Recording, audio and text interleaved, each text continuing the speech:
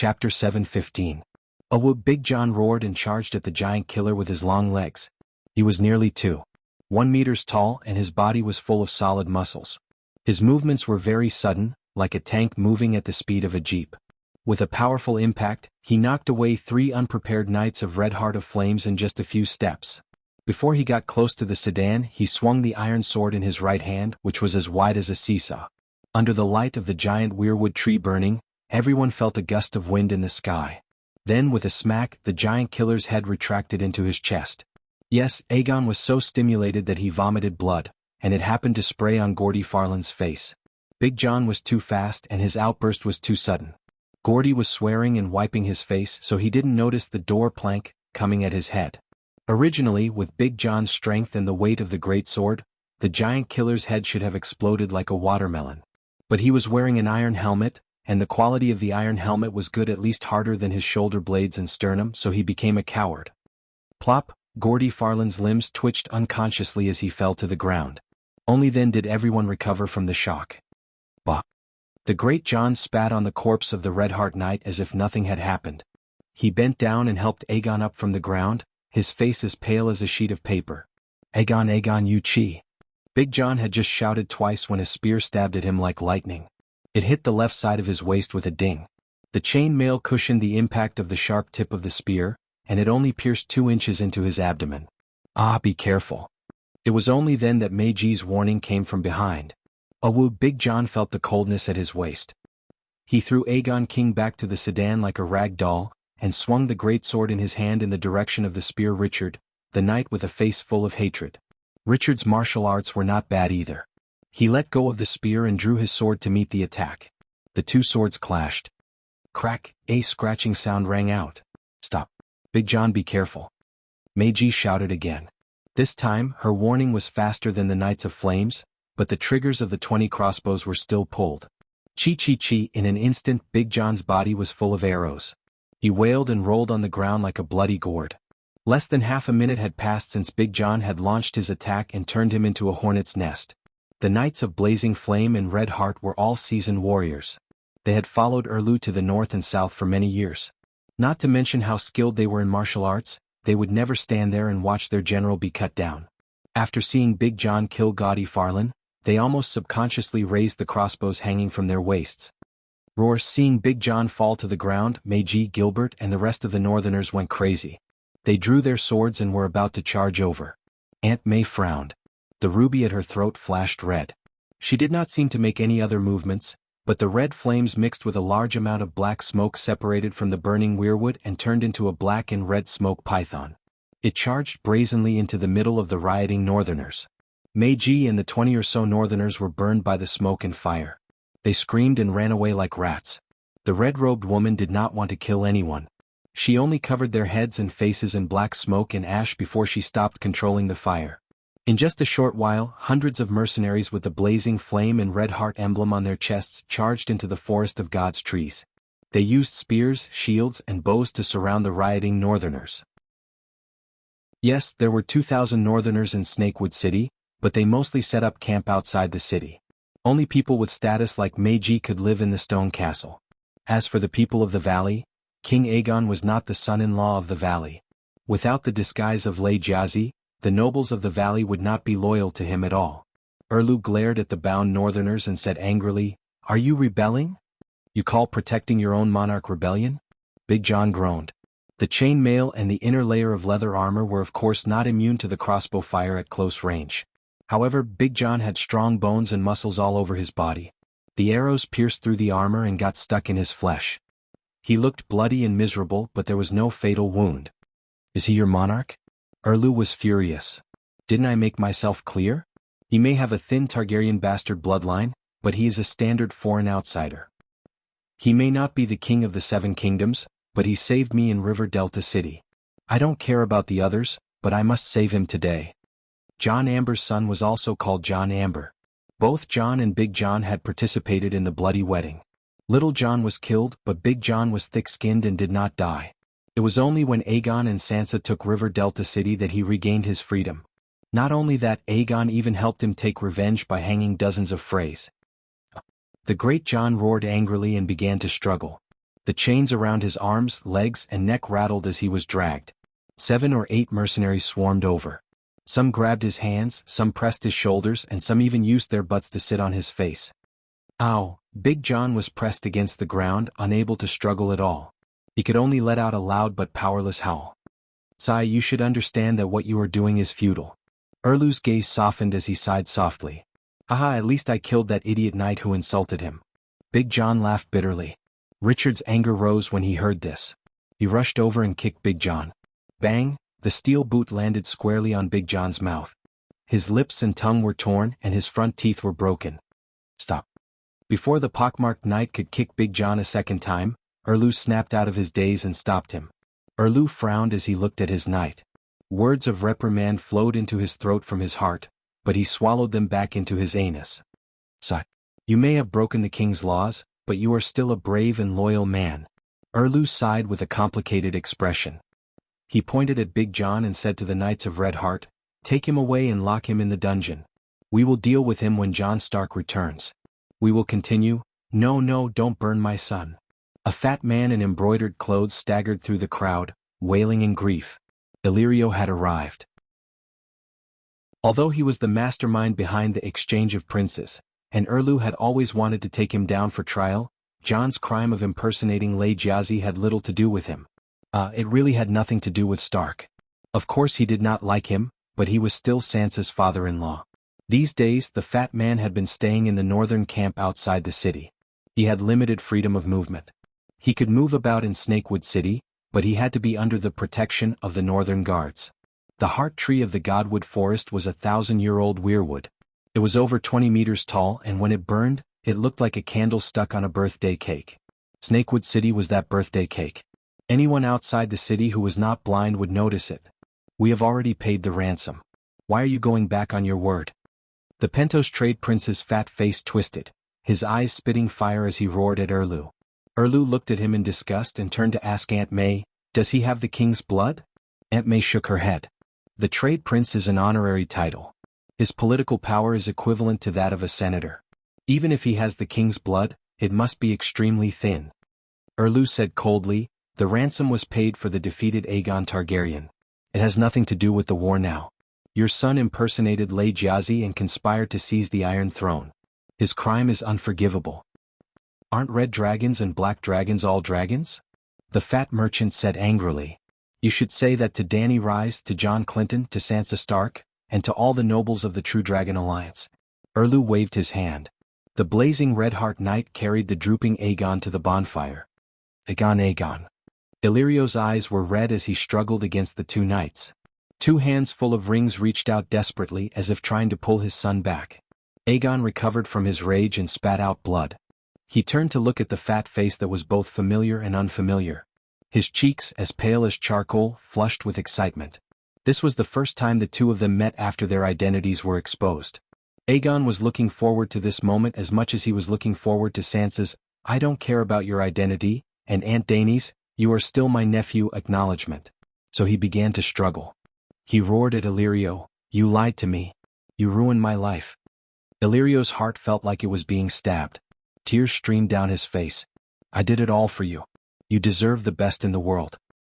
Dogshit. Aegon's expression twisted. "The best in Dogshit. I pursued the Iron Throne because I was told my life's mission from the time I could remember to take back the honor that the Targaryens had lost, to avenge my parents and sister. Rhaegar, who died in Theon's rebellion, was my father. Elia, who was raped and killed by Lannister, was my mother. Rhaenys, who was chopped into pieces, was my sister. The Iron Throne that was usurped belonged to me. These are the reasons why I have always wanted to return to the Westeros. From the moment I was born, you draped me in the guise of a ghost. My dreams were given to me by you. My fate was twisted by you. Now you tell me that this is for my own good? I would rather be a fisherman by the Rhone River for the rest of my life. At least I can truly live with my own identity." Illyrio seemed to have been hit by an oncoming truck. His body swayed as he clutched his chest. "You are the grandson of Demon Blackfyre. You have the noble bloodline of Aegon IV and Diana Targaryen. You should inherit the legacy of your ancestors. Your mother once told me that you should become a noble prince." He. Aegon looked up and laughed maniacally. Retribution. You and Varys' plan drove Viserys crazy and caused Dany and Rhys to suffer. The turmoil in the Seven Kingdoms over the years was most likely caused by you, right? Thousands of innocent people have died. Now retribution has come. Burn me. Burn me. Even the seven hells are not enough for me. Only the evil is God Arg, Aegon no, the fatty stretched out his neck and wailed. When they heard the interaction between Aegon and Illyrio, including Erlu and Aunt May, the Red Heart Knights of Blazing Flames, the onlookers from the Northern Territory, and the people from the Valley were all enjoying the show. However, how could the believers of the Red God tolerate someone insulting R'hllor?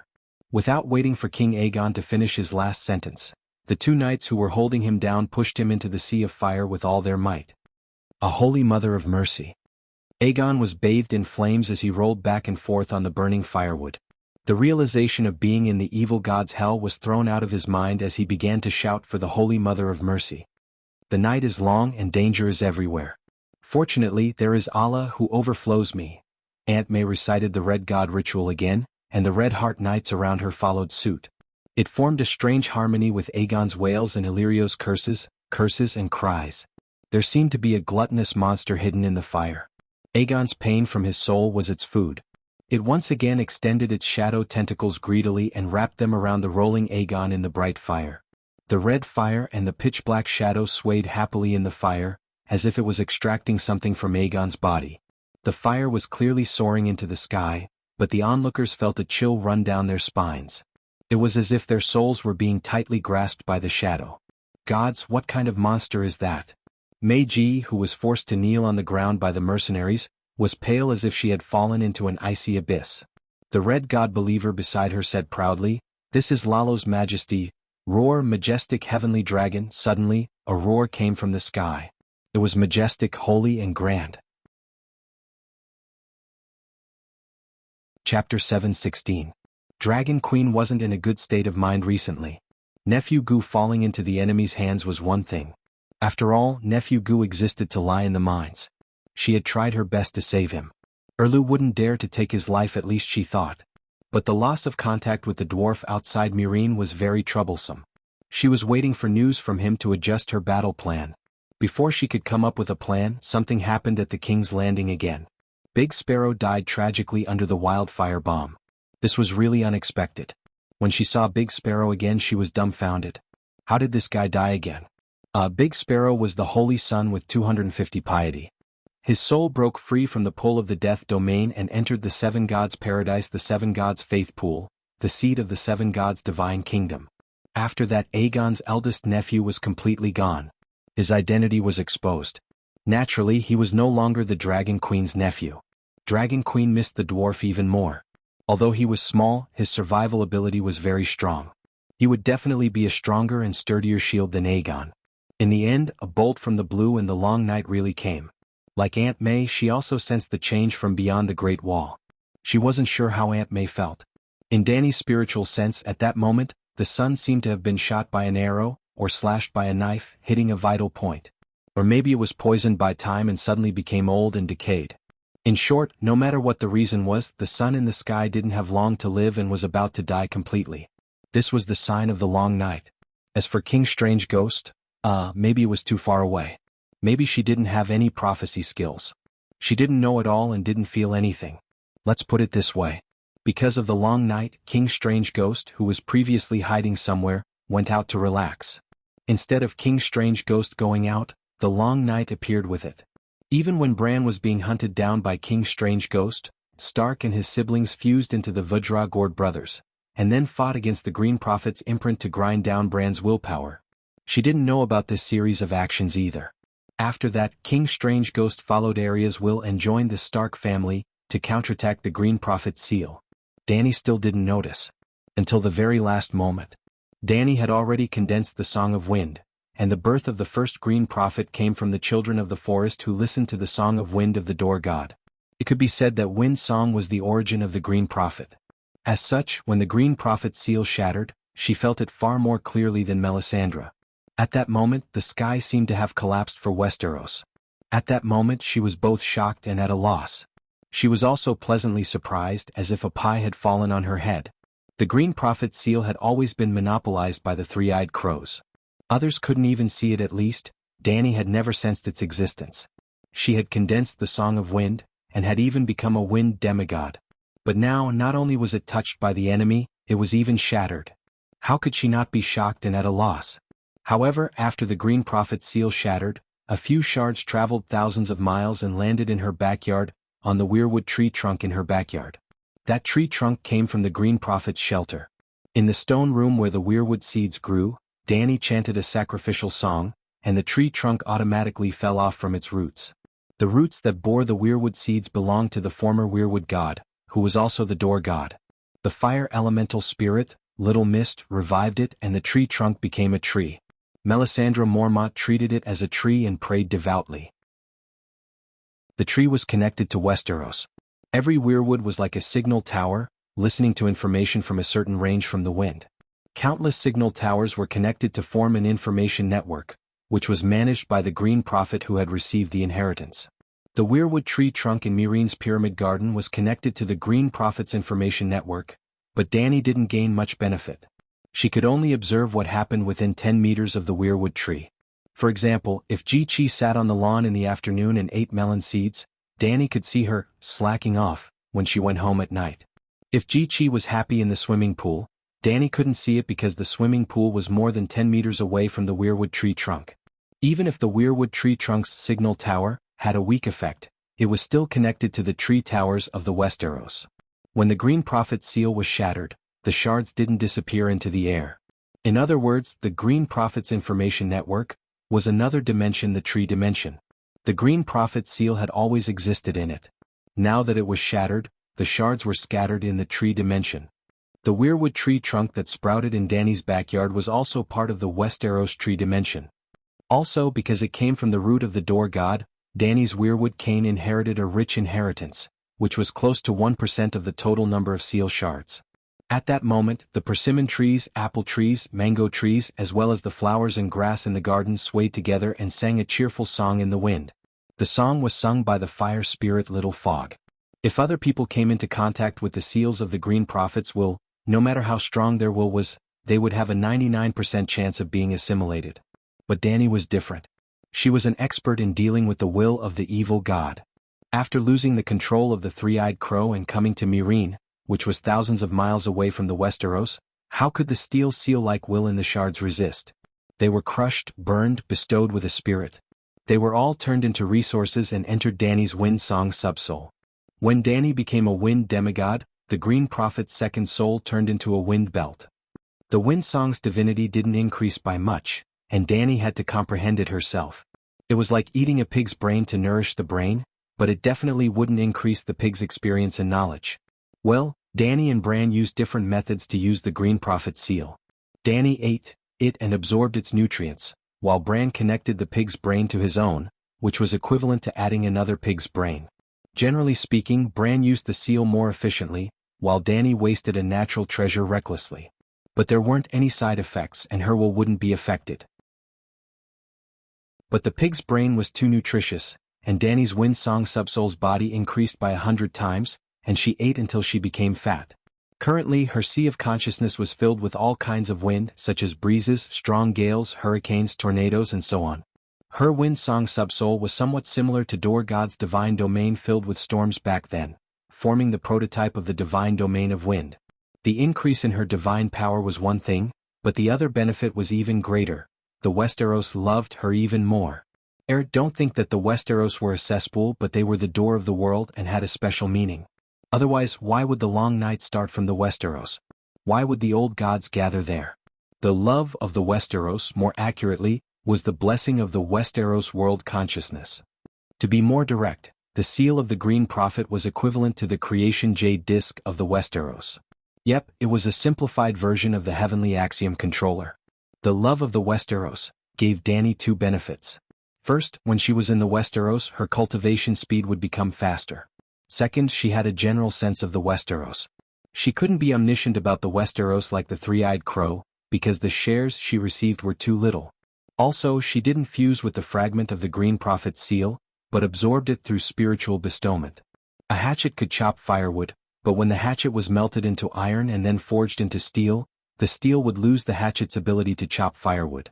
The fragment that Danny absorbed wasn't the Green Prophet seal, so she couldn't be omniscient. But Danny was the mother of the seven gods.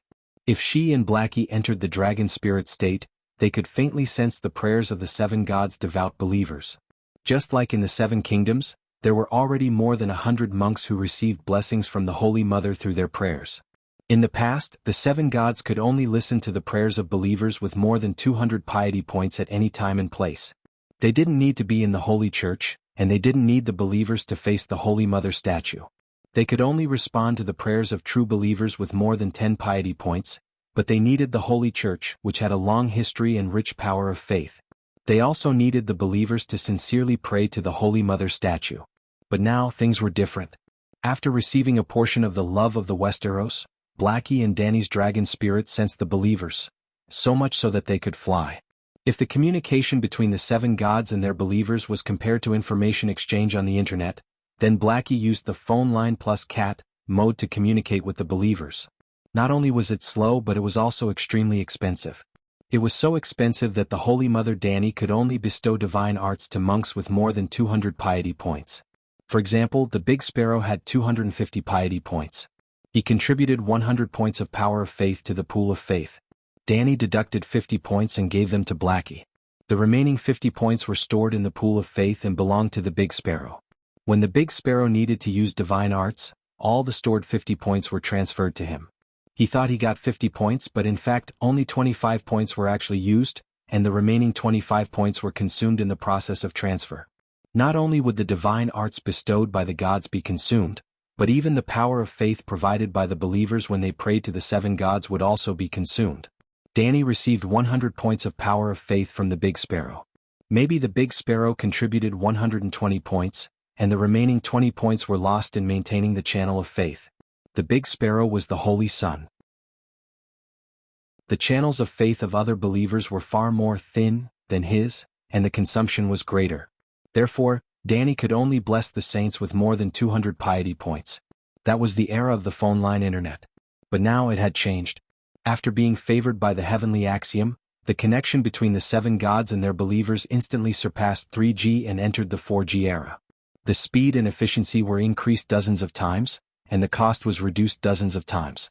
Originally, in the state of the Holy Mother with the big black dragon, there were only a few hundred red dots distributed in the land of sunset in the west.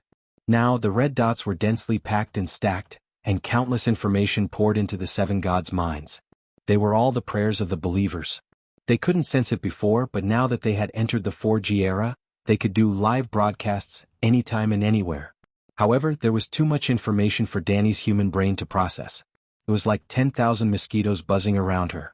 But the big nephew's cry was too sad and desperate, and she was very familiar with him. Therefore, she responded to the big nephew and established a connection with him. The big nephew, who was rolling in the flames, saw the Holy Mother. "O seven gods, the Holy Mother is so kind, so gentle, and a little familiar. The Holy Mother is merciful," he wailed. "Holy Mother, save me." He asked the Holy Mother for help. Then, Danny discovered in shock and anger that a familiar evil aura was entangled around her dear big nephew. It was Lalo. Lalo, the shadow devil, was extracting the power in his bloodline and corrupting his soul. Erlu, that square-jawed guy, dared to sacrifice her cute big nephew? Danny was furious. Fine, he was no longer her big nephew. But even if the family was gone, the favor was still there. There had never been any family before. The exposure of her big nephew's identity didn't affect Danny's love for him at all, because she never treated him as family. It was the 4G era, and the transmission speed and efficiency of godly power had increased dozens of times. She didn't have any family love for her big nephew, but for him she was willing to waste a lot of the seven gods' godly power. Chapter 717. Great Mighty Heavenly Dragon. The burning weirwood was like a candlelight on the earth. Flames that were 20 to 30 meters high rose. Suddenly, a grand, majestic, and sacred voice came from the sky. It was like the evening drum and the morning bell. It was so loud that it cleansed everyone's souls. In an instant, everyone's fear of the twisted black shadow in the fire disappeared. They looked up and saw a platinum palm the size of a bed for two falling from the sky. It slapped the struggling and wailing Emperor Aegon. Boom, the red flames around them exploded. Sparks flew, charcoal flew, and smoke filled the sky. It was as if a missile had hit Emperor Aegon. At the same time, the black shadow tentacles that were wrapped around its body exploded. Squeak, squeak, squeak. The black shadow twisted and made a sound that scratched the soul. The Red Heart Knights who were chanting the Red God's sacrifice suddenly stopped. They were stunned and did not know what to do. The people of the Northern Territory, the people of the valley, and the mercenaries from the other side of the narrow sea were also shocked. "What's going on?" Erlu exclaimed. Rustle, rustle, rustle. While everyone was still in shock, the surrounding flames were pulled by a mysterious force. They quickly gathered above Emperor Aegon's twitching charred corpse. They condensed into a ferocious megalosaurus with its eyes wide open. As a large amount of flames were absorbed into the flaming megalosaurus body, its figure gradually turned from an illusion to a solid form. Aunt May's gaze sharpened. The ruby at her Adam's apple shone with a bright red light. Swoosh, swoosh, swoosh before the megalosaurus, which was a combination of flames and divine power of faith, turned into a solid form. Hundreds of thin and long black shadows stretched out from the flames like hedgehogs. They pierced into the megalosaurus body like spears. Boom. The megalosaurus exploded into countless small fireballs and fell from the sky. Dany made a perfect entrance with her voice. However, when she showed her face, she failed to show off. The flaming megalosaurus exploded, leaving behind a milky white ball of light that emitted a holy radiance.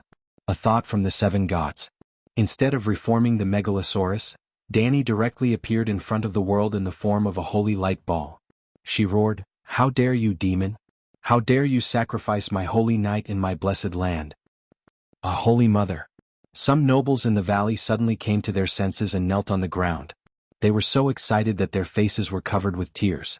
They shouted in a trembling voice, "The Holy Mother has come to the world." "Wow," the crowd exclaimed, "gods, the seven gods have descended? The evil god has lured the Holy Mother here. Aegon is a holy knight blessed by the seven gods. He is a disciple of the seven gods." Some of the nobles who knew about the Holy Knight's seal suddenly realized. "Mother of mercy, save my son." Ignoring the fact that he had never believed in the seven gods before, Illyrio was like a drowning man grasping at straws, crying out with unprecedented devotion. There was no need for him to make a fuss. Since the Dragon Queen had come, of course she would not let Nephew Gu end up in such a miserable state. Buzz buzz. The night sky where the crescent moon was hidden suddenly scattered a misty silver light that almost covered the entire forest of divine trees. Then, the silver light condensed into a milky white holy pillar of light that landed on the body of the moaning, charred figure in the fire pit. At the same time, a golden seven-pointed star rune lit up between Aegon's eyebrows. The Holy Knight's seal appeared. Spirituality poured into his sea of consciousness, helping to repair his broken soul. There was healing on the outside and soul repair on the inside. It seemed that Aegon was really going to be reborn. Seven gods.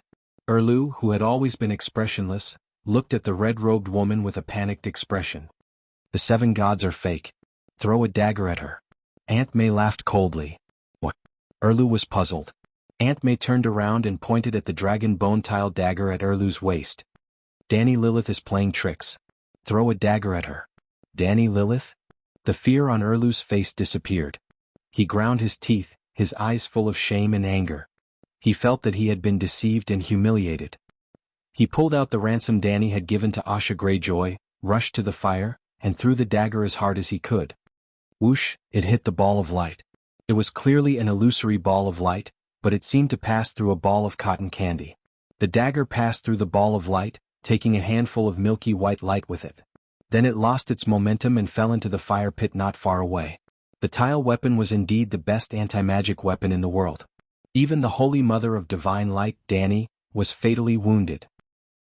"Heretic of the evil god, how dare you blaspheme against the seven gods?" The ball of light expanded and contracted. The majestic and angry voice directly entered everyone's ears. It was like a series of thunderbolts in their minds, shaking their minds and causing them to be in a state of panic.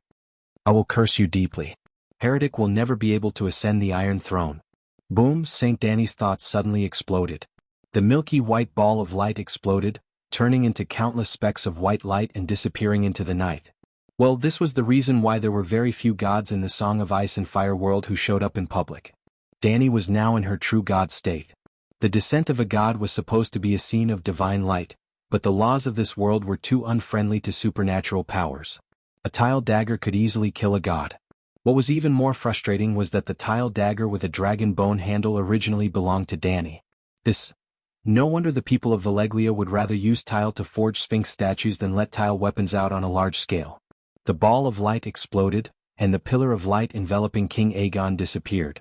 The flames and shadows were like living monsters, once again spreading toward Aegon, igniting him and entangling him.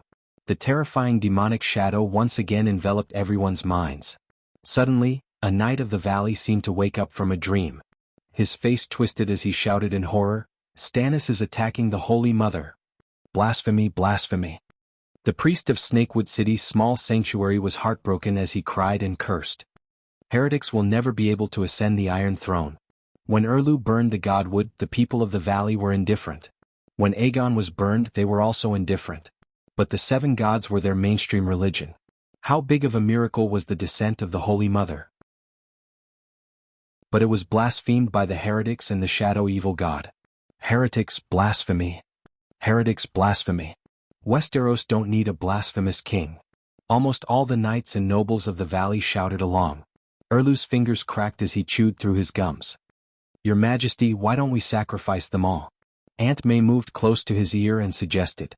Erlu's expression was uncertain. After a while, he changed the topic and asked, "Can the dragon egg still hatch?" "Of course." Aunt May raised the stone egg high. A black shadow hung down from the stone egg like roots. The eggshell shattered at a visible rate, revealing a slowly wriggling creature with black and red scales inside. "The mystic dragon has been born." Erlu was overjoyed. "Mystic dragon, mystic dragon, mystic dragon." The blazing red-heart knight, who had been silent for a long time, shouted fanatically again. At this moment, another change occurred.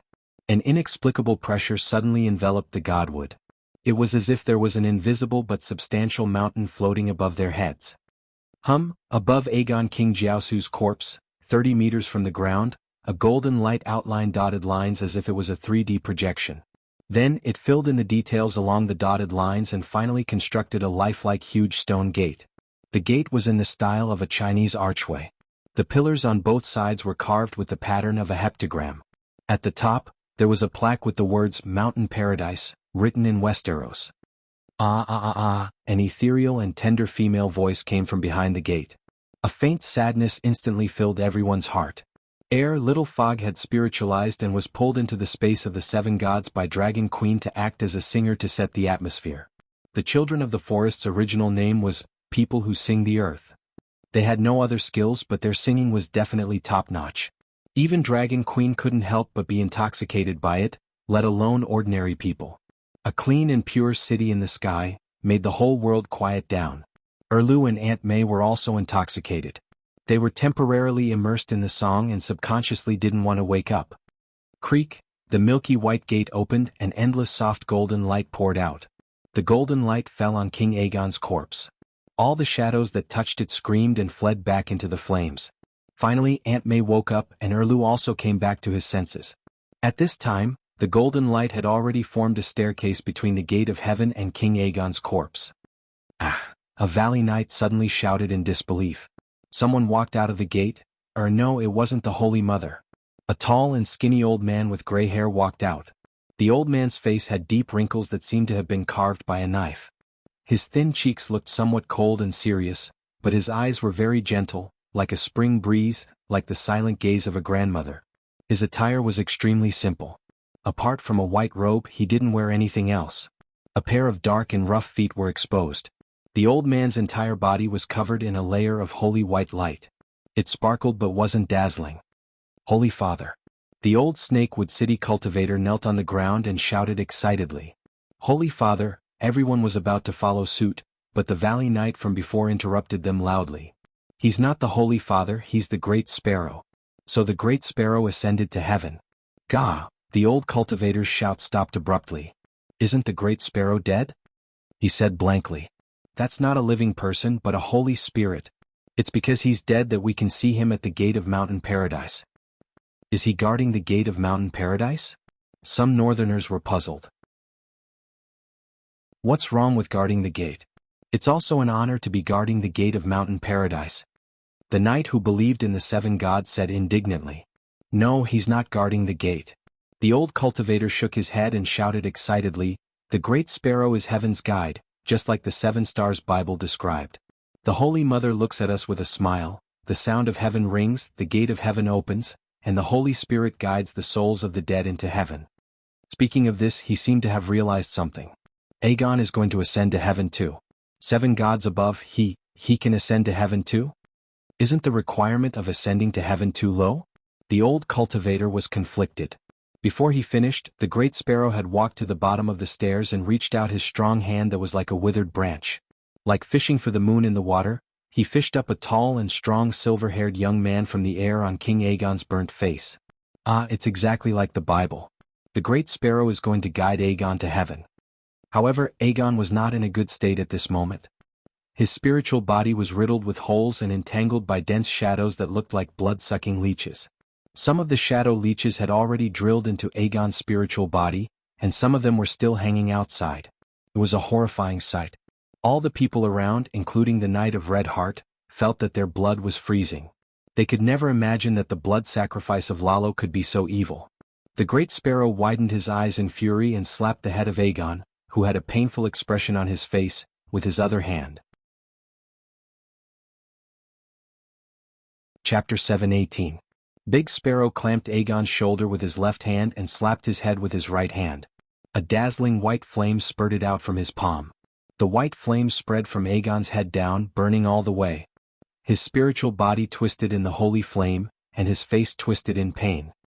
He opened his mouth and howled, but no one could understand the sound from his soul. However, the effect of the white flames was indeed powerful. Those black tentacles, whether they had drilled into Aegon's body or hung on him, did not escape the burning flames. Crackling, crackling, crackling, they exploded into black mist and dissipated in the white flames. "Damn it!" Erlu cursed and asked the red-robed woman beside him with his hand on the hilt of his sword, "Can only steel weapons attack these illusions?"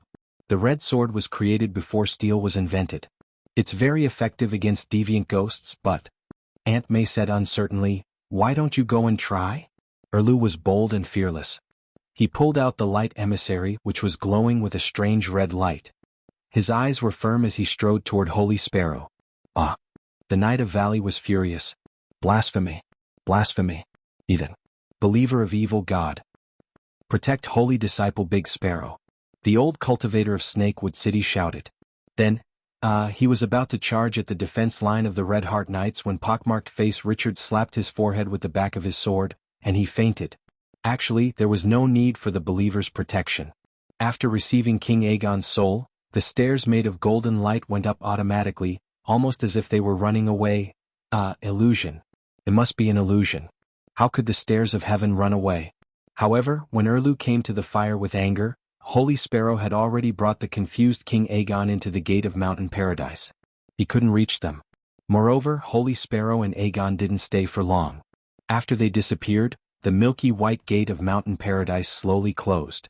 The gate that looked like it was made of stone gradually faded and was about to disappear. "Danny Alice, I know you're behind this. Come out, come out." Erlu waved his flaming sword, looked around, and roared. "Will I come out and let you chop me?" Danny had already seen the consequences of not running away immediately after acting tough. She didn't want to use her spirit body to resist his demonic sword again. Is he crazy? Why is she called Dragon Queen when she's one of the 7 gods? He's trying to twist the truth and shirk responsibility. Blasphemy. Erlu's brave and fearless behavior deeply angered the people of the valley. "Don't go, Holy Mother, Big Sparrow, come down and fight with the Red God King." Well, only the people of the valley believed in the 7 gods, while the people of the northern region were just watching from the sidelines, complaining that the melons weren't ripe yet. They were quite dissatisfied with Mountain Paradise's retreat. Great Mighty Heavenly Dragon plus Buddha's palm was so eye-catching and unexpected, and Mountain Paradise's light and shadow were so splendid with the background music. Everybody was expecting the 7 gods to teach the blasphemous King of Fire and Red Heart a lesson, but you're retreating in silence? Danny was also very dissatisfied with the arrival of the gods this time. A thought of the 7 gods was hurt by a dagger. Wasn't it too cowardly? At this moment, there should be a thunderbolt from the sky, and a chain of lightning should smash Erlu, who was yelling and pulling out his sword. Unfortunately, she couldn't do it. The gate of faith at this moment consumed enough power of faith for Big Sparrow to pray devoutly for 10 years.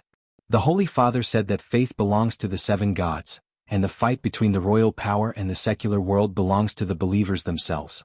He will only be the final judge. Fortunately, every castle in Westeros had a forest of divine trees, and every family that believed in the seven gods also built a sacred hall, and there were monks in every sacred hall. After Holy Mother Dany ran away after acting tough, a follower patched up her behavior and gave a perfect explanation in line with the doctrine. The old monk was knocked out by Richard before, and now he woke up slowly. Hearing the blasphemy of the northern region barbarians against the seven gods, he began to lecture them seriously. The soul of Saint Aegon has been saved by the Holy Mother from the evil gods. He has fulfilled his promise to the believers. Faith belongs to the seven gods. The fight against the blasphemer Stannis belongs to us, to all the believers of the seven gods in Westeros. We will form an armed church, call on all the nobles of the seven kingdoms, launch a holy war, and defend the glory of the seven gods. Clang, clang, clang, the sound of a large number of swords being unsheathed sounded. Well, it was not that the people of the valley were inspired by the old monk and wanted to rebel against Erlu, but that the Red Heart Knights were so angry that they pulled out their swords and wanted to cut the old monk. You are threatening me, but I am not afraid. The old man held his head high, his expression firm, and said word by word. Aunt May raised her chin and said lightly, "It just so happens that the dragon egg needs some time to hatch, and the priests of the seven gods can also please the great King of Light." Immediately 2 Red Heart Knights stepped out, dragged the old monk's thin body, and threw him into the raging fire. Holy Mother, show us your miracles." The old monk was bathed in fire, but he opened his arms and embraced death, loudly shouting the name of the Holy Mother. Even though the shadow touch slithered over like a snake, wrapped around his body and extracted his soul, his eyes were still firm and fearless. He firmly believed that the Holy Mother would not let him down. Even the fake Prince Aegon could go to heaven, so he must be more pious than Aegon, and more loved by the Holy Mother.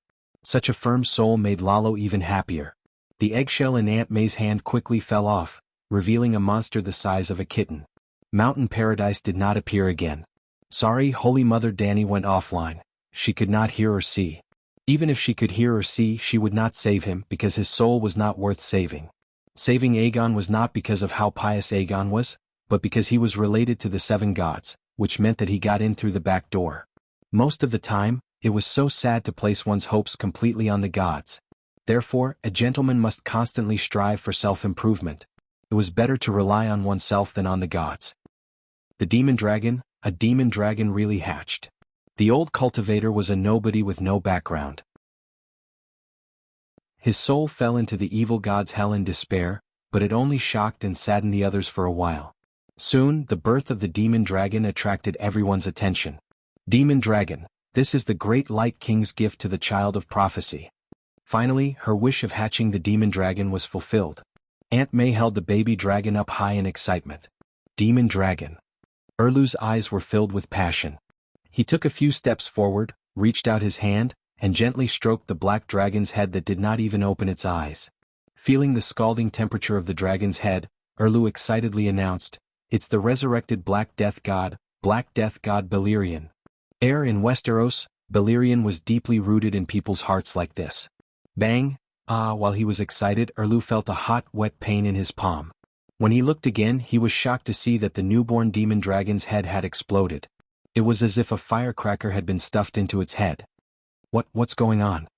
Then something even more terrifying happened. The little dragon with black and red scales decayed visibly. Its scales fell off, its flesh rotted, and maggots as thick as a finger crawled out of its organs. Before they could crawl out completely, the white maggots trembled and died. Under everyone's dumbfounded gaze, the newborn dragon turned into a puddle of stinky black blood. Aunt May held the sticky and cold corpse water. Her expression was blank and she did not know what to do. Erlu's face was pale. Despair and pain flashed across his eyes. No, it shouldn't be like this. The red-robed woman muttered to herself. Then she brought the stinky black, red, and yellow corpse water to her mouth and drank it in one gulp. Oh, not in one gulp. She held it in her mouth and used her pink tongue to lick and taste it. Gulp. In the end, she swallowed the liquid and smiled bitterly. It died long ago. It died hundreds of years ago. This was a dead egg. It had lost its vitality more than 100 years ago, so it was forgotten by Targaryen in the Dragon Cave. Lalo answered the prayers of the believers and hatched the stone egg. You did it? He brought a corpse that had been dead for 100 years to the human world. It was also because it had been dead for more than 100 years that it rotted so quickly in Melisandre's hands. But Erlu was unwilling to accept this result. You said that a demon dragon can be hatched from a stone, not a rotten dragon corpse that has been dead for 100 years. Aunt May could not give an answer. She could only look for Lalo in the flames for inspiration. Lalo really responded to her. By the fireplace, Aunt May said dejectedly, "Other than Danny and Rise, no one can bring a dead megalosaurus back to the human world." What? Is the great king of light inferior to a mere mortal? Erlu's eyes were bloodshot. Danny and Rise are not mortals. She usurped the position of the 7 gods and is a demigod herself. She also has a special talent. It was not an accident that she could hatch a dragon. It was the mission given to her by God to bring a megalosaurus back to the human world. If that is the case, then choose her as the savior. Erlu's voice was full of resentment. You have always said that only with the help of the demon dragon can we end the long night. Now that I am destined to not have a megalosaurus, what kind of child of prophecy am I? 2 days had passed since the day of the sacrifice. Sansa and Jon in the Moongate Castle received the news and rushed back. After learning that Aegon had died tragically, Sansa fainted on the spot. When she woke up, she looked at Erlu's eyes. Erlu, who had always been strong-willed, could not help but feel his heart tremble a few times. He avoided that extremely venomous gaze. Jon's reaction was also unexpectedly fierce. If it was not for the fact that he had confirmed repeatedly that Aegon's soul had returned to the 7 gods' paradise, Jon would have led the Northerners away from Erlu's team. Actually, the two of them were basically in a team now. If it was not for the fact that they had a common enemy in Cersei, they would have gone their separate ways long ago. If he could hatch the demon dragon, the price he paid would have been worth it. However, he had offended Jon and Sansa, and he had come out empty-handed. He only received endless hatred and curses. This made Erlu very frustrated. Aunt May looked hesitant. Actually, there is another way to obtain an adult demigod-level demon dragon. An adult demigod-level demon dragon? Erlu opened his mouth wide and said in disbelief, "Is there such a demon dragon in this world?" "Yes, and it is in your hands," Aunt May said softly. "Speak more clearly," Erlu said with a frown. Aunt May's eyes flashed with an excited red light. Her red lips said softly, "Dragon Binder." "Dragon Binder?" Erlu frowned. "Isn't that the horn? There is a dragon soul in the horn, Vargal." Aunt May emphasized excitedly, "Not Vargal of the Targaryen family, but one of the 3 oldest megalosaurus in this era, Vargal. What's the use of just one dragon soul? A soul and a corpse. Your Majesty, what have you thought of?" Aunt May said with a strange smile. "Resurrection. Jon was resurrected in this way." Erlu's eyes were deep. He remembered the Dragon Queen's mocking words to him that day in the Wolfswood. Jon, who was resurrected by Lalo, is the real child of prophecy. You are just cannon fodder in the king's vanguard. Maybe all your efforts will be taken advantage of by him. Is Jon Stark the child of prophecy? Chapter 7:19. Tell me the truth. Is Jon Stark the child of prophecy? What? Erlu's question came too suddenly, and Aunt May was at a loss for a moment. Danny Rhys once told me that Jon Stark, who was resurrected from the dead, is the child of prophecy, and I am just, like how Illyrio treated Danny Rhys and Viserys, they are just the pawns of the fake Aegon, paving the way for the true king. Erlu's gaze was not sharp and his tone was not strict. However, his pupils were almost imprinted into Melisandre's red eyes, and his words were as direct as a sword, not beating around the bush at all. I once thought that he was. Aunt May could not hide it. After all, the talkative Dragon Queen had told Erlu everything. I was wrong. She smiled bitterly. You know, there are prophecies in the flames, but most of them are illusions to deceive people. The night is long and there are dangers everywhere. The evilness of the human heart is even greater than the cold geography of the north. The Great Wall is the territory of the Yes God, and my divination was disrupted by the servant of the God of Frost. He tried to make me give up on the real child of prophecy, which is you, and instead waste my energy and time on a believer of the Yes God, so as to avoid the ending of the night by the Savior. Fortunately, the great King of Light guided me out of the wrong path and prevented the world from falling into eternal calamity. Melisandre was not lying. She really thought that her mistake was related to the three-eyed crow. Lalo held the final right to interpret the prophecy. If he said that it was an illusion, then it was an illusion. Only the revelation that he acknowledged was a revelation. It was not that he wanted to deceive Aunt May. If he could, he would directly tell her all the secrets related to John, as well as the deviations in the predetermined destiny. Just like Danny, she knew a lot of secrets and often shared them with her underlings. If you did not make things clear, how could your followers accurately understand what you meant and complete the mission perfectly? However, Lalo was too far away from the material world previously, making it difficult for him to communicate directly with his believers. Most of the time, the messages Lalo sent to Aunt May were misinterpreted by her. The prophecy couldn't be wrong, only the interpretation of the prophecy was wrong. Erlu took a deep look at the priestess and reluctantly accepted her explanation. After confirming his identity as the child of prophecy once again, he began to ask about the mage's dragon mount that was part of the savior equipment set.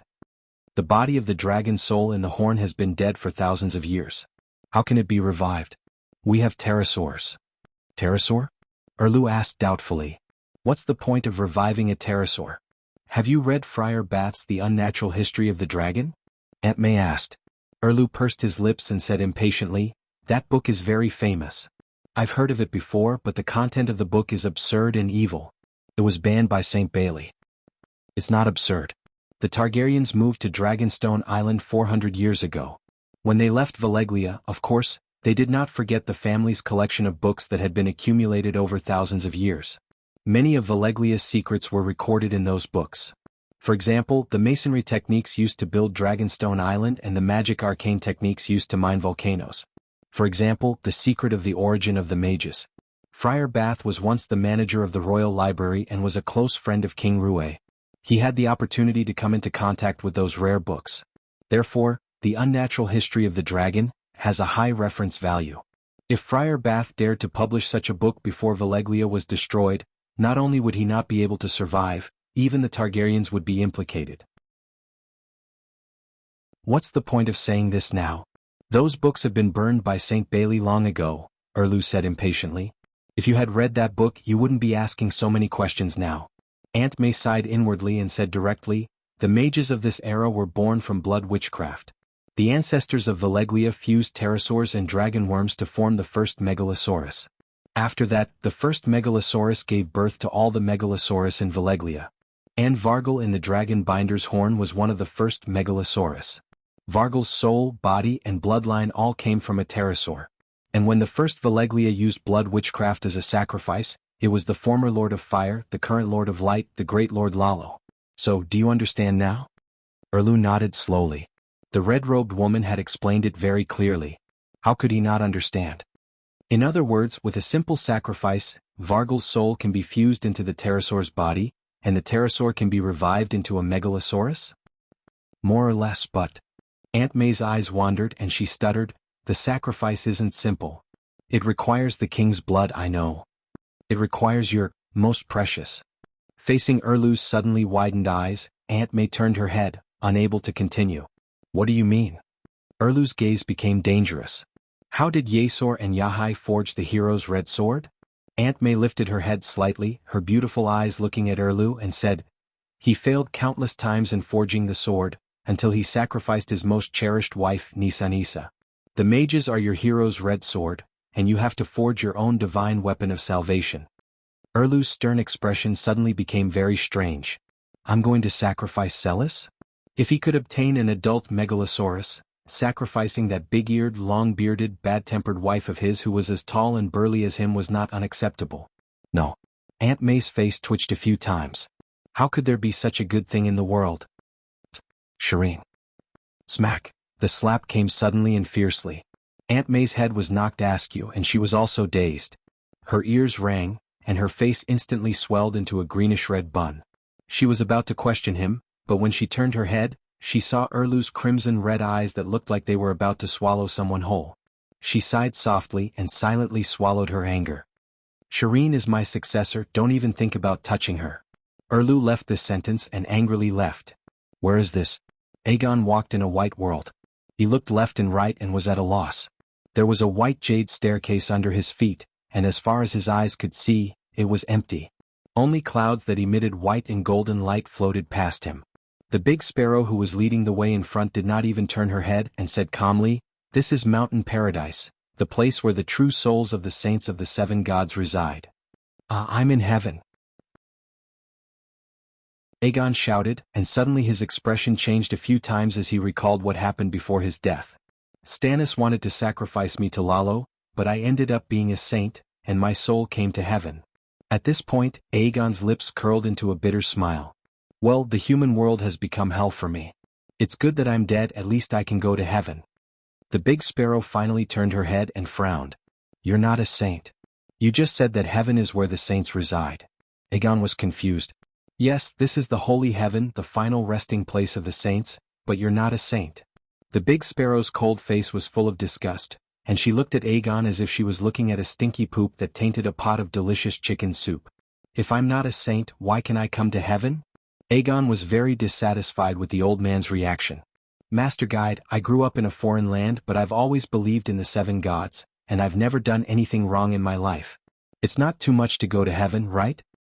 You believe in the 7 gods, but you're not devout. You should have entered the world of strangers and never come here. The big sparrow shook her head. Now I'm here. Aegon said with his head held high. That's because of Dany Rise. Aunt Dany? Aegon's expression became absent-minded. That was a familiar yet distant name, but he did not expect to hear it in heaven. What did she do? He said in disappointment. She's also a saint, and she can go to heaven like me after death, and become a manager of heaven. When you were about to be pulled into hell by the evil god, she sensed what happened to you through the seal of the Holy Night. Then, she begged the Holy Mother for help, and finally used her qualifications as a saint in exchange for your place in heaven. Ah, this answer was too unexpected, and Aegon was stunned. But, is this true? Can I lie in heaven? The big sparrow shouted angrily. But I'm not Lady Jiazi, I'm not her nephew. Aegon covered his face, squatted on the ground and started crying. Sigh, she said that even if you're not related by blood, you're still friends, and she couldn't bear to see you being devoured by the dark devil god.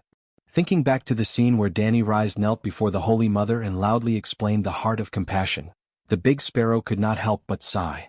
In terms of kindness and selflessness, I'm not as good as her. No wonder I didn't pass the final test, and returned to heaven before completing the mission of ending the long night. Oh. Aegon heard this and cried even harder. Ah. The big sparrow was surprised. Just now, in front of him, Aegon's grey linen clothes turned into a white holy monk's robe, and a faint golden light seeped out from between his eyebrows, outlining the 3 corners of the heptagram. Then, the 3 corners overflowed with golden light, and another 2 corners lit up. What happened? Aegon, who was crying, also noticed the changes in himself. Not bad, you have some wisdom. The big sparrow's expression softened a little. You have a new understanding of the 7 gods doctrine, and you've been promoted to a 5-star believer, and you're only 1 level away from becoming a saint in heaven. 5-star believer? The big sparrow pulled Aegon up from the ground and explained while walking up. According to the believer's understanding of the 7 gods doctrine, there are a total of 7 levels. In fact, according to the power of faith provided, the level of piety was divided. Ordinary people were about 1. 0 shallow believers were 1 star, 1. 0 to 10, 0 true believers were 2 star, 10 to 50 devout believers were 3 star, 50 to 100 fanatics were 4 star, 100 to 150 petitioners were 5 star, 150 to 200 saints were 6 star, 200 to 250 saints were 7 star. Aegon's piety was relatively low before, but in order to obtain the mark of the paladin, he increased it to more than 10. 0. Recently his life had been going through ups and downs, and now he had ascended to heaven, and was touched by Aunt Dany's lofty heart of compassion. His piety rose from 21 to 110, and he became a 5-star petitioner. After listening to the big sparrow's explanation, Aegon wiped his tears and said excitedly, If I work hard to become a saint, then Aunt Dany's saint qualification can be returned? Yes, Dany Reese and I are not related by blood, but she is my aunt. His eyes were shining with a determined light, as if he was explaining to the people around him, and as if he was accepting his identity calmly. Chapter 720. Dany Alice is not dead yet. She still has a chance to make a contribution, the big sparrow said bitterly. She opened new parishes in Slave Bay and Barbarian Land. In the future, the whole world may be under the glory of the 7 gods. Her contribution is great, enough to be canonized 10 times. Ending the long night was my mission. Dany Alice was responsible for opening parishes in the secular world. I was responsible for saving the world spiritually and physically. But I was trapped in the messy circle of power in King's Landing. I couldn't extricate myself and lost myself. I kept playing games of power and forgot the mission of saving the world from the Holy Mother. I failed to live up to the Holy Mother's expectations. The big sparrow burst into tears, crying more fiercely than Aegon. Aegon was surprised. "Excuse me, who are you? You don't know me?" The big sparrow just asked and suddenly realized that he and the fake crown prince had been friends for many days, but they had never met. "I am the Archbishop of King's Landing, the Holy Son of the Seven Gods," the big sparrow said reservedly. "So it's you, Big Sparrow?" Aegon suddenly realized, and then his attitude changed. The fear he had when facing the manager of heaven was gone, and he became casual and peaceful. "I thought you were a first-generation holy son from thousands of years ago. Turns out we are old acquaintances, old friends." He smiled and put his hand on the big sparrow's shoulder. The big sparrow frowned and raised his hand to knock Aegon's arm away. He said seriously, "I don't know you well, and this is not the human world. It's useless to pretend to be friends. Behave yourself." Aegon blushed and was very embarrassed. "Sorry, sir, I was just too excited." He was very sensible and immediately bowed to apologize. As the big sparrow said, this was heaven, and the other party was the Holy Mother's favorite, but he was just a person who got in through the back door. While talking, the two had already climbed up the stairs. Suddenly, their field of vision became very wide. On a boundless grassland, there stood a huge temple. The temple was carved out of a whole piece of white jade, and it emitted a holy seven-colored light under the sun. But other than the temple, there were no other buildings around, not even a single person. "This is heaven? What about the other saints? Are they all praying in the holy hall?" Aegon wondered. Big Sparrow shook his head. "There are only two of us on this island." "Are you sure?" "Even if I'm not a saint, the church has been passed down for thousands of years. You and Aunt Dani can't be the only two saints, right? Where's Saint Bailey?" "They are no longer here." The big sparrow brought Aegon into the sanctuary. The walls of the sacred hall were made of jade, and the dome was made of gold and crystal. It was more luxurious, sacred, and magnificent than the palaces of all the kings in the world. But there was no one inside. After praying to the statues of the seven gods, the big sparrow explained the situation in heaven to Aegon. They stood on a cliff at the edge of the island. In front of them was a boundless blue sea. Above the sea they could vaguely see several islands floating in midair. They were surrounded by clouds and mist, like celestial mountains in the sea. "The saints are scattered and live on different islands. When I first entered Mountain Paradise, it was Saint Bailey who came to receive me. At first I lived on Saint Bailey's Island. That's the one." Big Sparrow pointed at the island closest to them. "Why are you here?" "Saint Bailey is too weak."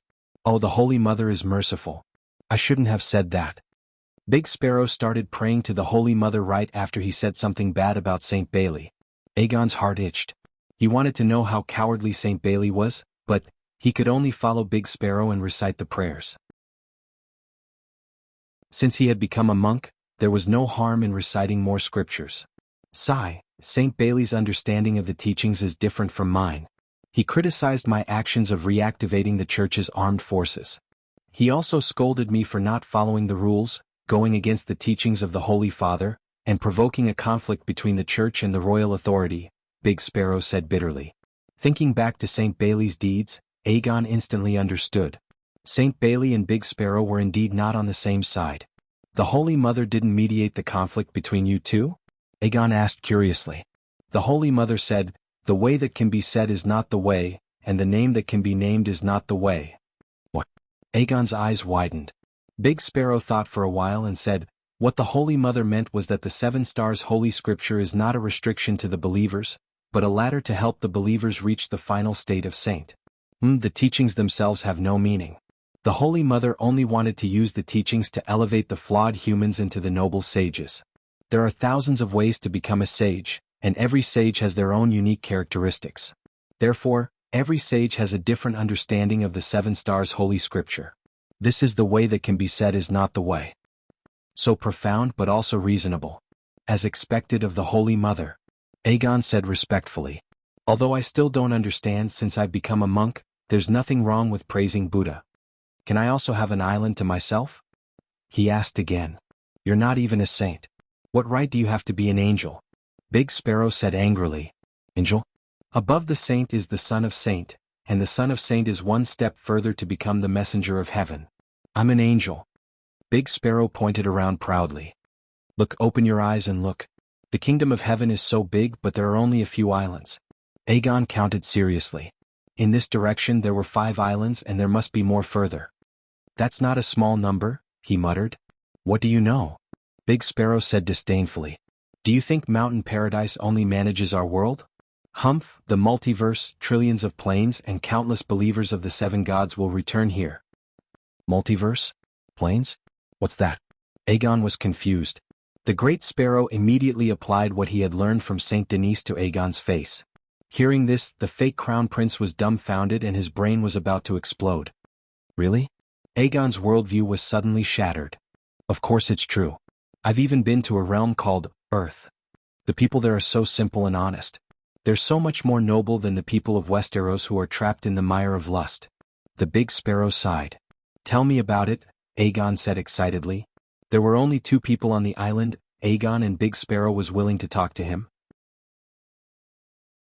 The people on Earth have a kind of magic called technology. They don't need a horse to drive the iron box on the ground. There's also a kind of information transmission chip called mobile phone. The people on Earth don't like to hunt on horseback. They usually stay at home, read novels on their mobile phones, and check Weibo. Wait. Aegon hurriedly stopped her and asked in confusion, what are you talking about? How can the iron box run without a horse? And mobile phone, Weibo, I don't understand at all. Big Sparrow sighed. I know I look like a lunatic now, but that's a different world. 1 acre of land can harvest 500 kilograms of wheat. The nobles live in small houses and eat vegetables instead of meat. The poor live in magnificent buildings with dozens of floors high and eat meat every meal. Everyone's face is rosy and chubby. What kind of world is that? It's so strange, Aegon said in disbelief. Yes, it's a highly developed civilization. The society is progressive and the people are simple. It's a perfect world. Big Sparrow was fascinated. How simple are they? What's the dream of ordinary Westeros? Big Sparrow asked in return. Well, to become a noble, to have a large piece of land, to have a group of servants, to marry a beautiful noble lady, and perhaps to achieve great deeds and gain the glory of the whole country and become a legendary hero, Aegon said thoughtfully. The fake prince summed it up very well. Big Sparrow agreed and said, that's right. Anyone with a little ambition can't escape from the above few desires. But the people on Earth. Big Sparrow sighed. They're too simple. I've seen a lot of people. They're very interested in God. Oh, the name of the great Virgin Mary on Earth. They only hope that the Virgin Mary can give them a house of 100 square meters. Well, actually it's only 70 square meters. The rest is said to be a public stall. So I don't understand. It's probably a house with 2 beds, a kitchen, and a living room. That's too simple. Aegon frowned. If they pray to the Virgin Mary, they should at least have a castle, right? That's why I say they're very simple. Big Sparrow sighed again. Most of the men pray to the Virgin Mary, and their biggest wish is to marry a wife. Does he want his wife to be beautiful, talented, and good at singing and dancing? Aegon guessed. No, as long as she's a healthy woman, not promiscuous, able to bear children, a little stupid, a little ugly, a little reckless, anything is fine. This. Aegon was dumbfounded. That's too simple. Can I go live in the heaven of the people on Earth? It takes a lot of divine power to travel between planes. You're not even a saint. What choice do you have? Big Sparrow said angrily. Even he himself was too curious about the other world. It took him a lot of effort to beg the Virgin Mary to take him out to see it. He would need to pray for 100 years to pay back the divine power of faith that he consumed. Aegon looked back at the vast grassland and sighed. But it's so desolate here. There's not even a place to live. You have to learn from the simple people on Earth. Know your place and have little desire. Build your own house and farm your own land, Big Sparrow said calmly. How do I build a house? There's not even a forest. Pray to the Virgin Mary. Big Sparrow knelt on the ground and demonstrated to Aegon. He chanted the 7 Stars Bible. A white light flashed in his right hand, and a piece of gold the size of a brick appeared. Here, worldly power and wealth are meaningless. Here, as long as you give your devout faith to the Virgin Mary, you can get everything. Big Sparrow spread out her arms and raised them high. Here is heaven. Soon Aegon also received a big apple through prayer. Crunch. He took a bite. It was crunchy and delicious. The juice was full. It tasted great. Ah, so this is heaven. Aegon was wild with joy. He was really in heaven. After a moment of excitement, he thought of the fetters in the human world. The joy on his face disappeared and was replaced by sadness. He asked Big Sparrow, "I want to see my wife. I also want to see Aunt Danny. Can the Virgin Mary arrange it?" Slap. Big Sparrow was furious. She slapped Aegon's head hard and scolded, "You really got in through the back door. Do you think the Virgin Mary is your nanny? If you don't want to stay in heaven, you can ask the stranger to send you to the 7 levels of hell." Aegon was submissive. He didn't dare to be angry or say anything. Dragon Queen looked at the sandbox-like scene in front of her and said with a smile, "Maybe you can start a dream-telling service and let the saints communicate with the human world to a limited extent." Big Sparrow's island of thousands miles was like a grain of sand floating on the sea of divine power of water song. The sea of water song was in Danny's mind. A thought was born from a wave of neurons. In other words, the heaven of Big Sparrow and Aegon was just a thought of Danny, a thought.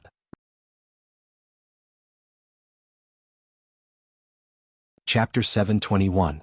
The pool of faith of the 7 gods was a strange space filled with the power of faith. Only spirits and magic power could exist. Since the trial of martial arts, when the soul of the Big Sparrow broke in for the first time, Danny had the idea of building a heaven of the 7 gods. Before Dahe usurped the position of the 7 gods, the pool of faith of the 7 gods was in a closed state.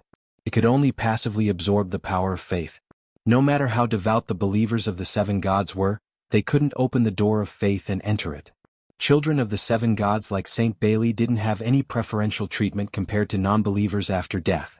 They all entered the world of death, returned to heaven and earth, were captured by evil gods, or became wandering ghosts.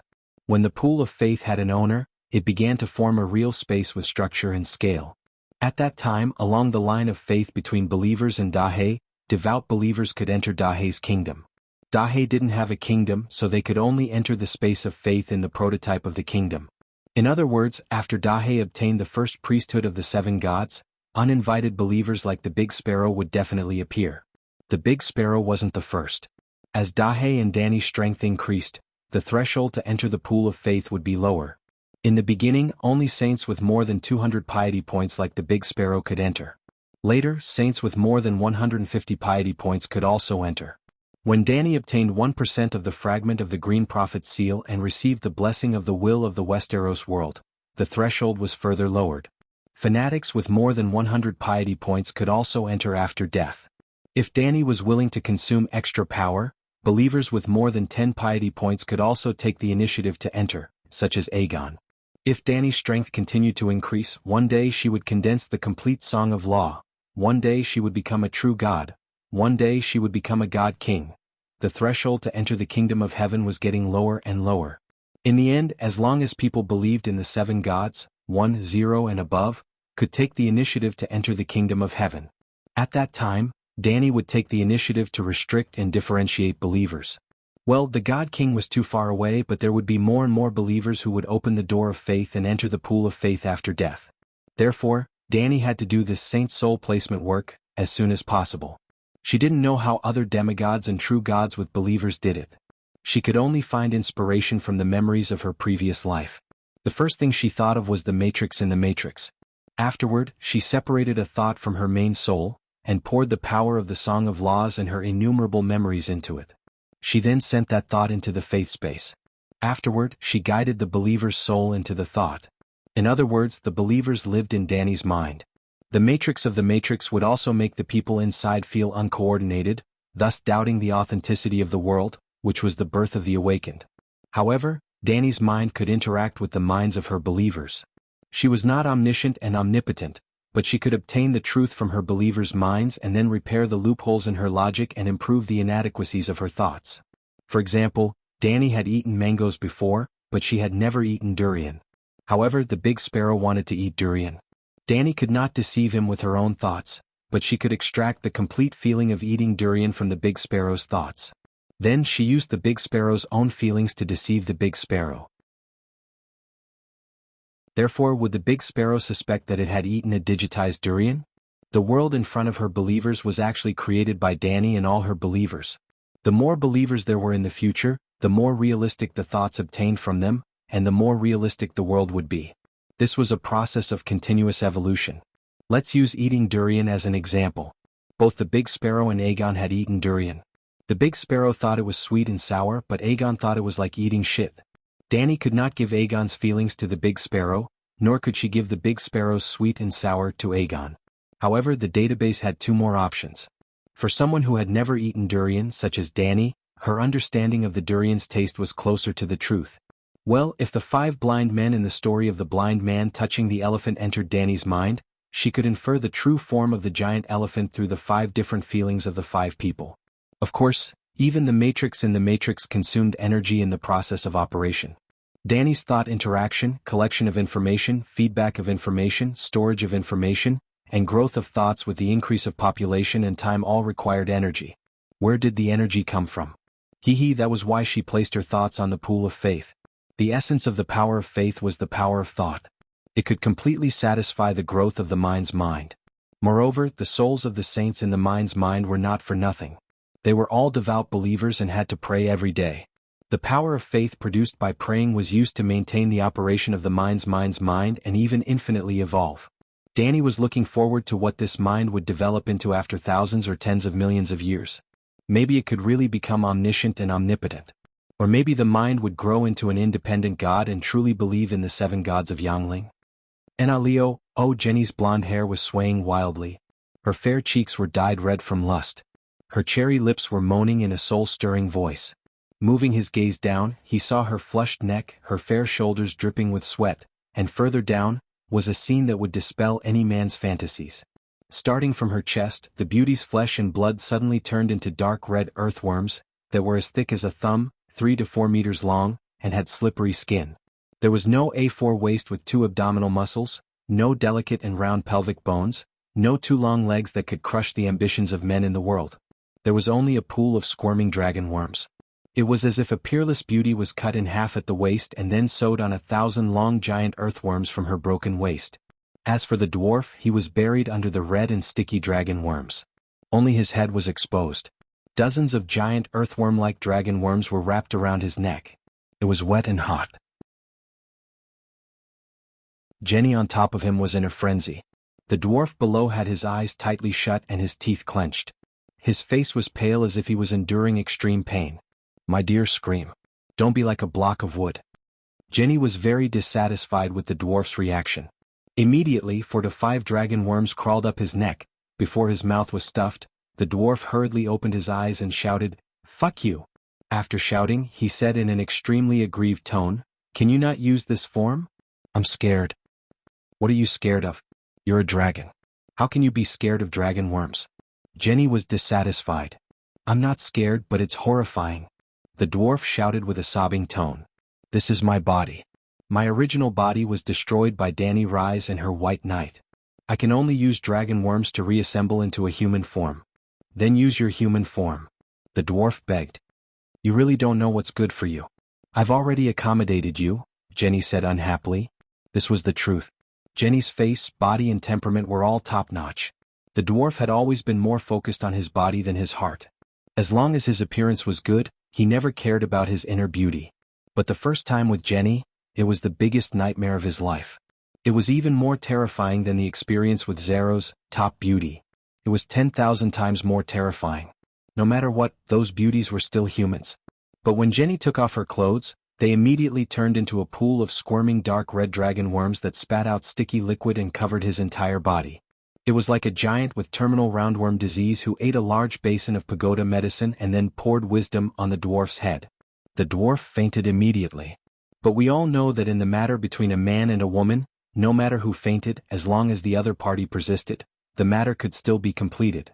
Because of the dwarf's strong resistance, Jenny was already reasonable and only turned the lower half of her body into dragon worms. At least by only looking at the upper half of her body, one could still see some beautiful scenery. "You should understand that I'm doing this for your own good." Seeing the dwarf close his eyes and pretend to be dead, Jenny couldn't help but soften her tone. "A normal person's desire is meaningless to me, but this is the most efficient way to purify the blood." Glancing at the golden white hair at the tip of his eyebrows, the dwarf had mixed feelings. The proportion of silver hair was getting higher and higher. Well, Jenny really didn't have sex with the dwarf out of desire. Even if there was desire, she wouldn't be interested in this frustrated dwarf. But she needed to use blood witchcraft to help the dwarf get rid of the mixed blood, and intercourse was the most common method of blood witchcraft. To put it bluntly, this wasn't love between a man and a woman, but a blood magic ritual.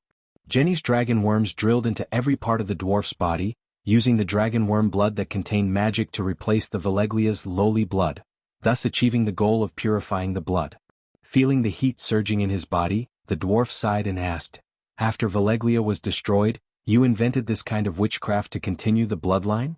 "No, before the catastrophe, our 14th Fire Peak family had already mastered this kind of blood magic." The dwarf tried hard to keep his gaze on Jenny's charming cheeks and asked in confusion, "At that time, wasn't it an internal marriage?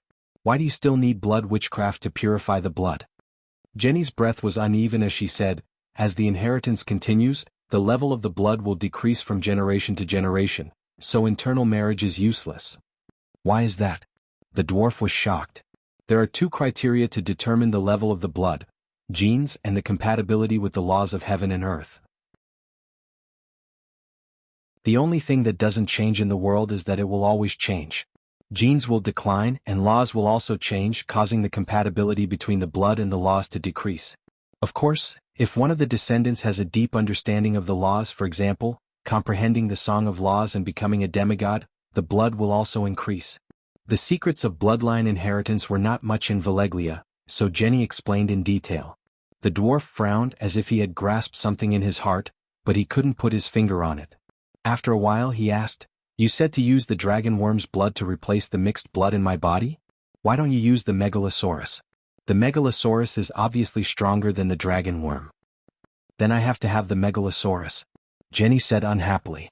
The dwarf was deep in thought. He somewhat understood that with his ugly appearance and body, as the queen of Veleglia's descendants, Jenny had chosen him as her mate. The blood of Veleglia's descendants was really degenerating. Before the megalosaurus went extinct, they must have used the megalosaurus to perform blood witchcraft, using the dragon's blood to replace the mixed blood in their descendants' bodies. After the catastrophe, the megalosaurus was destroyed, and Jenny's ancestors could only use the dragon worm. When Jenny's parents gave birth to Jenny, they must have used this kind of blood purification witchcraft, so Jenny's body was filled with the genes of the dragon worm, and she could directly fuse with the dragon worm.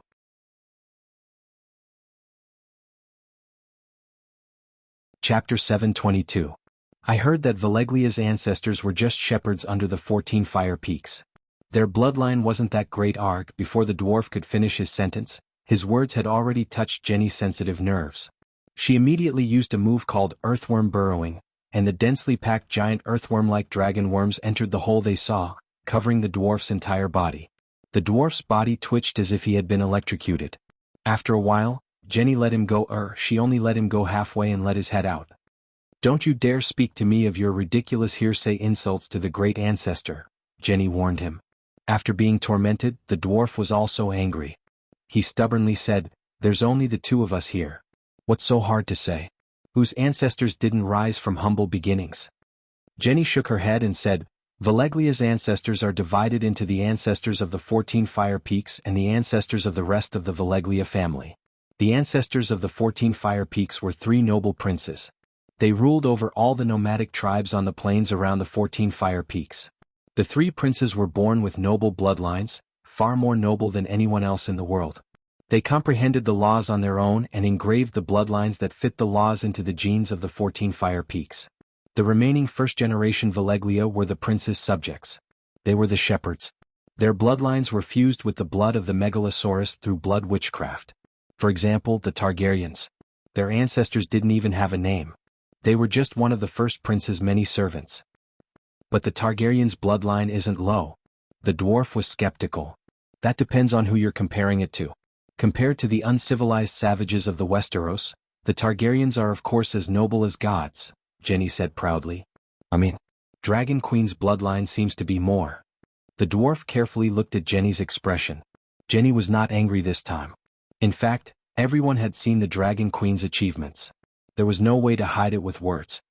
After the Great Cataclysm, Veleglia lost her right to rule the world, and the Targaryens became royalty instead. She sighed helplessly.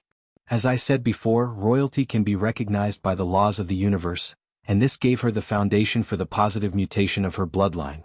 Just like you, You are also a member of the royal family. Although the Veleglia bloodline is thin because of the royal blood, there is a slight possibility of atavism. If that's the case, why didn't you fuse with the Targaryen bloodline after the Great Calamity? They are royalty and there is also a megalosaurus. The dwarf was puzzled. Jenny's expression changed a few times. It's not that there aren't any. After a while, she said with a complicated tone. I've never heard of a marriage alliance between Targaryen and Veleglia. It was impossible for the dwarf to not know about such a big matter. What are you thinking?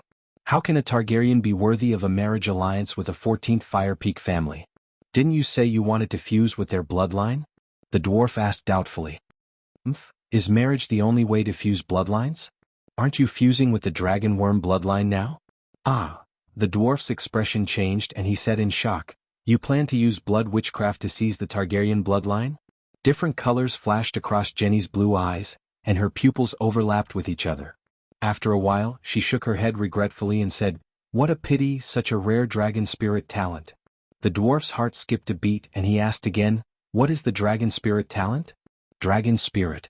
He had heard the dragon queen vaguely mention it a few times as if she had the dragon spirit talent, but he did not understand the specific effects of the dragon spirit.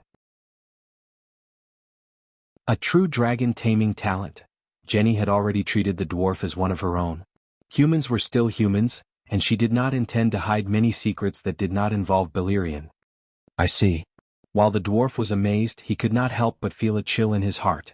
The dragon queen and Big Black must be related to the dragon spirit. Other than her, no one else could become Big Black's dragon tamer, but Aegon had been trying to subdue Big Black before this. It was completely useless. Then her care for Aegon, even Aegon's identity. The Westeros suspected that Aegon was a fake crown prince, and he had already guessed it when he was on the Rhone River. But the Dragon Queen was such a shrewd person. But the dwarf shuddered and he did not dare to think further. You are trembling. Jenny noticed the person below her shuddering, and she stared at him meaningfully. What are you afraid of? Jenny, don't seize my bloodline. The dwarf did not explain and only begged bitterly. If you don't explain, you are not hiding, and if you don't hide, it means that you are not guilty. The dwarf's expression changed quickly and naturally, and he was a little impressed by himself. After this undercover mission is completed, I may be able to become an actor in a troupe. Yes, the current 4th Prince Leo of Kochang Island was not even comparable to Targaryen back then. Jenny felt that Targaryen was not worthy of marrying the noble descendants of the 14th Fire Peak, and naturally, Leo was even more unworthy. Don't worry, after the incident with Arya Targaryen, we will not kill the goose that lays the golden eggs. Jenny chuckled and comforted him. Damn, kill the goose that lays the golden eggs. I was not afraid at first, but after hearing what you said, the dwarf started to tremble in fear and Jenny cried, Oh, who is that Arya Targaryen? He forced a smile. That was 250 years ago. At that time, the Targaryen dynasty had just been established, and it was during the most prosperous and glorious period of the true dragon family. Arya Targaryen was the crown princess at that time. She had a noble status, a pure bloodline, awakened the talent of the dragon spirit, and even subdued Balerion of the Targaryen family. The Megalosaurus expert gradually had some impression of Princess Arya, because he remembered the names of all the Megalosaurus in the Seven Kingdoms, as well as the dragon riders of the Megalosaurus, and even the ending of the dragon riders. It seems that, according to the official records, Princess Arya died of fever? That's not right. Princess Arya had once left the Westeros with Balerion for almost a year, and passed away in a bizarre manner within 2 days of her return. This is not normal, there must be a huge secret hidden by the Targaryen royal family. Thinking of this, the dwarf was really interested. What happened at that time? Why do you care about this? Jenny asked curiously. I feel the same way. The dwarf let out a long sigh. I am also a prince and also of Veleglia's side bloodline. I have also awakened the noble pure blood of Veleglia, and I have also been chosen by you. You think too much. Jenny looked at him with disdain. You are a few hundred streets behind her. No matter how lowly the Targaryen bloodline is, it is still only relative to the 14 Fire Peaks. In front of mortals, the servants of the 14 Fire Peaks are also gods. Moreover, her talent, Jenny swayed her body a few times, thinking deeply, and commented, She has just awakened the dragon spirit. You are far from her in this aspect. But your bloodline is a little special. The help it provides to me is probably no less than the Targaryen dragon spirit. How special? The dwarf began to tremble in fear again. Since it is so special, will it be devoured by you? It is special because it is rare. This is the first time in thousands of years that there has been such a magic wave. Actually, your bloodline is not pure, nor is it noble. Then Jenny noticed his expression and said unhappily, only our child will merge with the great Balerion, don't think too much. That's good, thank you for the arrogance of the 14 fire peaks of Valeglia, thank you for looking down on me, High Priestess. The dwarf heaved a sigh of relief and asked again, what happened to that Arya later? Any megalosaurus born in Valeglia has a strange spiritual connection with His Majesty Balerion. So, after Arya became the Black Death God's Dragon Knight, we could directly summon the Black Death God home. Although the former Valeglia is now in ruins, the Black Death God will not get lost, nor will he be blocked by the Wall of Storm. The dwarf suddenly realized that the Black Death God Balerion was indeed born in Valeglia, before the Great Cataclysm and before the Targaryen were exiled. Returning to the Smoke Sea was like returning home to the Black Death God. Since we already brought Arya to the ruins of Valeglia, how could it still fail? You're a sheep in a tiger's den, yet you can still run away, aren't you too weak? The dwarf was puzzled. At first, she was very obedient, and even worked as a priestess in Orlos for half a year. His Majesty Balerion also taught her many great wizard legacy spells. But that little bitch was the same as Dany Rise, ungrateful and unable to tell good from bad. When she found out that she was going to merge with the spirit of the ancestors, she immediately struggled and resisted, unwilling to give up everything for the great ancestor god Balerion.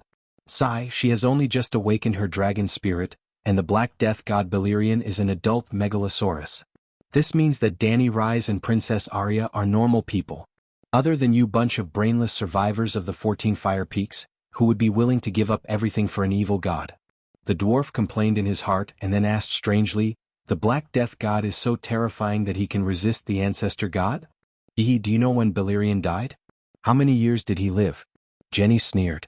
Of course the dwarf knew, but Leo definitely did not. So he said, I don't know. In order to save Arya, the Black Death God used a forbidden spell. She wasn't even his first night, and the two of them shouldn't have had such deep feelings for each other, Jenny said regretfully.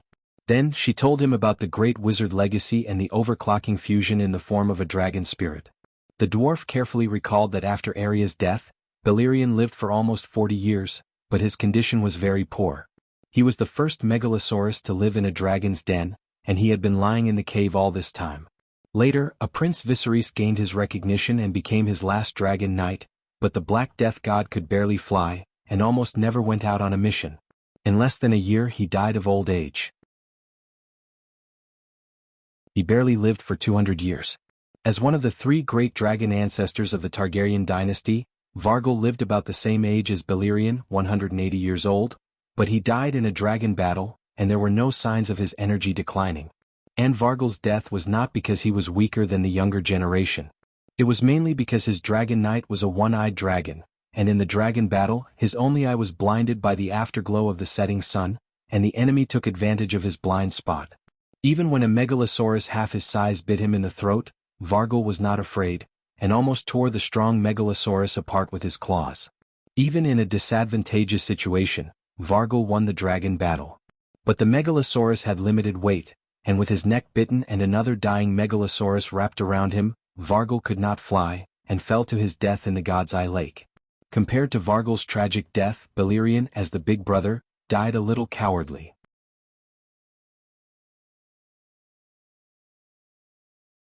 Chapter 723. Jenny had no desire for the dwarf. After the deed was done, she put on a white priestess robe and returned to her priestess appearance. She left the bedroom with a cold expression. Damn it, Stannis ruined my plans. After some time, Jenny's angry roar came from the study. The bedroom and study were temporarily remodeled from the underground cavern. There was no thick wooden door, only a curtain. Thus, the dwarf who was resting on the bed was woken up. In the past, because of Leo's ignorant and incompetent persona, the dwarf tried his best not to interfere with Jenny's work. But the name Stannis was too irritating and he could not help it. Leaning against the wall, he staggered out of the study. The dwarf asked carefully, "What is it? I've never seen you so angry before." "Something big has indeed happened." Stannis went back on his word and harmed the ragged prince, and then, originally he thought that Jenny would chase him away, but he didn't expect that she would really answer. Then he also took advantage of the situation and opened the curtain to enter. Sigh, so Aegon is Illyrio's son. She smiled bitterly. What? The sentence was like a bolt from the blue, stunning the dwarf. The dwarf exclaimed, but it did not arouse Jenny's suspicion. She was just as shocked when she first heard this news. Illyrio took the initiative to reveal Aegon's identity to the public. Jenny did not pass the letter to the dwarf, but because she was too upset, she roughly explained the situation. This is really... The dwarf's mouth twitched, not knowing what to say. It was too ironic. Only Varys and Illyrio knew the truth. As long as they did not say anything, even if others suspected, they would not have any evidence. But Illyrio revealed the secret himself. After a while, he asked hesitantly, "That Aegon, how is he now?" Jenny, who was behind the desk, face-bombed and said irritably, "I don't care if he dies. After losing his identity as Dany Rise's nephew, he is worthless." Not only was he worthless, his life was in danger. Stannis, the Dragon Queen, Prince Dowling, and the nobles of the Valley and the Stormlands would not let him go. And the Northern Territory, I wonder how his little wife Sansa will react. With her pride, I'm afraid, a hint of worry flashed across the dwarf's single eye. However, he did not inquire further about Aegon. Instead he asked, "Even if Aegon isn't a fake, what use is he to us? Dany Alice is definitely not stupid. She won't be threatened." "How did you get here?" Jenny asked. "I was on a boat, but in the end I encountered the evil Mother of Dragons raiding party in the Straits and was captured." At this point, the dwarf's heart skipped a beat. Suddenly he understood Jenny's evil intentions. But in the blink of an eye, he naturally showed a confused expression and asked in confusion, "After I was captured, it was my uncle who redeemed me. What's wrong?" Jenny's eyes were fixed on the documents on the table, and she didn't notice the dwarf's momentary flaw. She sighed and said helplessly, "You were redeemed, then can Aegon be redeemed?" "With Aegon's identity, Dany Alice will definitely appear personally. The next step will be simple. We will arrange a time and place to redeem him, and wait for Dany Alice's megalosaurus to land on the ground." As expected, I guessed it. This woman is ruthless. If the Dragon Queen really wasn't prepared, she would have most likely died. Unfortunately, it's impossible for her not to be prepared. How could she let me come here if she wasn't prepared? With that in mind, he asked, "The White Knights and the Blood Guards can both represent Dany Alice. She doesn't have to appear personally for a small matter like redeeming a hostage." "Hee hee, you think that's all I have?" Jenny laughed coldly. "What were we doing before? If Aegon is really her blood relative, and he was once a king, using him as a medium to cast blood witchcraft, even if he can't hurt Dany Alice, he can still make her muddle-headed and make mistakes in her decisions. When she shows a flaw. Don't forget, our Valeglia started with blood witchcraft." "Really? Muddle-headed?" The dwarf's mouth twitched a few times. "Isn't that too unreal? Humans are formed by the combination of the physical body and the soul. Since there are curses that target the physical body, why aren't there curses that target the soul and the mind? In fact, curses that target the soul are the mainstream," Jenny said calmly. "That makes sense." The dwarf's heart skipped a beat. He asked, "I heard that there are Ashaya shadow-binding knights who can use leeches that absorb the king's blood to curse another king. However, although the other king died, he died in the hands of the enemy. Is it the effect of the curse or an accident?" "Do you believe in fate?" Jenny asked instead of answering. "I don't." The dwarf shook his head. Jenny sighed sadly. "But fate really exists. Without fate, how can there be prophecies? The so-called prophecies are peaking at a corner of the river of fate. Everyone's fate converges in the river of fate. No one can change fate. If he really changes fate, it only means that the fate he peaked at before is fake. If you say so, then fate really can't be changed." The dwarf's mouth twitched. "You don't understand. I'm not playing word games." Jenny shook her head. Suddenly, she caught a glimpse of the small beetle crawling on the table. She pointed at it and asked, "I think you can guess its fate." The dwarf said thoughtfully, "It will be crushed to death by you, crushed to death by me, and continue to be ignored by us. But you have the final say here, so its fate is in your hands." "Not bad. You're not as stupid as everyone says."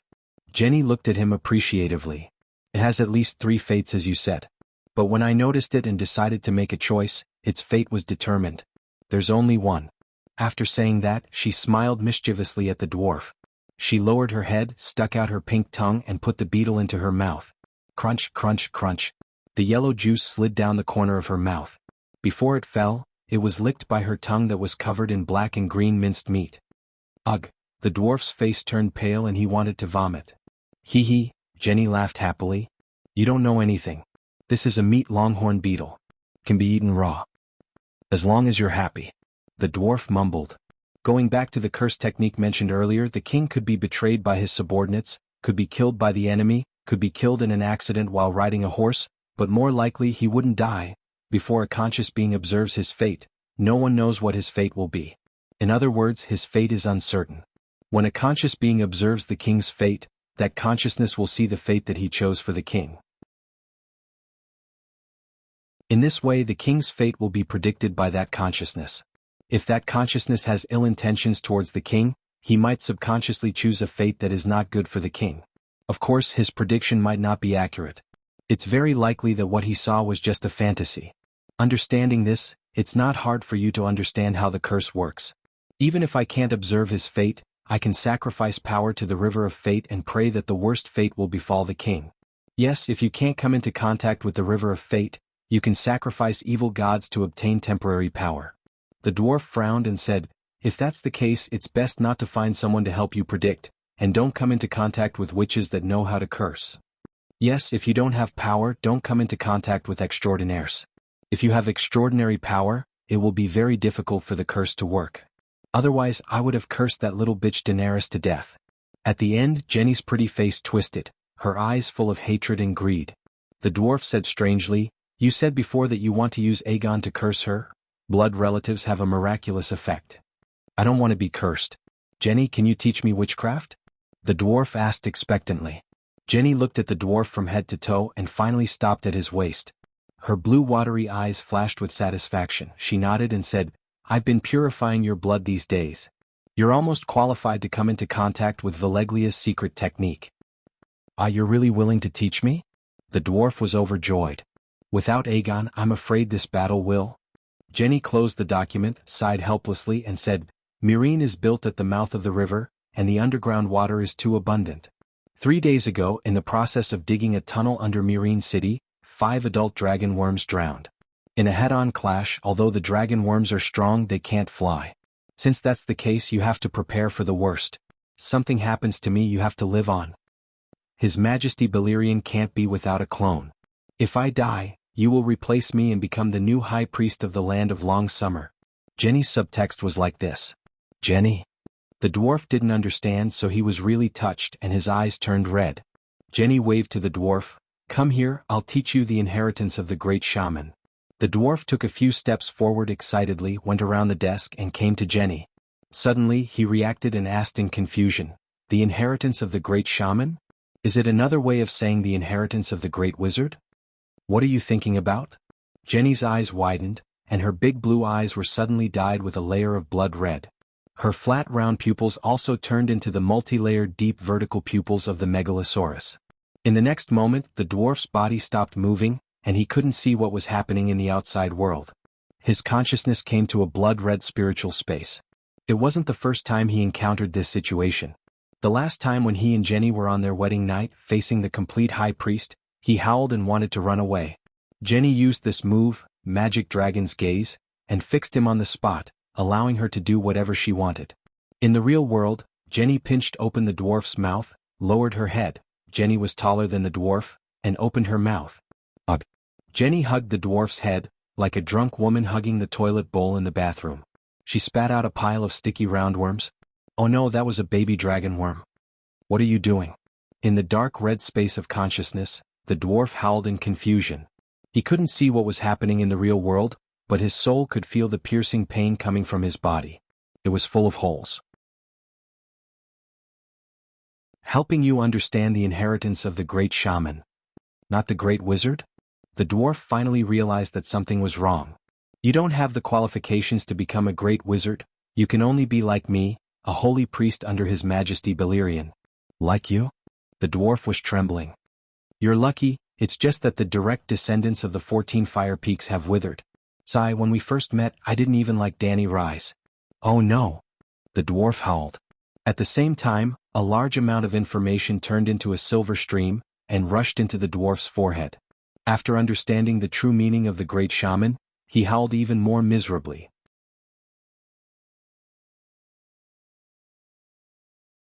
Chapter 724.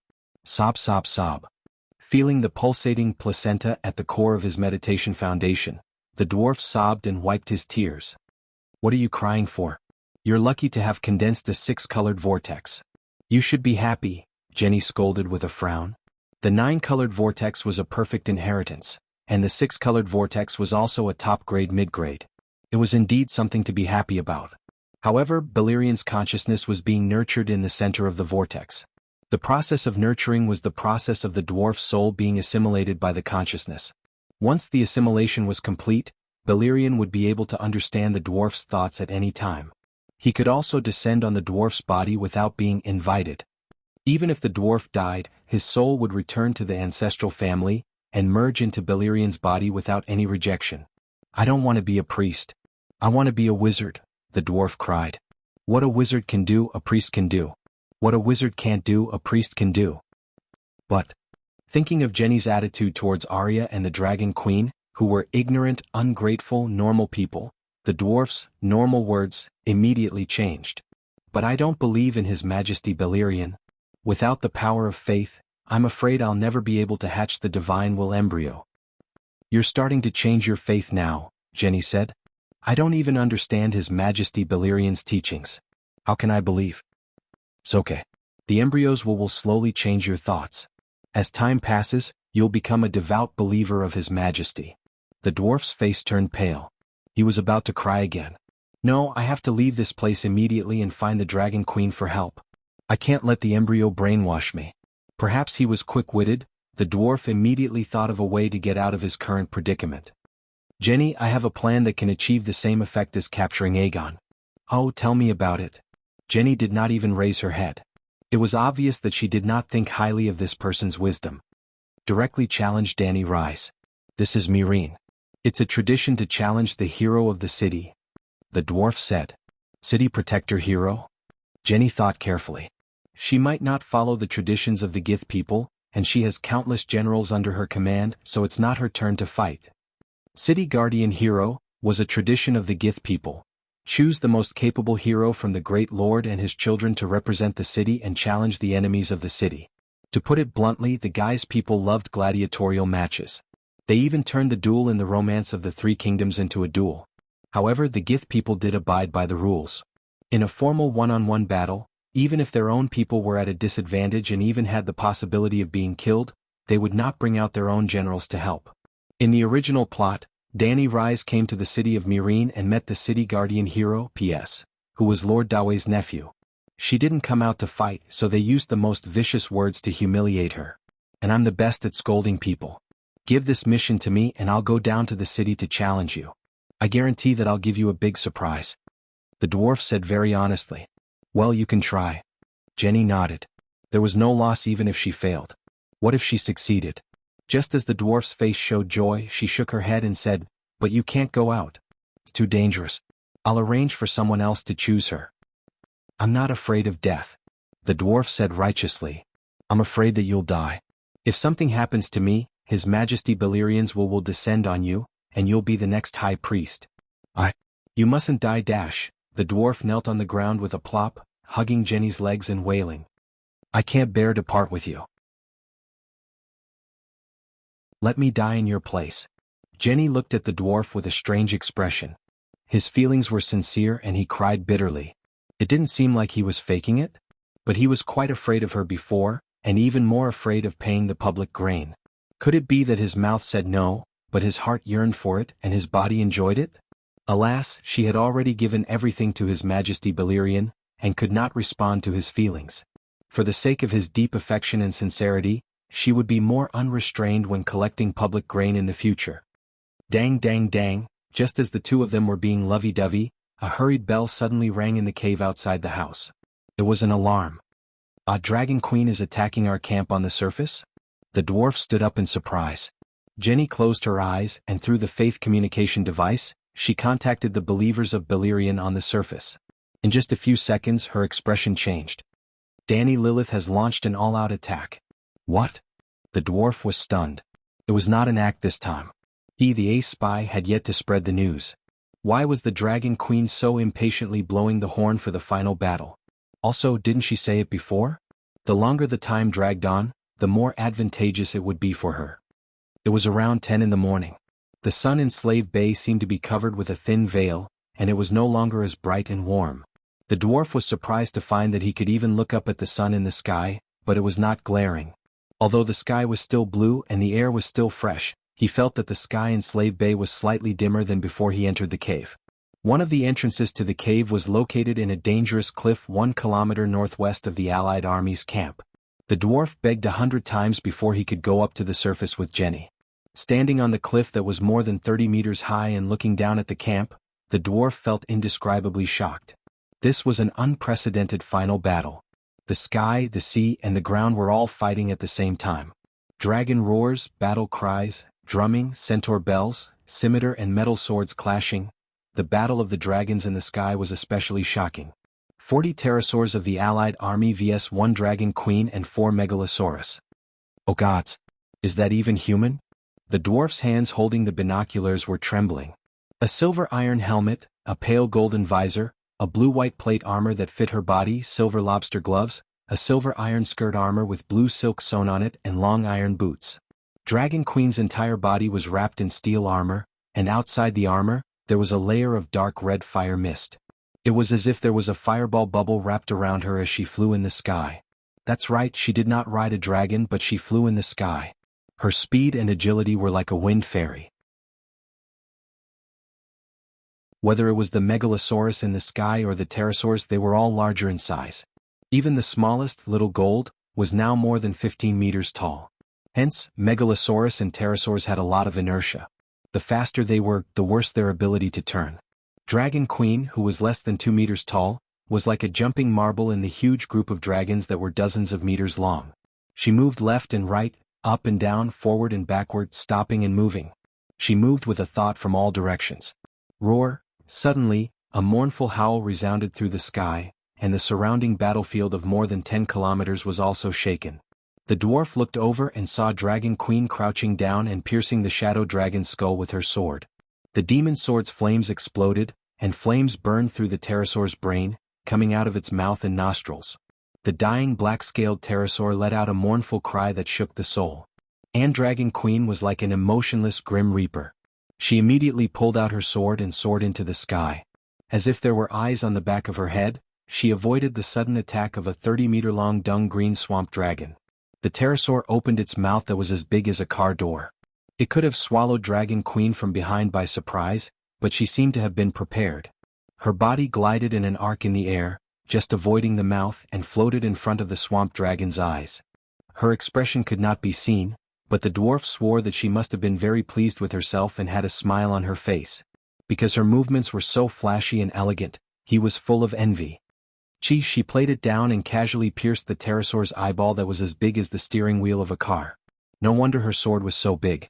Compared to her tall and slender body, it was also very uncoordinated. The black sword in her right hand made the dwarf think of a door plank. The sword was wrapped in raging flames. With a slash of the sword, the blue silky sky seemed to be cut open by a red line. The sword pierced the pterosaur's eyeball. Raging flames surged, and immediately, there was another mournful cry that could shatter the dome of the sky that was like an upside-down bowl. Then the third pterosaur rushed towards her. It was a shadow dragon with sharp claws and teeth. It was faster than her and also sneaked an attack from her blind spot. Just as she stabbed the sword into the pterosaur's eyeball, its blade-like sharp claws clawed at her body. Without pulling out her sword, she drifted 2 meters to the left and dodged the claw attack. Then her body spun like a top. Sticking close to the shadow dragon's scales, she slid along its hind legs, past its lower abdomen, and all the way to the base of its wings. As her body spun like a top, the white sword in her left hand that was as bright as ice and snow also blossomed into a dazzling white sword flower. It left bloody scars on the pterosaur's thigh and lower abdomen. Then the pterosaur's left wing was like a banquet tent that had been crushed by a typhoon. It was tattered and dragon blood splashed out. The pterosaur could no longer control its flying movements. Like a plane that had lost its momentum, it fell to the ground with a sorrowful cry. When the storm of swords broke through the pterosaur's wings, It also moved a few steps to the right and cut the Dragon Knight on the dragon's back, who was adjusting the pterosaur's movements in a panic, into two. Then, Dragon Queen jumped lightly and landed in front of the forehead of the pterosaur that had pierced its left eye. She slowly pulled out her black sword. His Dragon Queen has become a god. The dwarf watched in a cold sweat and felt dizzy. Dragon Queen's fighting style crushed his worldview. How could a single person be so strong? Yes, she has become a demigod. Jenny's face was gloomy. A powerful elemental demigod, wind god. Demigod, wind god?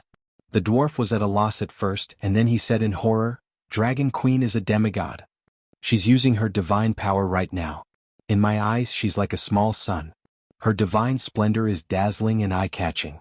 Speaking of this, Jenny's voice became more resentful. She cursed, damn it, how did she master Wind Song?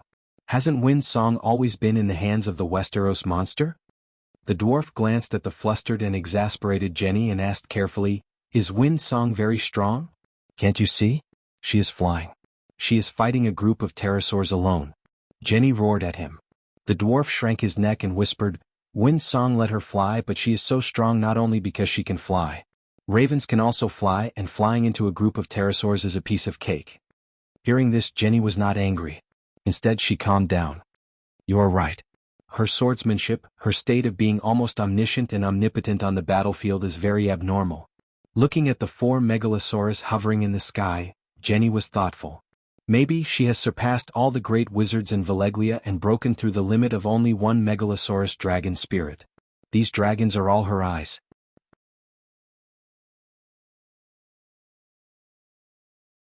Chapter 725.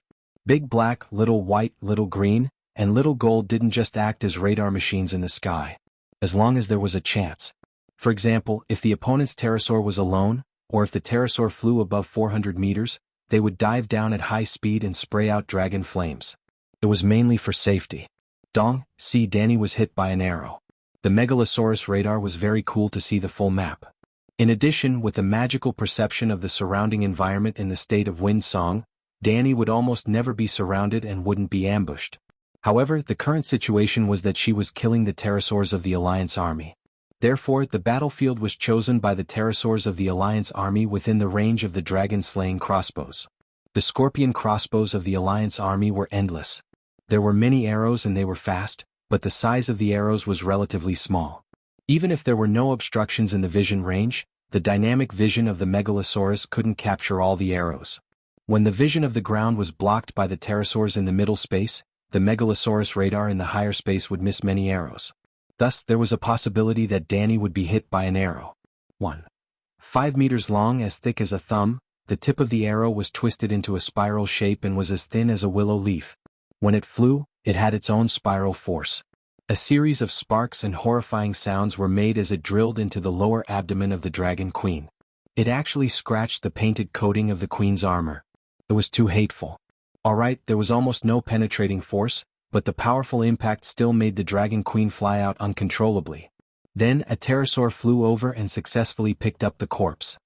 Wow, it swallowed the Dragon Queen in one bite. That's right, the Dragon Queen was bitten by a 25-meter-long swamp dragon. Only her 2 legs were hanging by the pterosaur's mouth and swaying non-stop.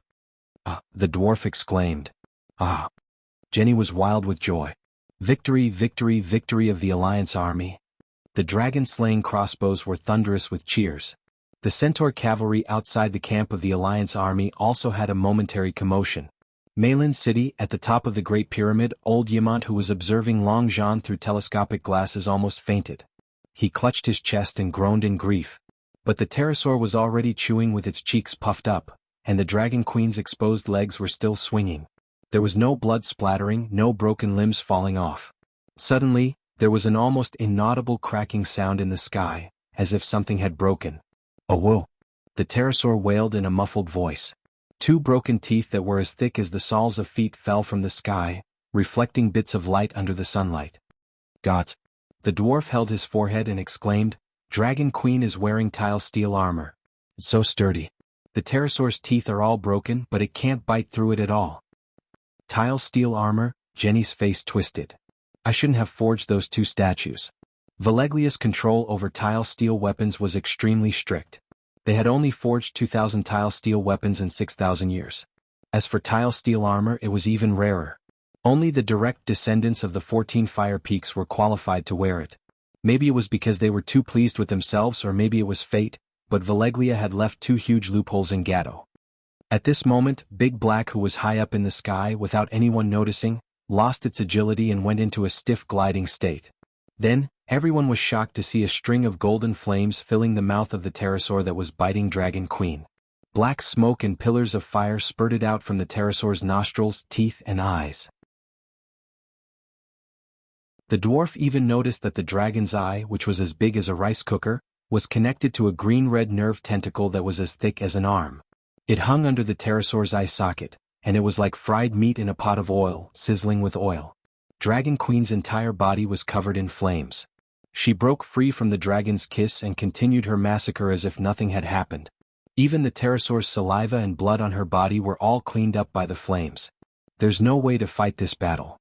He looked at Dragon Queen, who had split the pterosaur knight into 2 with a sword, and said with a complicated expression, "The pterosaur's bite earlier might not have caused a penetrative wound, but it would definitely have caused a blunt injury. If it was a normal person, their organs would have bled and their body would be paralyzed, but she," the dwarf touched his big nose and could not help but shed tears of sympathy for his allies. "The Dragon Queen must also be injured, but she knows healing magic. Strong attack, agile movement, high defense, and rapid recovery of HP, not to mention this low magic and low martial arts world. Even in the game she would be a bug-like existence. I didn't expect her to have such a strong trump card." Jenny gradually regained her composure. "If she didn't expose herself today, I wouldn't even know that she had become a demigod, and even learned the Song of Wind and the Song of Fire. She has at least cultivated 2 top-notch meditation techniques, wind and fire, and can at least fight with 2 Megalosaurus dragon spirits. If we follow the original plan, even if we successfully kidnap Aegon, I'm afraid we won't be able to kill her who can fly quickly. What do we do now? If this goes on, our winged dragons will all die today and then we'll completely lose control of the air. I can even imagine that the mother of dragons, winged dragon knights, who didn't appear today, will carry kerosene bombs tomorrow and bombard our ports, ships, and barracks without restraint," said the dwarf worriedly. The Allied army's main camp was built near the sea, so they also built a temporary cargo port by the sea. Every day, ships from Tolos would transport food and military supplies. Yes, Tolos did not have any food, it was only a transit station. Ships from all over the world came from afar to unload their goods at Tolos, and then arrange for fast ships to transport them to the Allied army's main camp. Because of the fall of New Gith, and also because of the raiding team in the Strait of Maiden Freedom, the Allied army's logistics costs were 3 times higher than before. Almost every 3 ships that passed through the Strait of Maiden Freedom would be raided, and only one could avoid the patrol ships and patrolling winged dragons' sight. The Strait of Maiden Freedom was too wide, more than 200 kilometers, and it was difficult to completely seal it off. One of the reasons why Danny had not taken the initiative to attack the Allied army before was that the Allied army's logistics team was transporting food for her. In recent months, New York and Annan towns had seized more than 100,000 tons of food. With so much food entering the pockets of the Dragon Queen, the difficulties of the Allied army's logistics could be imagined. If the Dragon Queen obtained complete control of the air and burned the small port of the Allied army's main camp to ashes, then the Allied army would collapse due to hunger without even fighting. Seeing Jenny's thoughtful expression, the dwarf continued to work hard, stomping his feet and wailing, "Priestess, what other trump cards do you have? Don't hide them. The Dragon Queen has already bet all her assets, don't be reserved anymore. I didn't complete the mission, and there's also a heretical god seed in my head. If I don't bring back some valuable information, don't mention finding the Dragon Queen to save my life, she'll probably sacrifice me." "Sigh, I don't have any more trump cards," Jenny said helplessly. "Valeglia has dominated the world for thousands of years, it's impossible that she doesn't have any trump cards, right?" The dwarf's face was full of doubt. Valeglia's trump card has always been the Megalosaurus. If one Megalosaurus can't solve a problem, send a team of 5 Megalosaurus. If one team of Megalosaurus can't solve a problem, then send 10. If 10 teams can't solve a problem, then send 100 Megalosaurus to form an army. If 100 Megalosaurus can't solve a problem, then send 200, 300, if it's really not possible, then send out all of them. At our peak we had more than 500 adult Megalosaurus.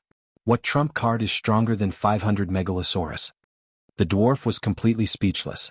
Yes, what trump card is stronger than 500 Megalosaurus? None. 100 Megalosaurus destroyed the Undul civilization. 300 Megalosaurus destroyed the Loiner civilization, which had a powerful true god. After that, Valeglia rode Megalosaurus and sang, "Invincible is so lonely." Lady Jenny, Lady Jenny? The triangular-faced Sibirio and war god Yuan Kai, who had a dragon-slaying saber at his waist, rushed over together. They were in a hurry, and there was an unconcealable panic in their voices. "You two are the commanders of the army." Jenny was shocked and angry. She scolded, "Why are you all here? Who's commanding at the front line?" "Don't talk about commanding, they don't even listen to orders." War god Yuan Kai was also full of resentment. His tone was very aggressive. The bombardment that lasted for more than a month already made the soldiers in the camp anxious and their morale low. Now that they see Danny Rise killing the winged dragon army single-handedly with 2 swords, how can they still fight? Not to mention. At this point the war god looked around. The cliff here wasn't very high. It was only about 30 meters above the horizon. Jenny and the others were standing in the wrong position. They were halfway up the cliff, facing the southeast corner of the camp. They couldn't see the northwest camp behind them, which was being attacked by the centaurs. The war god didn't care about his fear of Jenny. He stretched out his large hand and pulled the petite blonde priestess up the cliff. "If you stand up there, you'll be discovered by the Megalosaurus," the dwarf hurriedly reminded. But Jenny didn't react and let the war god do what he wanted. When they reached the top of the cliff, war god Yuan Kai pointed to the north and said angrily, "Priestess, look, look." The endless horsemen howled as they charged from the northern plains. The Dothraki Sea had become a real ocean. Strong winds blew, and the Dothraki horsemen were like a tsunami. The hooves and roars of the horsemen were like the roar of the waves, and the dust beneath the hooves of the horsemen was the pervasive water vapor. The huge camp of the Alliance army stretched for nearly 20 kilometers along the coastline. It was like a seaside house built by a black-hearted merchant. The first wave knocked down the balcony railings. The second wave swept away the safe in the bedroom and the mistress on the bed. The third wave hit, and the whole house was on the verge of collapse. The fourth wave. Of course, not all of the Alliance army were mercenaries, but mercenaries made up at least 60% of them. And the morals of mercenaries were known by everyone in the world. The Dragon Queen had been bombarding the camp for more than a month. The reason why the mercenaries could hold on and not run was because the high-ranking officers of the Alliance army had promised that High Priestess Jenny had a trump card. The Alliance army would definitely win. As long as they held on, they would be able to obtain the countless treasures, boys, girls, and the real Dragon Queen. But when the mercenaries asked what the trump card was, even war god Yuan Kai Graz, Dan didn't know. Now in the sky there was the Dragon Queen on a killing spree. On the sea, hundreds of warships of the Mother of Dragons surrounded the Alliance army's small cargo port. On the ground, tens of thousands of roaring warriors trampled on the Alliance army's camp. "High Priestess, our army is collapsing." War god Yuan Kai Graz pointed at the camp that was in a mess and cried, "Our camp is 20 kilometers long, and the collapse of the front camp is spreading to the back camp. I can imagine that when all the winged dragons in the sky die, the entire camp, hundreds of thousands of people will lose their courage. The mercenaries will run like wolves, and the loyal warriors will be at a loss and follow them. Everything will be over." "What plan do you have?" Jenny asked with a gloomy face. "I don't even know your trump card, so what plan do I have?" "My lord, listen to my advice. If you have a trump card, use it directly. In front of Danny Rise, don't come up with any complicated plans or schemes," war god Yuan Kai Graz said earnestly.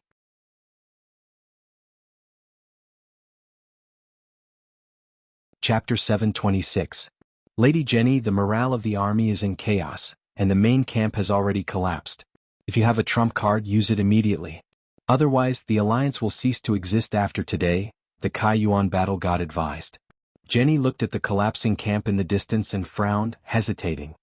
"If we don't use a plan and fight head-on, I'm afraid we won't be able to kill Danny Rise," she said softly. "Lady Jenny," Grazadin lamented, stomping his feet, "I've said it many times and I've experienced it many times. When it comes to the Dragon Queen, schemes will only backfire because we are not as smart as her. How can a fool fool a smart person?" Jenny's face instantly darkened. "You're a fool, but that doesn't mean I'm as stupid as you." The Kai Yuan battle god clapped and pointed at Jenny. "Yes, that's the way to think. Many people and I have similar thoughts, But only those who aren't that smart can think like that. Smart people should learn from the mistakes of their predecessors and face reality bravely. Jenny clenched her fists, and her blue eyes flashed with multiple pupils. Demonic energy surged within her body, and the next moment, seeing this, the triangular-faced Sibirio hurriedly interjected, "High Priestess, the situation is critical. The alliance is finished. Even if you have thousands of plans and methods, you don't have the foundation to use them." "Ah, Lady Jenny, I'm telling the truth. Please don't be angry." The Kai Yuan battle god also realized that his previous words were inappropriate. However, he really had a lot of things to say and he couldn't help but say them. "You've been hiding your trump card all this time, not even telling a high-ranking officer like me. But the problem is, can you hide it? 5,000 elephant soldiers have disappeared, and large amounts of food have mysteriously disappeared every 3 days. Even if I'm an idiot, I can guess that you dug a tunnel. It's not on the ground, it's not in the sky, and it can't be in the sea. It can only be underground." The Kai Yuan battle god's tone was certain, and Jenny was speechless. "Is the Dragon Queen stupid?" The battle god continued, "Only an idiot would think that she's stupid. So, she must have guessed that you have." After a moment of hesitation, Grazidin slowly uttered a word, "Dragon worm." Only the dragon worms unique to Valeglia could dig such a large hole. Jenny lamented in her heart, "Too much time has been wasted." Now, even this war god, who had been defeated time and time again, realized that something was wrong and guessed her trump card. Danny Alice, who was investigating the Alliance camp every day, would most likely not be able to hide it either. "I originally planned to kidnap Aegon quickly and lure Danny Rise out. Then the dragon worm would suddenly emerge from the ground and swallow her. Who knew that the Westeros were too complicated and wasted too much time?" At this point, Jenny no longer concealed her thoughts. She was not stupid. If the 5,000 elephant soldiers only disappeared for a week or two, everyone would slowly investigate and guess where they were hiding. If the elephant soldiers disappeared for a month and everyone searched everywhere but did not see them, they might guess the truth. Just like a missing person, the family would only be alerted after 24 hours and call the police. Jenny's original plan was to kidnap King Aegon during that 24 hours, when no one would be suspicious. At that time, the two armies of the True Dragon Alliance were already approaching the King's Landing. If Aegon did not fall into Winterfell, the Winged Dragon mercenary group that Yuluen hired would have already clashed with Aegon. It was less than 3 days after the elephant soldiers disappeared. But everyone knew what happened after that. Stannis brought Aegon from Winterfell to White Harbor and rode for more than a week. Then he went to Snakewood City and floated on the sea for another week. When he arrived at Snakewood City, the Ragged Prince met up with him. Then there was another round. During this period too much time was wasted. "I see." The Kaiyuan war god, Triangle Face, and the dwarf finally understood why Jenny left behind such a huge loophole as the 5,000 elephant soldiers that disappeared. In other words, the waters of the Westeros were too muddy. Even the powerful Alliance army could not understand the situation there. Jenny's gaze gradually became resolute. She pointed at the northern camp that was being ravaged by the centaurs and said to Triangle Face, "Withdraw your men and lure the centaurs 10 kilometers away from the camp. Today I will close the door and beat the dogs. They will not be able to return." Triangle Face was overjoyed. "I will arrange it." Jenny stared at the Dragon Queen who was slaughtering the winged dragons in midair and said coldly, "Be careful, don't leave any traces behind. Try your best to lure the centaurs in. I want to go on a killing spree too. Our army is really collapsing. It's hard to fake it." Triangle Face laughed bitterly and quickly left on his horse. "You are still not leaving?" Jenny looked at the Kaiyuan war god calmly. Grazidin laughed bitterly. "You didn't tell me the secret of the dragon worm previously because you didn't trust me. Now that you want to lure the centaurs into the trap before the situation is settled, how can I leave your sight? Furthermore, the main force this time is the dragon worm. It doesn't matter if I am there or not." In the case of the fall of New Gith, the Kaiyuan war god was once labeled as a revolutionary spy, together with Zero and Chuego. Even after Jenny discovered the secret of the shape-shifting animal companion, the three of them were defeated. However, they were still in an awkward situation. They were not trusted and were even alienated by their former companions. In a fit of anger, Zero and Chuego really betrayed the alliance and became the Dragon Queen's lackeys. Grazidin's faith was firm, and even the Dragon Queen did not dare to corrupt him. However, it was difficult to judge a book by its cover. His determination was not known by others. For example, Jenny's suspicion of the war god was even higher than Zero and Cui Gu. That was because Zero and Cui Gu did not make any mistakes after that. Instead, the Kaiyuan war god. The entire East army was wiped out. Even Biasabad was taken down by the Dragon Queen. All of this was because the Dragon Queen knew about the East army's plan to secretly gather at Mirin City along the Kaisai mountain path. The Kaiyuan war god was the commander-in-chief of the East army. If he did not take the blame, who would? Jenny looked at the war god and said coldly, "You don't seem to think highly of my plan?" The Kaiyuan war god shook his head. "Your plan is very good. If we can achieve complete victory this time, no one will take the blame." "What does it mean that you are afraid of taking the blame?" Jenny said calmly. Grazidan smiled helplessly and asked, "If she knew that you had the dragon bug, would Danny Rise not be prepared? I think that she is more likely to beat you at your own game out of habit. Actually, you should have waited for Aegon to arrive before sending the 5,000 elephant soldiers into the tunnel," the dwarf could not help but say. Before Jenny could reply, Grazidan shook his head and said, "You are wrong. The elephant soldiers must disappear before they reach Mirin. The Alliance has hundreds of thousands of troops, and the Dragon Queen cannot monitor every single troop. Therefore, when she discovers that the elephant soldiers have disappeared, she will immediately suspect that they were lost on the way. When we get close to Mirin, the Alliance will always be under the Dragon Queen's surveillance. If we set up camp at Mirin City, then one day..." Hiss! The fire sword entered the dragon's throat and dragon blood spurted out. The pterosaur flapped its wings and howled as it fell from the sky. Another swamp dragon was killed by the Dragon Queen. Gazing at the figure in the sky that melted into the wind, Grazidan was silent for a moment before he sighed and continued, "If the elephant soldiers in the camp suddenly disappear, not only will the Dragon Queen be able to guess where they went immediately, the Alliance's spies will also spread the news. Don't be suspicious. Although I am not a spy, there are definitely many people in the Alliance who are secretly in contact with the Dragon Queen. Look, how can such a Dragon Queen not make people fear her? This is really..." The dwarf was completely speechless. He thought that only the Westeros had the rule of always standing on the winner's side in power games, but he did not expect the Alliance's singing warriors to do the same. A dim light flashed in Jenny's eyes and she said calmly, "Actually, there is another reason. The elephant soldiers must be sent into the tunnel immediately." "What is it?" the dwarf asked curiously. "How many elephant soldiers have you seen underground?" Jenny asked. The dwarf thought for a moment and was shocked. He had seen giant elephants underground, and he had also seen the elephant soldiers who controlled them, but the total number did not exceed 1,000. He had thought that the remaining elephant soldiers were hidden in other tunnels, but the meaning of Jenny's words, as expected, Jenny continued, "Does the Megalosaurus want to eat? What about the pterosaur? What about the dragon worm? His Tessa had a big belly and ate at least one sheep a day. What about the dragon worm?" In an instant, a chill rushed from his tailbone to his brain, and the dwarf's face turned pale. "It's all eaten?" He seemed to hear his own trembling voice coming from someone else's throat. The Kaiyuan war god was not stupid, and he immediately understood what Jenny and the dwarf were talking about. He could not help but feel cold all over, and his eyes were filled with fear as he looked at Jenny. "Can't the cows and horses be used?" the Kaiyuan war god asked softly. Jenny shook her head helplessly and said, "I didn't want to use the precious giant elephants to feed the dragon worms, but even the humans are running out of food, so I can only let the biggest eaters be eaten." The Kaiyuan war god could not help but smile bitterly. It was indeed so. A month ago, the Alliance army had started slaughtering the horses and cows, and half a month ago, the spare war horses, a regular knight was provided with at least 3 horses, were placed on the soldiers' tables one after another. "How many elephant soldiers are left?" the dwarf asked. 2,000. "So many?" the war god was surprised.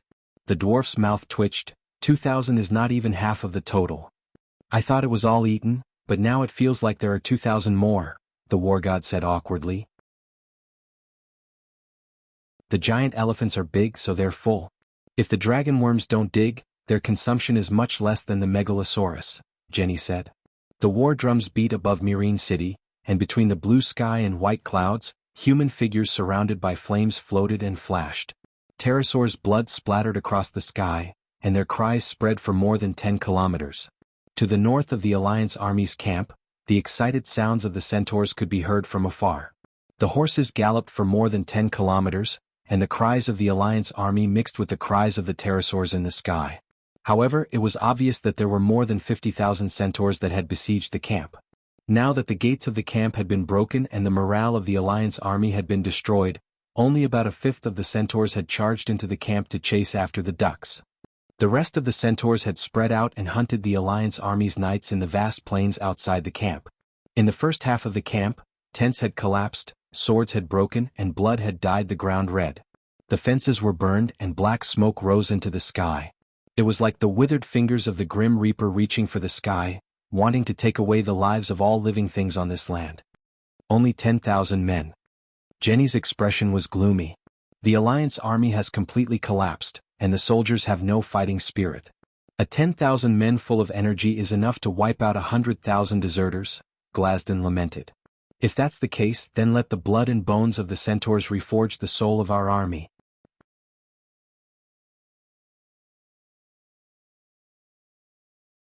Chapter 727. Danny turned into a ball of fire and blended into the natural wind between heaven and earth. The 4 megalosaurus in the sky transmitted visual and auditory information to her from all directions. She was like a little loach, swimming nimbly in the sky, taking away the lives of the dragon knights and pterosaurs. In the beginning she was still using her swordsmanship and flying. Every move, she was purposefully slashing the dragon knights and attacking the pterosaurs' vital points. But as she killed and killed, she gradually entered a state of enlightenment. Just like Wang Shiji writing preface to the Orchid Pavilion collection, in Kuaiji Mountain, just like Li Bai singing Bringing in the Wine, while drunk, just like the last night of Damo's 9 years of meditation. Danny's divinity of fire, divinity of wind, and divinity of sword were sublimated together. Swinging the sword, slashing, flashing, and flying were no longer skills in her subjective consciousness, but turned into Tao and integrated into her instincts. Others may only feel that her movements were becoming more concise and her sword was becoming sharper, but a master swordsman like Baristan could clearly feel the changes in the Dragon Queen. Because their own realm was not enough, they only felt that the Dragon Queen had changed and become much more powerful, but they did not understand the reason or where her changes were. Suddenly, Danny stopped and summoned Dahe, because the remaining 8 pterosaurs in the sky were scared out of their wits and began to flee in all directions. The fire ladder technique allowed her to levitate, and the song of wind allowed her to fly in the wind, but she was only at the speed of a car on the street, 30 to 40 kilometers per hour, far slower than the pterosaurs. When she landed on Dahe's back, exhaustion surged like a tide. Danny groaned, feeling that her muscles and bones were sore and numb, and her whole body was weak. Her organs seemed to be pierced by thousands of needles, slightly tingling. Her head was as numb as a chopping board and she almost lost the ability to think. For the first time she was in a state of magic exhaustion. Flying felt good for a moment, but, boom! Danny was sighing with emotion as she commanded Dahe to burn a pterosaur. Suddenly there was an explosion below her. Roar, a soul-tearing beast's roar resounded in all directions, and a scorching airflow rushed straight into the sky. Dahe's body that spread out its wings tilted. Boom! Along with the air wave, a towering pillar of fire appeared.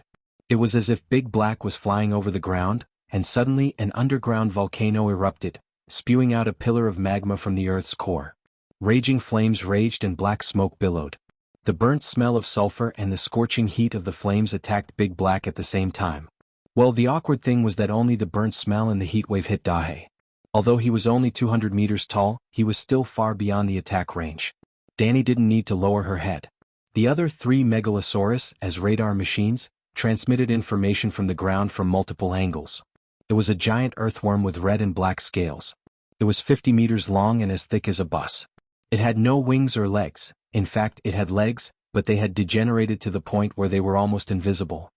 It also had no nose, eyes, ears, or other organs on its head. It only had a big mouth with sharp teeth. When he opened his mouth, one could see that his mouth was filled with densely packed rows of teeth that resembled a forest of swords. The dragon worm was finally revealed to the world. Well, when Danny and old Bart went to explore Orlos, they met Jenny and had a fight with her. At that time the other party vomited out countless baby dragon worms. It was not the first time that Danny had seen it. It was just that the dragon worm they encountered today was particularly huge. Its size looked like an earthworm, but it was not much smaller than the megalosaurus. Its body surface was not greasy but very dry. It exuded a scorching aura that evaporated the soil on the ground. It also had dragon scales similar to the pterosaur and megalosaurus. However, compared with the megalosaurus, the dragon worm's scales were finer and thinner. The dragon worm was like a sea clam that had been dripped with salt water on the beach. Half of its body stretched out of the ground, opened its mouth full of sharp teeth, and roared angrily at the megalosaurus. Dahe's dragon flames, with the help of Danny's witchcraft, only had a killing radius of 30 to 40 meters. The dragon worm stood on its feet and spat saliva into the sky, but it could only attack flying objects at a height of 40 to 50 meters. It could not reach Dahe at all. Danny smiled coldly, and immediately sent an order to Baristan and Garth Hyder through the Faith communication channel. The next moment. Woo-woo! Outside the camp, a loud and sonorous horn sounded from the Centaur army. Under Baristan's command, tens of thousands of centaurs began to retreat in an orderly manner. Bang! Bang! Other than the dragon worm at the entrance of the Alliance's camp, in a short span of 10 seconds, another 4 dragon worms that were more than 40 meters long emerged from the centaur army. Black smoke, red flames, the smoke wrapped around the fire. The centaurs were like candles, howling miserably as they melted. While spitting fire, the dragon worms were like stone rollers, rolling their bodies, crushing the centaurs and their horses into a bloody pulp. Green intestines, red blood, and white bones were mixed together with the black soil. There were even more dragon worms that went berserk, and like a bulldozer they dug into the centaur cavalry. They opened their mouths, and their teeth were like steel sieves, scraping deeply into the ground. Even the thick layer of mud, the horses, and the riders on the horses were all dug in. It was like the gods had drawn a picture of 10,000 horses galloping on the grassland, and then the dragon worms were like an eraser, erasing a blank space on the picture with the grassland as the background. Their mouths were like a meat grinder, and the cries of the centaurs and their horses disappeared in an instant. Only the dark red mud mixed with blood seeped out from the gaps of their teeth as their mouths chewed. This scene was like a battle between Godzilla and a primitive man. However, although the centaurs were primitive, the horses were not primitive at all. Hiss, hiss, hiss. The dragon worms did not wreak havoc for long, and a large group of pterosaurs took off from Marine City. We have completely lost control of the air. Slaver's Bay has activated its bombing mode. The dwarf exclaimed. Jenny's face was green. Indeed, without the harassment of their pterosaurs, the other party could calmly carry out their bomb-throwing practice. More than 40 pterosaurs flew out from Marine City, and the rookie dragon knights appeared together. The pterosaurs lined up in formation, and like a dark cloud, they covered the dragon worms. When they arrived above the dragon worms, the pterosaurs reduced their speed and changed their flight mode to hovering.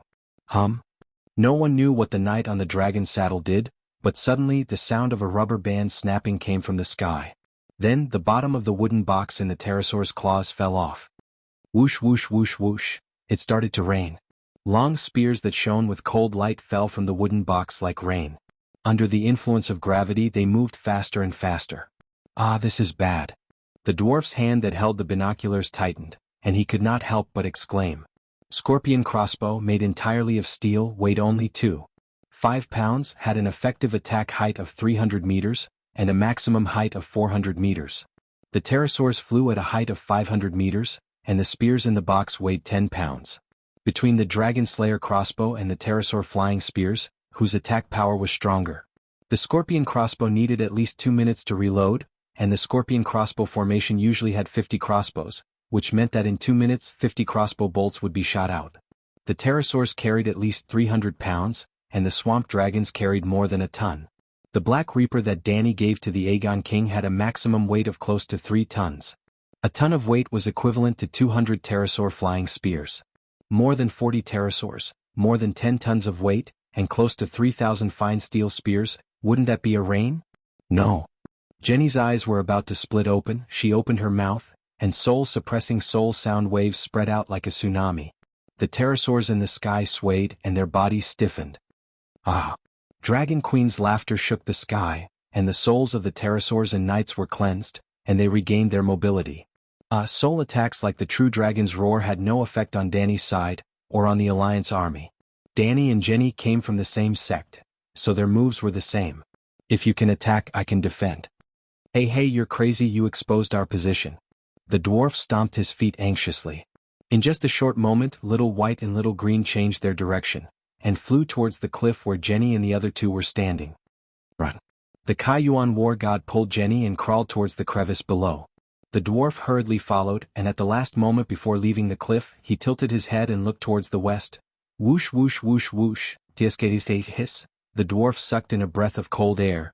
The scales of the dragon worm were like beautiful silk cloth, beautiful but useless. All the spears that landed on them didn't even reach the top. The 2-meter-long steel spears actually pierced into the dragon worm's body. Roar roar roar. The dragon worm's round body was like a tire filled with tomato juice, and then it was stabbed a few times with an icicle, and red juice with thick smoke splattered more than 10 meters high. The blood was like lava, falling on the grass, igniting the withered grass stalks, and falling on the centaurs' faces, burning through their bones. Queen of Call, Danny Leasy, Queen of Call. Suddenly, the cheers of the centaurs resounded through the sky. Tens of thousands of centaurs shouted together, shaking the heavens and the earth. The sound waves dispersed the clouds in the sky, and washed away the fear that the dragon worm exerted on their hearts. The centaurs suffered heavy losses, eaten by the dragon worm, burned to death, and crushed into teppanyaki. They were also accidentally injured by the steel spears that fell from the sky, just like the cockroaches in Old Ghost Village. Yep, they were even worse than cockroaches. The spears were too powerful, and when they pierced into their backs they would either break into 2 pieces, and when they pierced into their heads, there would be a boom, worse than having a grenade in their mouths. However, the 5 inferno fire demons that crawled out from the ground were all dead. The pterosaur javelins were just that powerful, killing 5 dragon worms in one wave. The scorpion crossbow shot the megalosaurus from the bottom to the top, so the kinetic energy was getting lower and lower. The pterosaur javelins fell from the top, and under the acceleration of gravity, their speed was getting faster and faster. In addition, the pterosaur javelins were heavier than the scorpion crossbow's arrows, so the kinetic energy of the pterosaur javelins increased by dozens of times. Not to mention the soft dragon worms, even the thin-skinned armored vehicles couldn't withstand it. All soldiers of the Alliance army, listen up, the dragon worms have all been killed, you have no hope of turning the tables, immediately throw down your weapons and surrender. Big Black's loudspeaker came online again, and Dragon Queen rode on her dragon and circled above the Alliance army camp, showing off her might, feeling proud of herself. The Alliance army has been defeated, the Alliance army has been defeated. Long live the Queen, long live the Queen. The tens of thousands of centaurs at the north end of the camp, and the Mother of Dragons guards in Meilin City, 10 kilometers south of the camp, cheered together, beating drums, blowing horns and shouting loudly. The entire battlefield, which stretched for tens of kilometers, seemed to be echoing with the sound of, "The Alliance army has been defeated, long live the Queen." Boom boom boom boom. Suddenly, there were 4 consecutive landslides. For landslides, for bottomless pits, and 4 dragon worms stuck their heads out and roared at the sky. Jenny was unwilling to admit defeat, so she continued to work hard.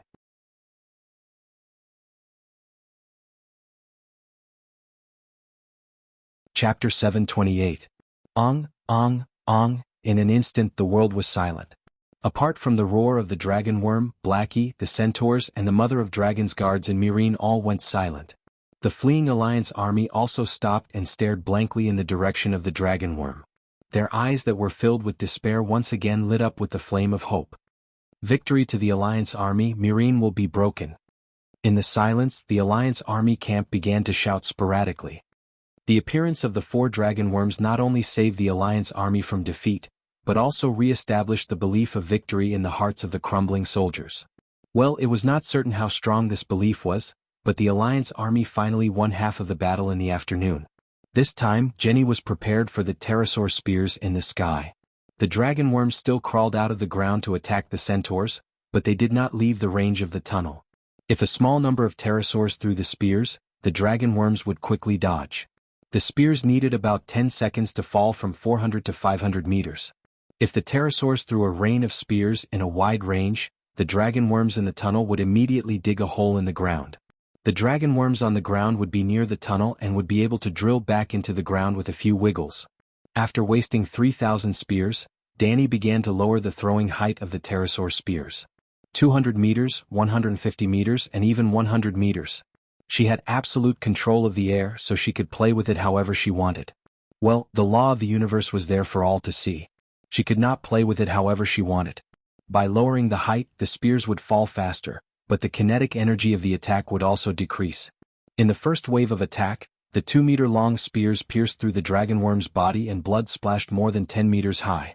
When the spears were lowered to 100 meters, even if the spears hit the dragonworms that did not have time to drill, only a small part of the spears would be embedded under the scales. It was like a toothpick stuck in a python. If the spears did not hit the vital parts, it would be difficult to kill them. Anyway, the battle with the dragonworms started at noon. By 3 in the afternoon, the Murine pterosaurs had wasted nearly 10,000 spears and only killed one dragonworm. The efficiency was too low and the cost was too high. Danny could only beat the gongs and retreat. Dragon Queen's goal of destroying the Alliance army during the day had failed, and the Alliance army had barely managed to defend their base. At night, in the Queen's palace at the top of the Great Pyramid in Murine, the giant crab was the first to speak. "Your Majesty, we have achieved a great victory in this naval battle. The docks outside the Allied camp have been completely destroyed, and the seas around Murine have been sealed off by us. If nothing goes wrong, the Alliance will lose control of the sea." Towards the end, his expression was very strange, as if he had encountered something incomprehensible. "That's a good thing. What's the problem?" Danny was puzzled. "Your Majesty, the Allied Navy shouldn't be so weak. The performance of the Allied Third Fleet is too poor, and the Maritime Escort Fleet is slow to react. Could it be a conspiracy?" Eris the giant crab frowned. The Third Fleet that was guarding the Allied Army's port was led by Zero, and the Allied Army's escort fleet was led by Chui Go. Both generals were my spies, so wasn't it normal for the Allied Army to lose control of the seas? Seeing me killing in the sky, how could they not be scared out of their wits? Danny waved her hand, deciding the outcome of today's naval battle. "A victory is a victory. What conspiracy is there?" "Morona." She turned her gaze to the leader of the shapeshifters. "How are things on Chui Luo's side?" Morona nodded excitedly and smiled. "Congratulations, Your Majesty, Tolos is once again in your hands." Well, today's decisive battle didn't just take place in Murine. Dragon Queen had 200,000 howling warriors, and was fully capable of splitting her forces to attack from multiple directions. Chui Luo led a team of 10,000 men to approach Tolos early in the morning, and blew the horn to attack almost at the same time as Danny. Very good, now the Allied army has lost all their ports at Slave Bay. In the end, Danny turned her gaze to Old Boar and said with a heavy expression, "Sir, how many men did we lose today?" "More than 5,000 centaurs died, and more than 80% of them died in the first wave of dragonworms. The main reason was that 10,000 centaurs entered the Allied army's camp, and the dragonworms came out from the entrance of the camp, blocking all escape routes. If not for the winged dragon spears you prepared in advance, killing 5 dragonworms in the first wave, the centaurs who entered the camp would have been wiped out. In today's battle, Dragon Queen was the commander-in-chief of the Air Force, and she single-handedly crippled the Allied Army's Air Force, obtaining absolute air supremacy. Baristan commanded 5 teams of 10,000 centaurs, and attacked the centaur camp from the front. Garth Hyder was more talented in the dragon battle, so he led the Winged Dragon Legion, and was responsible for leading the Winged Dragon Spears to kill the dragonworms. "We've crippled an army of 10,000 men." Danny was not feeling good. As expected, plans change again and again. "I originally planned to eliminate the Allied army without losing a single soldier," Baristan said in a low voice. "Your Majesty, in a world war of this scale, the idea of not losing a single soldier is a shackle on one's mind. People die in war. We lost 5,000 light cavalry, but the enemy's casualties were at least 5 times more than ours. We cut through half of the 20-kilometer-long camp, and burned countless rations, tents and supplies. This is a great victory. Sacrificing 5,000 centaurs is completely worth it. Under normal circumstances we have already won, a true victory, and without food the Allied army will definitely collapse." "You said it was normal, but is it normal now?" Big Bear retorted sourly. If Big Bear had been at Queen's Horn, the task of leading the centaurs would have been given to him. Before Big Bear came, Danny had already deduced today's tactics. Well, today's battle was a little sudden for the Allied army, but the generals of Murine had already started preparing. During the drill, Big Bear was the centaur commander, and Dragon Queen's blood guards were the captains. But today, Big Bear stood on the walls of Murine for half a day, and only threw a few hundred spears when Dragon Queen began to summon the winged dragons. "No matter how abnormal it is, the Allied army still needs to eat," Big Bear said in a low voice. Just as they were talking, An Unsullied came to inform them that the Allied army outside the city was moving. Danny instantly summoned the dragon spirit, and with the eyes of Big Black in the sky, she saw the changes in the Allied army's camp. The Allied army was moving. The camp was crowded with people, war horses neighed, and the vanguard had already begun to move to Mireen City.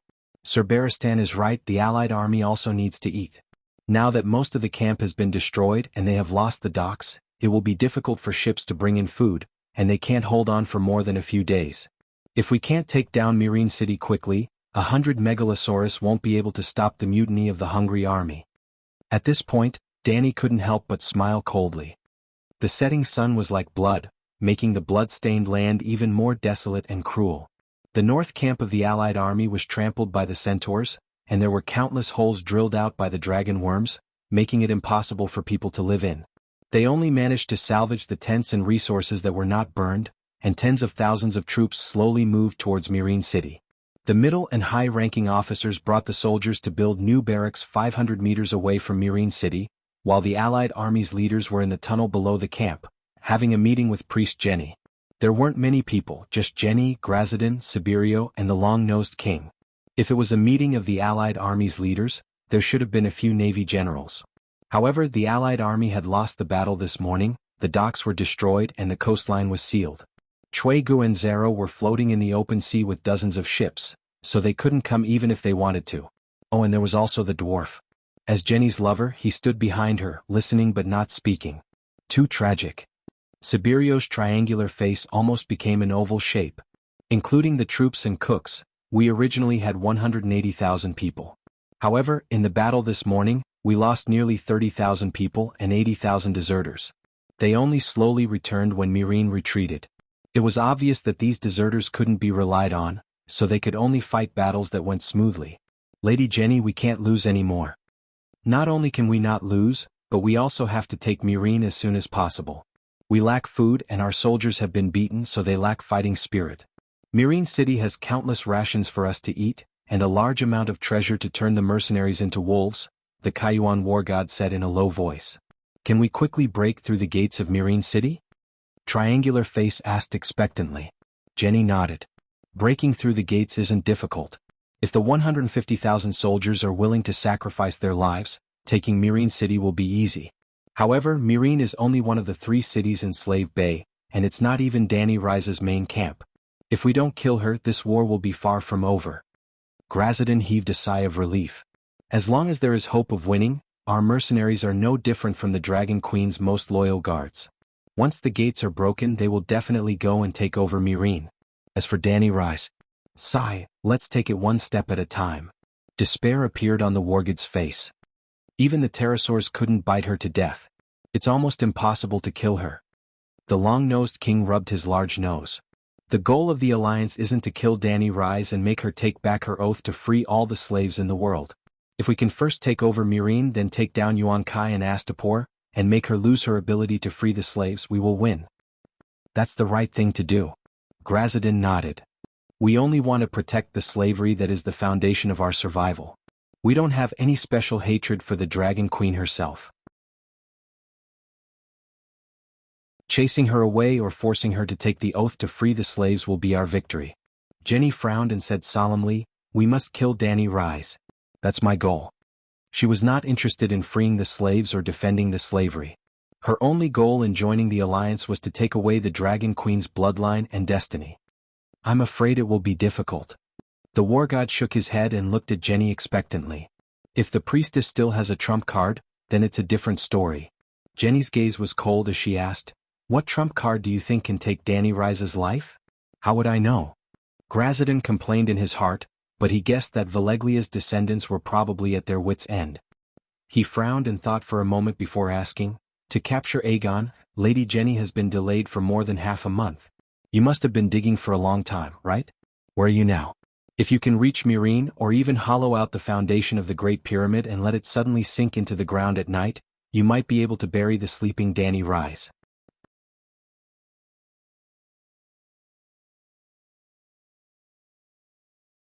Chapter 729. After a moment of hesitation, Jenny took out a scroll with a map of Mireen on it and spread it out on the table. Her slender fingers slid along the red line on the map and said, "This is the general direction of the tunnel." Why did it take such a long detour? The Kaiyuan war god frowned. The Alliance army set up camp at the north gate of Mirin City.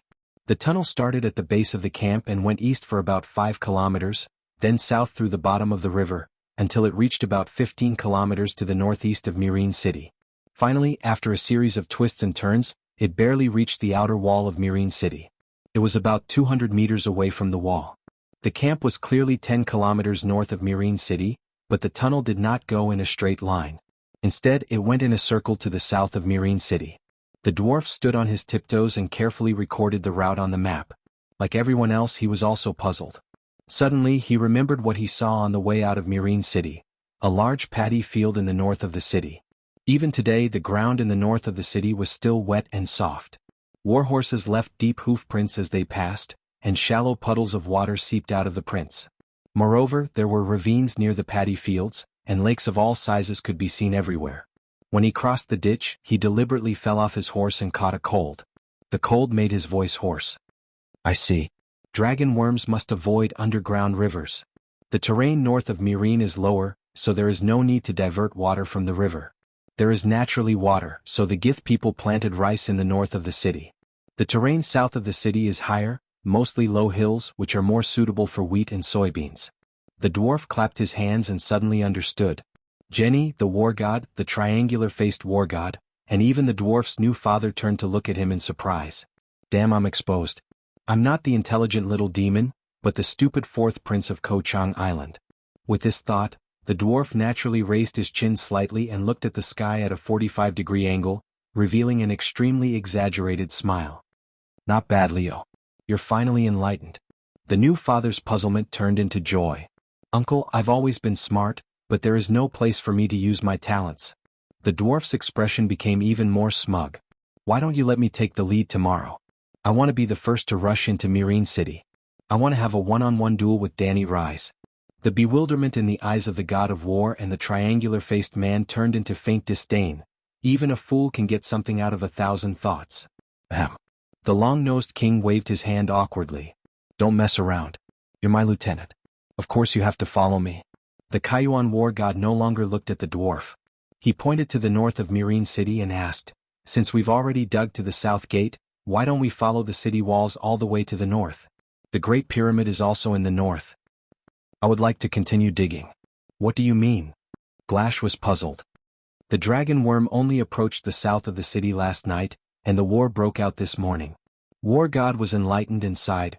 As expected, Danny Leasy had already guessed that there were dragon worms underground and had been using some sort of method to check the situation underground.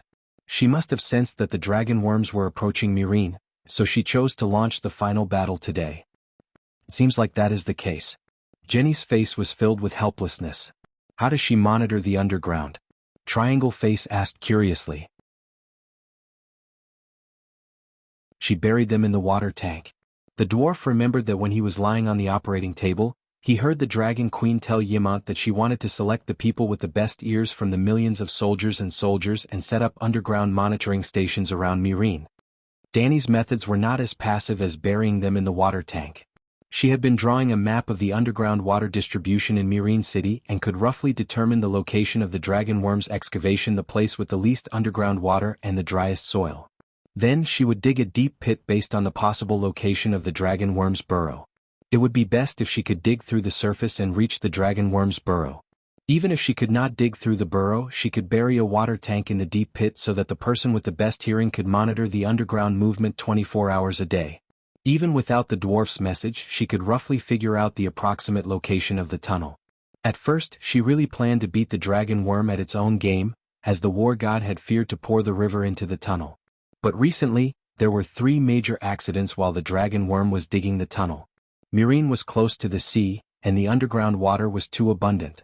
When the dragon worm was digging towards Mirin City, it accidentally drilled through the underground river, causing the underground water to flow backwards, freezing and drowning 5 dragon worms. Those were 5 adult dragon worms, and the commotion caused by their near-death struggles was too big, scaring Danny, who had rushed over to listen in after receiving the news. Is it Godzilla or dragon worm? At that time, the Dragon Queen's face had turned pale. So, she decided not to take the risk, and took the initiative to initiate the final battle before the dragon worm dug to Mirene City. To put it bluntly, although the Allied army was besieging her, the initiative of the war had always been in her hands. He really was not the only person the Dragon Queen could rely on. He did not know how much she had prepared for this battle in Mirene. The dwarf was a little disappointed. It seemed that he had never been able to play a decisive role on the Dragon Queen's side. Just like the War of the Four Kings, when he was the hand of the king at the King's Landing, he was indispensable to turn the tide and save the building from collapse. Being the nameless prime minister by King Aegon's side also gave him a great sense of accomplishment. Aegon relied on him, trusted him, and all his plans, big and small, had to go through him. He also did his best to help Aegon build the glorious True Dragon Alliance from scratch. If not for that bitch Sansa interfering in politics in the harem, he would have already entered the Prime Minister's tower in the Red Fort. Ugh, the Prime Minister's tower was burned down by his bitch sister with wildfire, and now the Red Fort no longer has a Prime Minister's tower. But in Slaver's Bay by the Dragon Queen's side he was always assigned strange tasks by the Dragon Queen, researching wildfire, riding on dragons to throw bombs, being a space pirate to rob the Allied army's cargo ships, and now he was a faceless person in the Allied army's camp. This was not the treatment a Prime Minister's aide should receive. Aside from feeling disappointed, the dwarf was also dissatisfied. But touching his big nose, the dissatisfaction and disappointment in his heart all turned into helplessness. He did not complete his undercover mission this time. Although there were undeniable factors with the Dragon Queen's personality, she would most likely punish him. So, he had to do something. It must be a spy, the dwarf swore. Dany Rise's spy is in the tunnel, and the spy is constantly reporting the progress of the tunnel to her, which is why today's battle happened. Don't talk nonsense. The long-nosed king angrily interrupted the illegitimate son. Only you, me and Lady Jenny go in and out of the tunnel. Who is the spy? I have never been out of the tunnel before, the dwarf hurriedly said. Bastard, are you saying that the long-nosed king looked around, and it seemed that everyone was looking at him suspiciously. His big nose was red with anger. This stupid bastard. There is no spy. Jenny's words cleared the strange atmosphere and said calmly, there is no problem with the long-nosed king, and there is also no problem with Leo. The problem does not lie with us. It must be Dany Rise's special method. Yes. The long-nosed king wiped the sweat from his forehead and agreed. After looking at each other awkwardly, the triangular-faced Sibirio asked doubtfully, are the dragon worms' requirements for the environment so strict? Jenny said helplessly, dragon worms like to move around in volcanoes and are actually not suitable for fighting on plains. The cold underground water is like poison to them. Then how did they cross the sea? The dwarf asked curiously. Dragon worms can't swim, right? I once read in an ancient book that dragon worms almost die upon contact with water. At this point, the Kaiyuan war god looked at Jenny with a hint of complaint in his eyes. There should be a tunnel between Long Summer and Mirene. Lord Priest, you should have revealed this secret earlier and let the logistics team use the secret tunnel. That would have reduced unnecessary losses. There is no tunnel. Jenny shook her head. There are volcanoes under the Smoke Sea, and they are also under high-level magic radiation. After hundreds of years, the dragon worms that could only drill into the ground have evolved the ability to move freely in hot seawater. The dwarf's heart skipped a beat and he said expectantly, I heard that there are many sea monsters in the Smoke Sea. Our navy just lost a battle. Perhaps we can subdue a group of sea monsters to fill in the navy? The sea monsters in the Smoke Sea are also mutated species under the magic radiation. There are indeed many of them. But to the Megalosaurus, sea monsters are food. Other than filling the stomachs of Dany and Megalosaurus, they can't help at all. That's really, thinking about how he and Aegon were scared out of their wits by Yuluan sea monsters, the dwarf felt awkward and dejected. Since dragon worms can cross the sea, why are they afraid of underground water? The Kaiyuan war god asked, confused. What do you think I built the magic tower for? Just to suppress the transmission of information on Dragonstone Island's magic network? Jenny said calmly. The magic tower can help dragon worms cross the sea? The dwarf said in shock. If a person who has just filled his stomach and a starving person are sent naked into a world of ice and snow, who will freeze to death first? A person with a full stomach can even last until the next hunger comes, the dwarf said thoughtfully. Jenny nodded. Before leaving the Smoke Sea, I used the magic tower to replenish a large amount of fire magic power for each dragon worm. Fortunately, the Smoke Sea is just next to Slave Bay, so the dragon worms swam ashore before they ran out of magic power. There's something else. Did you notice? After a pause, Jenny said, the temperature is much lower than a month ago. Low temperatures and icy water are the dragon worm's greatest enemies. That's strange. Grazadon stroked his beard and said in confusion, I've lived in Slave Bay for most of my life, and I've never seen winter as cold as this. In fact, the 3 cities of Slave Bay have never had winter. In the past, even if it snowed in the north, we still wore silk clothes and sandals. I heard that the long night is coming. Is it true? The dwarf said in surprise. The long night. Grazadon turned to Jenny. My lady, what do you think? What could he think? The sheep eggs had never experienced the long night. Veleglia rose to power 6,000 years ago. In other words, when the sheep eggs were born, the long night had already passed for 2,000 years. The long night has nothing to do with us, Jenny said ambiguously. The sheep eggs knew that the first long night was real, and that the second long night would come. However, they were sealed under the Smoke Sea and did not sense the changes in the north of the Great Wall. Moreover, as Jenny said, what did the long night have to do with Veleglia's descendants? The land of the long summer where they lived was shrouded in a layer of high-energy radiation fog. There was no sunlight at all, and the environment was 10 times worse than the long night. Jenny emphasized, our target now is Danny Rise. Tomorrow morning, even if we lose a few dragon worms, I will break through the north and south gates of Myrene. The elephant soldiers will enter the south gate through the insect path, and the army of 150,000 will enter from the north gate. We will attack from the north and south and we will break through Myrene. Attack from the north and south, we will break through Myrene. The dwarf's face turned red as he waved his fist and shouted.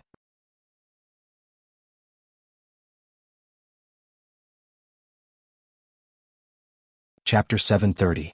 The morning of the second day. It was sunny with a cool northern wind. The golden light of the rising sun dispersed the cold white fog that shrouded Myrene, revealing a flat black land that was about to be stained with blood.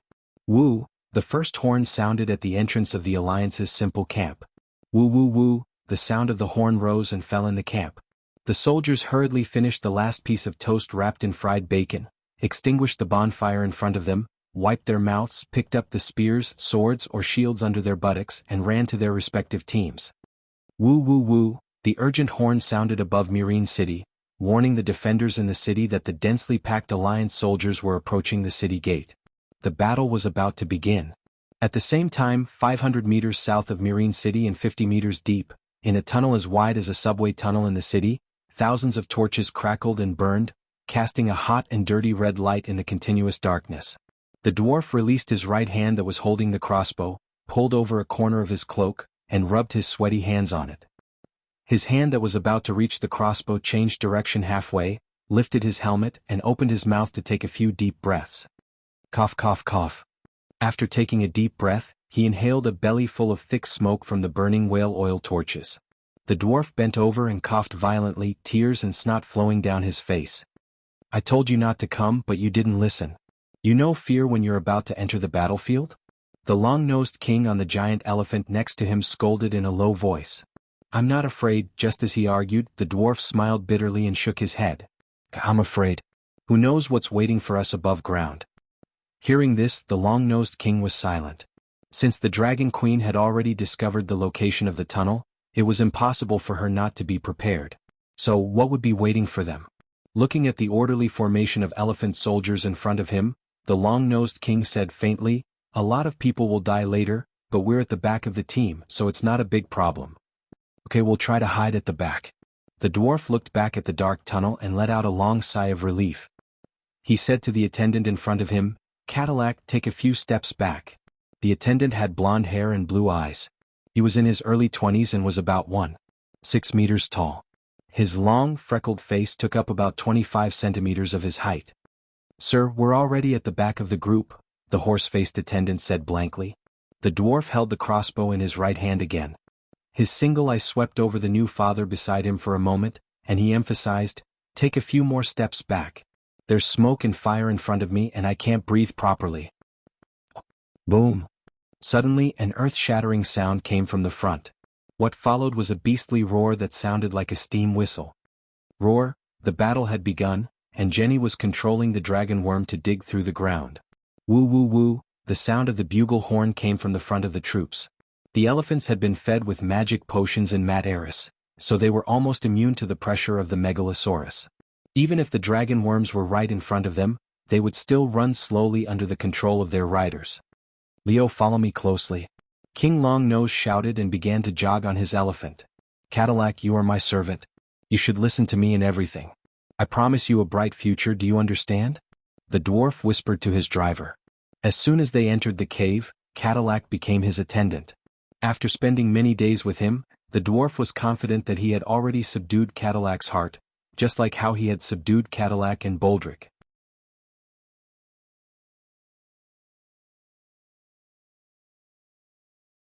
Jenny fulfilled her promise.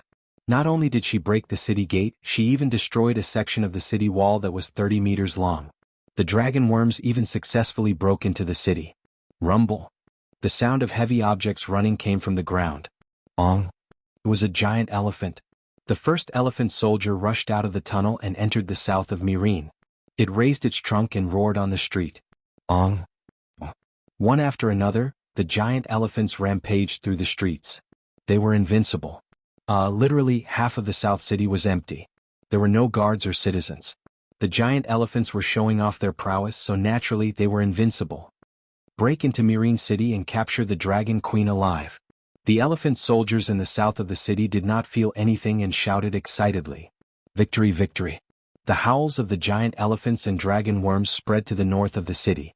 Tens of thousands of Alliance soldiers roared fanatically. The black dragons in the sky roared. Hiss, hiss, hiss.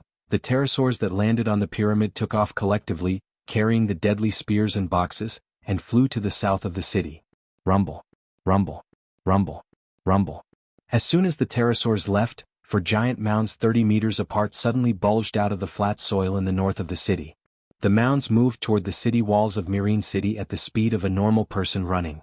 That scene was a bit like the ninjas in Suiko's Wuxia movies. The only difference was that the ninjas walked in a straight line, and after they escaped, the mounds would cave in. But the dragon worms were different. They emitted scorching heat all over their bodies. Wherever they burrowed, large patches of scorched water vapor evaporated. The mounds that they raised also kept protruding, forming 4 S-shaped ridges on the flat battlefield. Because the dragon worm mounds appeared suddenly and spread very quickly, many Alliance soldiers could not react in time and were lifted up high. It was fine if they were lifted up. At most, they would lose their balance and fall to the ground.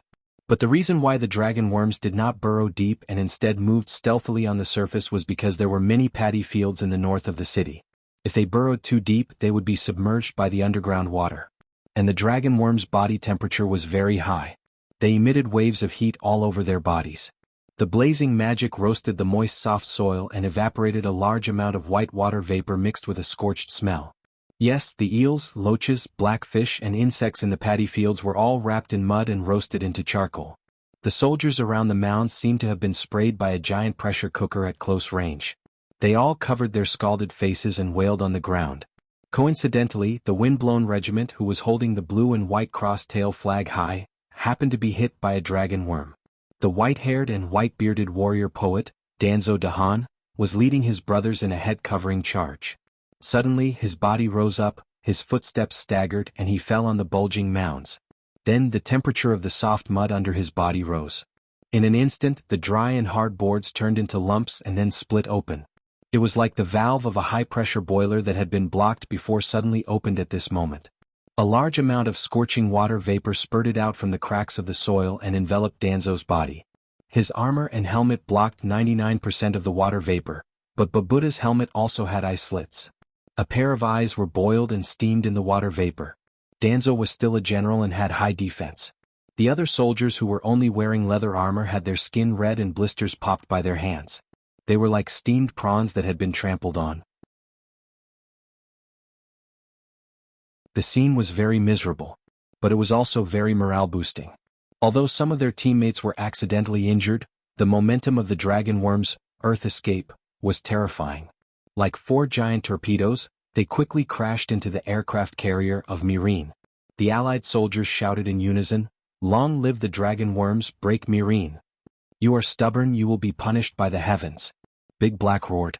The Allied army was silent for a moment, then shouted loudly again, "Long live the Allied army, break Mirin, capture Danny, rise alive." Boom boom boom. Gradually, some people heard what seemed to be thunder coming from the east. It also sounded like thousands of soldiers and horses were galloping along the river toward the battlefield. Boom! Before the 4 dragon worms reached the city walls of Mirin, the embankment 2 kilometers east of the city suddenly collapsed, as if there was a dragon worm burrowing a hole there. Moo! At the collapsed embankment, a black shadow like a huge mountain slowly floated up. Water, plants and sand covered its appearance. Only a carefree cry like that of a bull could be heard. Walalala, like the Milky Way falling from the 9th heaven, a waterfall-like flood gushed out from under the huge mountain, endlessly, one after another. Under the sun, the surging water flashed with a sparkling color. Above the head of the huge mountain, a 7-colored rainbow hung. Boom boom boom. The water flow was too fast and there was too much water. What poured out from the embankment was not a flood, but a tsunami. In an instant, the Mirin battlefield seemed to have been paused.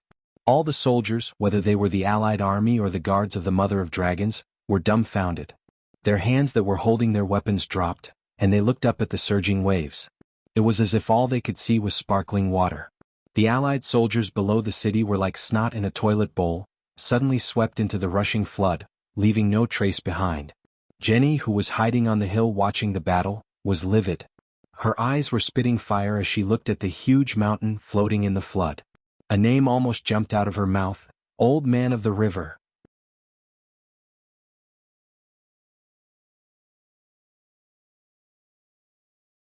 Chapter 731.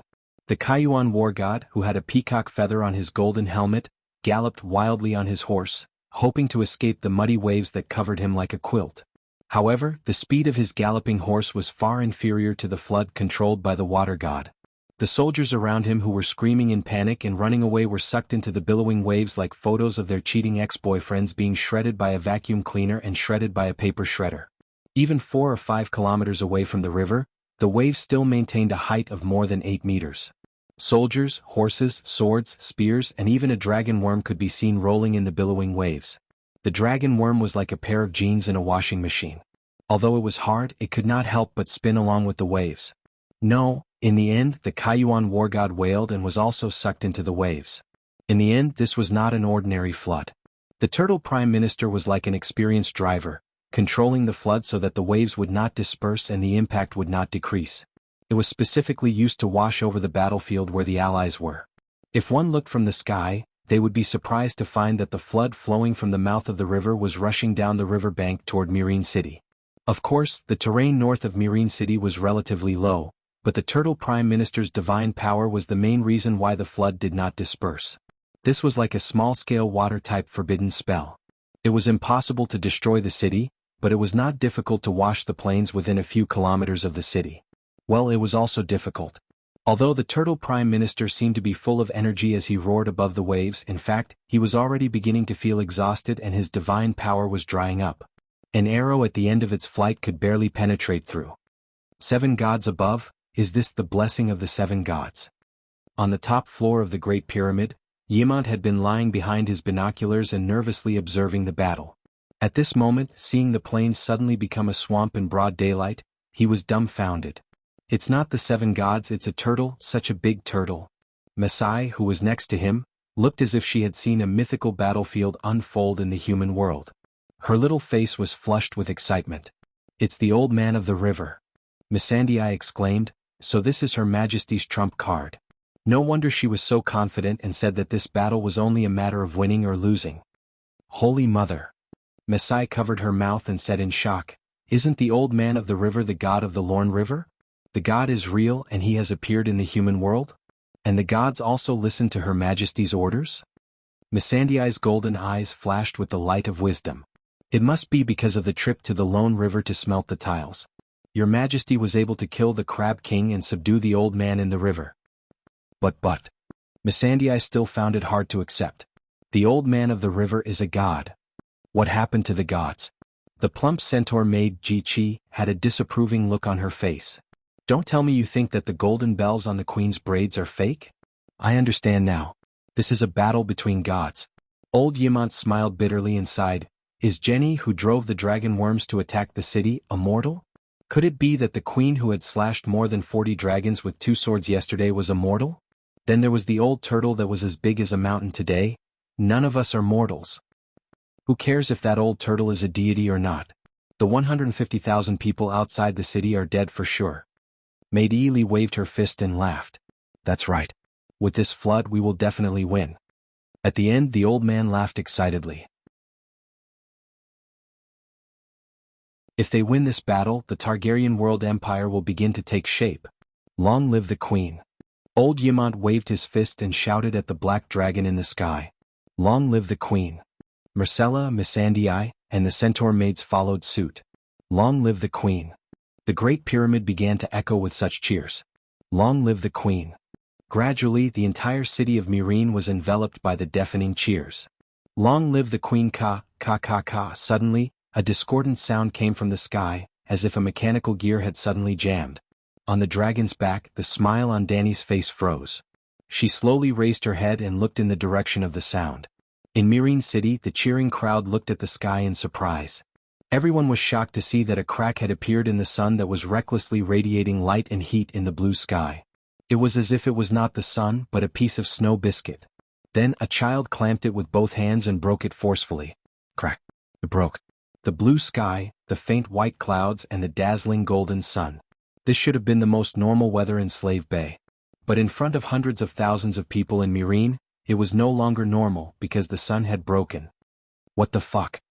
Dany's pretty face under the helmet was pale, and her charming big eyes flashed with confusion. Looking at the gradually darkening sky, she was a little at a loss. It was dark. It was 9 o'clock in the morning and it was dark. It was not accurate to say that the sun was broken glass. It was more like a fruit candy in the shape of a round biscuit. As it was sucked in the mouth, the fruit candy became thinner and thinner, and finally, the thin piece of candy broke on the tip of the tongue. No one hit it. It just ran out of energy and broke. The fragments were still radiating white light.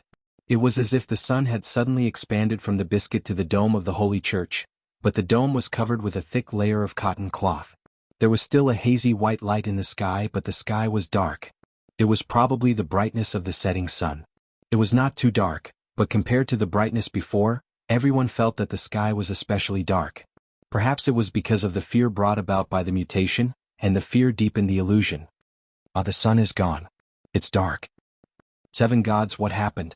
The ordinary soldiers were panicking, and they did not even care about the victory that was close at hand. Everyone, don't be afraid. This is the queen's trick. The queen summons the flood. The queen covers the sky. Long live the queen. This was the dragon queen's fanatical believer. Long live the queen covers the sky.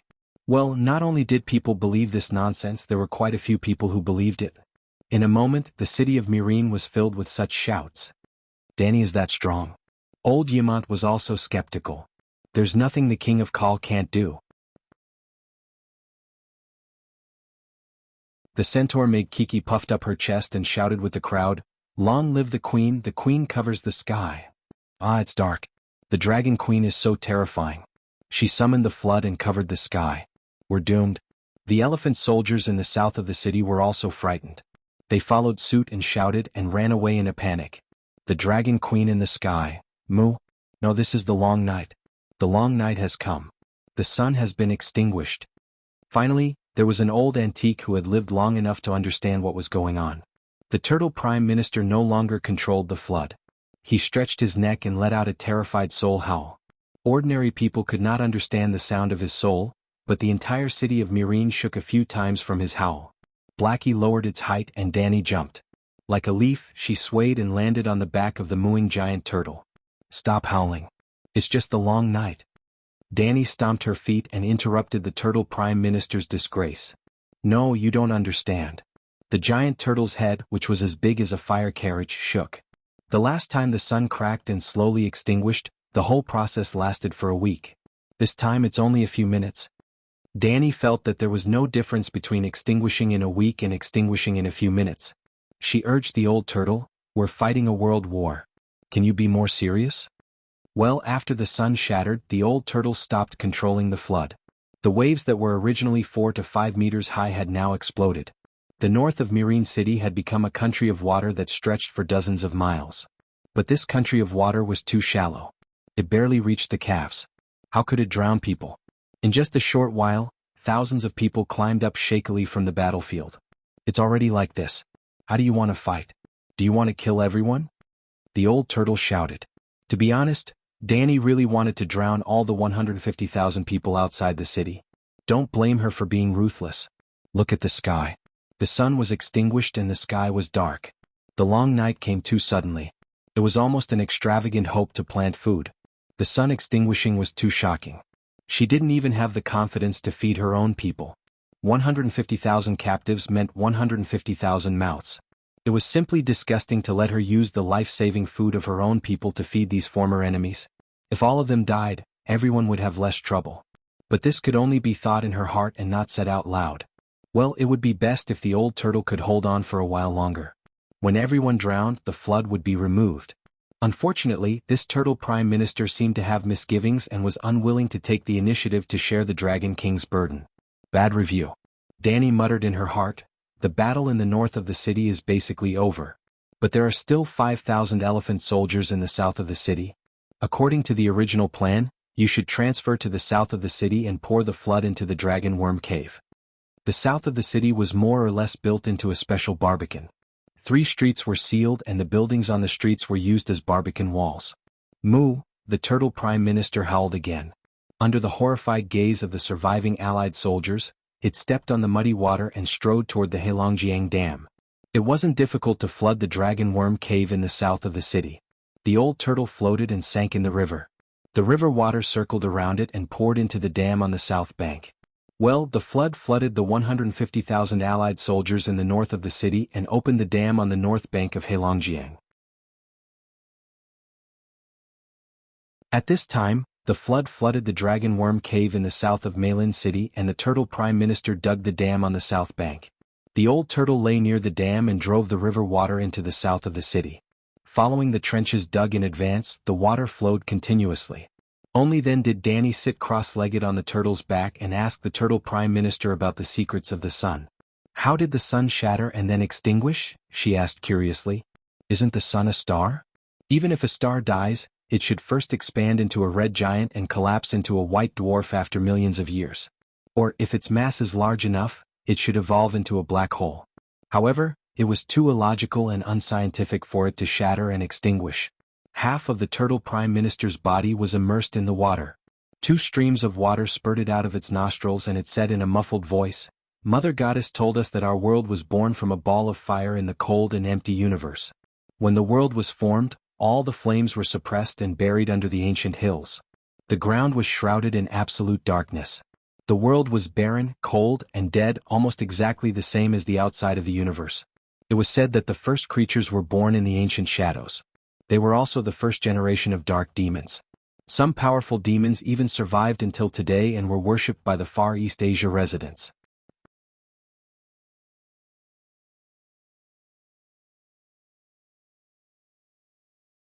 Chapter 732. Are you sure?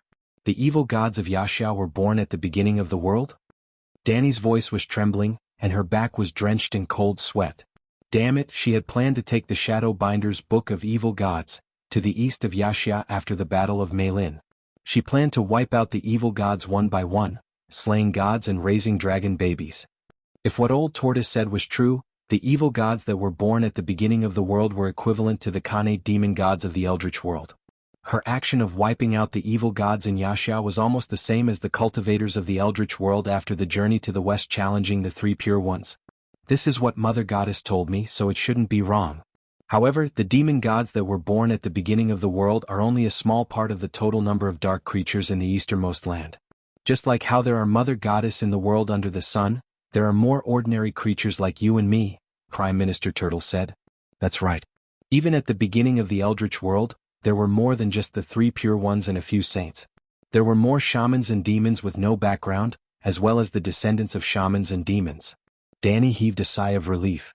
She still had to feed the dragon and get rid of the evil creatures. She called Tam and Kueishi to let the Shadowbinder know who was the weakest. Was the Mother Goddess of the Lone River born at the same time as those evil gods? Old Tortoise shook his head and said slowly, One day after the beginning of the world, a demon god that was born from the darkness was dissatisfied with the darkness, coldness, and death of the world. So, he drew a cluster of fire from the earth and brought the first light and heat to the world. After that, the demon god sacrificed his life to forge that cluster of fire into a giant lamp that hung in the sky. It was also the first sun in the world. The sun's light and heat drove away the darkness and the creatures in the darkness. At the same time, it also woke up the mountains, plains, and rivers. Yes, Mother woke up at that time. In other words, Mother Goddess was born much later than those demon gods in the darkness. The sun was separated from the earth's core, a cluster of fire? Danny found it hard to accept. The whole world was born from the first flame. What's so strange about using fire to forge the sun? Old Tortoise said disapprovingly. Who was the unlucky guy who forged the sun? Danny asked. Unlucky guy? Prime Minister Turtle's tone was filled with dissatisfaction. She brought light and fire to the world, and all spirits were awakened because of her. She can almost be called the mother of all spirits. How can you say that about her? Well, I apologize, Danny said. She is an unlucky mother of all souls. She lost her life when she created the sun. Now everyone has forgotten her name and deeds. Aren't you and I praising his great achievements right now? The Mother Goddess remembers. She told me I told you and you told those who came after. Even if living beings forget, heaven and earth will always remember. And the sun in the sky is the most profound record, Prime Minister Turtle said in a deep voice. Danny was filled with awe, not towards the demonic god who created the sun, but towards the Prime Minister Turtle beneath her. She thought it was an idiot, but she did not expect it to say something so philosophical. She pointed a finger at the sky. Was this sun forged by the Mother Goddess of the Lorne River? He doesn't seem to have sacrificed himself. No, the Mother Goddess did not forge the sun. Old Turtle shook his head. I don't know the specific reason. I can only tell you what happened at that time. At that time, Yasur Yahai came to the Mother Goddess with the hero's red sword. He said to the Mother Goddess, I have completed my mission. Now it's your turn. The Mother Goddess seemed to have received something from him. It seemed to be some kind of proof. I asked the Mother Goddess a similar question. I asked her if she wanted to forge the sun. She said she could not do it. She called all the gods of the Lorne River system together and made us sing a song together. I have no idea what happened at that time. I just felt endless divine power being drawn out of my body, and endless exhaustion came over me. I felt dizzy and fell asleep. You fell asleep? What happened after that? Danny widened her eyes in disbelief. You're actually sleeping soundly at such an important moment? Prime Minister Turtle seemed to be a little embarrassed. He said in an unnatural tone, I was not the only one who fell asleep. The Crab King also fell asleep. Compared to that hairy crab, you are proud? Danny was stupefied. Old Turtle seemed to sense her emotions and immediately added, summoning the sun is very tiring. Even the Mother Goddess has been sleeping for thousands of years. Danny asked with a straight face, did you ask the Lorne Mother Goddess what happened after that? Of course I did. But she did not say much. She only told me that the divine power of the Lorne River gods drew endless fire from the ground and poured it into I think it should be the mold of the sun. Then a new sun rose in the world. That seems to make sense. Earth fire is indeed stronger than dragon flame. Danny reluctantly accepted this strange worldview. However, a fire was drawn today and the sun was extinguished tomorrow. Another fire was drawn the day after tomorrow? After so many years, was the fire in the heart of the world about to be extinguished? The thing that Yasur Yahai gave to the Lorne Mother Goddess? What is it? If we want to summon the sun again, will we need it? That seems to be a kind of destiny. Prime Minister Turtle's tone was uncertain. Considering that Yasur Yahai's most important achievement in his life was to drive away deviant ghosts and demons, that thing will most likely appear after repelling the deviant ghosts and dark monsters. That makes sense. Danny was deep in thought. Yasur Yahai did not only eliminate deviant ghosts. After ending the deviant ghost affairs in the Westeros, he returned to the east and continued to fight the monsters from the dark world with the light emissary in hand. When she first heard the story of Yasur Yahai, Danny thought that the dark monsters were deviant ghosts that entered the eastern continent through the Arctic Circle. Now that she thought about it, the world was not necessarily a ball. What the hell was the Arctic Circle?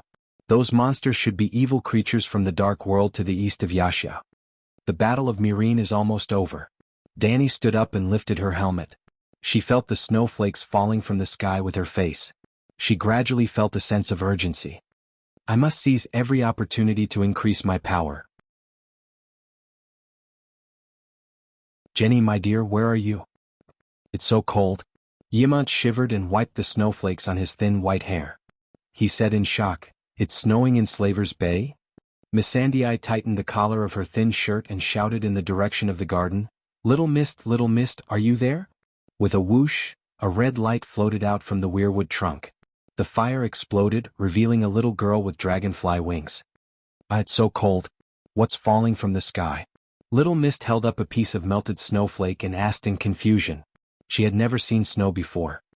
"Little Mist, go and ask the queen what's with the sun in the sky," Missandei said. Little Mist was the Dragon Queen's messenger. Everyone would ask her for help when they needed the Dragon Queen's help. 7 gods above, it's only 3 degrees Celsius and the temperature is still falling. Masai, who ran to the persimmon tree, held up the outdoor thermometer and exclaimed, "This." Old Yimant quickly went over to take a closer look. "Holy Mother of Mercy, I measured it this morning. It's 14 degrees Celsius. Shrouding the sun is not Dani's ability. She may be able to block the sun, but lowering the temperature is beyond her ability." At this point, the old man suddenly understood and shouted in horror, Holy Mother of Mercy, the long night, it's the long night. The long night has really come and the sun has gone out.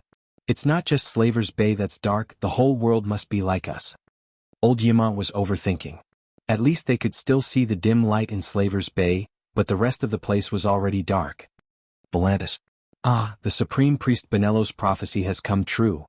The Blackwell nobles have betrayed the light, and their minds have been corrupted by the yellow harpies of the East. They formed the most despicable alliance with the godless outsiders, and their foolishness has brought us darkness and destruction. The slaves, who made up 80% of the population, felt endless fear and hesitation when the sun went out, and the fear made them irritable and angry. They gathered outside the Red God Temple, cursing, roaring, crying around the Black Wall. The Red God Temple was backed by the Black Wall where the nobles lived. Even many of the free citizens of Volantis came to the temple to seek spiritual comfort because of the fear. Because the Supreme Priest had warned the world countless times, the Volantis nobles have betrayed the light, and the despicable alliance they formed will lead to the descent of darkness, and only Dani Rise is the savior. Now the Supreme Priest's prophecy suddenly came true. Actually I haven't preached that Dani Rise is the savior for more than half a year. In the Red God Temple that was formed by countless flyovers and tall towers, the Supreme Priest with a white face full of flame tattoos lamented. "What's with the sun?" Consul Dofas asked worriedly. Dofas was the Elephant Party consul that Dani met on the streets of Volantis. He was the opposition to Volantis' participation in the Slave Bay War.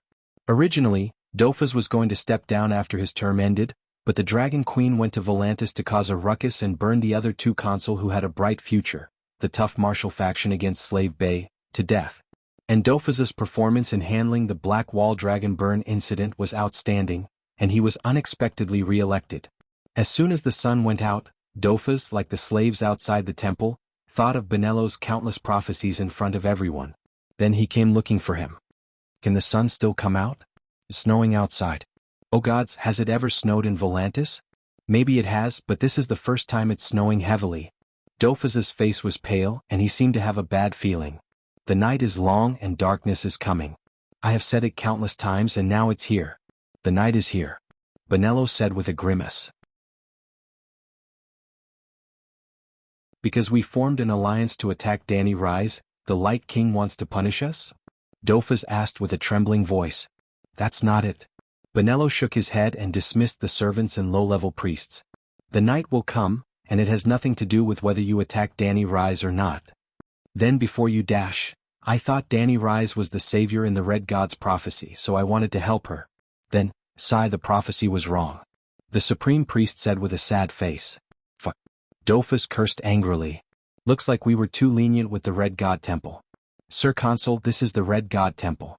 There are hundreds of thousands of believers outside the temple," Benello said coldly.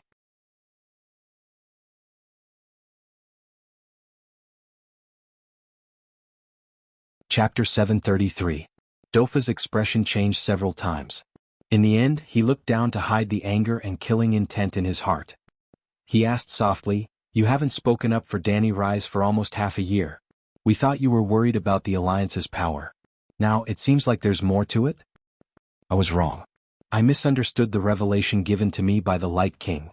Benello wiped his face and said dejectedly, "She's not the savior, but I've been proclaiming that she is for the past few years. What's done is done. I can't change it even if I want to." Dofa's fat face twisted. "Then who is the savior?" he asked blankly. "I don't know. The long night is here and you don't know?" Dofas raised his voice. "Maybe it's Stannis Byra from the Westeros, Theon." The supreme priest with a tattooed face said hesitantly. "Stannis?" Dofas gradually found that unknown person in his memory. The kinslayer who used blood witchcraft to kill his own brother? The consul said with a displeased expression, "What is the Light King doing? How can a kinslayer become the savior? He might as well let Dany Rise be the savior." There was a saying that a king's virtue was not worthy of the throne. The savior was more advanced than the king, so there should be a virtue requirement. Didn't Yasuer and Ahai kill their own wives too? Without the determination to kill everything, how can they become the savior? Tattoo retorted with a red face. Killing one's wife is different from killing one's own family. Forget it. Dofus shook his head. Choosing the savior is the Light King's business. We don't care. But how do you plan to deal with the sun and the rioters outside? The sun has extinguished. It might not appear again for 10 or 20 years. This is not something I can handle. Benello shook his head. 10 years, 20 years. Dofus' face was pale. His eyes were filled with fear, and his fat body was on the verge of collapsing. The last long night lasted for an entire generation. That generation never saw the sun from birth until they starved to death. They thought the world was originally so cold and dark. I thought it was a legend. Legends are always exaggerated, Dofus said weakly as he supported himself on the armrest of the chair. A generation. He forced himself to stand up and said in a deep voice, "Your Excellency Supreme Priest, I need you to buy me some time." "What for?" Benello asked curiously. "I need time to gather all the food and materials on the market," Dofus said coldly. "And then?" Benello's voice trembled. "Then I will seal Black City." "What about the Volantis people and slaves? Can the Light King's faith feed them?" Dofus asked. Benello shook his head with difficulty. "Even the Light King can't help them, so what can I do?" Dofus shrugged helplessly. "But, no buts." Dofus waved his hand and whispered into Benello's ear, "Remember, the poor life makes the people need the anesthetic called hope. Their most devout faith is born from their hope. However, when faith was unable to satisfy the believer's hopes, that hope would immediately turn into the deepest despair, and faith would also become a curse. You should understand that saving everyone is equivalent to forcing everyone to die. I will give the red-robed monk a spot to enter the Black Wall based on the results of your work." Dofus took 2 steps back and stared at the Supreme Priest playfully. He smiled and asked, "How is it?" Benello's tattooed face was covered in sweat, and the muscles on his face kept twitching. His blue eyes that were usually as calm as a deep pool were filled with turbulent waves. "Let me think," he said weakly, his voice like a mosquito. "There's no time. Listen, look." Dofus pointed at the window. The shouts of the 100,000 believers were like a tsunami. They came wave after wave and almost drowned the majestic Red God Temple. "I can't lie to the believers." Benello looked at the consul with a pleading look. Dofus smiled. "Don't worry. You don't have to lie. There will be someone else who will be the punching bag for the people." "Who?" Benello secretly sighed in relief, and his face regained some of its calmness. "Recently, Faust Doxum from the West District has been very active. I think he can replace General Elios who died in the Bay of Sorrows," Dofus said calmly. Faust Doxum, a former Tiger Cloak Army slave warrior, married into the Doxum family of a small merchant. When the Guy's Alliance army besieged Astapor, he was captured by the Dragon Queen and became Astapor's super VIP partner. Since then he had started his meteoric rise. Recently, Fat Faust was not even satisfied with the sudden increase in wealth. He started to have higher goals, to become a consul and move his family into the Black Wall. Elios, one of the 3 consul chosen by Volantis after the Dragon Queen burned down the Black Wall Tower. He was also the commander of the 2nd Fleet of the Alliance Army. In the end, he sank into the sea with the 2nd Fleet. Therefore, when there was a vacancy in the 3 consul positions, Fat Faust had the hope of filling it. For this, he even joined the Tiger Party who had a radical attitude towards Slaver's Bay. Yes, the sky has darkened and the temperature has dropped, but this is not the end of the world. Long night or whatever, that's just a joke. Faust accepted Dofus's conditions, and after receiving the promise that he would definitely become the next senator, he immediately gave a speech on the streets as a candidate for senator, just like his countless predecessors had done. Everyone, don't panic. There is no need to rush to buy resources. Everyone knows that the winter that the northerners speak of has arrived. It is impossible for winter to have no effect on Volantis. I swear tomorrow will be a sunny day. Even if it continues to be gloomy tomorrow, the day after tomorrow, the day after tomorrow, the day of sunshine will come. The slogan, "Tomorrow will be a sunny day," barely calmed down the panic of the people, and Volantis temporarily regained its peace. In a place where the commoners could not see, a large number of resources were transported into the Black Wall. The nobles within the Black Wall took off their silk clothes and put on their ancestral iron armor, and gradually replaced the original guards of the Black Wall, the Tiger Cloak Army, slave warriors. At the same time as the defense force of Volantis, the Tiger Cloak Army was loaded onto ships and transported to Slavers Bay by the consul with the reason that the Alliance Army won the Battle of Myrine and needed the Tiger Cloak Army to maintain order in Myrine. At this time, the consul of Volantis still did not know the outcome of the Battle of Myrine. They only wanted to send the unreliable Tiger Cloak Army to the front lines as cannon fodder. The Black Wall, the oval-shaped city wall made of Valeglia's immortal stone, was 60 meters tall and could allow 24 horses to run side by side without colliding with each other.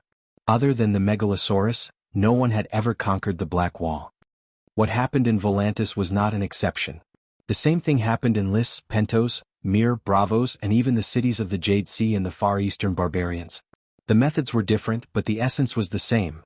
Before the ordinary people could react, they had to gather all the materials that could be gathered, lock the gates of the majestic castle, and live their lives peacefully while waiting for the next Yeser, Ahai, to end the long night. The advantage of the upper class was not only reflected in the possession of social resources. In modern society, some people said that information was money, and that was not wrong. With the most timely and accurate information, even a retard could become Warren Buffett. In the world of the Song of Ice and Fire, when the long night had already arrived, information was equivalent to a chance to survive. Well, that was not necessarily the case. Even if the ordinary people obtained accurate information, they did not have the financial, material, or manpower to change their fate. If the winter was longer, the ordinary people would still starve to death. A winter that lasted for 3 years and a long night that lasted for 20 years did not make much of a difference to the ordinary people. They would either freeze to death or starve to death. Similarly, 3 years of winter and a generation of long night also had an impact on the nobles. Alright, there was an impact. They could no longer indulge in luxury. They could not hunt, they could not participate in the martial arts tournament. They also had to learn a skill that they did not have before, living frugally. But no matter what, the lives and bloodlines of the nobles were not affected. Thinking about it this way, the long night did not seem so scary. Those who did not deserve to die would always die, and those who deserved to die would always live. What was the difference between a long night and a long winter? Such a world was truly despairing. However, in the Westeros, there were people who cheered for the disappearance of the sun in the sky. It's finally here. Wow, the long night is finally here. After getting a definite answer from Yuluin, Cersei's ecstasy was beyond words. In other cities, after the sun disappeared in front of everyone, most transcendents could infer what had happened by sensing the magic tides. But Westeros was a desert of transcendence. More than 99% of people did not even notice the change in the sun and only thought that it was another cloudy day. The sun rose in the east, but Westeros were known as the land of the sunset. When the sun went out, it was about 10 in the morning in Myrine, just before dawn in Westeros. Therefore, when Westeros woke up, they only felt that the weather was especially gloomy today. Of course, just because 99% of people did not notice anything unusual did not mean that everyone did not know. For example, Yuluin knew. The Alchemist Guild knew. The 7 gods were no longer 7 pieces of wood. Even the archbishops of the church knew. They even received complete confirmation from the Holy Mother. Yes, Holy Mother Dany took the time to send a long night is here message to every believer with 100 piety points. The long night was already here. It would be unreasonable if the Holy Mother did not do anything. Since the church knew, Yuluin helplessly brought the 4 children of war to Cersei the Great and told her about it. Cersei the Great was wearing a pure white fox fur cloak. The pure white fur made her blush and her skin look even more delicate. She walked to the balcony in a few steps and pointed at the barefoot sparrows in gray linen who were shouting "Bitch Queen" outside the red castle.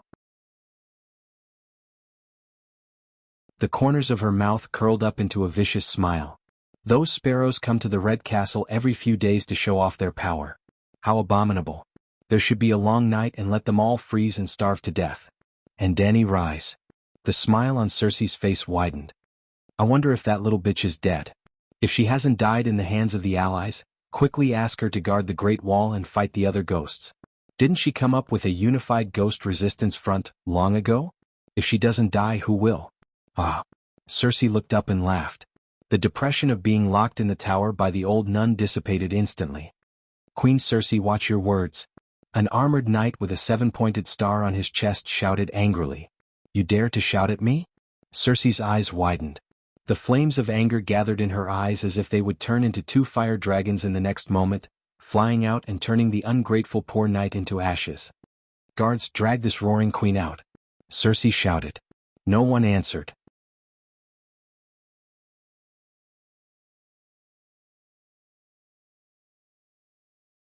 Chapter 734. Where are the guards? Sir Devon? Cersei did not call for the guards, so she looked at the door in confusion and called her cousin's name loudly. Devon Lannister commanded the Lion Army and was also the garrison commander of the King's Landing and the Red Keep. Your Majesty. Tanya of Myr took a step forward. Her large black eyes were filled with tears of sorrow. Last night, Sir Devon was torn apart by a group of hungry mobs when he passed through Silk Street in a sedan chair. Torn? Torn apart? Cersei's face turned pale and she said in horror, Devon is the garrison commander of the capital. He is in charge of 5,000 lion helmet army and 5,000 golden robes. He was in a hurry and did not bring many guards with him. Yuluen sighed with red eyes. Silk Street? Cersei's expression suddenly changed and she said in pain, Devon is not guarding the Red Keep at such a critical time, but sneaked out to visit prostitutes? His leg is crippled. Silk Street was the red light district of the King's Landing. Both sides of the street were filled with brothels of various styles and grades. Yuluen glanced at the Queen's Chamberlain, and a smug look flashed across his blue eyes. Tanya of Myr also happened to look over, her black eyes filled with admiration. The Queen's husband and the Queen's trusted aide only looked at each other for a moment before they looked away, each comforting the Emperor with sad and regretful eyes. Sir Devon is a man. A man with a broken leg also has needs, Tanya advised gently.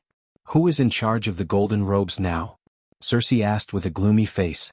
Without your order, the position of garrison is empty, Tanya said solemnly. Cersei heard this and her expression became better. She pointed at the son of war who scolded her and said angrily, Now, I order to take down this bastard who looks down on the king. Your Majesty, I am afraid that is not possible. Tanya hurriedly pulled Cersei into the inner chamber and then said worriedly, The long night is coming, and the hundreds of thousands of people and nobles in the King's Landing are starting to miss the savior of the long night, the sparrow. They all said that it was your fault for causing the 7 nations to lose their holy son to resist the long night. Yuluen told me that the night had just begun. How did everyone in King's Landing know about it? Cersei glared at him. Who leaked the news? Were they all fools? We should keep it a secret from those lowly people. It's best if they don't know why they died. Only then can we calmly stock up on food in the Red Castle. Well, Cersei was of one mind with all the kings and archons of all the world when it came to measures for the long night. Every capitalist has a different personality, different business projects and different theories, but their ideas and means of exploiting the proletariat are exactly the same. It seemed reasonable to replace the capitalists with the kings and the proletariat with the common people. Your Majesty is wise. Tanya sincerely praised Cersei the Great. Then she shook her head and said, We can't hide it anymore. The Holy Mother has shown up. Many monks in the 7 kingdoms received the oracle when they were doing morning prayers yesterday. The sun has gone out and the night has come. Are you sure? Cersei asked suspiciously. I also did morning prayers yesterday. Why didn't the Holy Mother tell me? Seeing that the great Emperor of all eternity was serious and did not look like he was joking, Tanya's thick and dark lips moved a few times. Maybe your Majesty's little sanctuary is too small to accommodate the Holy Mother's magnificent body? The Chamberlain groaned inwardly. Don't you have any self-awareness? You burned the Holy Son appointed by the Holy Mother to ashes, and you still dare to hope to see the Holy Mother? If the Holy Mother really comes to you one day, are you sure she won't immediately turn into a stranger and take you, the blasphemer, away? Sigh, I also think that the little sanctuary is a bit small. Cersei sighed and complained, it's fine if the Holy Mother didn't inform me, but why did she tell those gray sparrows? What does the lowly people know that the long night has come have to do with me punishing that poor knight? Cersei quickly remembered the son of war who had scolded her earlier. Since they know that the long night is real, the people and nobles of the Seven Kingdoms will naturally start to miss the Great Sparrow. After all, the Great Sparrow is the savior to end the long night, appointed by the Holy Mother. Now, because of your Majesty's mistake, the savior has died tragically before the long night. Can everyone not misunderstand you? Cersei's face paled as she recalled the parade outside the Red Castle that had not dispersed since morning, and their slogan that she should go to the 7 levels of hell. She didn't misunderstand. They must hate her to the core. The people of the King's Landing hated her. The people of the 7 Kingdoms who received the news of the long night would hate her. The Emperor of Eternity suddenly understood. Tanya of Mir lowered her eyes and continued, so, the Church decided to punish you. The Sons of War in the living room are here to watch over you. They are not to be offended. What punishment? Cersei asked with a straight face. Before the long night ends, you are not to leave the Queen's Tower. You are not to hold extravagant banquets. You are not to wear fancy clothes. You are not to participate in the politics of the 7 Kingdoms. You are not to, enough. The Emperor of Eternity's face contorted as he roared, where is my Prime Minister? Where are the ministers of the Imperial Council? Did they agree with the Church to imprison the Queen of the 7 Kingdoms? In fact, it was the ministers who saw the anger of the people of the King's Landing. In order to appease the people, they collectively passed a resolution to invite the Church, slap. Before Tanya of Mir could finish, Cersei slapped her angrily. Shit. Cersei's eyes were spitting fire as she cursed. As my Chamberlain, you attended the Imperial Council for me and conveyed my orders. How could you allow the deviants to pass a resolution? Mir Tanya covered her red and swollen cheek and said in grievance, the Chamberlain is useless in the Westeros. I objected but they all ignored me. Gather my lion helmet army in golden robes. I have had enough. They are going to destroy the Westeros. Without me to govern the country, what will happen to the court? I'm leaving this place today. I am going to the King's Landing court. I'm going to sit on the Iron Throne and exercise the power of a queen. The long night is coming. Without me to strategize, how can the people survive to the next summer? Cersei waved her hands and shouted in agitation. I am afraid not. The Chamberlain's face contorted as he shook his head gently. My army is in control of the King's Landing. What is there not to do? Your Majesty, Sir Devon has just died. The morale of the army is not stable. It is not good to make a big move. Good. The Emperor of Eternity took a few quick breaths and glanced at his trusted aide coldly. Send a letter to Sir Damian Lannister. I want to invite him to the King's Landing to be the Minister of Justice. Damian was Cersei's uncle, the current acting Castellan of Casterly Rock City. He was Lannister's old hero, who was of the same generation as Tywin and Kevin. Your Majesty, Casterly Rock City is 1,000 miles away from the King's Landing. Actually, there is another honorable earl who is more suitable for the position of Minister of Justice, Tanya said gently. Oh, your husband, Earl Orton? Cersei mocked. Tanya's husband, Orton Maravis, was the Earl of the Long Table.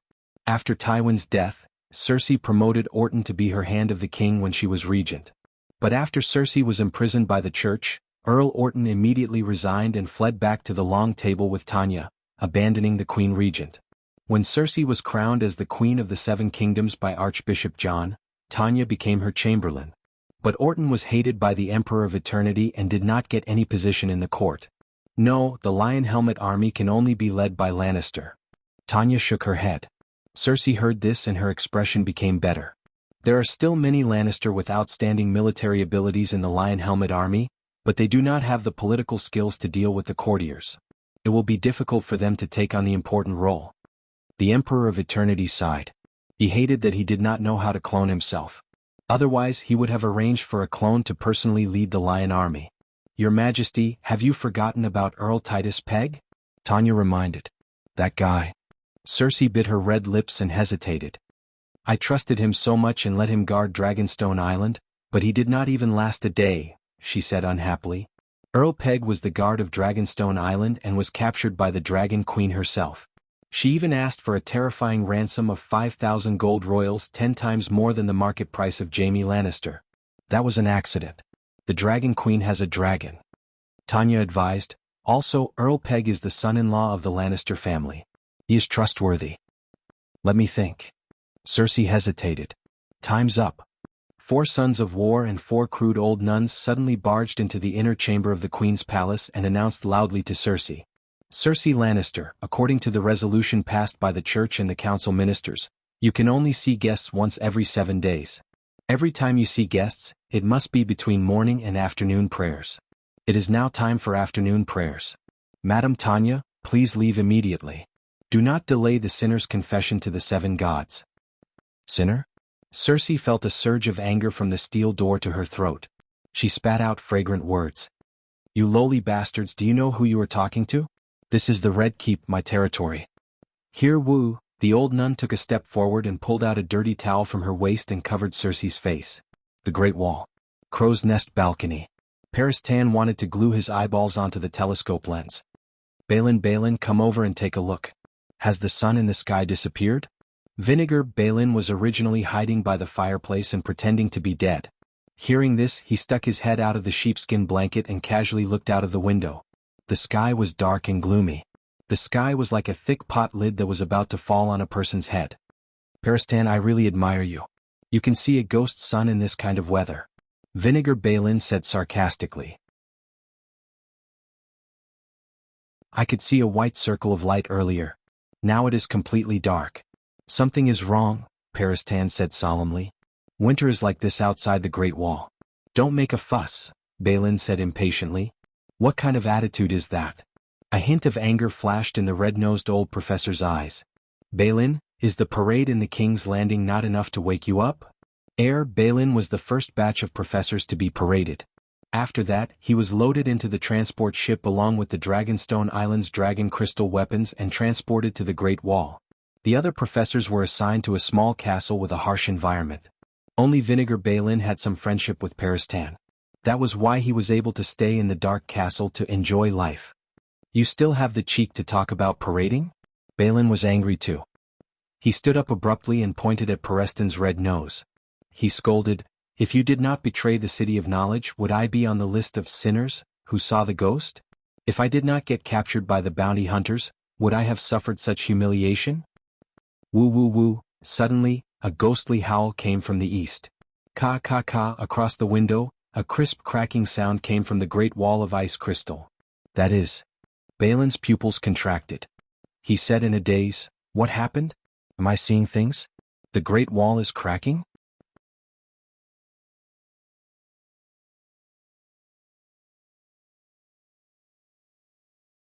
Chapter 735. East Sea Watch. At noon on the 3rd day after the sun went out, the north wind whistled and the sky was dark. There was no light. The falling snowflakes were as heavy and annoying as the thin silk stockings of a beautiful woman. Well, silk stockings were supposed to be light and thin, but they were snowflakes which made them look big and heavy. The silk stockings of a beautiful woman should make people's imagination run wild, just like the poet of the falling snow school. However, the snow in the north was like silk stockings on the big smelly feet of the strong husband of a beautiful woman. The night watchers couldn't like it no matter what. In the underground passage called Insect Path, by the night watchers in the dining room of the night watchers, a yellow-haired young man who was as thin as a monkey licked the mashed potatoes on the plate and stomped his feet. It's so cold outside the Great Wall. I thought it was cold enough to fish barefoot in the Blackwater River. I didn't expect it to be so cold at the Great Wall with thick sheepskin boots. The tall young man on the side cleaned the plate with a piece of bread and said in a deep voice, Although it's cold, there's food and clothes here. It's much better than sleeping on the streets and eating brown soup at King's Landing. At the Great Wall we live like humans. The skinny young man nodded and smiled. We're not just like humans. We're also the great heroes who guard the 7 kingdoms. Thanks to Uncle Stryker who sent us here, we can be great heroes, fill our stomachs and earn 2 silver coins at the same time. 2 silver coins a month. If we save a little, it's enough for my 2 little sisters to eat for a few months. Not only do we have to thank Uncle Stryker, but also Her Majesty Dany Rise. Without her we would have starved to death on the streets a few years ago. The tall young man sighed. The skinny young man's eyes were blurred as he murmured, "It's like a dream. When I was begging on the street, I actually met the Dragon Queen in Cerberistan. Thanks to my good eyesight, I felt that she was very unusual at that time, so I dragged you guys to follow her." The tall young man sneered, "Come on, your eyesight is indeed good. You can see that she's a fat sheep at a glance, but unfortunately, cough cough." The skinny young man awkwardly interrupted his friend, "We were making a living under Scar Lu Bang at that time. If we didn't complete the mission, we wouldn't have any food." "Jimmy Tom, it's your turn." Hunchback Alma walked over.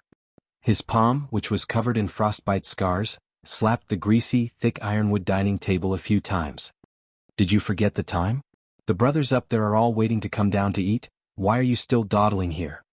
Tall Tom stuffed the bread with the mutton and carrot soup into his mouth and mumbled, "Instructor, we haven't even finished eating yet. What's the hurry? Next time, it's your turn to wait with an empty stomach. Let's see if you're anxious or not." The two rookie night watchers stopped arguing and hurriedly handed the plates to Hogan the cook. Putting on the gloves and the cloak, they picked up their dragon teeth daggers and followed Alma to the rope lift along the tunnel. As the creaking sound of the rope above their heads reverberated in the empty castle where the cold wind was howling, Jimmy and Tom's field of vision gradually widened. "Before coming to the Great Wall, I always thought that the red castle of that whore queen mother was the tallest building in the world." Skinny Monkey looked at the dark sky in the distance and sighed, "If it's summer and you look down from the Great Wall, you'll see the blue sea in the east, the wild flowers in the south, and the rugged hills in the west. You'll see the sea, plains and mountains. It's unimaginably beautiful. You have the talent to be a bard, kid." Alma glanced at him. It was unknown whether he was mocking him or praising him sincerely. "Is that so?" Skinny Monkey took his words as praise and recognition. He smiled and said, "I'm going to work hard to learn how to read and write from Scholar Hamuan and strive to become a qualified bard. Then I'll be able to be a raven and return to King's Landing often." "Raven?" Alma smiled coldly. The last raven was also a singer. His face was as handsome as a noble young master. His voice was like thunder with honey, loud and sweet. Guess how he's doing now? Is he a distinguished guest of the noble masters and loved by the nobles and ladies? Skinny Monkey asked expectantly. As a singer, he's indeed very popular with women. Unfortunately, he's a night watchman and an officer who specializes in recruiting night watchmen. In the end, he didn't recruit a single person. Instead, he lost himself. Lost himself. Skinny Monkey was puzzled. He fell in love with a little bitch named Rosie and tried to take off his black clothes to elope with her. In the end, he was caught and beheaded by an old man in the old town. Boys, remember, any noble of the 7 kingdoms has the right to behead any night watchman deserter. "I don't intend to be a deserter," Skinny Monkey muttered. "When you yearn for the outside world, you're not far from being a deserter," Alma said calmly. "I don't yearn for the outside world. It's pretty good here. There's food, clothes, and money." "Then you said before that you wanted to go to King's Landing." "I have 2 sisters who live in the flea nest in King's Landing. They're so young. With Uncle Striker looking after them, I'm not worried, but it's better if I can go back and see them often." Skinny Monkey Jamie's low voice circled in the wind and drifted into the distance. Click, the iron cage rose to the top of the shaft. "What took you so long?" "I'm starving." When the 3 of them walked out, 3 night watchmen immediately got into the iron cage while complaining. Creak creak. The iron cage slowly descended. To the east of the crane, on the city wall near the bay, a wooden hut was built for the people on guard duty. A large pot of charcoal was lit in the hut. It should have been warm and comfortable, but this was an observation post. The wooden door facing the outside of the Great Wall was wide open, embracing the wind and snow from the extreme north without reservation. The steward should give every night watcher a crystal helmet. The tall young man Tom complained. "The helmet should be stuffed with fluffy cotton," Jamie added. "You 2 summer chickens from the south, you don't know the hardships beyond the Great Wall." Alma stuffed a piece of sour grass into his mouth and chewed while scornfully saying, "Guarding the Great Wall is already the easiest job. If you can't even stand this little wind and snow, how can you survive in the ghost forest alone?" "So, you should think of it as training, because if you go beyond the Great Wall, you'll only hate that you don't have 2 eyes in the back of your head, and you won't want to see the crystal helmet of the deviant ghost. Going beyond the Great Wall is the job of the Rangers, and I don't want to be a Ranger. The mortality rate of the Rangers is too high, and I have to live to earn a salary to support my sister." Skinny Monkey shook his head again and again. Sigh, no ambition. The 30-year-old ranger shook his head. Rangers are the most glorious profession of the night watchman. From the kind Queen Alisanne of the past to the Dragon Queen of the present, after coming to the Great Wall, the object of high praise and admiration are all rangers. Do you think you get 2 silver coins a month because you stand guard in the wind and snow? That's for the rangers. You brats got a great deal because you met a rich and generous queen. The Dragon Queen also admires the rangers. Skinny Monkey could not help but be fascinated. He murmured, when my sister grows up and marries into a good family, I'll definitely— Suddenly Tall Tom shouted and pointed beyond the Great Wall. He said in a trembling voice, Instructor, look down there, what's that? What's the big fuss? Alma stuck his head out and looked outside. His pupils constricted, and his voice came to an abrupt stop. The snow was like a thick layer of cotton that covered the ghost forest in the distance. The last touch of green between heaven and earth was also covered under the pale white snow. At a glance, the vast land seemed to be covered with a white blanket that was evenly scattered with soot. It was gray and dark. Amidst the darkness, hundreds of pale blue stars suddenly twinkled. It was as if hundreds of blue diamonds were embedded in the corners of the blanket. It was not bright, as if a layer of gauze was covering one's eyes to look up at the bright starry sky. It was blurry, but it was absolutely real. Bring binoculars and torches. The 2 of you hurry up and throw 2 torches down there. Alma seemed to hear another person using his own voice to shout hysterically. Boom, huff huff, 2 sticks of firewood that were covered with kerosene burst into flames and were thrown out forcefully. Then the 2 newbie night watchers heard their commanding officer let out a terrified howl. Deviant Ghost. Deviant Ghost Army. After receiving a large number of gold dragons from the Dragon Queen, binoculars had become a necessary item for the sentries. Therefore, the 2 King's Landing youths could also clearly see that the torches fell to the ground and the flames were quickly extinguished. But in the last glimmer of light, they saw the most terrifying scene they had ever seen in their lives. The densely packed corpses were like grains of wheat on the threshing floor of the land, layer upon layer, boundless. Tens of thousands, hundreds of thousands of them. Jamie swore that even if the entire King's Landing gathered together, there would not be so many corpses. What was even more terrifying was that all the corpses were staring at him with their large eyes that were emitting a faint blue light. Fortunately, the binoculars were passed through by a rope and hung around the sentries' necks. Otherwise, the binoculars would have dropped from the shock just now. Are these the deviant ghosts of the legends? Why are there so many of them? Skinny Monkey Jimmy shouted with a sobbing tone. Hurry, hurry, hurry, hurry up and blow the horn. Alma urged anxiously. The 2 young night watchers hurriedly raised the horn. Woo woo woo, 1 horn meant that they were allies, 2 horns meant that the barbarians were attacking, and 3 horns meant deviant ghosts. The low and loud sound of the horn drowned out the howling north wind and awakened the massive war machine behind the Great Wall, 1,500 fully armed men in black. 1,500 people could not even cause a ripple on the battlefield of Meereen at Slave Bay, but in the Northern Territory, they were definitely a powerful force that could not be ignored. Back when Elder Xiong was still alive, there were only 1,000 night watchers on the 500-kilometer Great Wall. Due to the interference of the Dragon Queen, the night watchers had more than 15,000 regular soldiers. The 17 castles on the Great Wall were all guarded by guards. Almost all of the 500-kilometer Great Wall was under the surveillance of the night watchers. Something like the barbarians secretly climbing over the Great Wall in the past would never happen again today. Oh Inami, the deviant ghosts have launched an all-out attack. The captain of the East Sea Watch garrison, Carter Pike, said in shock. Yes, Carter Pike was from the Iron Islands and believed in the Inami. At this moment, more than 200 night watchers had already climbed up the Great Wall, and a few hundred were waiting quietly for orders on the Worm Tunnel. Kerosene bombs were thrown out from the trebuchets, drawing a fiery red trail in the air and lighting up a small part of the sky. Then they landed on the heads of the corpses and lit up a bonfire.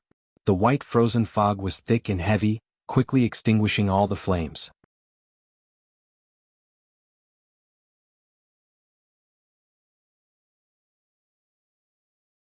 Chapter 736.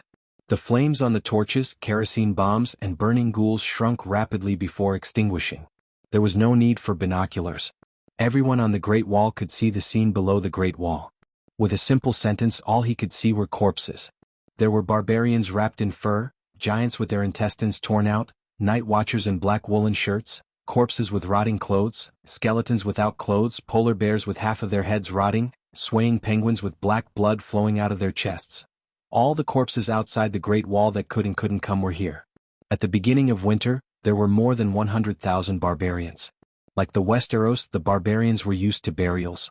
Now there were corpses buried in the ground, lying on the ground, running in the forest. Humans and beasts made up an army of 1,000,000. Attack the location of the flashing blue light. That's the eye of the deviant ghosts. Use kerosene bombs and dragon crystal arrows to attack the deviant ghosts. Carter Parker ordered. Light the beacon tower and inform the Greenguard Castle in the west. Tell Scholar Hamuin to write letters to Winterfell, the Amber family's Hearthfire, the King's Landing, release all the messenger crows. Don't forget about Dragonstone Island. Inform the Bay Fleet to leave the harbor and patrol the bay along the coastline. If there's any ice on the surface of the sea, throw kerosene bombs to destroy it.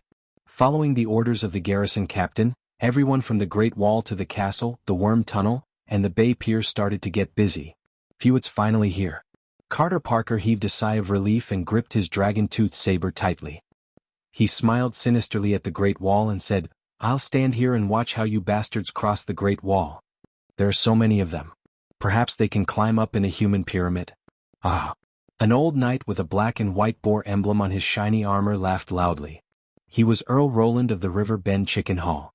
In response to the Dragon Queen's call for a united front against the deviant ghosts, he donned black clothes and went north to the Great Wall. There were at least 400 to 500 noble knights like Earl Roland who had come to the Great Wall in recent years. They solved the problem of the Night Watchers lacking in high-ranking officers. The knights who came to the Great Wall willingly without any worries were the backbone that the Night Watchers could rely on. As a veteran general, Count Roland knew what he needed to do at this time to relax the tense nerves of the young men. Old Wulma guessed his purpose and joked loudly, "Perhaps their strategy is to exhaust our arrows and kerosene. Therefore they are lining up and standing below as targets for us without saying anything." Ha ha ha. After a short while, a series of hearty laughter sounded from the Great Wall under the lead of a few veteran soldiers. As they laughed and laughed, the soldiers gradually calmed down, and they began to throw kerosene bombs and dragon crystal arrows in an orderly manner. Until the deviant ghosts below changed again. Rustle, rustle, rustle. The corpses that had been motionless before seemed to have received an order. They moved to the left and right in unison, revealing a 10-meter-wide path. A gust of cold white fog came from the end of the road. The wind became even colder. The freezing fog became even thicker. The Night Watchers seemed to see two small blue lanterns looming in the white fog, slowly approaching the city wall. "There's a big guy coming." Wulma's expression was solemn as he knocked an arrow on his bow. The oilcloth wrapped around the arrowhead ignited on the brazier. With a whoosh, the arrow flew 600 meters away, with the 200-meter height of the Great Wall. Ah! Seeing the scene below, everyone exclaimed in unison. It was an army.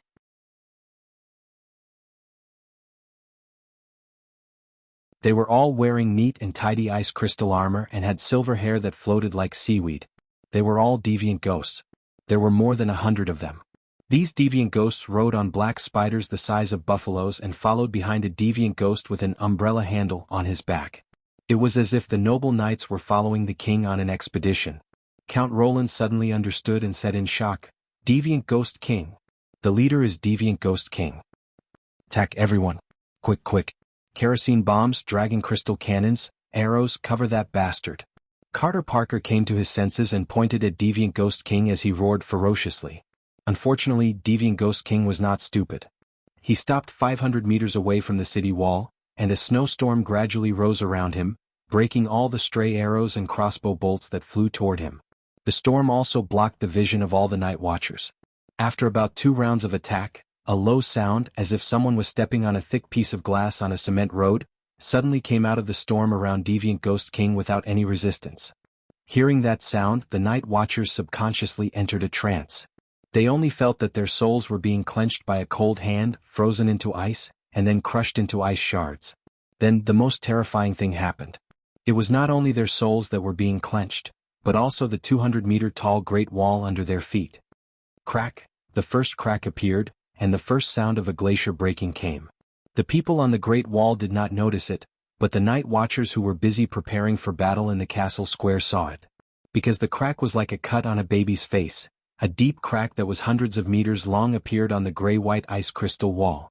It was so obvious, so outstanding, and so shocking. Before they could scream, crack, crack, crack, crack, crack, crack, the second crack, the third crack, the fourth crack. In the blink of an eye, the mountain-like ice crystal wall was full of cracks. Visible to the naked eye, a thick and low black cloud gradually covered the Great Wall. It was like the Great Wall was a child lying on the ground, and then a mother covered it with a thick blanket. Crack, boom, purple-red lightning flashed in the black cloud like a spider web. The lightning above their heads and the crack under their feet made all the night watchers on the Great Wall guess what was going to happen next. They opened their mouths one by one and let out meaningless, but terrifying screams that were the last of their lives. Of course, there were also night watchers who reacted quickly and ran to the east. There was a bay in the east. Boom, the first piece of ice that was as big as a roof broke off from the wall and fell from a height of 100 meters, crashing into the East Sea Watch Castle. The dozens of night watchers who were carrying supplies by the rope rack did not even have time to scream before their heads were smashed by the ice and then drowned. This was just the beginning.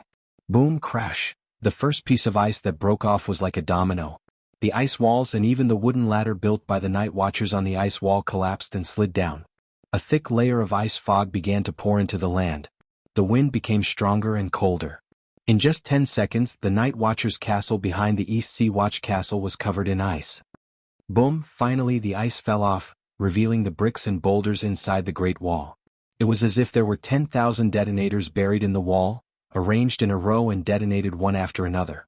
The black cloud above the Great Wall grew darker and thicker, and the lightning net as thick as a finger grew denser. The first muffled sound came from the bottom of Seal Bay, and then from east to west the Great Wall began to explode continuously. In fact, there was no explosion, but the momentum and sound of the Great Wall collapsing was too shocking, as if the sky was falling and the earth was cracking. The Great Wall is collapsing? Am I dreaming? In Seal Bay, the sailors on the 15 patrol boats stood on the deck in a daze. Looking at the collapsing Great Wall, they felt as if their hearts had been pulled out of their warm chest and thrown into the cold sea. They were drained of all their strength by the horrifying scene in front of them. They sat on the deck, wailing in despair. In the north of the Great Wall, the ice storm surrounding the king of deviant ghosts had dissipated, revealing a towering deviant ghost. He had the same grayish-white wrinkled skin as the other deviant ghosts, but he did not have seaweed-like silver hair. On his bald head, 9 sword-shaped transparent icicles grew, as if 9 small horns had grown on his head. The icicles circled around his head like a natural crown of thorns. The 9 icicles' crown openly announced his identity to all living beings, the king of deviant ghosts who would bring endless calamity to the world. He was blowing a horn as long as his arm, inlaid with black copper. If Sam or John were here, they would be able to recognize the origin of this horn at a glance. Under the guidance of the dire wolf, John found it under a boulder at the Ancestor Fist Peak. Because he could not blow it, he gave it to Sam as a souvenir. Sam had also been carrying it with him. When the Ancestor Fist Peak encountered deviant ghosts and corpses for the first time, the night watchers threw away their armor and fled pathetically. Sam even lost himself, but he still carried the horn. After leaving the Great Wall and going south to the Old Town, he carried the horn with him. When he was in Bravos, he carried the horn. When he was on Dragonstone Island in front of the Dragon Queen, he still had the horn in his bag. In the end, Fatty Sam carried the horn to the Old Town. To be honest, if you asked Fatty, the horn is old and broken, and it's only a piece of brass inlaid on a black horn. It's not worth anything at all, so why do you always carry it with you? Fatty would definitely be at a loss. Yeah, why do I have to carry this broken horn? In any case, when he was in the Old Town, the horn should have been the furthest away from the deviant ghosts beyond the Great Wall. But it was lost. A dead pigeon with glowing blue eyes bit a ferocious raven the size of an old hen to death. That raven happened to fly over the head of Sir Ace, not more than 100 meters away. Then the raven's eyes glowed blue as it flew into Sam's bedroom. It found the horn with familiarity and brought it back to the north, back to the Great Wall. The moment it crossed the Great Wall, under the effect of the evil suppression array, the raven was dismembered into a pile of broken limbs and rotten flesh. However, it flew at an altitude of more than 1,000 meters and carried a huge initial speed towards the north. At this moment, the law of magic retreated. It was time for Teacher Newton to appear. Flying at an altitude of 1,000 meters, initial speed of 50 meters per second, the speed of the fastest pigeon on Earth, The acceleration of gravity was similar to that of the Earth. Then, could the raven's corpse and the horn carried by the seeds cross the Great Wall that was 200 meters high and 20 meters wide?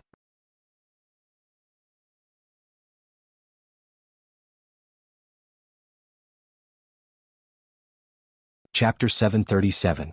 The once worn and cracked horn and the brass covered in a layer of green copper filth flashed with dark red and icy blue runes in the hands of the king of strange ghosts. It was sacred and majestic, filled with a sense of power that suppressed one's soul. This was the real Horn of Winter. Legend had it that it could awaken the underground giants and cause the Great Wall to collapse, the Horn of Joman.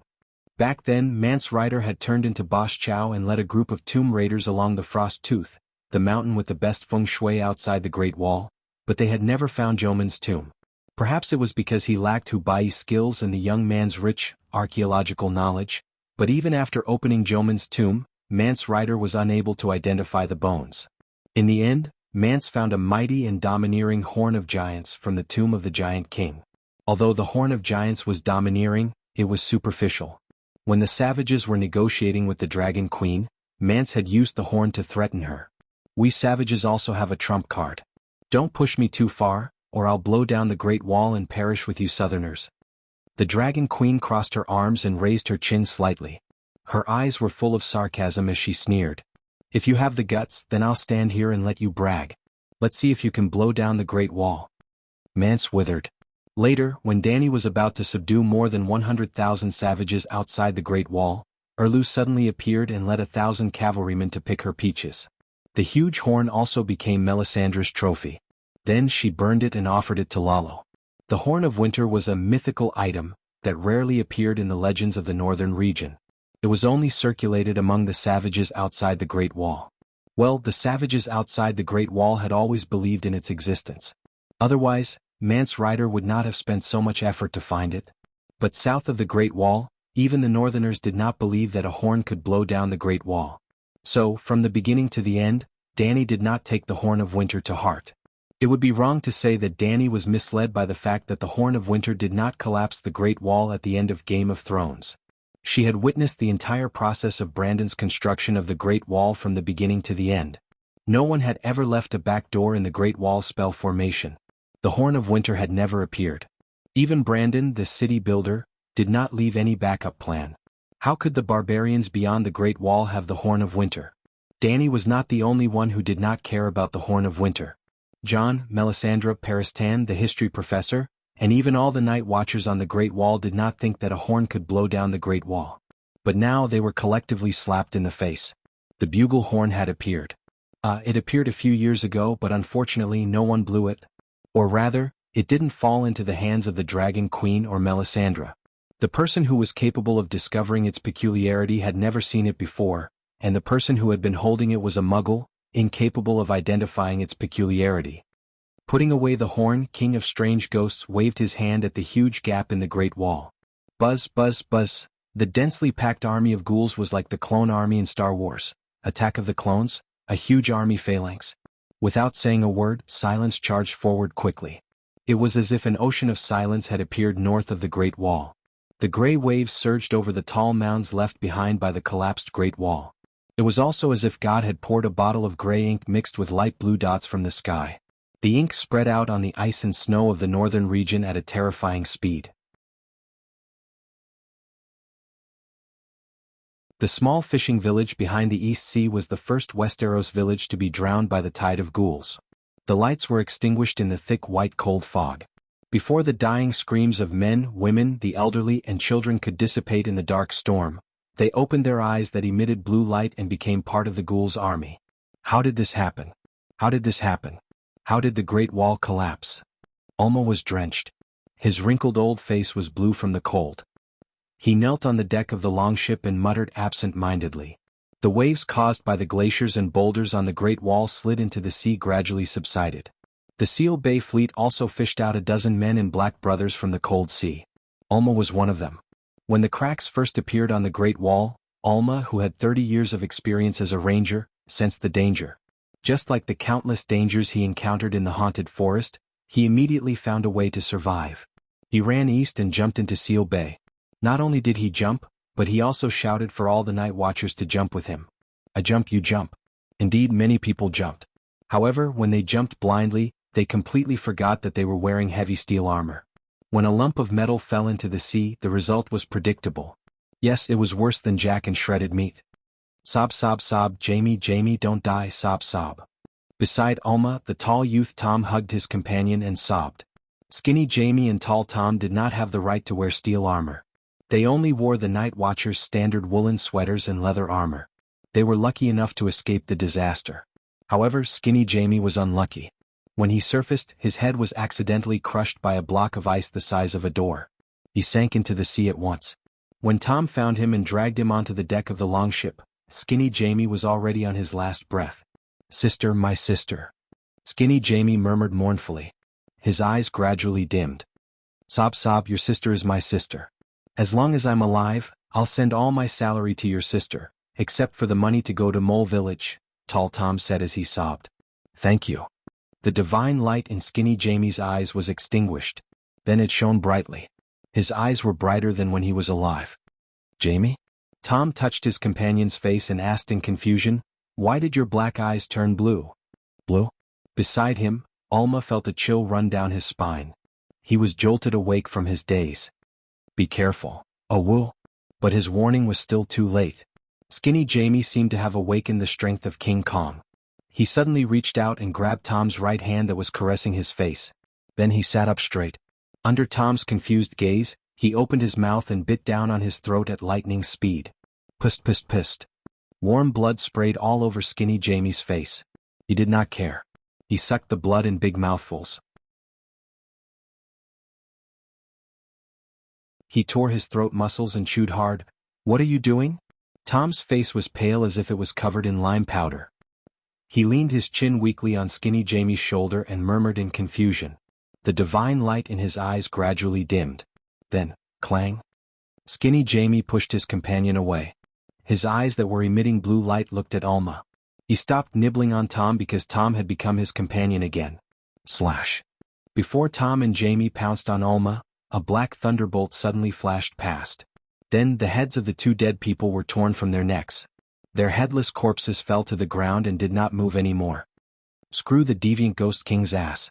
A muscular man in black armor with a shark's emblem on his chest walked over from behind Tom and Jamie while waving his blood-stained dragon-tooth blade.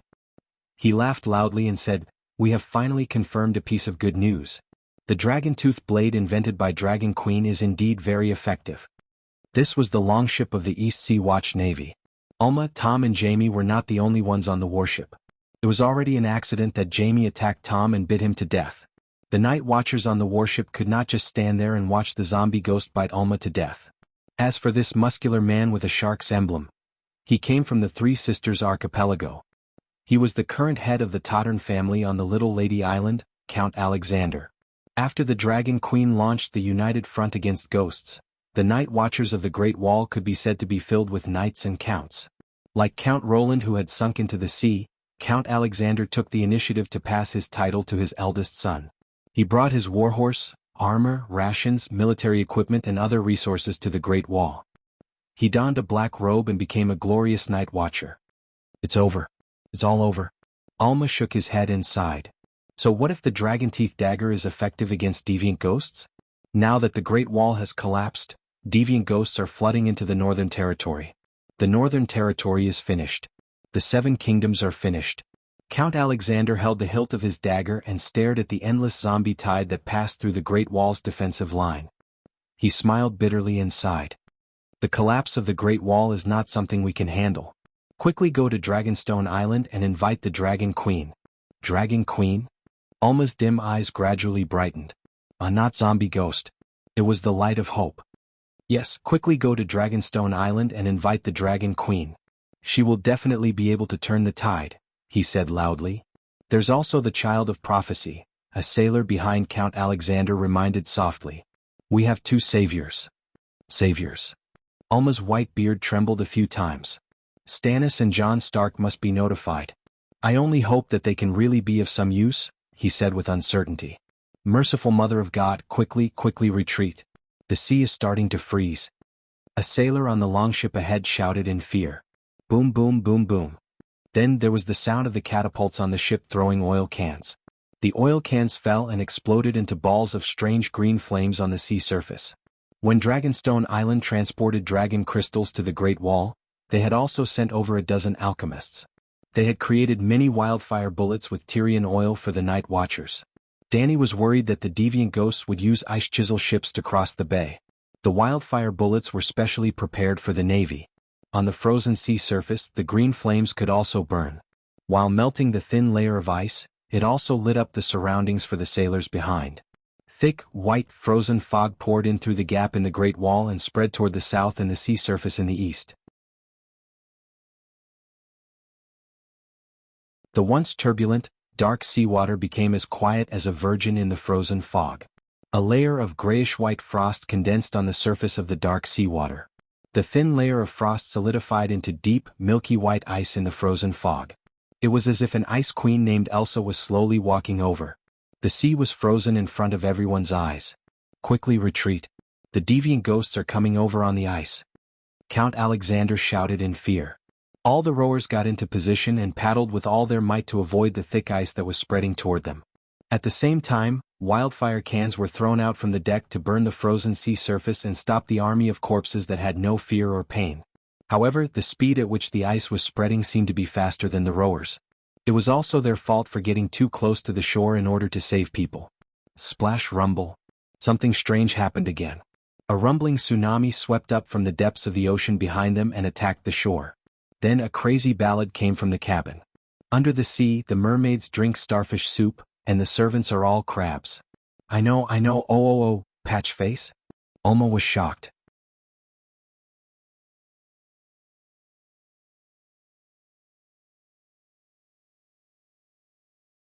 Chapter 738. Under the Great Wall, the treasure is glowing. Everyone wants it. I know. Everyone wants it. I want it. He wants it. You want it. I know. Ooh, a fat clown walked out of the cabin shakily. He had a wide and swollen face and a large hairless head. His face and scalp were covered with red and green checkered tattoos. It was as if his skin was the floor of a toilet. Workers had then pasted red and green tiles on the floor. If there were any Volantis people here, they would be able to tell at a glance that the tattoos on his face represented his identity as the clown's slave. Perhaps in the past, anyone who saw his exaggerated clothes and strange tattoos on his face would laugh at him as if he were a clown. But at this moment, the patched face still had an exaggerated expression on his fat face. He still walked with a comical posture and was singing an irrelevant ballad. However, his eyes were glowing with a golden light, and there was a powerful aura around him that made people unable to breathe. Patched face, why are you here? Count Alexander, why are you on the ship with a patched face? Alma asked in surprise. He wasn't here before. My ship is a warship. I won't allow a clown to board it. Count Alexander looked at the clown warily. He waved the dragon-tooth blade in his hand a few times and shouted, Hey clown, why are your eyes glowing? Have you become a zombie? Stand still and don't move. Otherwise I'll split your big head open. Ooh, under the Great Wall the wind is blowing. The wind that I've been waiting for is here. Riding the wind, the ship is sailing far away. Ooh, I know. The time to find the treasure has come. The patched face waved his arms and twisted his fat body. He danced and sang loudly as if there was no one around him. Hey clown, I'm asking you a question. Boom. Crash. Count Alexander took 2 steps forward and asked loudly. Suddenly, a 5-meter-tall wave came from behind and covered the deck of the longship like Mount Tai. The 20-meter-long ship rolled in the waves, like a surfer who had accidentally gotten caught in the waves. Count Alexander, Alma, Patchface, and the sailors on the ship all fell into the cold water. Speaking of which, it was strange. There were 17 or 18 longships around, but Count Alexander's ship was caught in the waves. Yes, the tsunami that came from the deep sea far away only knocked down this one boat. Under the Great Wall, my baby is glowing. I'm here, he's here, you're here too. All of us want it. I know. Oh, when Alma once again struggled to poke his head out of the waves, he happened to hear Patchface's cheerful voice. Floating and sinking with the waves, he quickly moved toward the collapsed Great Wall on the shore. 7 gods above, that's a monster. When the huge wave that overturned their ship approached the ice in front of them, Wu Irma was shocked to see that the patched face was actually standing on the top of the wave with the help of the green light of the wildfire. It was as if he was riding the waves. The surging waves also shattered the layer of ice that had just formed on the surface of the sea.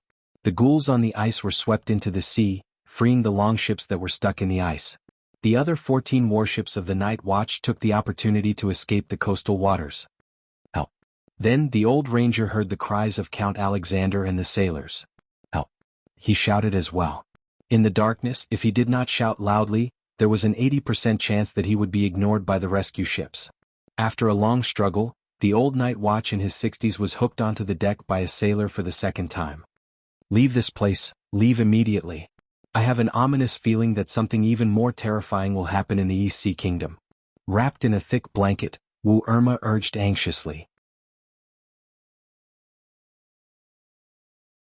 We are leaving Eastwatch Pier as quickly as possible, a knight on the ship said in a deep voice. There was no need for the old ranger to remind them. The layer of ice that had quickly spread on the surface of the sea had already forced all the sailors to speed up and escape. Don't enter the depths of the sea. Stay close to the coastline and head south, Count Alexander reminded. Understood, Lord Count, the knight replied and began to turn the rudder. That wave just now seemed to be Patchface doing, Alma said to Count Alexander gloomily as he huddled by the stove in the cabin. Isn't he Stannis's jester? What is he doing? The Count asked in confusion. I saw him stepping on the waves like a god of the sea controlling the waves. You must be seeing things. That's a clown. Many people in the Seven Kingdoms know him. Count Alexander shook his head. You've heard of him? Then do you know the origin of Patchface? Alma asked in a low voice. Stannis had been depressed since he was young, and his parents rarely saw him smile. His father, Theon Bella, had accepted a mission from the Mad King and gone to Volantis to find an ancient and noble princess for Rhaegar. He had accidentally discovered the clever Patchface and bought him, hoping that this clown would bring joy to Erlu. The 13-year-old Erlu and his brother, Robert, were welcoming their parents back at Dragonstone Island. Theon Bella and his wife had already seen their son on the pier and was still standing at the bow of the ship, smiling and waving at them. Then disaster suddenly struck. Under the clear sky, a huge storm suddenly appeared on the surface of the sea. Erlu could only watch as his parents died in the waves. This kind of dramatic incident was too shocking. Since then, Erlu had never smiled. At the same time, he began to hate the 7 gods who had cruelly taken away his parents. The 7 gods who were 7 logs were definitely innocent. But when Westerners complained about the unfairness of fate, they would definitely curse God and not the Jade Emperor. Similarly, Wukong would only shout, I want all the gods and Buddhas in the sky to vanish into thin air. He would not say to Tathagata, I want God and Allah XXX. This did not make sense. Tathagata would also be confused if he heard it. Erlu's entire family believed in the 7 gods. After encountering such a tragedy, of course they would hate the 7 gods. In that incident, hundreds of sailors, including the Duke and his wife, all died. Patchface was soaked in the sea for 3 days and 3 nights. His skin was sticky and cold and he did not even breathe. Before he was buried, he suddenly coughed up a puddle of water and came back to life. Everyone said that he had been to the Inami's palace and learned how to breathe underwater under the guidance of a mermaid, Alma said mysteriously. Count Alexander was skeptical. He asked, Stannis and his family went to Winterfell. Why did this jester stay at Eastwatch? Back then, Queen Celis left Eastwatch with Commander Jon. With Duke Stark. Patchface suddenly disappeared. Princess Shireen was so anxious that she cried. Time waits for no one. An army of thousands would not delay their journey for a jester. 3 days after Princess Shireen left, Patchface was found by the villagers in an abandoned cellar in the neighboring fishing village. The jester fell into the cellar and could not climb out. He was stupid and did not know how to call for help. If the farmers did not hear his singing, he would have starved to death. Speaking of this, Alma could not help but look suspicious. It's too coincidental. Perhaps the jester did not want to leave. He said that there were treasures under the Great Wall. You have lived under the Great Wall for decades. Do you know what treasures there are under the Great Wall? Other than ice and mud, even rats are rarely seen, Alma said with a frown. That's it. Count Alexander spread his hands. Patchface is a retard. Whoever believes what he says is a retard. But huff huff huff, huff huff huff, the longship suddenly shook violently. The furious howl of the wind passed through the thick wooden planks of the cabin. It was like the roar of a deity beside one's ear. It was deafening and stirred one's spirit. Alma held onto the cabin wall and tried his best to stabilize his body amidst the violent shaking.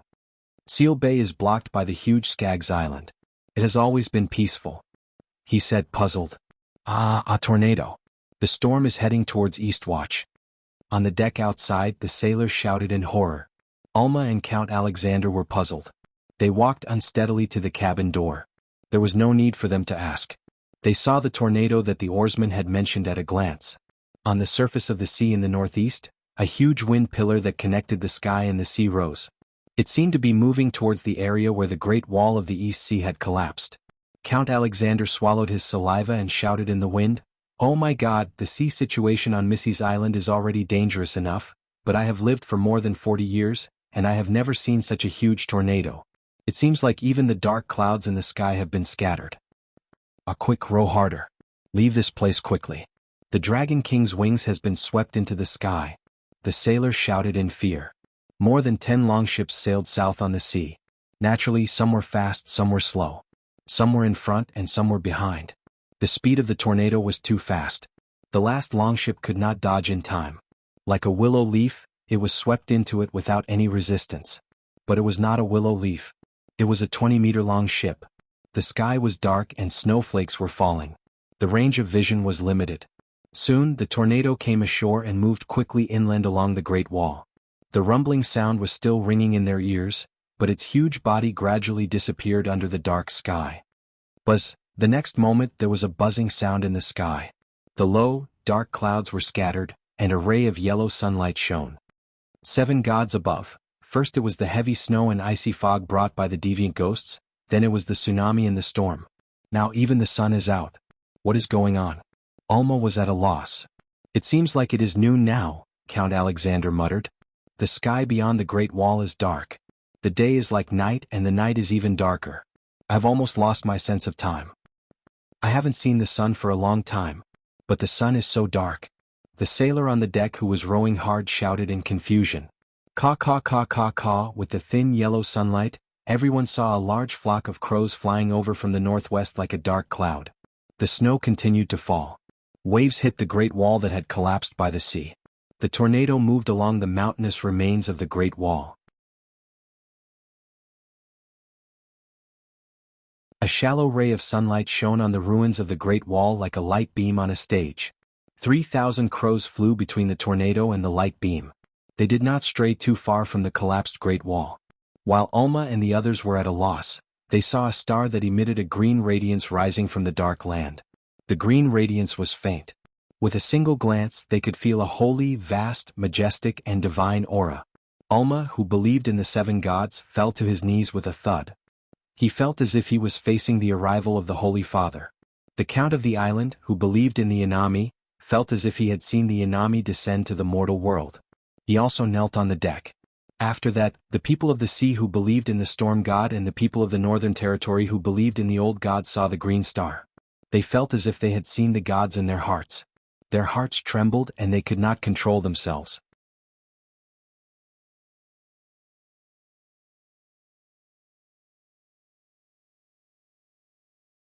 Chapter 739. Roar, roar, gua. The green star rose from the ruins of East Sea Watch. The next moment, several earth-shaking roars exploded around the green star. It wasn't the sound of nature but the roars of the gods. It wasn't a metaphor. It was the roars of the gods. Even though they were more than 10 kilometers away from East Sea Watch, the roars still echoed in their ears like thunder. At first it sounded like the sound of wind, waves, crows, earthquakes, and the sky collapsing. But gradually, all the night watchers heard the agitated and majestic emotions in the natural sounds. They heard laughter and anger in the wind, 2 contradictory emotions that existed at the same time. They heard it. Then they felt dizzy and their ears buzzed. They heard, in the rush of the waves, hatred and joy, 2 simultaneous and contradictory emotions. They heard them and then their souls were stirred and their ears bled. They heard the adoration and longing in the cause of the crows. They heard it and then their souls felt as if they were hit by a speeding truck, and then again, until they lost consciousness and fell to the deck with a plop. 90% of the sailors had fallen. Only the most determined warriors were left. In the cold fog they heard the soul-tearing screams. It was like blades scraping glass. It had been scraping in their ears for 10,000 years. They hugged their heads and wailed. They would rather pass out. There were many other sounds but they couldn't distinguish them. They didn't hear it wrong. It wasn't just the sound of nature. It was the roars of the gods, laughing, cursing, begging, and King Strange Ghost was there. Inami came riding the waves. The storm god rode a tornado. Brand the crippled three-eyed crow was riding the crow. Even the king of light, Rallo, parted the thick clouds and descended upon the gates of the human world with his radiance. Other than them there were many gods and devils. They either put in their will, lurked in the magic tide as spectators, joined the battle personally, or hid on the side, ready to reap the benefits. It could be said that the gods and devils in the Song of Ice and Fire world who were qualified to intervene had put in at least one consciousness. Those who weren't qualified and didn't have the ability but had the desire had been paying attention to this matter. Well, except for the new 7 gods. The Dragon Queen was barely qualified to participate, but she knew very little about ancient secrets and had no idea what was under the Great Wall. Therefore, she set up a reclining chair in the garden on the top floor of the Great Pyramid. She wore casual silk clothes and pants, barefoot, and enjoyed the increasingly rare sunset glow. Actually, it was the afternoon. The centaur Meiji massaged her while Iri fed her grapes, dates, strawberries and other fruits. There was also Xiao Wu floating in the air, singing a melodious ballad. A dozen other musicians had prepared harps, pianos, trumpets, violins, drums and other musical instruments to accompany Xiao Wu. On the lawn of the opposite garden, there were 16 beautiful young girls with slender willows and graceful figures. From the wind back to the beautiful sleeves, the sun reflected the flowers, presenting a graceful dance to the Dragon Queen. The 5 Megalosaurus, Dahe and Little Green, were lying on the thick and low walls of the garden. They squinted their eyes and enjoyed the rare sunshine with their mother.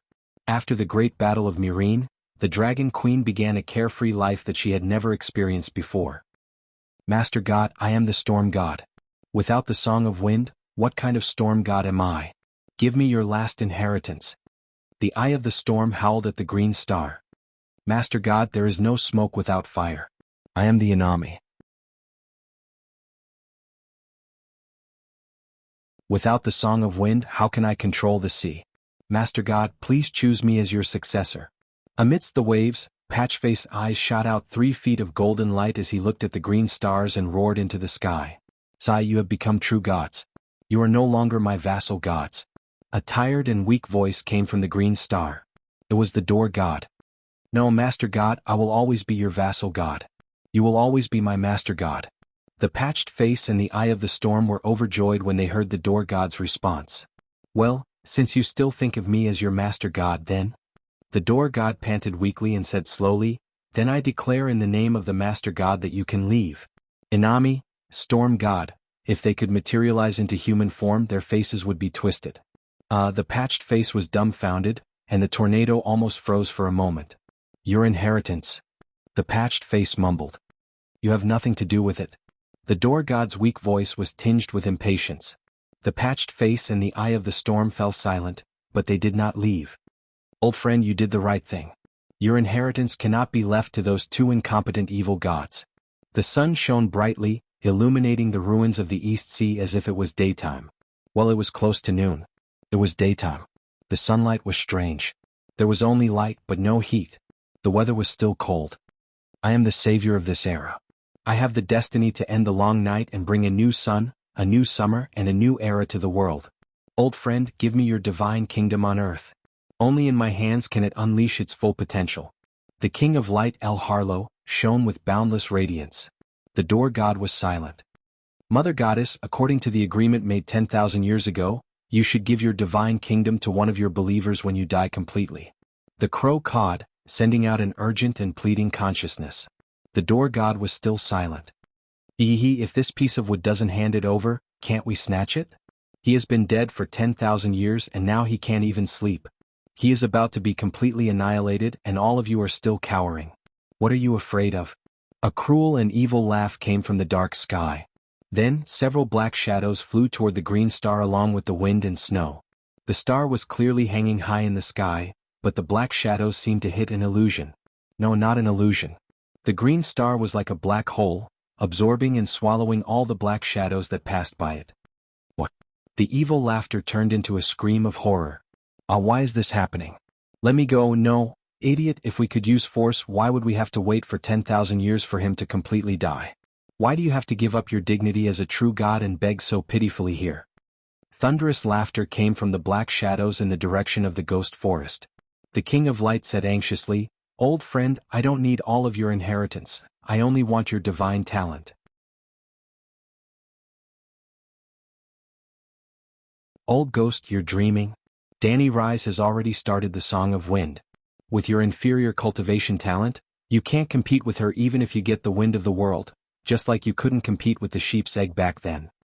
A cold laugh came from the dark shadow in the west. "Bastard. You are just a little evil god, how dare you talk to me like this?" Lalo was furious, and the bright sun suddenly became blazing white, casting a hot white light to the shadow in the west. The ice and snow melted under the sun, and the shadows on the ground were like boiling oil in a pot, and a gloomy voice wailed in pain. "Weirwood, now that so many gods have come to see you off, you should at least repay us with something sweet. We don't want your Song of Wind and the wind of the world, but you must hand over your talent of time and space." A shadow dissipated, but another shadow came from another direction, and an evil and cold voice came from it. The door god sighed heavily, "I'm sorry, I'll give you the throne. My things will only be given to my successor." Caw. Bran was overjoyed. "Mother goddess, I won't let you down. No, not for you." The door god immediately denied. The crow that carried Bran's will almost fell to the ground. What? I am this generation's three-eyed crow. Three-eyed crow, are you worthy? Just a bit of mental fluctuation can almost freeze this world. It was the king of strange ghosts. He carried an umbrella sword on his back and stood proudly on the ruins of the Great Wall. A thick frozen fog covered a few hundred meters around him, and the sunlight, storms, and shadows couldn't get close. "Mother Goddess, give me your divine kingdom, let me help you complete your final mission," he said. "No, don't give it to him." Bran hurriedly said, "Mother Goddess, he will destroy your favorite sunshine, rain, and morning. You don't want a dark and cold world of death." Darkness, coldness, order, and silence are the original appearance of the world at the beginning. Wantonly wasting the flames of the heart of the earth to build an illusory sun will only accelerate the death of the world, and eventually push the world into a darker, colder, and more desperate abyss. The king of strange ghosts said coldly, "I'm sorry, but I crave sunshine and rain. I can't give you my divine kingdom. Even if you represent the other me and ask me for what belongs to him." The door god sighed. The king of strange ghosts fell silent. Bran sighed in relief and asked again, "Mother Goddess, is your successor Jon? He has the destiny to save the world, and he has also completed the Holy Spirit talent. He is indeed more qualified to be your successor than I am." "No, my successor is Danny Rise. I only have nunchakus." Little Fog sang, then pursed her lips and stopped. "Mother Goddess Danny, I don't want to sing this song, it sounds so silly." The dancers also nodded quietly. They couldn't dance like that. The style suddenly changed. The traditional songs and dances of the Song of Ice and Fire world could no longer satisfy the Dragon Queen. She wore a pair of aviator glasses, her head lazily resting on her arm. She had a straw in her mouth, sucking on a cup of mango juice in Erie's hand, and said vaguely, "Then sing You Don't Go." "Then I'll just sing Nunchakus." Little Fog shivered and said dejectedly, "My divine kingdom will be given to Danny Rise." "What?" Bran was confused. "Lord God, what are you doing? That woman doesn't even believe in you." Patched Face said angrily, "Lord God, we are your vassal gods, she is nothing." Storm roared, "I don't want vassal gods and I don't want believers." The door god said helplessly, "It's all your own fault for coming over." "Why?" Bran came back to his senses. "She's not an ancestor, she's not a believer of the old gods, she's not even in the Westeros. Because she passed the test." The door god sighed. "What test?" "She entered the divine kingdom and picked up the Song of Wind. After understanding that the Song of Wind was the cornerstone of stabilizing the Great Wall, she immediately gave up the power at her fingertips. She also used up her magic power to repair the damaged Great Wall.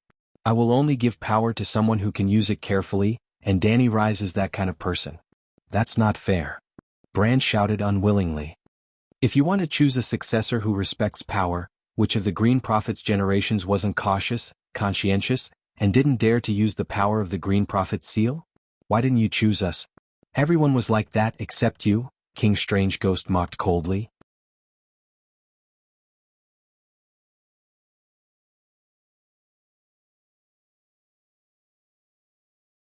Chapter 740.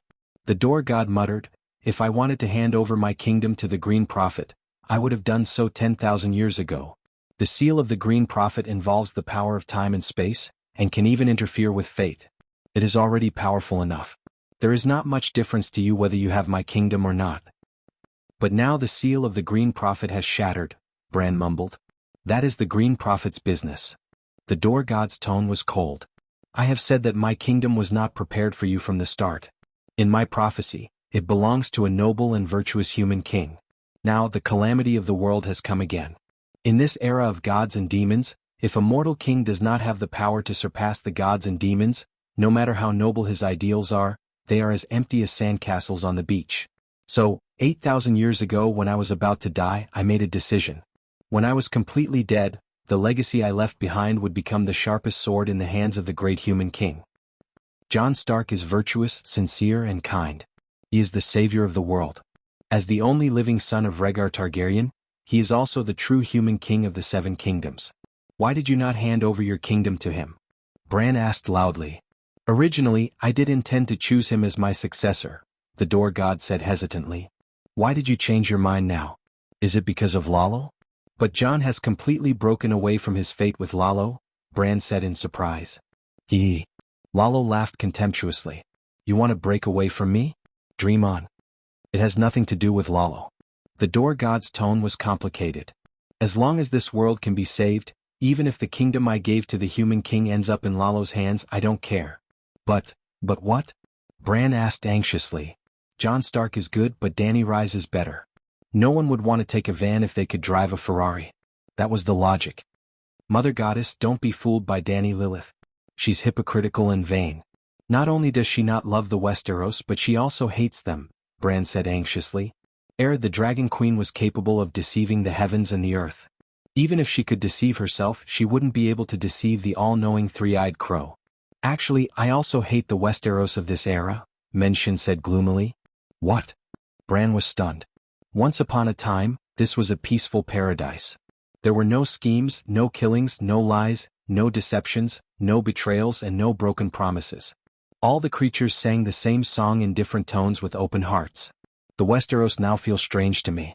It's like a swamp that disgusts me and makes me want to escape. Bran's face twisted. You are the mother goddess of Westeros.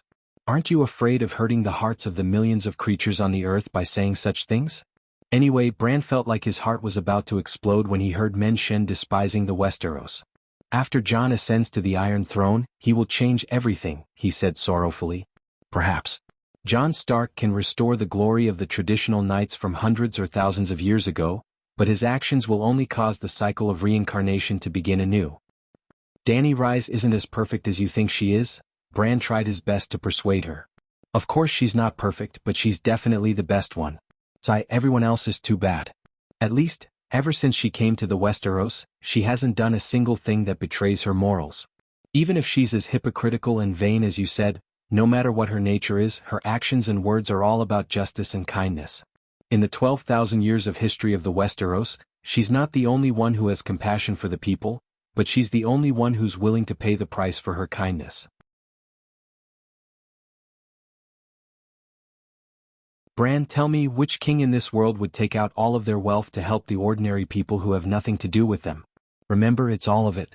Bran was silent for a moment, then said with difficulty, if Jon had that much gold, he would also buy food to help the disaster victims. Perhaps, but the reality is that in the 10,000 years of human history and countless kings, only Dany Rise really did it, Menshin said indifferently. She has dragons, slave bay, and enough food. She doesn't lack or need gold, that's why she can be so calm and generous, Bran complained. Menshin smiled bitterly. Do you think other kings can't live without gold? They don't lack wealth, but their desires can't be satisfied. There's no difference between power and wealth. If I give 10% of my power to those kings who can't control their desires, they'll use 90% of their power to satisfy their desires and leave 10% for their lofty ideals. Jon Stark is stronger than them, and he'll only use 60% of his power to satisfy his desires. Dany Rise definitely has mortal desires, but those desires are very small and have already been satisfied by her own power. If I give her 10% more power, she'll use it all to make the world better. If that's the case, who else can I choose if I don't choose her as my successor? Exhaustion rushed to Door God like a tide. After saying this, he felt that his time was coming. Boom! Without any warning, a powerful aura suddenly spread around the green star, like a nuclear explosion. The invisible air wave pushed away the storm, waves, dark clouds, shadows, sunlight, snow, and so on. Ah, the old wood is going to die completely. Hurry up, don't let him give away the kingdom of God. Patched Face was pushed to the bottom of the sea by the air wave, but he spoke through his soul. He no longer called King of Gods, and was ready to fight for it. Everyone, let's fight together and get as much as we can. Whoever gets it will get it. Don't let that mortal queen take advantage of us. In the shadows, the demon god's angry roar sounded. Buzz, a green ring of wind lit up around the green star. Then, the dark sky below the ring of wind gradually faded, and a thin ray of golden-red sunset was projected from it. Gradually, the image of another world appeared under the green ring of wind, the scene of Myrene at this time. The green star had opened a portal of space. Ah, the portal of time and space. The old wood has opened the portal of time and space. Hurry up and stop him. The eye of the storm roared with shock and anger. At this moment, all the demon gods around knew that they couldn't hold back anymore. Everyone disperse. My legacy belongs to Daenerys Targaryen, the human sovereign who has great vision, strives to govern, and strives to create a beautiful new world. Men Shin mustered the last of his strength, and his voice was like thunder resounding through the world. My power will become the sword in her hand, helping her to overcome all obstacles and finally find a light for this falling world. Suddenly, a strange and dynamic music came from the other side of the portal of time and space. Because the music was too strange, and because the image on the other side of the portal was too unexpected, Menshin's final declaration came to an abrupt end, and the demon god's attack also stopped. It was a sky garden with flowers and green trees. The musician played a strange and fast-paced music that made people want to twist their bodies and shake their necks. In fact, a dozen beautiful girls and 2 centaur girls on the lawn were jumping around as if they had epilepsy. The Dragon Queen had personally entered the field. She wore a loose silk shirt and pants, and her silver hair was tied into a dozen small braids with bells tied to the braids. She stood behind a drum set and her sleeves were rolled up. She held a stick with both hands and quickly hit the leather drum and gong. She shook her head, and the bells on her braids jingled. Above her head there was a ball of green wildfire, a ball of golden dragon flame, a ball of white holy dragon flame, a ball of red bonfire, as well as purple and green flames that were ignited with metal powder provided by the fire mage. The colorful flames cast a flickering ghostly shadow in the garden, and together with the strange and fast-paced music, there was an indescribable and strange harmony between light and sound. Your Majesty, Jenny has yet to be found, but the long night has already arrived. You can't be so drunk and indulge in pleasure. A white-haired old man walked over worriedly and loudly admonished her. The music stopped and the dancers stopped swaying. Sigh, I've been fighting for my whole life and finally stopped. Can't I just enjoy it? The Dragon Queen said impatiently. But Jenny, she's a grasshopper after autumn, I'll deal with her sooner or later. The long night, the Great Wall is blocking the deviant ghosts. She waved her hand and dismissed the old man, and shouted to the dancers and musicians, continue playing, continue dancing. The Dragon Queen raised her head abruptly. The nonchalant look on her face disappeared. Her expression was sharp and her eyes were like lightning. She looked straight at the direction of the dimensional rift. In fact, there was only a dim sunset over there. Nothing was visible. Who are you? You must be tired of living to dare to spy on me. The Dragon Queen roared and turned around and shouted, Steel guards. The dancers, musicians, maids and old Yimant's expression changed, and quickly retreated without saying anything. Clang clang clang, the sound of armor clashing came from the back of the dance hall. A group of soldiers in bright silver armor rushed over, holding swords and shields, and layer upon layer protected the Dragon Queen in the center.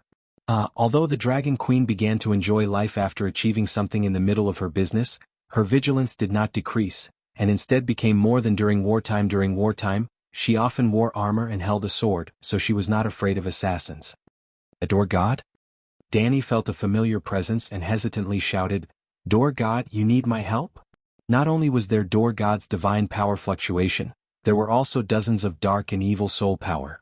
It was very likely that Door God was with dozens of evil gods. What are they doing? Danny guessed that Door God was targeted by evil gods and came to her for help. With that thought, she immediately entered the dragon spirit state. The 5 megalosaurus opened their cold vertical pupils, and the 9-colored vortex in their consciousness spun rapidly. They opened their mouths and magic power condensed in their throats, and dragon flames spurted out.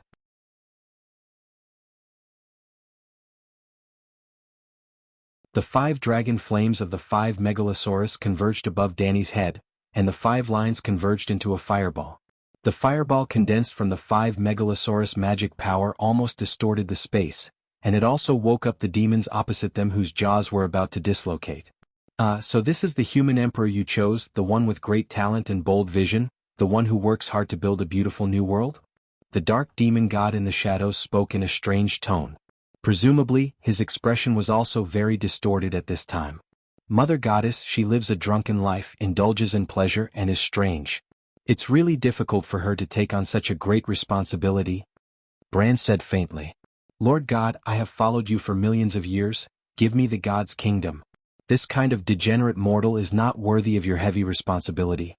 The Eye of the Storm sighed. Sigh, a long time ago she left a spiritual mark on my God's kingdom. This matter is a foregone conclusion. Door God sighed, and the green star turned into a stream of light, about to rush into the space-time gate.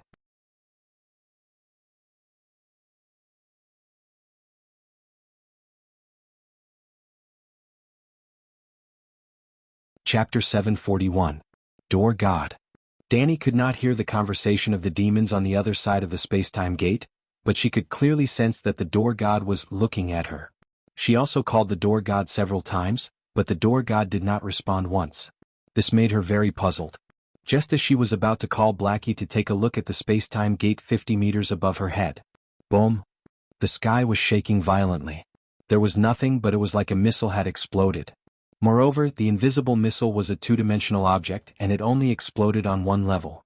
In Danny's field of vision, a small green dot suddenly appeared 50 meters above the ground. Then, with the small dot as the center, a circular mirror spread out in an instant. At the same level of the mirror, the invisible air and the sunlight seemed to be cut open. Danny had a feeling that if a fine steel sword was placed at that position, the sword would be cut in half like a piece of tofu. However, Danny, who was below, was not affected by the impact of the explosive airflow at all. What surprised her even more was that on the other side of the mirror, there was a scene that was completely different from the sky above the Great Pyramid of Myrine. The dark sky was surging with dark clouds. Storms, hailstones, thunder, lightning, snowflakes, sunlight, seawater, shadows. All kinds of strange astronomical phenomena were mixed together. In the center of the chaos there was a green star. Its light was dim and wavering. Inexplicably, she sensed her own thoughts on that star, just like it was a magic weapon, and the magic weapon had already been refined by her, but she herself did not know. Suddenly, Danny had a realization. This was the space teleportation that was common in fantasy novels. The space-time gate. In this low-magic fantasy world, the technology of the space-time gate was beyond the limits of her imagination. How could such a bug-like thing exist? Oh no. Didn't the door god's black door involve space-time technology? When Fatty Sam went through the black door and crossed the Great Wall in an instant, he was still more than 10 kilometers away from his original position. At that time, Danny suspected that the door god knew space-time magic. Who would have thought that the door god would open a spatial door that spanned thousands of miles today? Ah, that green star is Menshin's kingdom of God. Danny suddenly realized. Then she turned pale with fright. Menshin's kingdom of God was the energy foundation of the Great Wall. If the kingdom of God appeared here, then the Great Wall. Danny Alice, don't let me down. At this moment, Menshin's weak voice came from the green star. After sending out this thought, Menshin's spiritual fluctuation suddenly disappeared, completely disappearing from Danny's perception. At this moment he was completely dead. Buzz buzz. The spatial gate was like a ripple, shaking violently. The dim green star fell to the other side of the mirror with difficulty. Tsk. How dare you, evildoer! How dare you steal my treasures! Danny realized this and flew into a rage. The door god had given the divine kingdom to him, but now it was being coveted by a group of evil gods. His left hand held up the huge fireball formed by the 5 dragon flames. The 5 dragons finished spitting out dragon flames and immediately entered the level 5 dragon spirit state. Dahe put on the warrior of 7 gods vest. Level 5 dragon spirit plus warrior plus soul extinguishing strike plus sword god's divinity, get lost. Danny opened her mouth and her voice was like thunder. All the demon gods on the other side of the spatial door heard her yell, and every demon god who heard it was directly struck by an extremely sharp spiritual sword. Except for the three-eyed crow, Bran, and King Igue, who didn't move, Lalo, the Eye of the Storm, the Patched Face, and many dark demon gods in the shadows all cried out in pain. Ah ah ah.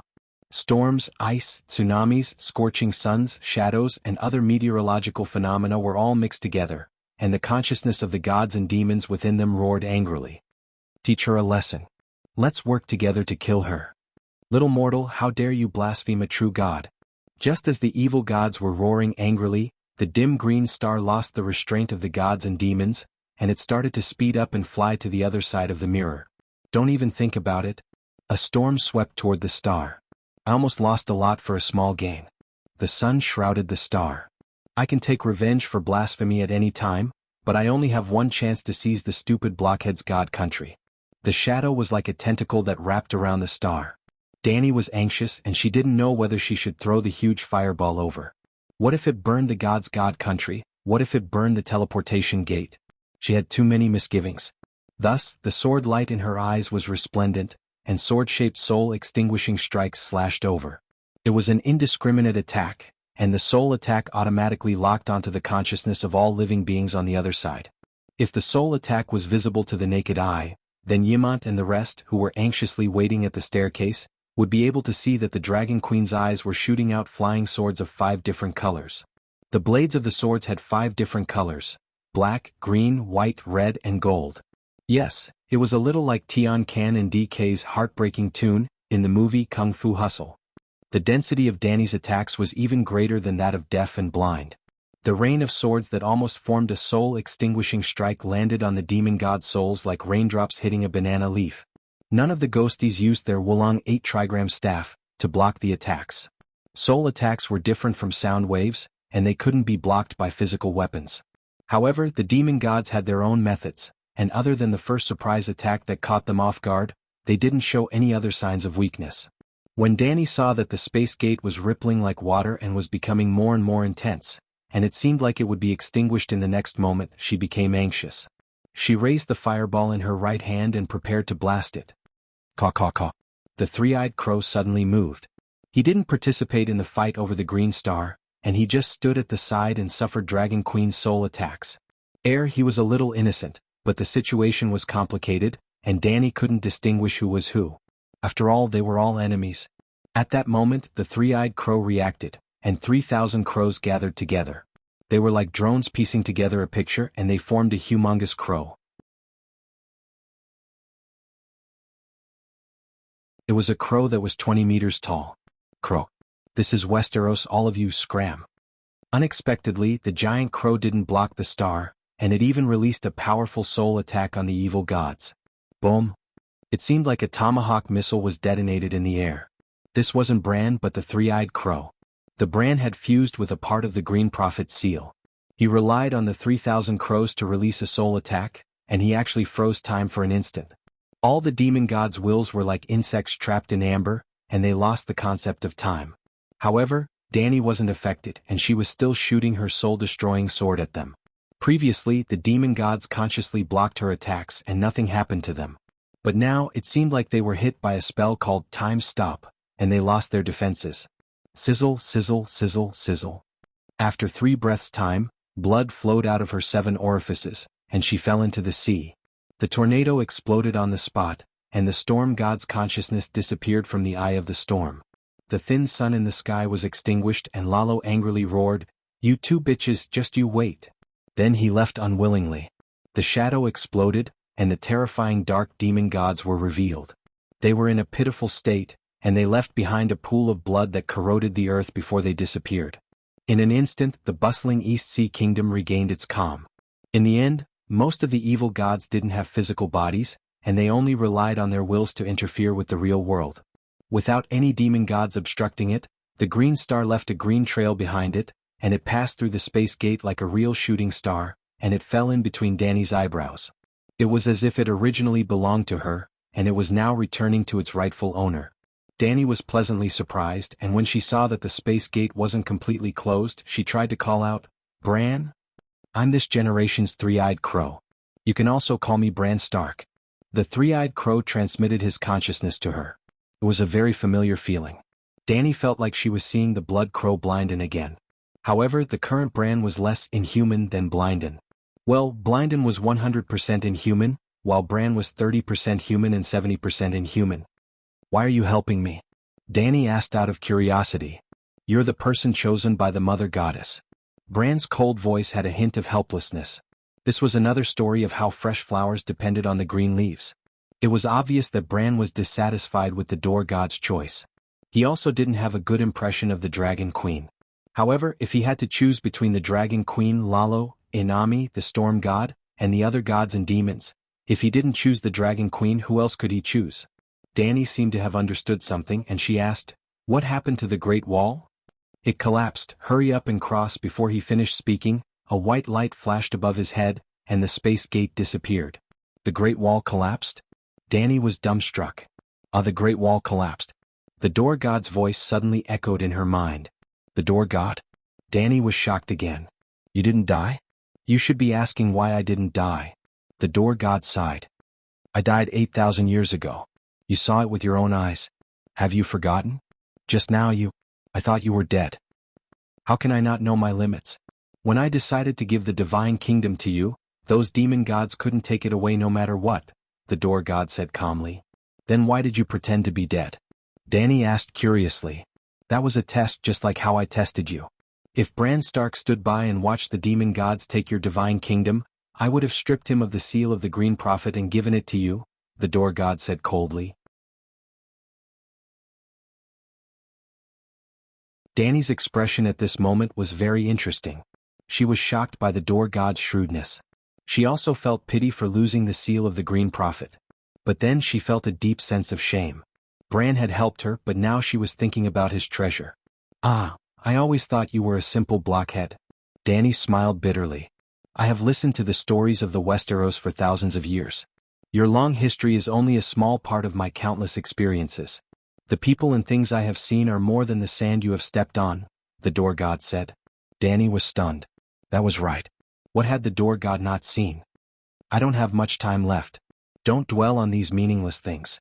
Ask me if you have any questions, the Door God said tiredly. Dany pointed at the green stars floating in her mind and asked, What is this? The gods call it a divine kingdom, but... The Door God seemed to be lost in his memories. There was a hint of sadness in his voice. It is actually a treasure trove that I built when I was young. I like to listen to the songs of the wind. Every wind that moves me is recorded in this treasure trove. Therefore, the gods also call it Wind of One World. It means the collection of all the wind that was born in this world. So that's how it is. Dany recalled that when she stepped into the black door that day, she did enter a world full of wind. But at that time her realm was limited.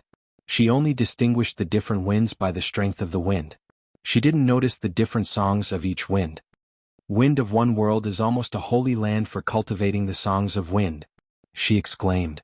Yes, I once let 8 subordinate gods enter Wind of One World to cultivate for 100,000 years. After that, they all became true gods. The Door God's tone was calm. He didn't mean to show off at all. But in such a calm tone, there was a shocking domineering aura. Perhaps this was the highest level of pretentiousness, Dany thought with some adoration.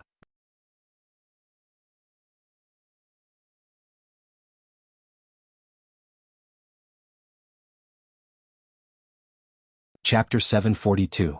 You have vassal gods too? Who are they? Dany asked curiously. I'm the first living being in the Westeros to awaken self-awareness, and also the first true god to sing the Song of Laws.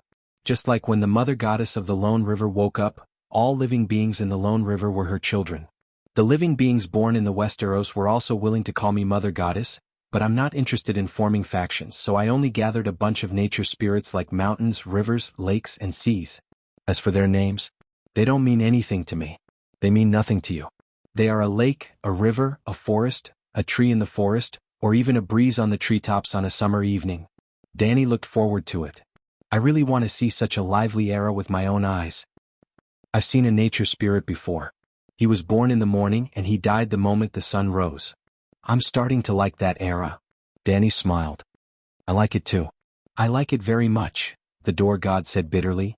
Unfortunately, that era only appears at the beginning of the world's birth. At that time, the first flame's power of creation is at its peak. Anything bathed in the light of the fire, even a pebble by the river, can give birth to a spirit. The first flame's power of creation? Danny's eyes widened. That's right. It's the mastery of your song of fire. The door god seemed to be staring at her through the green stars. Your talent is not an accident. The door god said in a low voice. You're the reincarnation of the first flame in the heart of the earth. It's very likely that you're the last flame in our world that contains the power of creation. I'm the reincarnation of a flame? Danny was not shocked. Instead, she was confused. Reincarnation is just an easy way to explain it. It's also possible that I've guessed wrong, and the power of creation in the flame of the earth's core has long been used up, the door god said. You've confused me. Am I really the reincarnation of the first flame? Danny frowned. Danny, let me ask you. 100 years ago, an acquaintance of yours passed away. 100 years later, if you see someone whose appearance, personality, and mental fluctuations are exactly the same as his, would you think that he is his reincarnation? Danny nodded and said thoughtfully, Are you saying that my song of fire reminds you of the primordial flame at the beginning of the world? Hehe, you are very smart. Men-Shin smiled and said with a gentle voice, After the infancy of the world for billions of years, there was no flame that contained the power of creation. We all thought that the first flame in the core of the earth had gone extinct. But now you've appeared and you've even turned the creation of fire into a type of world law. There are only two possibilities. You are the reincarnation of the last wisp of the first flame, or you have extraordinary talent and great luck. There is a 1 in a billion chance that you comprehended the power of fire creation out of thin air. Danny shook her head and said, It's not out of thin air. I have a talent that is related to the creation of life and fire. It was because of that talent that I was able to hatch a dragon from a stone. Later on, when I was researching fire witchcraft, I combined my talent and comprehended the song of fire with the power of creation.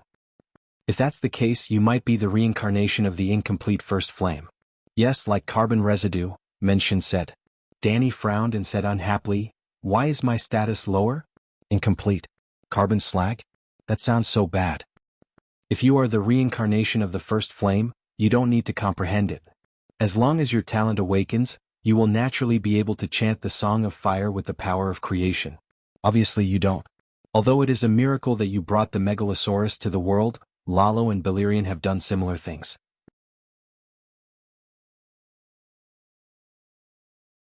But it is also wrong to say that you have nothing to do with the first flame. You do have the talent to create life and fire. That is why I said that you are the reincarnation of the incomplete first flame. Actually, this is more reasonable. The first flame in the core of the earth may have been exhausted long ago, but there must be a lot of carbon residue contaminated by the first flame. Wasn't the sun previously made of carbon residue? Forget it, forget it. Let's not talk about me. Danny waved her hand. Let the carbon residue go to hell. What are the titles of your 8 true gods and subordinate gods now? Can I get acquainted with them? She asked expectantly. Men-Shin said strangely, I'm afraid there is no way to get acquainted with them. Among the evil gods who robbed the god's kingdom, 2 of them were my gods. They are the Inami and the storm god that you are familiar with. Shit. Danny cursed in a low voice. Men-Shin, how did your little brothers become evil gods? And betray you, their big brother? Men-Shin's tone was complicated. Good and evil are defined by you humans according to your own standards. In ancient times they were not evil gods. In other words, before humans were born, there was only the difference between true gods and non-true gods. Good and evil were never the labels of gods. As for betrayal, I have never asked them to be loyal to me. How can I betray them? Thinking that Men-Shin also liked barbaric and cruel blood sacrifices, Danny stopped talking about good and evil. She only asked, if you don't ask them to be loyal to you, why did you accept them as your gods? I didn't accept them. They came to me and insisted on being my gods. I agreed. After that, they wanted to leave, but I didn't care. If I could travel to 1,000,000 years ago, I would also be your god. Being a vassal god was a little too cheap. After complaining, Danny asked again, what about the other 6 true gods? Sai, you know about the world pendant, right? Men-Shin's voice was suddenly tinged with sadness. Every time the world falls, a group of true gods will fall. The other 6 true gods have always been my gods, so they took the fall for me. What? They took my place, exhausted their power, and fell into eternal slumber. When they were all dead, it was finally my turn. It was also because of their deaths that I was born with another consciousness, the dark soul of the root, Menshin said bitterly. Danny didn't know what to say. After a long silence, she suddenly thought of the collapsed Great Wall. She asked anxiously, "Did the Great Wall collapse?" "It did. My final moment has come. The Great Wall has finally collapsed as fate had planned." Danny frowned. She really didn't like the word fate. Why did it collapse? Your God's kingdom is still here. This means that the spell formation under the Great Wall is still working normally. The king of foreign ghosts blew the horn of winter. Menshin sighed.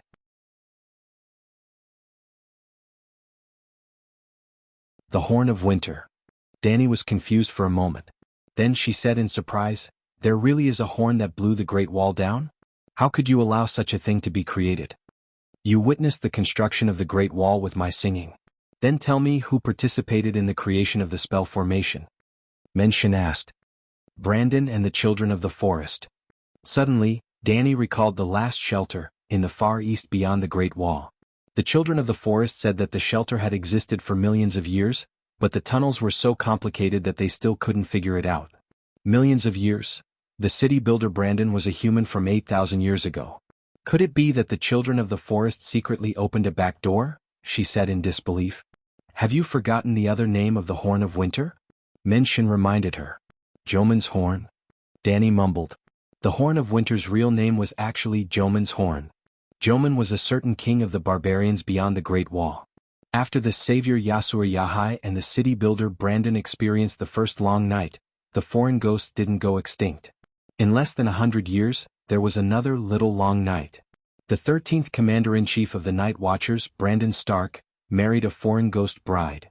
Then he wantonly sacrificed foreign ghosts and turned himself into a half-foreign ghost. He was known as the Night King. The long night, triggered by the Night King, didn't endanger the entire human race. In fact, it didn't even affect the Northern Territory. The Night King and his foreign ghost bride were only active around the Great Wall. Then Joman used the Horn of Winter to summon an underground giant. Together with the liberator Brandon, the king of the Northern Territory, they defeated the Night King, Brandon. The two Brandons seemed to be uncle and nephew? Joman was the one who created the Horn of Winter? Yes. Like the city builder Brandon, he learned magic from the children of the forest. But why did he create the horn that destroyed the Great Wall? Was it to invade the Northern Territory? Danny found it hard to understand. It had only been 100 years since the long night. The horrors of the foreign ghosts were still fresh in everyone's minds. History hadn't had time to become a myth. The barbarians beyond the Great Wall had even participated in the construction of the Great Wall. Don't you think it's strange that the Night King and the Corpse Queen ruled the entire Great Wall? Asked the door god. Oh, the Great Wall exorcised evil spirits. The foreign ghosts couldn't even pass through the Great Wall. After being reminded by the door god, Danny immediately realized a huge problem that she had overlooked. During the Night King's time, the Great Wall's ability to suppress evil spirits seemed to have lost its effectiveness. The Night King was a Stark. He had mastered the power of his ancestors. The black door that the Night Watchman Sam brought you to wasn't hidden when the Great Wall was first built. All the Night Watchmen could see it and often used it to enter and exit the Great Wall. Naturally, the Night King and Brandon had entered it before. You could regain your consciousness in the black door, so could he. You could enter the realm of the wind, so could he. You could touch the wind song, so could he. You could resist the temptation of power, so could he. Speaking of this, the door god couldn't help but admire her. Danny, you're very unusual. You're the first person to give up the wind song. Danny held her head high and said seriously, I deeply understand the principle that power is responsibility. The greater the power, the greater the responsibility. The greater the power, the greater the responsibility. This statement deeply shocked the door god. The green star floating in Danny's mind actually trembled slightly. Danny, I didn't choose the wrong person. The door god sighed sincerely. Although the Dragon Queen was a disco dancer before her great cause, her understanding of power was very much to the door god's liking. If you could resist the temptation of the power brought by the wind song, you would have passed my final test. Although you gave it up at that time, I secretly gathered a trace of your spiritual power and merged it into the wind song. In other words, at that time, you would have become the successor of the realm of the wind. But when I just died and my consciousness was still in a deep sleep, the wind song didn't set too many restrictions, nor did it test human nature. After all, I originally planned to leave the god's kingdom to a human hero. After the death of a god, the date of the awakening of the remnant consciousness was too uncertain. As you can probably guess, the Night King and Brandon entered the Black Door and controlled the Wind Song. The Wind Song was the core of the Great Wall's evil formation.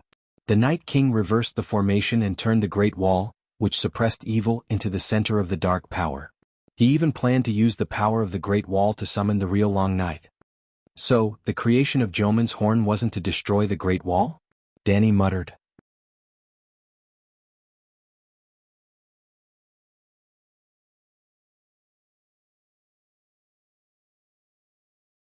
Chapter 743. Blowing the winter horn could indeed destroy the magic circle inside the Great Wall. However, Qiao Man only stopped the magic circle's operation because she wanted to remove the Night King's control over the Great Wall. After all, the Night King wasn't the evil ghost king, and after he lost the protection of the Great Wall's magic circle, he was easily captured by the northern region's people and the barbarians, the door god said. Danny finally understood why the Great Wall collapsed, but she still had doubts in her heart. Why didn't you destroy the winter horn? Do you still need to ask me this question? Did you forget that Mance Raider robbed tombs all over the mountains to look for the winter horn? After the Great Wall was built, the ancestors of the northern region and beyond the Great Wall weren't of the same race anymore, the door god said with a bitter smile. Upon hearing this, Danny also smiled bitterly. The Great Wall was originally a barrier against the evil ghosts, and it was built by the ancestors of the northern region and beyond the Great Wall. However, for thousands of years, the Night Watchers used the Great Wall to block the barbarians from the south. The Winter Horn was built to protect the Great Wall, but when the barbarians used it to threaten to destroy the Great Wall really collapsed. No matter how good the original goal was, humans could always make the ending develop in the worst direction. How did the Winter Horn fall into the hands of the evil Ghost King? What was the three-eyed crow doing? Why didn't he warn them in advance or even stop them? She asked again. Do you believe in fate? The door god asked back. I won't obey the fate imposed on me by anyone or any god, Danny said firmly. You don't believe in fate, but fate does exist. Compared to ordinary people, the Green Prophet is almost omniscient and omnipotent, and he is like the master of fate. However, at a higher level, the Green Prophet's fate was also arranged. No one can break free from fate, and if you jump out of a small river of fate, you will only fall into a larger river of fate, the door god said in a deep voice. Then I will keep jumping. I will jump out of a small river and jump into a big river, and as long as there is a river there will be a shore. One day I will be able to stand on the shore and look down at the river of fate that traps all living beings. Danny said confidently. Men Shin said meaningfully, when you jump onto the shore and see the flow of the river of destiny below, it is very likely that you will immediately fall into another river of destiny that you have arranged for yourself. What do you mean? Danny frowned. You will naturally understand when you understand it. Words cannot explain it clearly. There's not much time left, so let me introduce you to my legacy. The wind of a world not only records the information of the wind, but the wind itself also contains the history of the changes of the world over hundreds of millions of years. I'm sure you've already noticed that when you're in the state of wind song, you'll get twice the results with half the effort when you practice fire magic? Danny nodded. It's like listening to the words of the world. Whether it's practicing magic or martial arts, I'll always enter wind song. The winds of a world collected all kinds of winds from the beginning of the world to the end of the last era. The information in the winds also came from various periods and eras. You can hear all the wind I've heard in my life. The wind of one world is simply a holy land for cultivation. Danny's eyes lit up, unable to contain her joy. I didn't create the wind of one world for cultivation. Menshin said helplessly. Yes, I'll fulfill your wish. In the future, when I encounter pleasant winds, I'll also collect them in the wind of one world. Danny said. I wonder if fart wind counts as wind.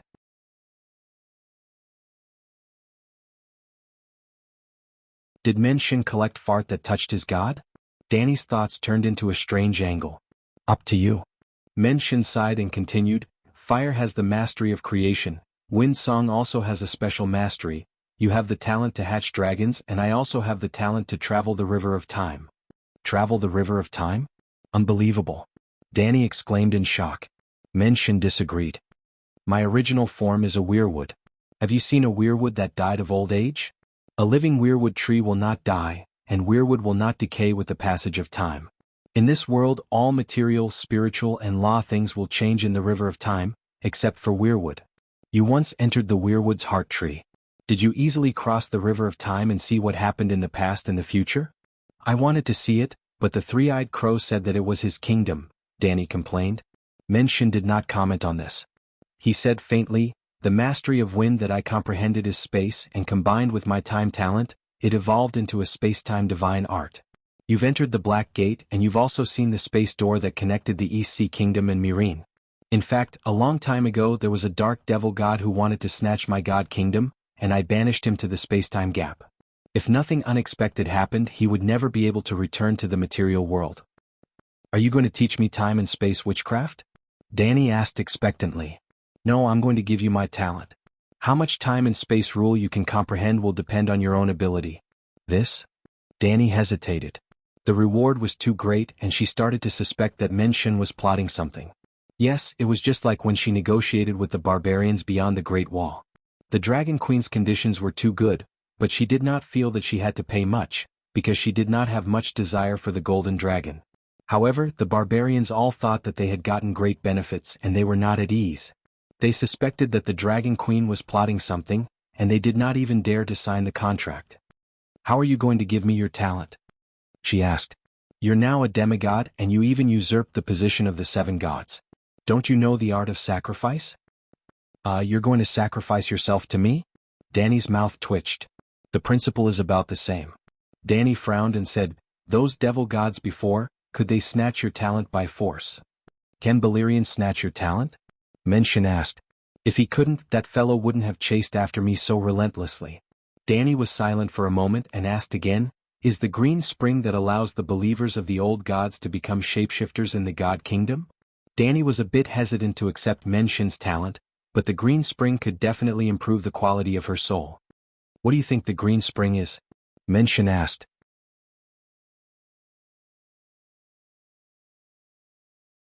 Danny thought for a bit, then answered, you told me that you don't need the power of faith of the believers of the old gods, but instead convert it all into talent and give it back to the believers.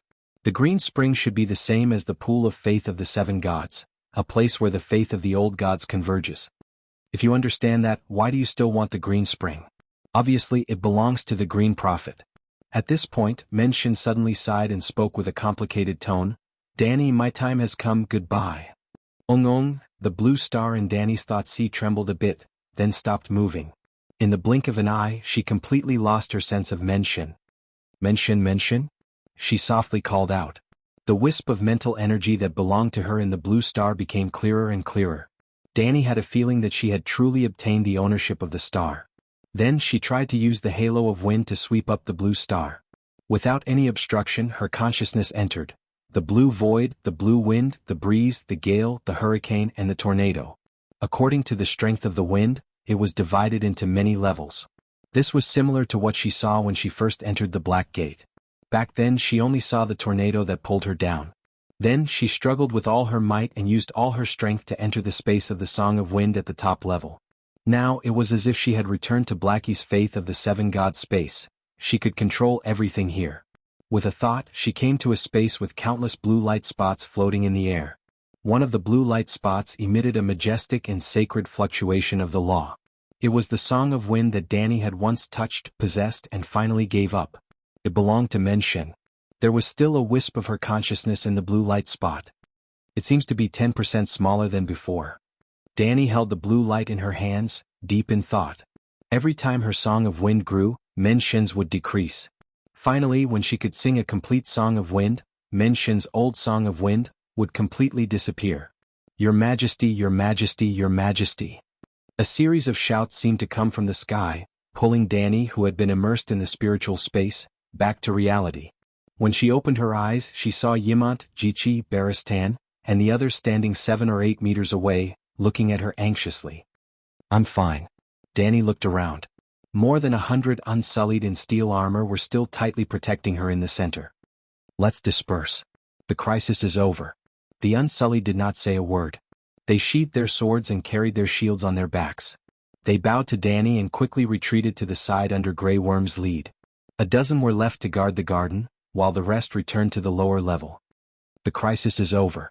Are we still dancing? Jichi widened her almond-shaped eyes and asked expectantly. Danny glared at her. You still have the mood to dance? Do you know what just happened? Jichi pursed her lips and retreated disappointedly. What just happened? A piece of, like a mirage suddenly appeared in the sky, showing the scenery of another region. Old Yimant said nervously. The Great Wall collapsed. Danny was the first to break the news. What? Yimant was at a loss. Old Boar reacted first and cried out in horror. Your Majesty, you said the Great Wall collapsed? The Great Wall of the Westeros? Danny nodded and roughly explained what had just happened. But she did not explain in detail about Menshin's inheritance. But when she finished, the scene was dead silent. Old Yimant, Old Boar, and the others all had their mouths wide open. Their eyes were blank as they stared blankly at Danny. What's wrong? Danny was confused by his stare. The horn of winter that could blow down the Great Wall? The shock in Old Boar's eyes was gone, replaced by doubt.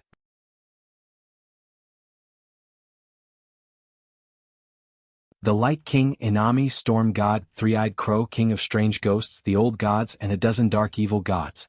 Danny, have you drunk too much? Old Yimant looked at Danny's flushed face and asked with concern. The heavy look on Danny's face disappeared. She held her forehead and said helplessly, You don't believe me? I believe you. Jichi, who was listening with great interest, quickly raised her hand.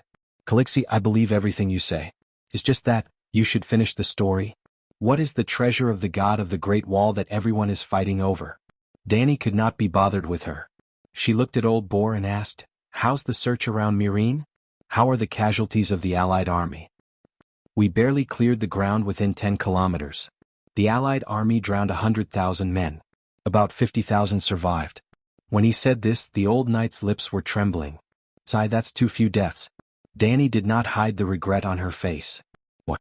Barristan almost fell out of his chair. God have mercy on him. He had fought wars all his life, and there was a large-scale war like the rebellion of the 9 Copper Coin King. But the number of people who died in a lifetime of war was less than half of 100,000. And the Dragon Queen thought that there were not enough deaths? Your Majesty, have you drunk too much? Old Boar had the same suspicion as Yimant.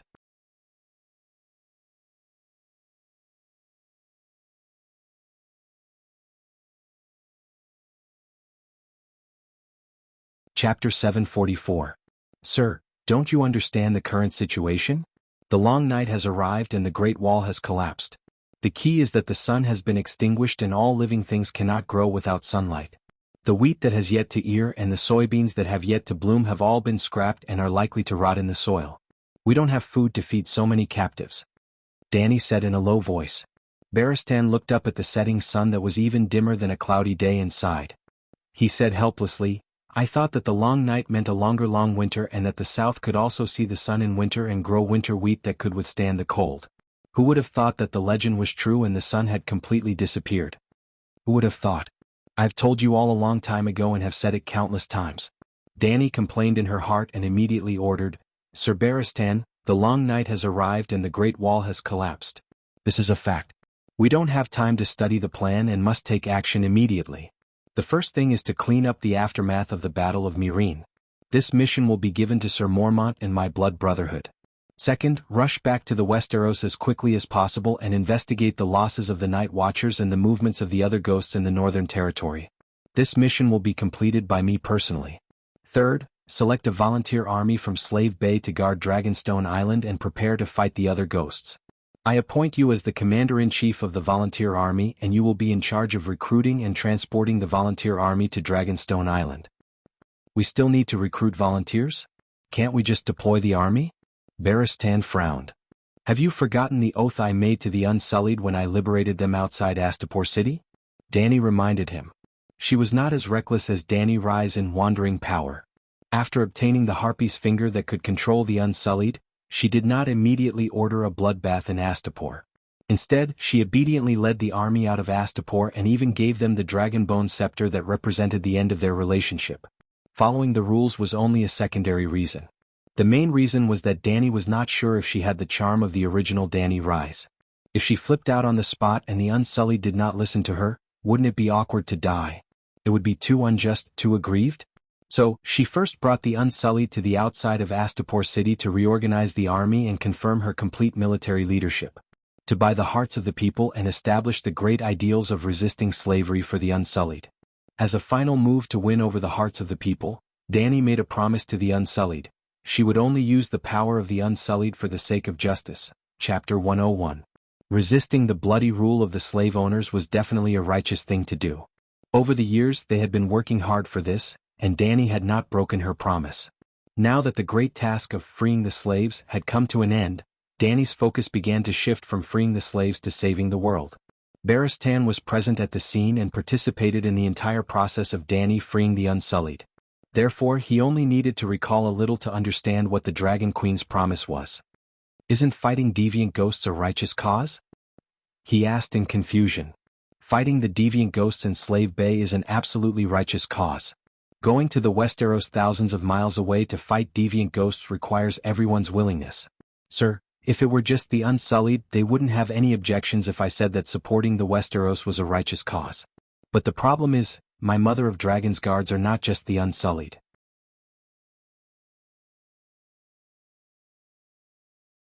The knights, and even counts of Slave Bay all have their own ideas," Dany said meaningfully. Old Yamont's eyes flashed and he nodded.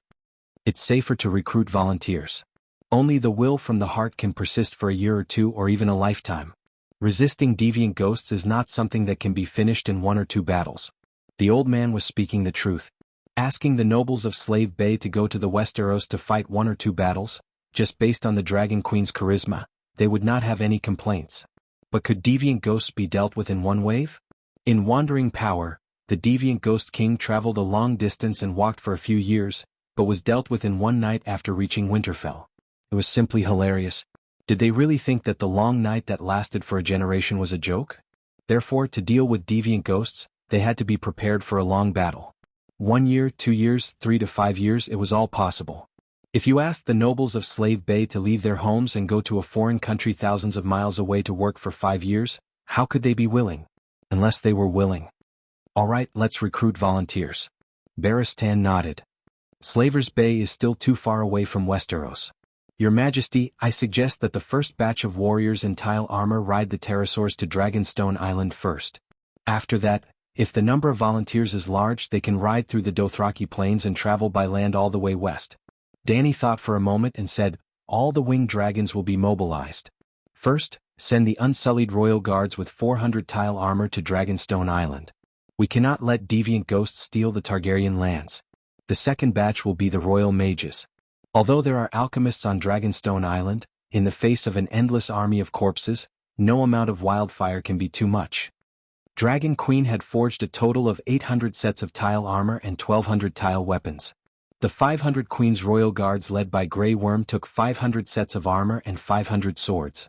The 250 Roaring Warriors under the command of the Blood Alliance were divided into 250 sets of armor and scimitars.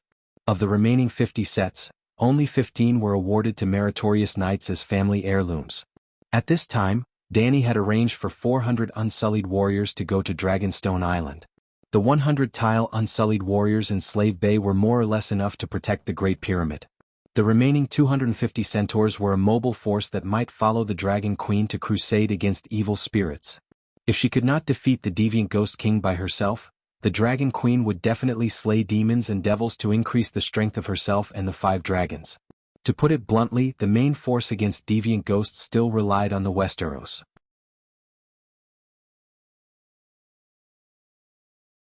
Dany sent people over just to ensure that when she dealt with deviant ghosts, there would be enough loyal and capable subordinates around her. "Your Majesty, under Grazidan's guidance, we found 3 entrances to the Dragonworm Tunnel on a cliff 23 kilometers northwest of Meereen. The first batch of 35 pterosaurs had just left Meereen with 150 tile guards in the night and flew to Dragonstone Island thousands of miles away to search for the Dragonworm Tunnel when Deshiong returned. Did you arrange for someone to go in and check?" Dany had just changed into the blue and white knight's full-body armor. With the help of Jichi and Eerie, she tightened the buckle of the thick blue wool cloak on her shoulders. "I went down." Cora looked at the Dragon Queen strangely and nodded. It was very deep and spacious. 100 meters underground and about 3 kilometers to the east, I felt a warm breath on the walls of the tunnel. The air temperature also increased significantly, so I immediately retreated. "You did the right thing." There is no chance of survival when encountering a dragon worm in the tunnel. Danny's face showed excitement. The temperature means that the flood that day did not drown all the dragon worms. In fact, only 4 dragon worm stiff bodies were found in the north of Mirin. It was very likely that there were dragon worms in the dragon worm tunnel that was flooded in the south of the city. However, it had now become an underground river and there was no way to go in to check. Even if there were bodies, they were destined to rot inside. I don't know if the dwarf's body is inside. It was also after the war ended and the captives were interrogated that Danny found out that the dwarf was in the dragon worm tunnel in the south of the city. However, the endless flood had already poured in by then. Calixi, you want to subdue a dragon worm? Jichi's face showed disgust. Dragon worms looked disgusting. Dragon worms were actually not disgusting. Although their bodies looked like earthworms that had been magnified 10,000 times. Adult dragon worms had brightly colored dragon scales on their bodies and were not as sticky as earthworms. However, dragon worms' mouthparts were very terrifying. In their big mouths that could swallow a small bus, there were dense and messy sword-shaped teeth that looked like weeds. When they opened their mouths at close range, they could scare a timid person to death. Do you still remember the Red Purgatory? Danny asked with a smile. Ah, Calixi, you want to use dragon worms to dig a tunnel between White Cloud City and Mirin? Eri asked in surprise. I went to White Cloud City the day before yesterday. Thinking of the wheat fields in White Cloud City that were mostly eroded by demon grass, Danny had mixed feelings. As I expected, White Cloud City's temperature is higher than Mirin's and the sky is clearer. More importantly, in some areas of the Red Purgatory, the surface is close to magma. If we dig a tunnel there, we might be able to build an underground city. Your Majesty, I have to remind you that dragon worms eat a lot. According to Grazadin, more than half of the Alliance's 5,000 elephant soldiers were eaten by dragon worms, De Xiong said solemnly. Mirin is not suitable for dragon worms to live in, so of course they eat a lot. If they live in a volcano, they can swallow magma without needing normal food. Are you sure there are volcanoes under the Red Purgatory? I think it's just a flat desert, De Xiong said doubtfully. If they can't find a volcano, they'll starve to death. They're free anyway, Danny said nonchalantly. De Xiong nodded. I'll arrange for the captives to explore the tunnel, but Jenny? Are you going to Orlos to find Jenny? He pointed at the fully armed dragon queen and asked curiously. De Xiong had just returned from outside the city and did not know what happened this afternoon. Let me tell you a piece of bad news.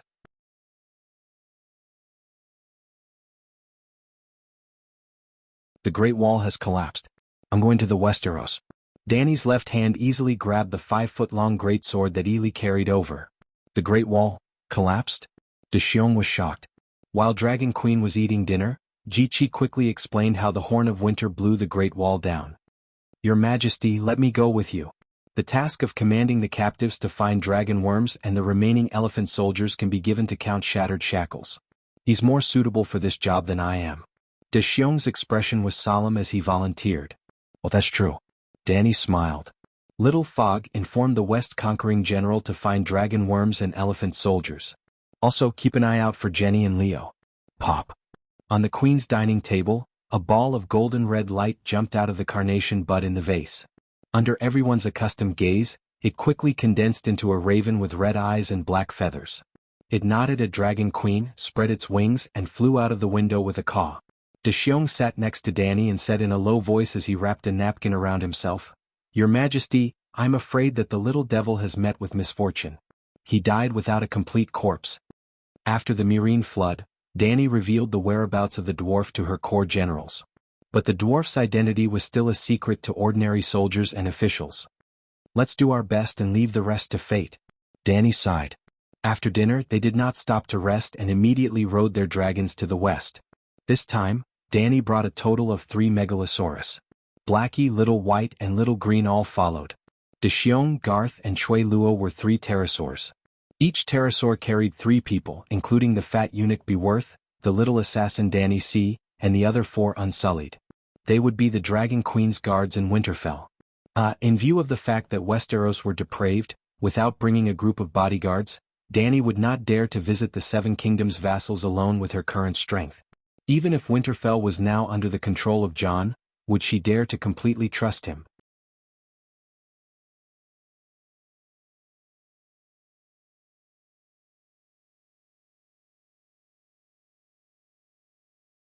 Chapter 745. the sun was extinguished and the stars dimmed as well.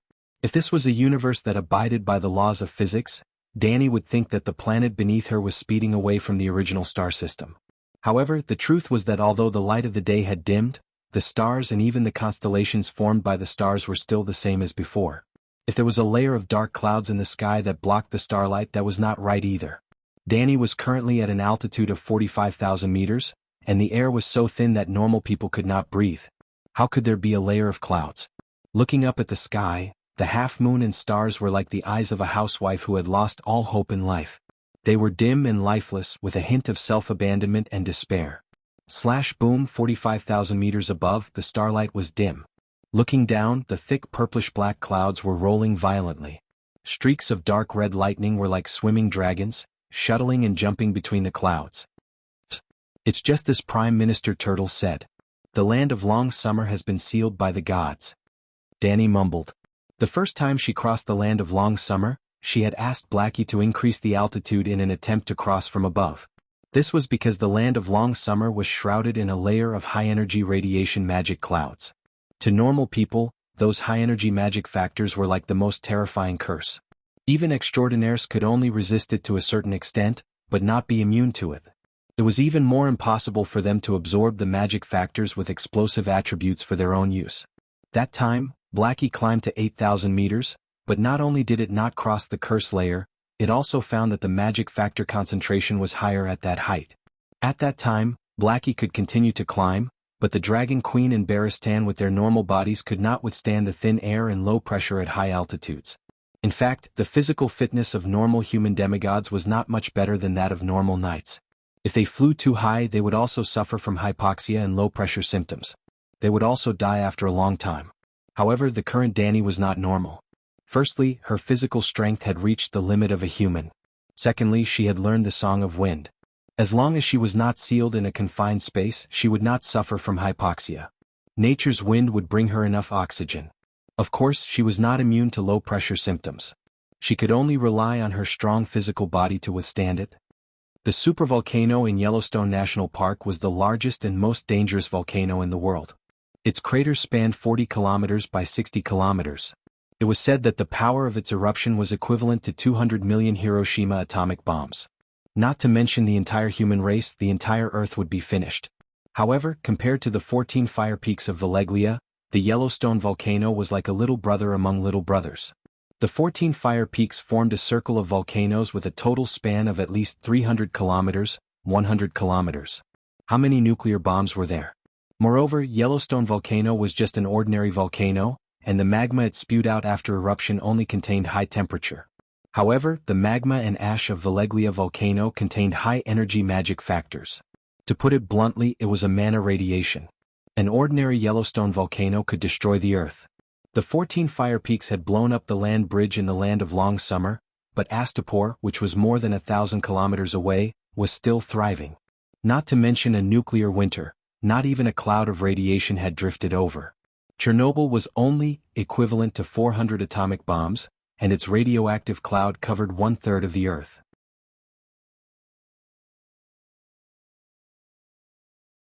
Under normal circumstances, the radioactive cloud after the explosion of the 14 fire peaks was enough to cover the entire Song of Ice and Fire world with a thick layer of cotton.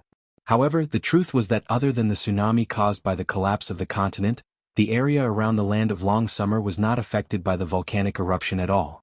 However, the truth was that from 200 meters to 40,000 meters in the sky, the density of the curse factors in the land of long summer increased rapidly with the increase in altitude. At an altitude of 200 meters, ordinary people would quickly pass through the land of long summer without being affected by the curse. However, at 40,000 meters, the dense high-energy magic factors actually formed a thick layer of solid clouds. That's right, the surging clouds under Big Black's body were all magic factors.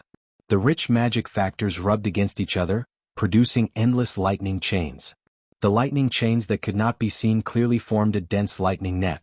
In other words, the explosion of the 14 fire peaks of Valleglia did not release the power to destroy the world, but this power was firmly locked in the sky above the 500-kilometer wide and 1,500-kilometer long continent in the land of long summer. The gods set up a seal in the land of long summer, and all the magic radiation was sealed in the land of long summer, and all the disasters were borne by the survivors of Valeglia. Even if 4 million years passed, as long as the world of the Song of Ice and Fire world was not destroyed, the land of long summer would still be a cursed land, let alone 400 years. If the seal is broken, the high-energy magic factor clouds will explode, and the whole world will be finished. Danny was shocked. The magic radiation cloud below was so horrible that she and Big Black did not dare to directly break into it. If they did, they would be dead. The hundreds of megalosaurus in Valeglia were a lesson to them. With complicated feelings, Danny rode Big Black back to the surface of the Bay of Sorrows. Little Green, Little White, and the 3 pterosaurs were already waiting there. "How was it, Your Majesty? What did you see?" Garth asked. Unlike the first time when she entered the land of long summer, Danny's strength was not only greatly improved, but also her means were much better. Back then, when she communicated with Old Ba, she had to hover over the megalosaurus and shout. Now, with the faith communication divine spell she learned from Sheep Egg, she could communicate with White Knight freely within a range of 10 kilometers.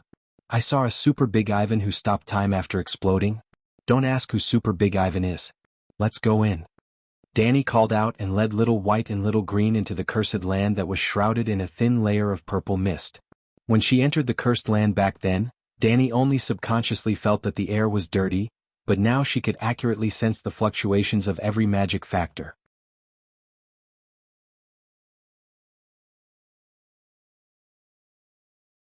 The long night had no effect on Orlos.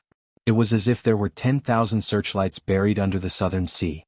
Even the thick clouds in the sky were dyed a scorching dark red. It was like a blood clot. The sea breeze brought the burning smell of sulfur and hot white steam to the city by the shore. When the megalosaurus appeared in the sky above Orlos, the residents in the ruins cried out in shock. Danny ignored them and flew directly to the holy church where she received the great wizard's inheritance. The 50-meter-tall tower was slanted 30 degrees to the sea, facing the city. A golden statue of Balerion was engraved on one side of the tower, reflecting a dazzling golden light. At this moment, a bright star rose up from the top of the majestic black tower, emitting a dazzling blue light in the dark Orlos. It was a gigantic magic crystal ball with a diameter of 2 meters. Vast amounts of energy gathered within it. At the same time, the crystal ball's surface flashed rhythmically as it released a large amount of energy into the void. This energy suppressed all glass candles in the world and caused all communication devices to fail. It also suppressed the smaller magic crystal towers on Dragonstone Island to shut down. They lost their function as communication centers. "Sheep Egg, get out here." Blackie's roar was as loud as thunder, dispersing the dark clouds in the sky. All of Orlos seemed to tremble slightly under his angry roar. Boom. Whoosh. Whoosh. The gods under the sea seemed to be enraged. The seawater, which had been dyed dark red by the underground fire, created huge waves that were dozens of meters tall. The scorching hot water vapor roared as it rushed towards the megalosaurus in the sky. However, Danny only waved her hand, and the rushing air silently dissipated. The waves below became even more violent. "Sheep Egg, you coward, come out and fight me one-on-one." Blackie flew around the black tower while loudly taunting. "Blasphemy! Blasphemy!" Finally, 8 white-cloaked old shamans appeared beside the magic crystal ball at the top of the tower. Jenny wasn't there. All the cursing came from the old shamans. Danny was somewhat disappointed. She told Blackie to curse Sheep Egg mainly to provoke Jenny. She didn't expect Sheep Egg to foolishly jump out even if he wanted to. He couldn't because he was sealed. After feeling disappointed, Danny began to worry again. Jenny didn't return to Orlos, nor did she die in the flood. Then where was she? The answer was self-evident. Jenny was still in Myrene, in the Dragon Worm Tunnel outside Myrene City, staring at her with resentment, cursing her, and secretly poking at her vile character. She might be planning an even more vicious plot. For a moment, Danny hesitated. Go to the Great Wall to investigate the deviant ghosts? And stay close to home and search for Jenny? There was still Turtle Prime Minister at home. The old turtle was near the river and the sea, so it should be able to restrain Jenny's dragon worm. Danny hoped that the old turtle would be more powerful. Dwarf, don't die without a complete corpse. For the first time, Danny hoped that the little devil could turn the misfortune into a blessing. Because if the dwarf didn't die, he would most likely be with Jenny. The 8 white-cloaked shamans surrounded the magic crystal ball, covering it with their hands and chanting. Buzz. In an instant, the crystal ball shone brightly. A thick golden-red beam of light pierced through the dark blood clouds and hit the black dragon 400 meters in the sky. No one could blaspheme the great shaman standing on the magic crystal tower. Unfortunately, there wasn't a single great shaman among the shamans on top of the tower. What was even more regretful was that the dragon queen riding the megalosaurus surpassed most of the great shamans of Valeglia. Brr. Big Black responded with crimson dragon flames.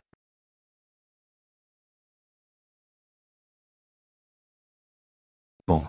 The two flame pillars collided in midair, splashing out a large amount of flames. The dark sky was lit up, and a rain of flames fell from the ground and the sea. This stalemate lasted for a full 2 minutes. The shamans on the crystal tower began to exhaust their mental strength. Their bodies trembled, their faces were pale, and they were sweating profusely. However, Big Black couldn't hold on any longer. He wasn't exhausted, but he needed to catch his breath.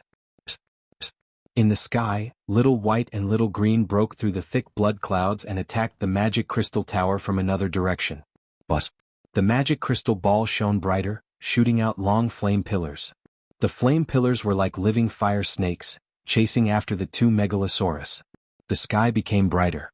Little White and Little Green dodged as much as they could. If they couldn't, they responded with dragon flames.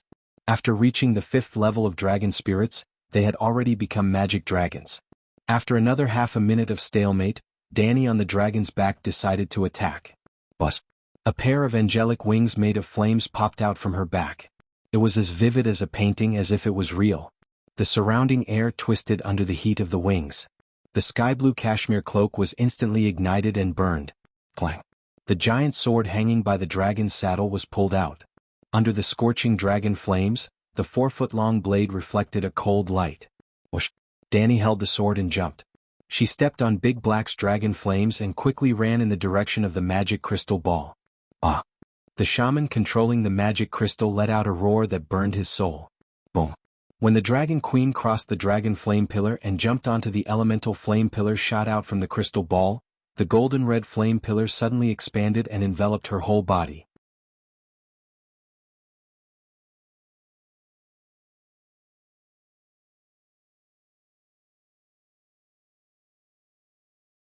Chapter 746. The magic crystal ball originally shot out a thick pillar of fire. When Danny jumped onto the pillar of fire, it suddenly shot out a 2-meter-tall circle of golden red flames. The white-cloaked priest below wanted to burn her to death. Burn the dragon queen to death. Danny, who was walking through the flames, was not injured at all. Instead, she was like a fish in water. Like a slide, she stepped on the pillar of fire and quickly slid towards the source of the pillar of fire, the crystal ball at the top of the magic tower. Ha! He laughed in delight. I'm going to kill you. A white-cloaked priest was provoked. He roared and released his hands from the crystal ball. He pulled out a dagger from his waist and stabbed himself in the chest. Ha! Go to hell with me. He chanted an incantation viciously. The bright red blood that seeped out of his chest was dyed black. It was as black as ink and had a pungent smell. The black blood wriggled as if it had a life of its own. A cloud of black fog gradually gathered. The black blood and fog formed a face that looked exactly like the cloaked priest. The vicious and cruel ghost face was as big as a basin. The moment Danny jumped down from the top of the tower, it pounced towards her face. The whole process was too fast. The cloaked priest was in Danny's blind spot. There was a 2-meter-wide magic crystal between them. She was caught off guard and was directly hit by the ghost face. Tsk tisk tsk, it was as if a rusty nail was thrown into concentrated sulfuric acid. Ow ow ow, the ghost face pounced on Danny's helmet. A charred black smoke rose. The old priest's soul let out a shrill cry. No tile steel armor, I can't accept this. In an instant, the basin-sized ghost face evaporated into thin air. What can you not accept? This isn't an ordinary tile steel armor. It has a Brandon evil suppression spell formation embedded in it. It is immune to all elemental attacks. What's the use of your little blood witchcraft that isn't even at the level of a demigod? Although Danny was cursing loudly, her face was pale. She was disgusted and felt like vomiting. Ugh, she almost fainted from the smell. Tisk. Her heart was filled with anger, and she did not delay any longer. She slashed down with her sword, and a white-cloaked priest next to her was cut into two. The magic crystal tower extracted fire magic from the magma and turned it into various spells in the hands of the great wizards. In theory, the mana within the earth fire was limitless. It was as if the great wizard had activated a mana limitless buff. However, magic power also needed a wizard to use it. Being besieged by 3 megalosaurus, the 8 white-cloaked priests were already at their limits. Now that 2 out of 8 were gone, they could no longer maintain their continuous attacks. Boom! The pillar of fire that collided with the great black dragon flame exploded into fireworks in the sky. The door-sized greatsword was as light as a dagger in Danny's hand. In an instant, 4 white-cloaked priests were cut in half. The corpse fell to the ground and the cloak shook off, revealing a deformed face with a crooked mouth and slanted eyes. The sky was clear, and the fire snakes and fire pillars that attacked the megalosaurus had all disappeared. One of the remaining 2 cloaked priests fell to the ground in fear, while the other faced the Dragon Queen. His gaze was resolute as he roared into the sky. "My Lord Balerion, please descend to the human world and punish the sinners in front of us." The next moment, a powerful holy aura rose from his body, and the eyes under the hood emitted a blinding golden light. Balerion could not wait to descend on the fanatic who had willingly offered their bodies. "How dare you come to my magic tower?"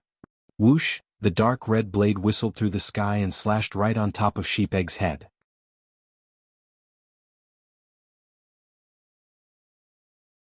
Buzz slash.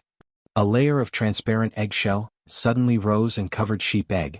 Where the blade hit, red sparks flew in all directions. Shit, magic barrier? Danny was stunned for a moment. She held the sword with both hands and continued to press it down. Her left foot kicked up fiercely.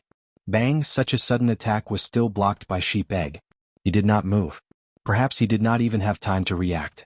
But in front of his crotch, a light red transparent film appeared. The iron boot kicked on it and ripples like water rippled out. Danny did not hesitate. She quickly retracted her sword and took 2 steps back. The tip of the sword pressed down and stabbed Sheepegg's throat at an even faster speed. Buzz slash. 4 to 5 sparks flew, and a transparent barrier formed by flames appeared in front of Sheepegg. Buzz buzz buzz slash slash slash. Danny continued to swing her sword, either stabbing or slashing. Pieces of flame film appeared around Sheepegg's body. When all the transparent films were connected, they formed a human-shaped fire armor. It was not the eggshell-shaped barrier that Danny had guessed, but a suit of armor. The surface was smooth, without a trace of decoration, rivets, or welds. It was like a prototype armor carved out of transparent crystal. Susanoo? Danny was really shocked this time. At first glance, the smooth, transparent fire armor looked a bit like a tight-fitting version of Susanoo. Actually, it was more like the ice armor of the deviants. You think you are a great wizard just because you have the great wizard's meditation technique? In front of me, your magic knowledge is as shallow as a baby. Sheepegg sneered. If you have the guts, move your hand away from the magic crystal ball. Danny took a step back, holding the sword in front of her chest with both hands. She closed her eyes, and there was no trace of frustration or panic on her face. Her voice was carried by the wind and gently floated into Sheepegg's ears. Sheepegg did not notice the breeze that moved the hair by his ears. He only turned his head to look at the blue magic crystal ball. His right hand was placed on it, and there was an endless amount of magic that could be used. This is also part of my power. He smiled proudly. On the magic crystal tower, the great wizard is God. I am right in front of you, why don't you attack me? Danny smiled faintly. The smile on Sheepegg's face disappeared. He raised his empty right hand, and a palm-sized crescent-shaped transparent fire blade appeared around him. He pointed at it. Whoosh whoosh whoosh, the crescent-shaped fire blade streaked across the space of less than 4 meters like lightning, hitting Danny's helmet, neck, mouth and arms. There were even fire blades that drew an arc, hitting her back and butt. Ding ding ding. Unfortunately, every fire blade only left a crisp sound on Danny's armor and nothing else. Not even sparks flew. It was as if the fire blades were all illusions and Danny's body did not even sway.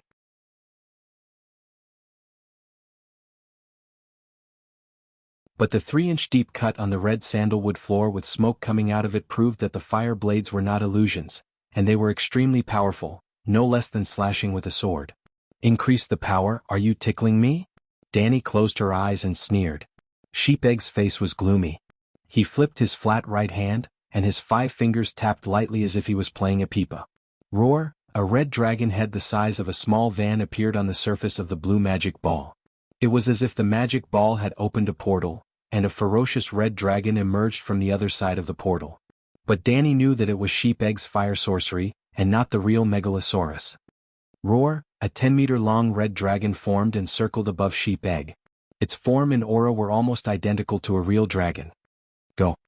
Sheep Egg pointed at the empty space in front of him, and the red dragon turned into a stream of light, rushing towards Danny. The speed of the attack was so fast that the spacious top of the black stone tower was turbulent, as if a level 12 typhoon was blowing. Then the typhoon really came. Danny suddenly opened her eyes, and a hint of green flashed across her violet eyes. Then a green tornado rose around her iron boots. The green tornado circled around her calf, bypassed her skirt, and finally wound around the blade of the giant sword in front of her chest. The dark red sword had an additional layer of green illusory scabbard. Danny took a step forward, and waved her sword to meet the roaring fire dragon. From the mouth of the fire dragon to its tail, it was split into two, and the cut was as smooth as a mirror. Boom! The two pieces of the red dragon exploded, as if a light missile had been detonated. This was just the beginning. Danny seemed to have turned into a breeze, and her speed broke the limits of human running. In the blink of an eye she was in front of Sheep Egg. All right, it was only 4 meters away, a distance of 1 or 2 steps. Under Sheep Egg's slightly bewildered gaze due to the fire dragon being split apart, a green shadow flashed past. "What is it?" he asked, puzzled. Clang! The sound of a sword returning to its scabbard came from behind him, followed by Dragon Queen's faint laughter. "Something that will take your life." "What?" Sheep Egg was shocked. "What? She actually ran behind me?" He suddenly turned his head back but gave up halfway. A burning chill began to spread from the center of his brows to the rest of his body. "How is this possible?" Sheep Egg muttered in disbelief. Chi. It was like a pair of invisible hands had grabbed Sheep Egg's body, and then with a forceful rip, he was split in two. Blood sprayed out, dyeing him a red blood mist. Boom! A burning flame came out of the two pieces of the corpse, igniting the blood mist and igniting the body like firewood. That sword contained the divine power of wind and fire. The sharp wind cut through Sheep Egg's flame barrier as well as his body. The flame power of the magic sword ignited his body. "What is impossible about this? Don't forget, I also have a magic tower. The magic crystal ball can provide unlimited magic, but there is a limit to its power. The magic crystal tower extracted magic from the earth's core like a well in a village. The magic crystal ball was like a reservoir. When the 8 cloaked priests fought against the 3 megalosaurus, they had already used up most of the magic in the magic crystal ball. The magic pipeline was only that thick, so there was a limit to the amount of magic that could be replenished in a unit of time. Danny's provocation and her attack on Sheep Egg had consumed the magic in the magic crystal ball. If the magic crystal ball had a total power of 10,000 watts, when Sheep Egg didn't attack Danny, his knockoff Susanoo would have a power of 10,000 watts.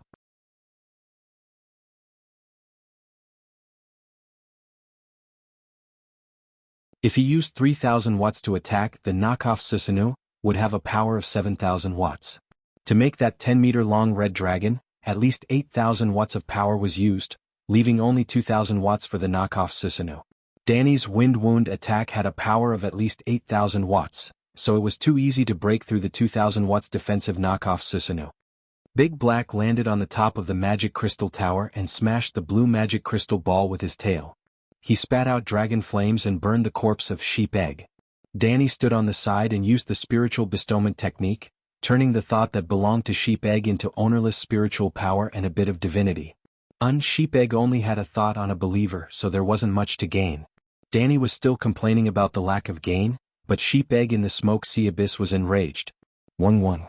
The black tower began to shake violently as a terrifying magic came from the bottom of the tower. "Sheep Egg, are you crazy? With such a large power, the volcano will explode," Danny said in a shocked and angry voice. "Ha ha ha, are you afraid? Relax, before the fire erupts I can kill you." "I know." Lalo, at the bottom of the black tower, the proud laughter of the other Sheep Egg suddenly turned into a mournful wail.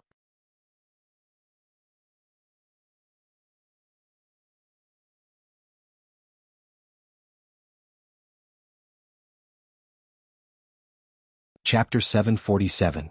Could breaking the crystal ball destroy the mage tower of the great wizard Valeglia? Definitely not. What if the entire mage tower collapsed? It was possible. For example, 2 floors of the mage tower on Dragonstone Island had been destroyed by the Allied forces, and the crystal ball had also been destroyed. However, the magic pump of the mage tower on Dragonstone Island was on the B10 basement level. It could not be destroyed even if all the buildings were demolished. Black girl Larissa brought a top-grade magic diamond that Dragon Queen had casually picked up, from Soros for Dragonstone Island. She and Marvin worked together to reinstall the magic crystal in the lower level of the Mage Tower, and the Mage Tower resumed operation. In other words, the foundation of the Mage Tower was the magic pump connected to the magma pool. Only by destroying it would the Mage Tower be completely destroyed. If one were to compare it to an electrical system, the magic crystal ball would be equivalent to an electrical socket with an AI system, while the magic pump would be a generator. Half of the Holy Church of Orlos was floating above the sea, so naturally the mana pump would not be in the basement.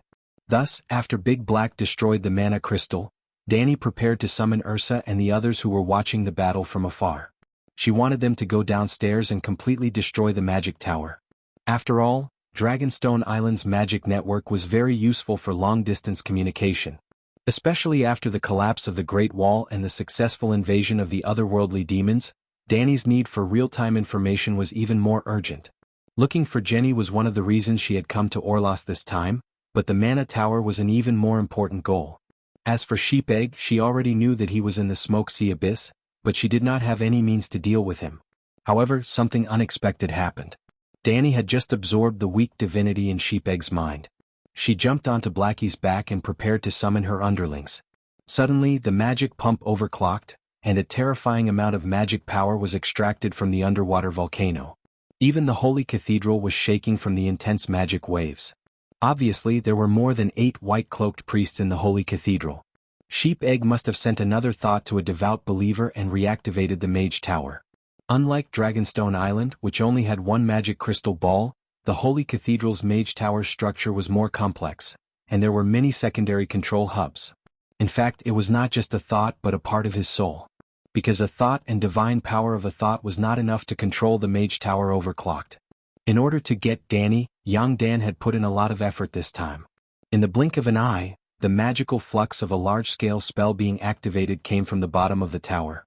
A circle of red transparent light rose from the base of the tower, forming a gigantic tower-shaped protective barrier that enveloped the 50-meter-tall Holy Church. Yep, the Templar Tower will be wearing a layer of imitation Susa.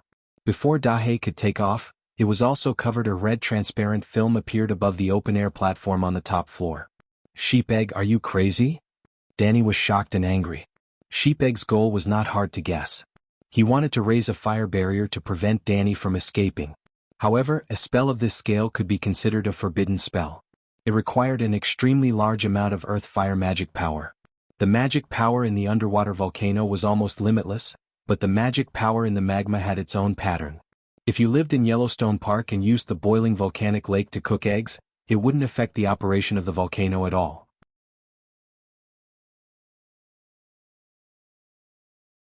If you threw a nuclear bomb at the Yellowstone volcano, 2012, would definitely not be just a movie. The effect of wantonly extracting earth-fire magic power was similar to the effect of detonating a nuclear bomb. It would break the stable energy cycle of the underground magma. Therefore, the magic tower on Dragonstone Island did not extract any additional magic power. The magic tower only replaced the original hot spring. In other words, the magic pump was extracting the natural fire magic power from the hot springs. It didn't cause any damage to the volcano below Dragonstone Island, nor did it affect it. Previously, Sheep Egg and Dani were in the same situation. The fire magic power from the underwater volcano was constantly evaporating the sea. Sheep Egg collected the dissipated magic power and did not affect the normal operation of the underwater volcano. Of course, the amount of dissipated magic power was limited, which caused the magic tower's efficiency to be lower. Therefore, Dani used a little trick to break Sheep Egg's magic shield.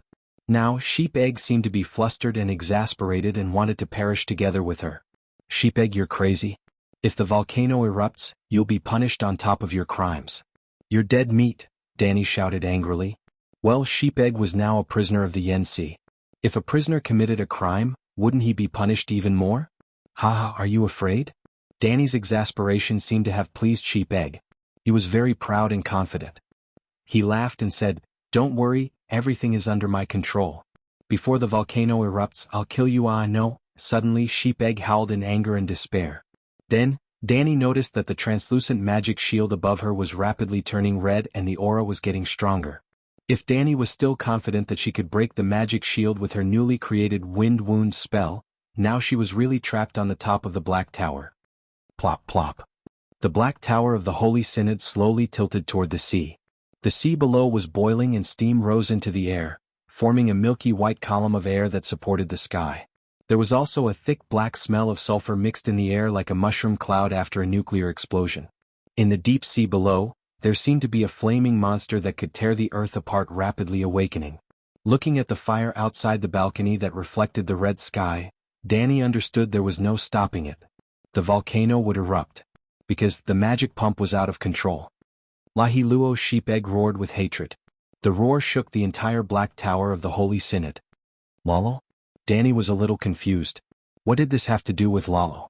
But in the next moment, when she and Blackie entered the dragon spirit, her perception followed the energy transmission channel created by the dragon crystal of the magic power tower and extended infinitely downward.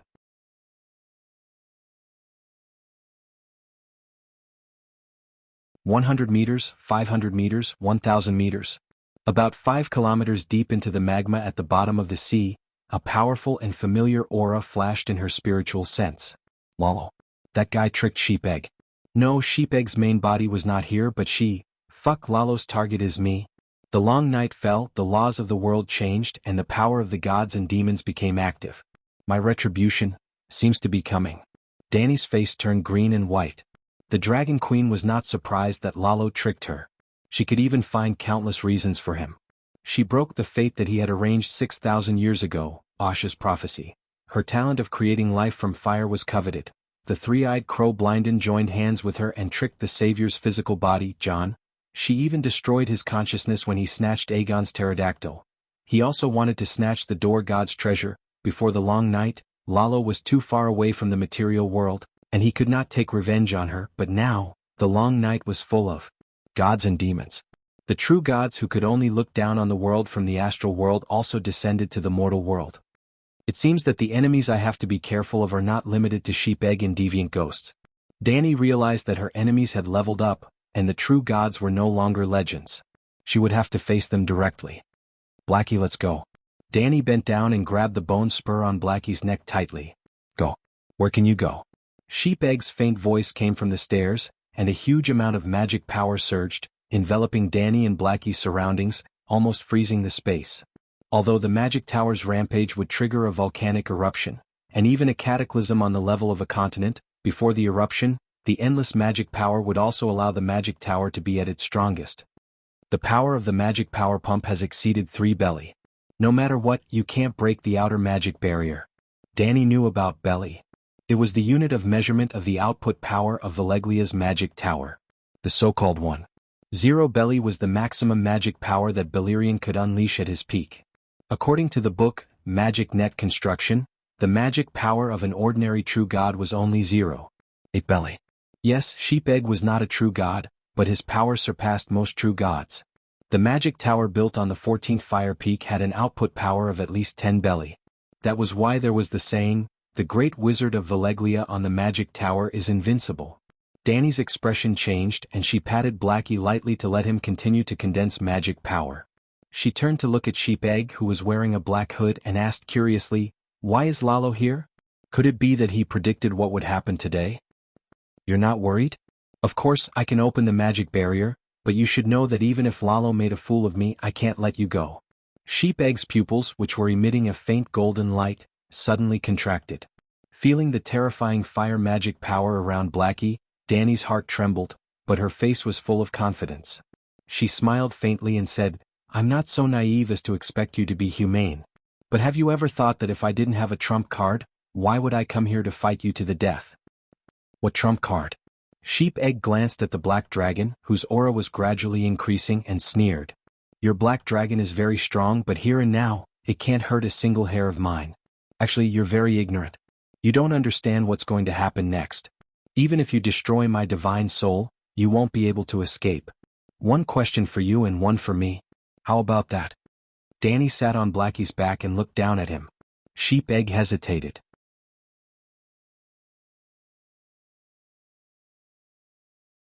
Perhaps she really did have a trump card?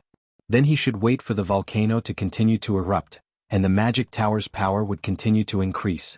Then whatever trump card she had would be useless. Thinking of this, he gave up on the idea of immediately starting a fight, and he first answered Danny's question. The 14th Fire Peak is Lalo's home. He was originally a flame in the heart of the 14th Fire Peak. Moreover, the Light King's divine kingdom in the astral plane is connected to the material world through the 14th Fire Peak. If he returns to the prime material world, his main body usually stays in the depths of the 14th Fire Peak. What appears in the mortal world is only a part of his consciousness. I'm not sure if he predicted today's events, or if he sensed Orlas's change and came up with an idea to kill you and me in one fell swoop. I see. Danny frowned and thought for a moment, then said, I received a gift from the ancient god of wind. Your magic barrier isn't a problem for me. The ancient god of wind? The weirwood of the Westeros? Sheep-Egg muttered in confusion. Yes. What gift? Sheep-Egg asked in surprise. Blackie's magic power circulated even faster. Danny didn't answer and instead asked, Is Lalo's main body the first flame? Sheep-Egg was stunned for a moment, then realized that this was the second round. You actually know about the first flame. He was shocked. He once lied to me and said that he was the first flame, but he wasn't. He was the first mortal flame in the world, the most ordinary flame. When he said this, Sheep-Egg seemed to be gnashing his teeth, and his face was twisted with obvious hatred. I received his divine kingdom from the weirwood. Danny also answered his question. What's in the divine kingdom? Sheep-Egg was confused. What's with the Valeglia cataclysm?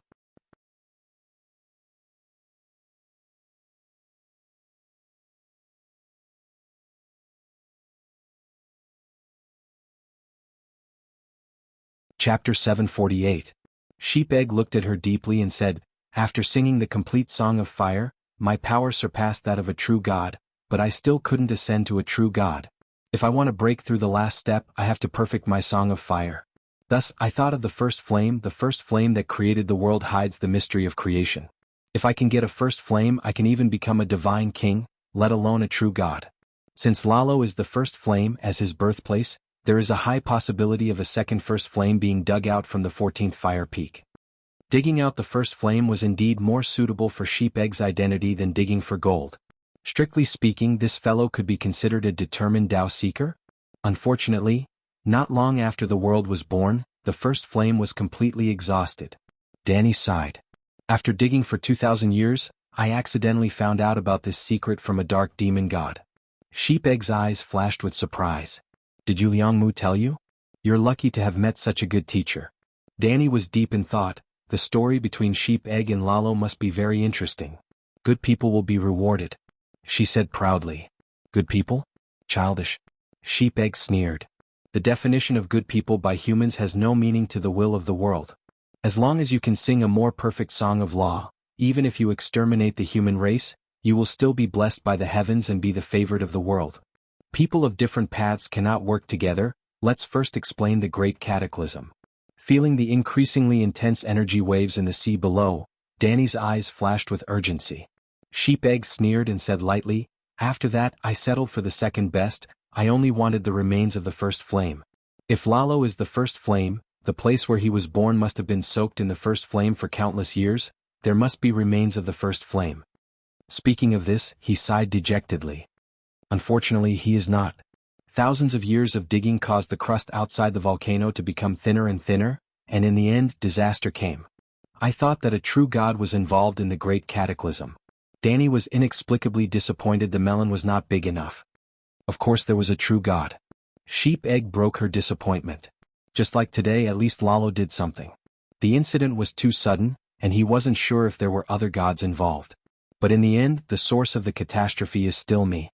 If I don't activate the high-power magic pump, no one will be able to plot against me. At least he had some self-awareness. Are you regretting it? I regret it. Sheep-Egg sighed.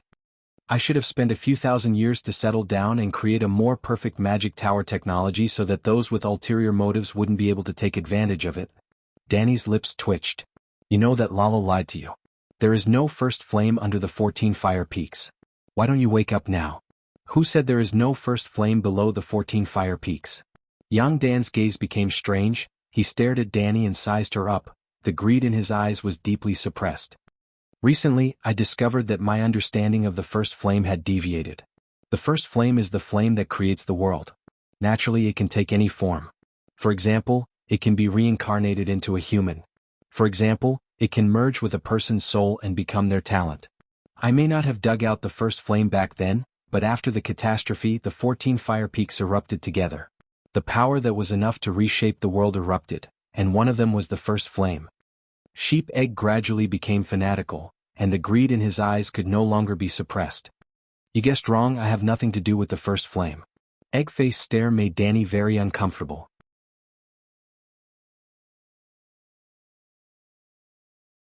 I'm not wrong. Danny Alice, you can't escape. Sheep Egg licked his lips and said excitedly, this time I don't just have a thought. This body has 1/5 of my soul power. In terms of divine power, divinity, and the total amount of soul, I am now 3 times stronger than you. Not to mention I have the magic tower. Even if I don't do anything and only lock your spiritual power, you won't have a chance to use spatial witchcraft. Also, haven't you noticed? The magic power of the underwater volcano has been expanding, and the magic tower's power has been increasing rapidly.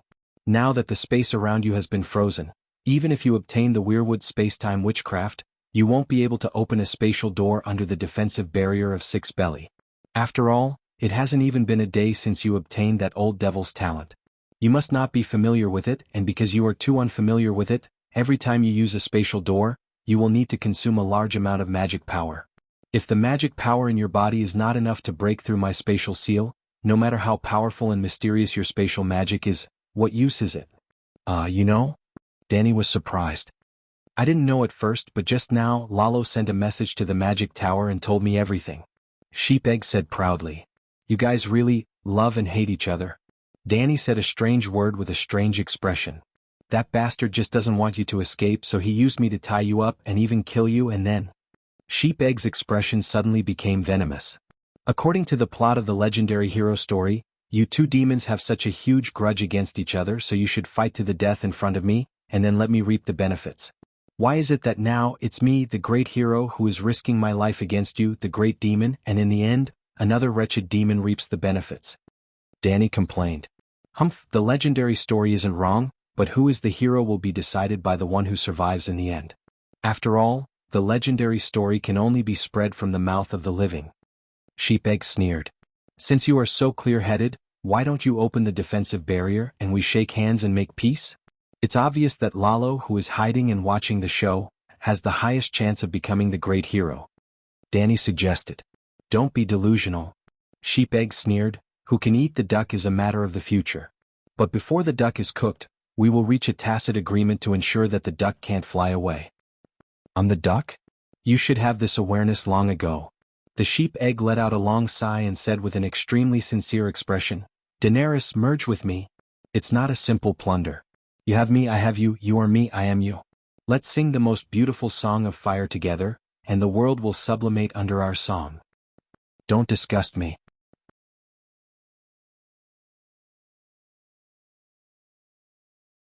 Danny shuddered and said in disgust, I'd rather have my physical body destroyed, and my soul return to the body of the Megalosaurus, than with you. Fuck, saying that word is blasphemy to me. Don't be stubborn, do you think that after you die, Lalo will allow the white dragon and green dragon to take your soul and leave? Danny howled, I'll teach you a lesson today, a cooked duck is not only stubborn, it can also fly. As soon as she finished speaking, Blackie bent down, opened its mouth towards Sheep Egg, and spewed out the magic that it had been accumulating for a long time. Childish. Sheep Egg's face was full of sarcasm, trying to hurt a god of fire and Megalosaurus with dragon flames in the wizard tower.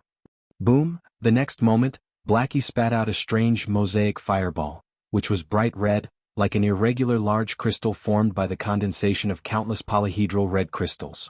At first glance, it seemed that the dragon flame fireball was pixelated. Sheep Egg saw such a fireball, but his expression changed drastically. No, this is impossible. The mosaic fireball landed on Sheep Egg's chest like a cannonball. Sheep Egg's subconscious use of fire control to shift the fireball was completely ineffective. However, Sheep Egg was neither blown away by the cannonball, nor did he melt in the dragon flame. Buzz, buzz, buzz, the mosaic fireball trembled rapidly a few times, and then like a lump of paste, it landed on a completely transparent iron plate and spread out like a pancake. The pancake slashed across Sheep Egg's chest as if nothing was there, and then it slashed on the immortal and indestructible black stone wall behind him, making a teeth-aching cutting sound. Finally, the pancake met resistance on the red magic barrier outside the wall. At the place where they met, magic surged as if a thick faucet pipe had been opened, spewing out flames and fire magic. Space and time were blurred there. Sheep Egg lowered his head, but he did not see his lower body, nor the floor of the black tower. He actually saw a reddish-brown barren land, 2 megalosaurus, 1 white and 1 green, 3 pterosaurs carrying iron knights, and 5 dragons flying close to the ground. You actually gave the gift of a true god to a stupid dragon. Sheep Egg raised his head, his face distorted, and roared in disbelief. Do you understand what you have done? Recklessly wasting natural resources is not enough to describe your stupidity. His roar was getting farther and farther away, and his torso above his chest fell into another space. It was a long story, but in fact it happened in an instant. While Sheep Egg was still roaring, Blackie retracted his wings, jumped down with Danny, and jumped into the red mirror the size of a swimming pool below. Blackie opened the space door, not Danny. Sheep Egg was wary of many things, but he was wary of the wrong person. The demigod Megalosaurus had almost unlimited magic, and he also had the faith pool of the 7 gods. No matter how much magic Sheep Egg used to solidify space, it was useless, unless Sheep Egg also understood the law of space. Danny, Blackie, and Little Green were all dragon spirits, so she helped Blackie locate the exit of the space door above Little Green's head. Yep, Little Green, Little White, and Cora were watching the show around the Black Tower of the Holy Church, but after Sheep Egg's second god's descent and the underwater volcano went out of control, Danny immediately told them to leave. However, they did not go too far away from Orlos. After all, it had only been a few minutes. Whoosh, a gust of wind suddenly blew above their heads. Big Bear, Garth, and the others looked up and saw an oval-shaped red circle of light in the air, and large amounts of magic sparks fell from the other side of the circle of light. 7 gods, what is this? Big Bear was inexplicably shocked when he saw another half of a corpse with a neck and shoulder fall down.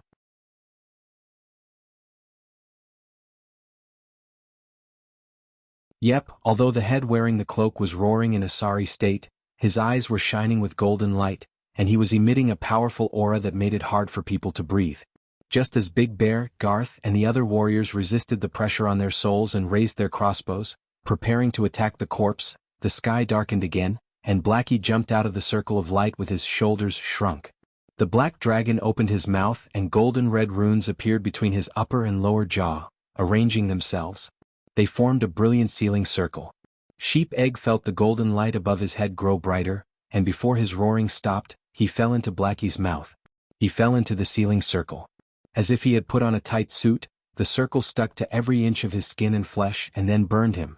Crackle, the cloaked believer who acted as the carrier, was burned to ashes, leaving only a brilliant divine soul in the sealing circle. He struggled and cursed. Unfortunately, Danny was unprepared and did not even give him a chance to escape back to his main body through the dragon spirit. Whoosh! Sheep Egg's divine soul entered the divine kingdom of the 7 gods and was sealed in the abyss of the divine kingdom. He would never be able to rise again.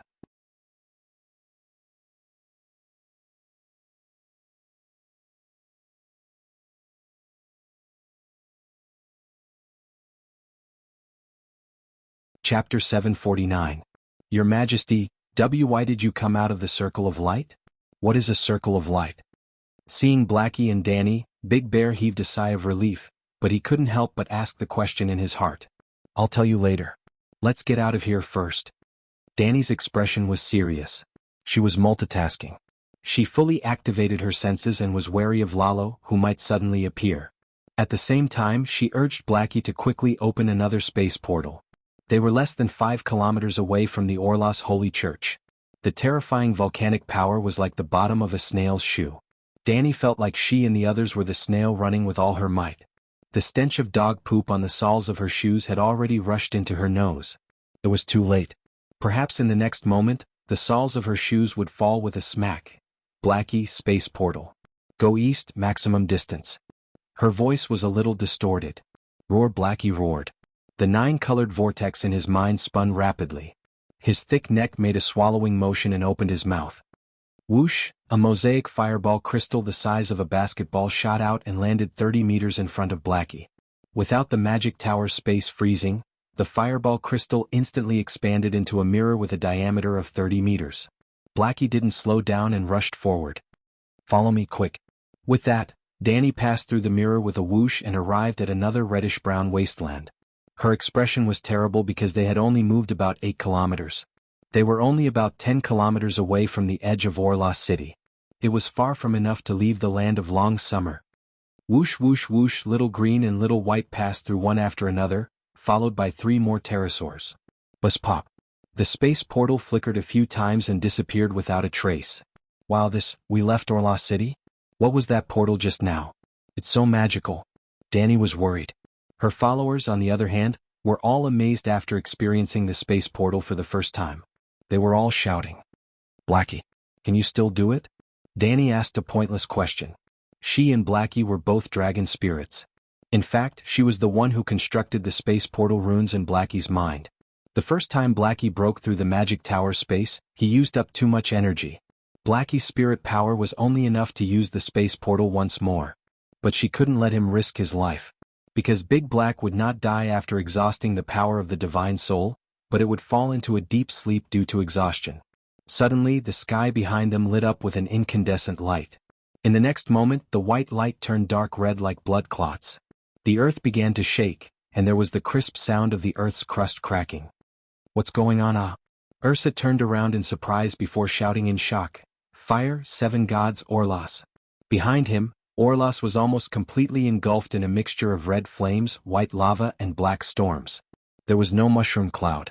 All the space between heaven and earth was filled with light, fire, and smoke. Don't look back, tell your pterosaurs to fly faster. Danny shouted. Although she said that, she also understood that the pterosaur's speed had already reached its limit. Boom. Half a minute later, the sound of explosions rang out. It sounded like the sound of 100 million warhorses galloping together. Everywhere it went, the earth trembled, the air trembled, and the grass, trees, and rocks shook. Everything in sight was shaking. A powerful shockwave was about to arrive. Suddenly, Danny's expression changed drastically. She could sense that the storm behind them was approaching.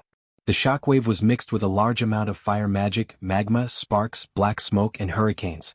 These were not fatal to them, so she was not worried.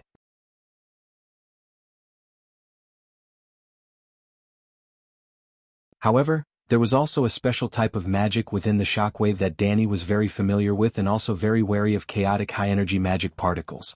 That was the fog of curses. The land of long summer was filled with the fog of curses, but the density was limited.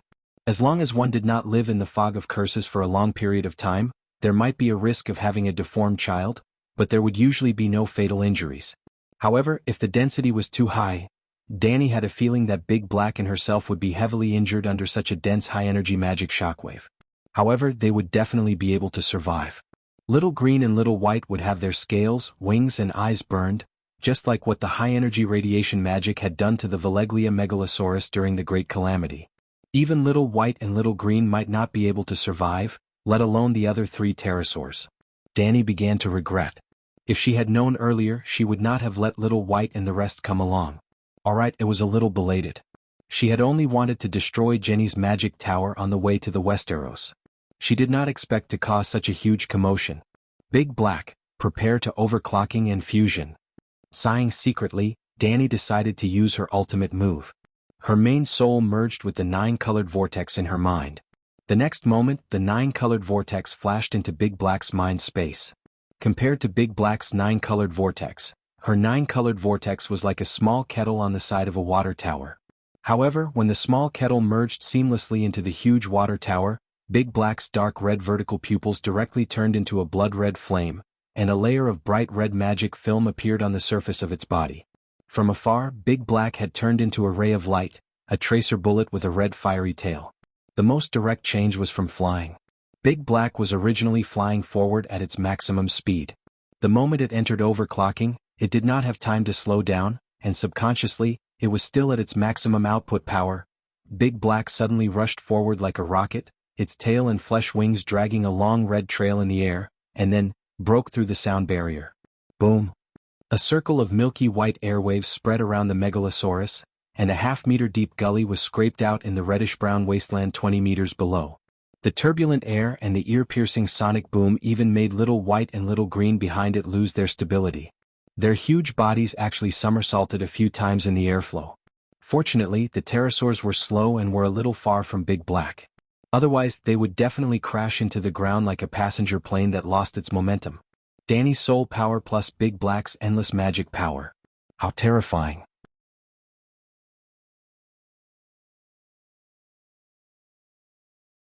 Ugh. In contrast to Big Black's exploding momentum, Danny seemed to have lost the breath of a living person in an instant. Her spiritual fluctuations were so low that they stopped.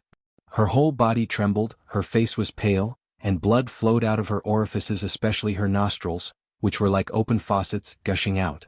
If she did not have the ring of wind to carry her second soul, she would have fallen down and fainted. This was indeed an overclocking state. However, it was not Big Black offering its own 9-colored vortex. Instead, it was a reverse overclocking. Danny had given all of her mana, divine soul power, and even her talent in understanding the fire creation power to Big Black. The Megalosaurus flight relied 80% on magic power and 20% on aerodynamics. After receiving all of Danny's soul power, Big Black suddenly became godly and broke through the sound barrier. When Big Black swooped down from the sky, it could reach 450 kilometers per hour, but now it was about twice as fast. Whoosh, the black dragon did not slow down, but it quickly spat out a fire crystal that seemed to have been pixelated. The fire crystal was not affected by air resistance. It drew a laser-like light shadow in the air and landed 50 meters in front of Big Black, the effective killing range of the dragon flame. Buzz, a circle of space doors opened instantly, and Big Black passed through with a violent air wave. Splash, on the other side, the sonic boom rolled up a 100-meter-high wave on the sea surface. Wherever Big Black passed, a huge white water vapor belt like the Megalosaurus was dragged out. Seeing the sea, Danny, whose internal organs were crushed by the G-power, finally breathed a long sigh of relief. In the next moment, Big Black took the initiative to cancel the overclocking state and returned her 9-colored vortex that was full of holes and dim light.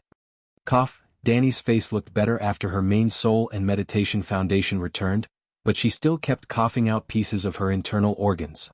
Whoosh, after a few breaths, little green, little white, and the 3 pterosaurs jumped out of the space door one after another. Boom. The moment the space door closed, the shock wave from behind had already hit the half-closed space door, making the water ripple. The air wave, which was mixed with high-energy radiation magic, let out a ghostly howl in the space between the gaps. However, it only lasted for a few tenths of a second before everything returned to normal. If it weren't for the obvious chaotic high-energy magic particles in the air above the sea surface, Danny would have thought that everything just now was an illusion. That was close. Danny said with lingering fear.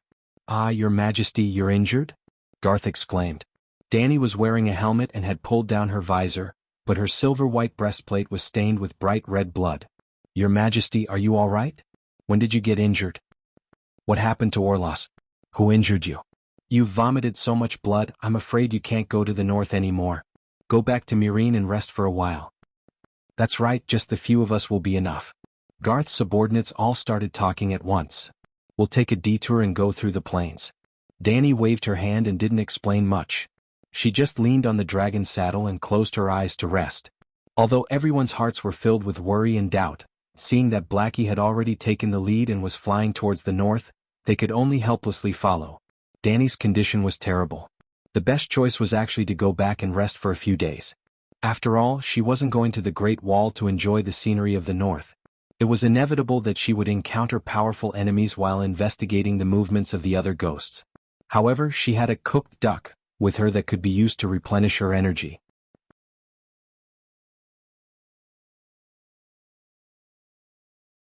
Blackie flew in the sky, and Danny's consciousness entered the faith space. She saw the original appearance of the cooked duck. "Blasphemy, blasphemy, I am your ancestor god." The silver-haired man who was emitting a holy golden light roared angrily and struggled with all his might. The white chains around his wrists, ankles, and neck rattled. "I'm heavily injured, and I have no interest or time to talk nonsense with you. Now you have 2 choices in front of you. Either follow the tradition and surrender to me, then pay the ransom and I'll let you go. Or you'd rather die than submit, and I'll immediately let you die with regrets," Danny said coldly. Sheep Egg stopped shouting and struggling and looked over. Actually, he was using his senses to observe. He saw that the Dragon Queen's aura was weak, and her soul was weak and chaotic. She indeed looked like she was heavily injured. "Aha, I understand now. The Black Dragon's teleportation distance is limited, and you couldn't escape the explosion. Is your physical body destroyed?" Sheepegg laughed heartily. Your Megalosaurus are all dead, right? Haha, before you leave the land of long summer, my main body will find you. Even if my main body didn't survive the explosion, you definitely won't be able to escape Lalo's pursuit. Danny looked at him in disdain and said calmly, I'm sorry to disappoint you. None of us died, but your Orlos was turned into a sea of fire in the calamity. Your direct descendant, Belarus, was annihilated. Your believers are all dead. Your main body is definitely 10 times more pitiful than me. If I were Lalo, I would definitely pick the weaker one. Sheepegg, you're finished. Sheepegg's expression changed and he said hatefully, I don't believe it. You were clearly heavily injured and even your soul has withered. This means that the Black Dragon's teleportation didn't allow you to escape the shockwave of the explosion.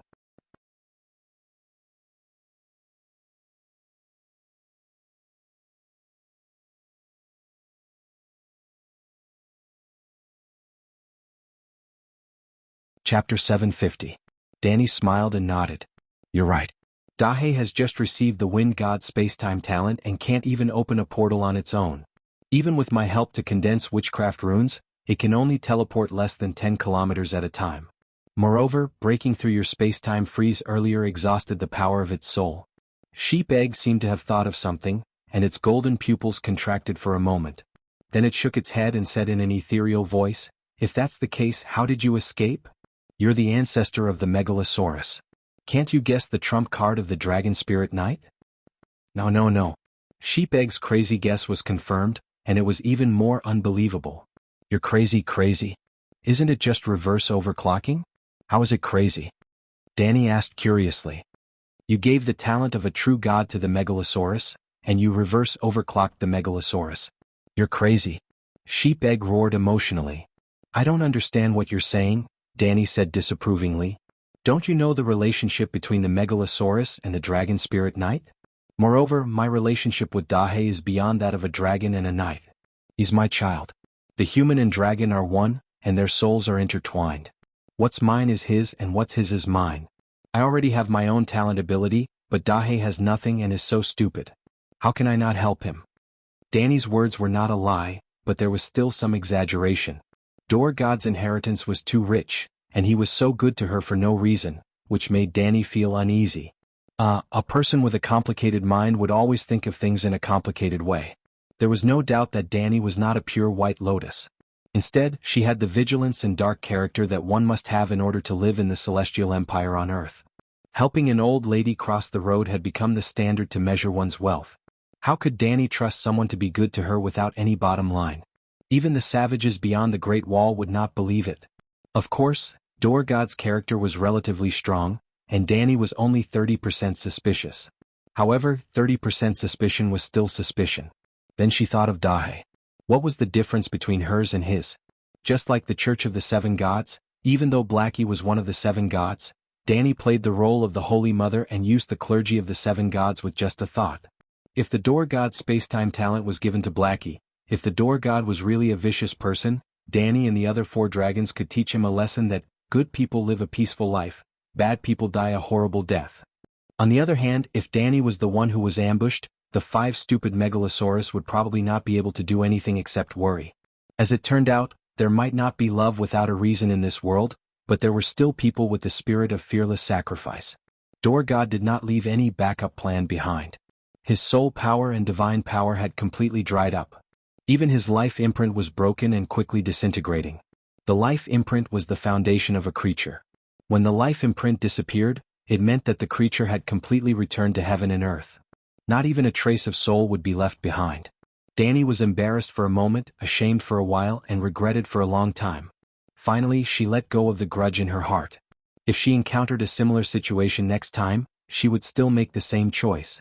After all, people's hearts were unpredictable and the world was dangerous. Those who thought more could live longer. After all, the meat was in the pot.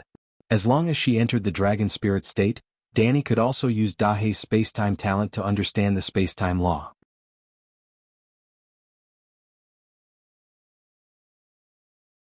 Just like how she used Dahe's eyes to see the world, his ears to hear, his sixth sense to judge the immediate danger, his electromagnetic field to sense the direction, and what's the use of you giving the spacetime talent to the Megalosaurus? You're a holy spirit, so you're naturally closer to the law. With your extraordinary talent and the understanding of the Holy Spirit, you're like a tiger with wings. The Megalosaurus is dull and has no ability to understand the law. It will only waste your talent. Sheep Egg was exasperated, as if Danny had wasted his talent. Danny thought for a while and asked, "After you became a demigod, did you rarely rely on the red dragon Beleriand's power?" This question came out of nowhere and Sheep Egg thought for a while. Indeed, when he was weak, the red dragon was his greatest help. When he became a demigod, actually, there was no need for him to become a demigod. When he completed the initial optimization of the Great Wizard Meditation technique, based on the Megalosaurus principle of absorbing the universe's force and spitting out dragon flames, Sheep Egg would be stripped of the title of number one of the younger generation, and become one of the strongest fire wizards in the world. Do you still want to grow together with the Megalosaurus? Sure, stop cultivating and wait for him slowly, Sheep Egg mocked. You only have this bit of intelligence. You only want to stop cultivating and slowly climb together with the dragon. You've never thought of giving him a hand. You want to fly together with the Megalosaurus? Danny said calmly. I want to too, but how is it possible? At this point, Sheep Egg's expression changed and stopped abruptly. Hee hee. Danny laughed. See, this is where the problem lies. On one hand, you think it's impossible, but on the other hand, you think that you should take all the benefits for yourself. You don't know anything. Sheep Egg shook his head lightly. Do you think that nothing will happen to the dragon spirit? Why do you think the dragon slayer, Horn, was created? Danny frowned and said, Is there a Megalosaurus that betrayed the dragon spirit knights in Valeglia before?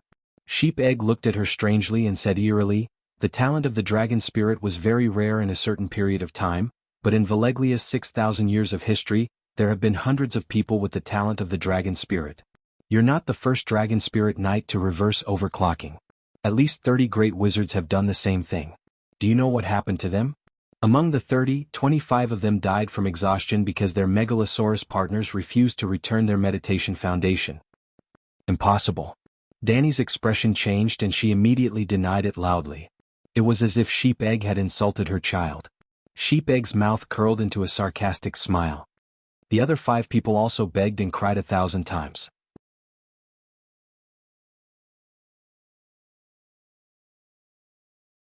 Only then did their Megalosaurus wake up from the madness of the sudden increase in power and unwillingly deactivate the overclocking state. Danny was silent. You've tried overclocking yourself. When the knight and Megalosaurus spirit and magic power are combined, there's a feeling of omnipotence, as if the world is in the palm of your hand. Have you ever hesitated whether or not you want to maintain this state forever? Young Dan laughed loudly. Danny's expression was calm and unmoved. No matter how deep the feelings are, there will be a price that will make them disappear. And power is the most tempting treasure in the world. Even rational wizards can be tempted, let alone the stupid Megalosaurus. So, you were tempted by power and forced to kill your red dragon? Danny said calmly. The relationship between us is not something you can imagine. Sheep Egg seemed to have been greatly humiliated and was extremely furious. What's so unimaginable about it? Danny mocked. She has always been the one giving everything for you, but you accept it as a matter of course. I'm too lazy to talk to you. You don't know anything at all. Sheep Egg closed his eyes. You think I want to talk nonsense with you? Danny was slightly angered. A prisoner dares to put on airs in front of me. I'll ask you one last time. Surrender and pay the ransom or disappear. What do you want? If I give it to you, you'll let me go? Sheep Egg opened his eyes. There was no hope in his eyes, only endless mockery. I want your witchcraft, the technique to forge steel and immortal stone. Hand it over and I'll let you go. Danny was not embarrassed at all. Her expression was very serious, as if she would definitely let him go if he paid the ransom. I won't believe you. Sheep Egg mocked loudly. Do you think I'm a 3-year-old child? Or do you think your intelligence is the same as a 3-year-old child's? 2 choices. Do you want to live or die? Danny said calmly. You'll never get any of my witchcraft arc. Before he could finish his sentence, Sheep Egg let out a miserable howl. The milky white chains burned with platinum flames, igniting his entire spirit. A huge amount of spirituality and divinity fell into Danny's mind. The withered and broken 9-colored whirlpool quickly recovered and was full of vitality again. Unexpectedly, after absorbing 1/3 of Sheep Egg's spirit, not only did Danny recover, because she absorbed a large amount of Sheep Egg's Song of Fire divinity, she seemed to have stolen some of Sheep Egg's special traits that had nothing to do with spiritual bestowment. Just like how Sheep Egg desired Danny's bloodline and talent, Sheep Egg's own talent and soul traits were also a great supplement for Danny. To put it simply, the two of them could complement each other. No matter who swallowed who, they would become the final and most perfect representative of Valeglia's dragon and magic civilization. Previously, Sheep Egg had always wanted to swallow Danny. Now Danny swallowed him. Suddenly, Cora and the others who had been following behind Blackie and looking at Dragon Queen's back worriedly saw a blur in front of their eyes. The air around Dragon Queen's body was distorted. It was like a summer afternoon, standing on the road and looking forward, one could see the scenery in front of them being distorted in the air. It was not an illusion. They could feel the heat waves emitted from her body even though they were dozens of meters away. The invisible flame distorted the air around her. "Your Majesty? Your Majesty, what happened?" Big Bear shouted worriedly. "Don't be noisy. Danny is cultivating." Blackie roared in a muffled voice. Big Bear, Garth and the others immediately stopped talking. They just opened their eyes wide and looked at her. About 2 hours later, when they passed by the Free Young Girls Island's Nanan town, they saw the distorted air around Dragon Queen gradually extinguish.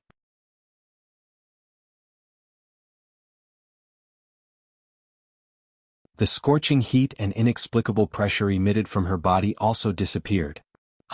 The 9-colored whirlpool that was rotating at high speed finally broke through the limit and emitted a pale golden holy light. Danny had become a fire demigod. Sheep Egg, it's so nutritious. Danny woke up from her meditation and licked her lips. She was not satisfied yet. She wanted to swallow the remaining 2/3 of Sheep Egg's soul immediately. But considering Blackie's unreliable door of time and space, she had to leave a backup plan for reverse overclocking. Sheep Egg's remnant soul is only 1/5 of his original body. 1/3 of 1/5. 1/15 is enough for me to become a demigod easily. Even the fire demigod's divinity surpasses the wind demigod's. Danny's eyes shone. If she swallowed Sheep Egg completely, she could at least reach the threshold of a true god. If she was more prepared, she could completely chant the Song of Fire. Then she could very well reach the realm that Sheep Egg had always desired, the fire god. Shaking her head, Danny threw away the fanciful thoughts in her mind. She immediately split out a spirit projection and landed beside Old Barton in Marine City. She warned, "Sir, a catastrophe has occurred in Orlos. The winged dragon army should not fly to the land of long summer." After that, she sent a message to the Free Young Girls Islands Nanan Town and New York Town. "Do not go out to sea. Go ashore immediately and enter the highlands. Be careful of the tsunami from the Smoke Sea."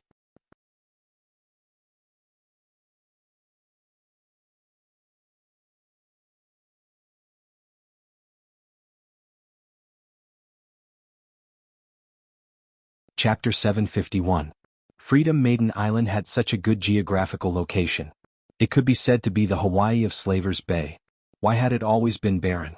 Actually, before the cataclysm, there were already 2 cities built on the pistol-shaped island.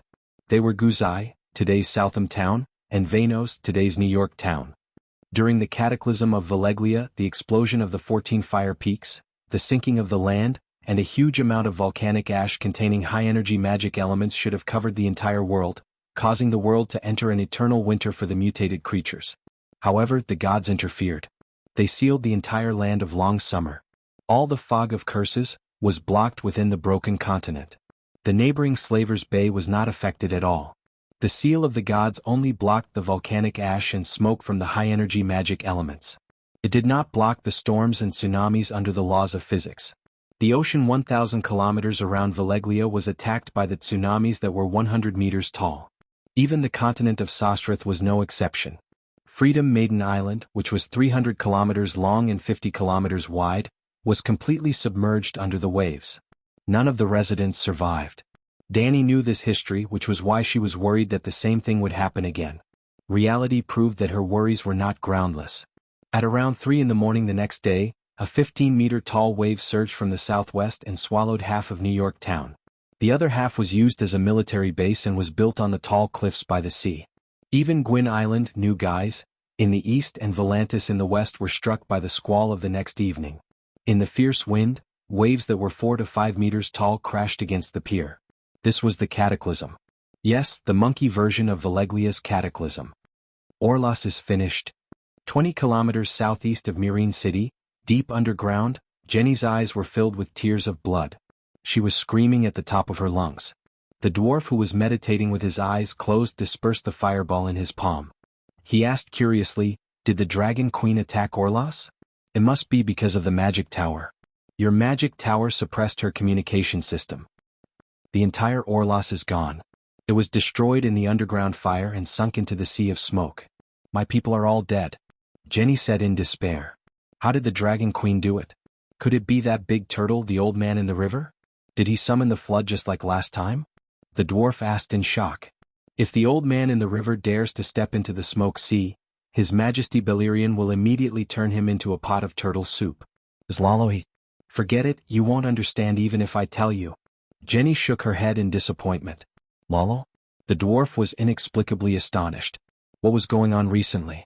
Deities were appearing one after another. Could this be the legendary circle? Have I also unknowingly joined the circle of top-class superhumans? Orlas has sunk into the ocean. This is practically a repeat of the Great Calamity. I wonder if His Majesty Balerion is safe? The dwarf asked with concern. "Your Majesty."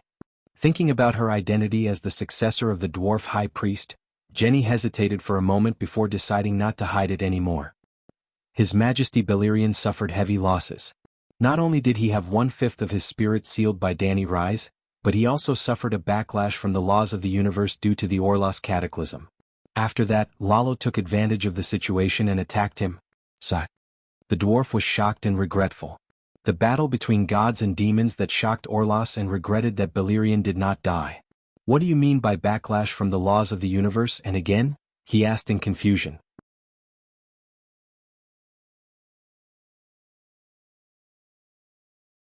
Jenny frowned and thought for a moment before saying, "Just like the backlash from magic after a spell fails, the backlash from the laws of the universe is a higher level of magic backlash."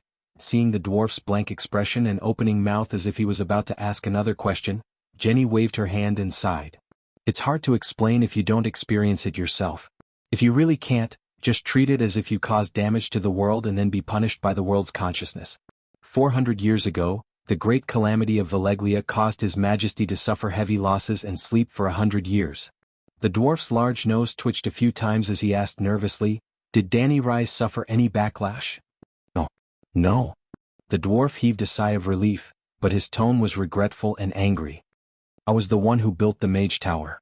"It has nothing to do with her," Jenny said bitterly. "What about Lalo? You said he was the one behind it."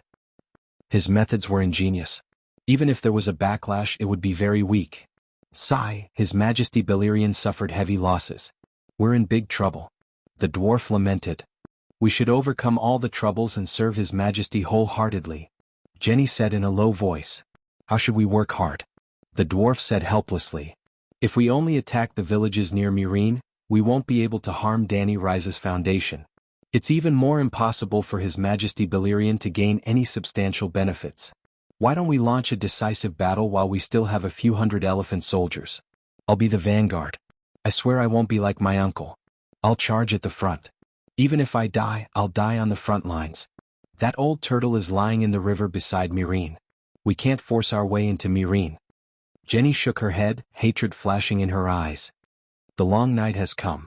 I'll drag the entire slave bay down with Orlas. Myrene has the river and the old turtle. We'll shift our position to the dry and warm Yuan-Kai plains. I want to engage in tunnel warfare with Danny Rise. I want to destroy all of her farmlands, pastures and granaries before the temperature drops and the dragon worm freezes to death." "Ah," the dwarf exclaimed. The thing he was most worried about had happened. Actually, he had always known that in Jenny's current situation, the best choice was to give up on the extravagant hope of a direct battle and stay away from the river that posed a threat to the dragon worm. Hence, he had always pretended to be hot-blooded and encouraged Jenny to fight the Dragon Queen head-on. Tyrion wasn't the hand of the king of Slave Bay. Naturally, he wouldn't be worried about the people of Slave Bay. However, Jenny had angered the Dragon Queen. Would the Dragon Queen not vent her anger on him? He was still hoping that she would remove Balerion's thoughts from his mind. No, he had to warn the Dragon Queen. He didn't care if she had the means to deal with Jenny. He just wanted to get himself out of the range of the Dragon Queen's fury.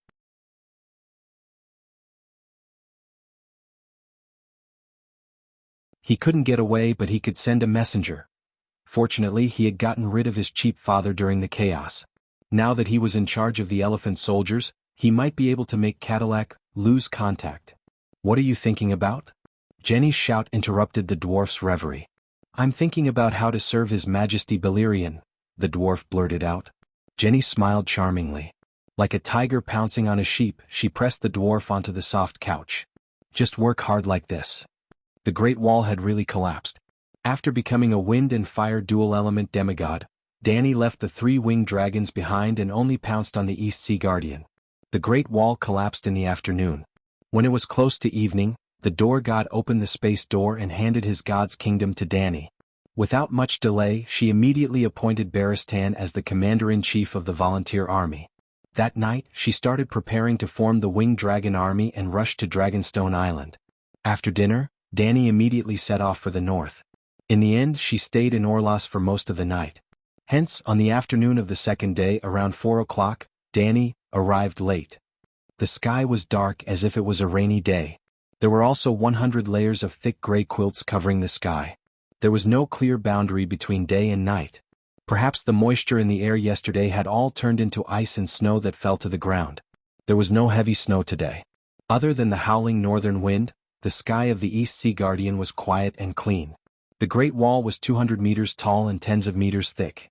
The inner layer was made of rocks, and the outer layer was artificially covered with a layer of glaciers. At this moment, the Great Wall was like a martial artist whose spine had been broken by a peerless expert. It collapsed on the ground like mud. Its originally majestic body had become a long and low grave. It was a grave of the night watchers mixed with stones and snow. It was also like a long piece of dough on a chopping board waiting to be cut into steamed buns. Danny brought 3 megalosaurus with her. Little Green was the first to leave the team. His mission was to patrol the Seal Bay in the east to look for the East Sea Guardian. After arriving at the East Sea Guardian, Blackie and Danny stayed behind. Little White continued to head west along the Great Wall, looking for traces of the Night Watchers and deviant ghosts. I am the Great Guardian of Light. Where are the Night Watchers? Blackie shouted at the snow-covered grave below. Where are the Night Watchers? Hovering above the East Sea Guardian, Blackie shouted continuously for 5 minutes, but there was no response. Danny was not crazy. She hoped to summon the ghosts of the Night Watchers. Deviant ghosts. She knew that the Night Watchers lived in the towers above the ground in the summer and would go into the underground worm tunnels in the winter. The worm tunnels had a history of thousands of years. The thick soil on the upper layer was frozen hard like iron. The collapse of the Great Wall would not crush all the worm tunnels. Therefore, Danny guessed that there were Night Watchers hiding in the worm tunnels and escaping.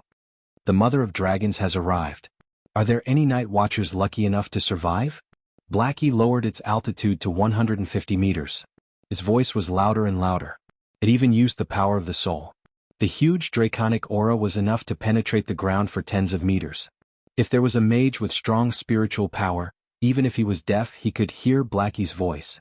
Ordinary people could not distinguish the information in the spiritual power, but they should know that the Megalosaurus was calling them if they had come in contact with the draconic aura before. Woo woo woo, this time there was finally a response.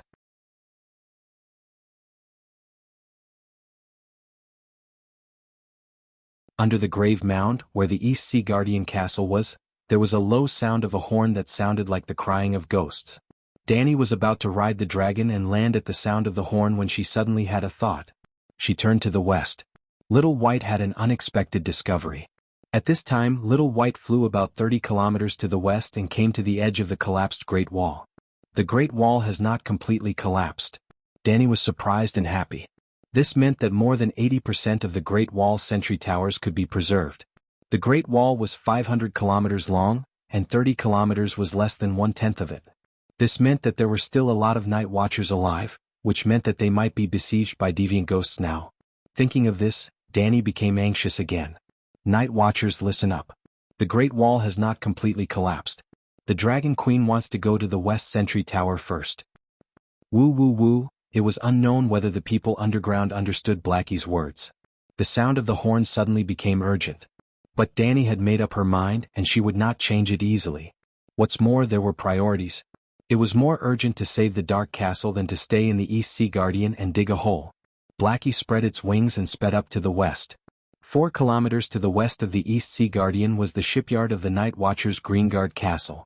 It was located by a river south of the Great Wall, so it was not buried by the glaciers and rocks of the Great Wall. Blackie roared, but no one answered. Continuing to the west, Danny saw the half-collapsed Great Wall in a castle called Beacon Tower. The towers of the Beacon Tower were smashed by the glaciers, but 2 stone towers were still intact. Still no one was there. Looking at the Great Wall that was broken by the glaciers and cracked by the inner layer of the rock, Danny had the idea that came to her when she first came to the Great Wall. She wanted to see if the dragon flame could collapse the Great Wall, just like what the zombie ghost dragon did in the finale of Wandering Power.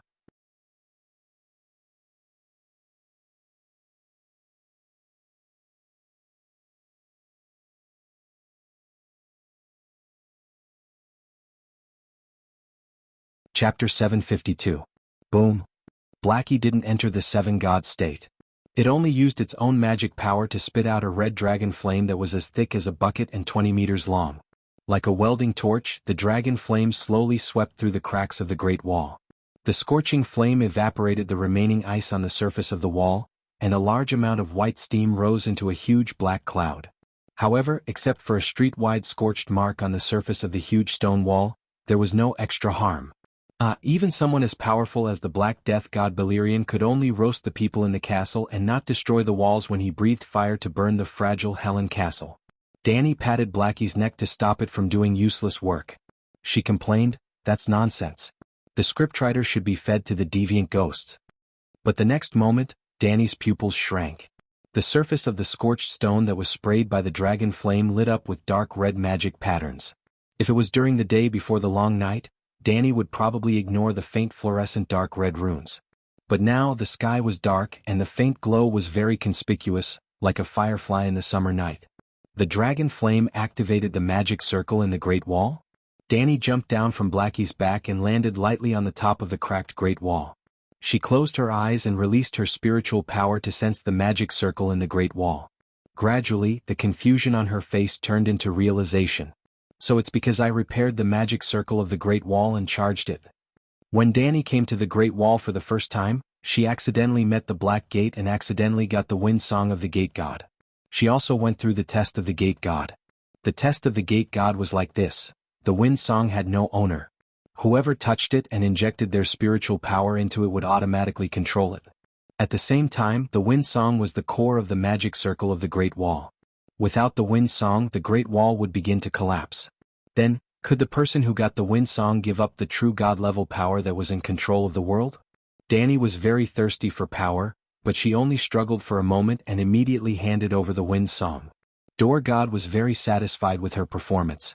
Considering that she was a holy spirit and had the talent to understand the embryonic form of the Song of Ice and Fire, Door God had secretly chosen her as the heir of his legacy.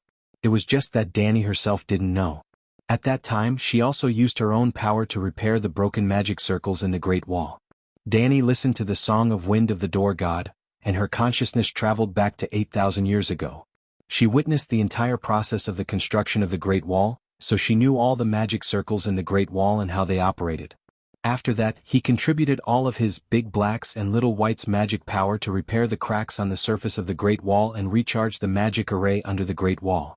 Since then, the magic array inside the Great Wall was maintained by 2 kinds of magic power. One came from the Door God and the other came from Danny, Dahe, and Little White. The Winter Horn targeted the Door Gods just like how an antivirus patch targeted a virus. When the horn was blown, the Door God perished, and the array formed by the Door God's godly power was naturally destroyed. However, the magic array that Danny repaired, and the magic array that relied on her and the Megalosaurus magic power to operate, remained. More than a year had passed and Danny's magic power must not be much left. After the Great Wall collapsed, her magic power was depleted even faster. Perhaps in a few days she would not be able to sense any trace of her own magic power in the Great Wall.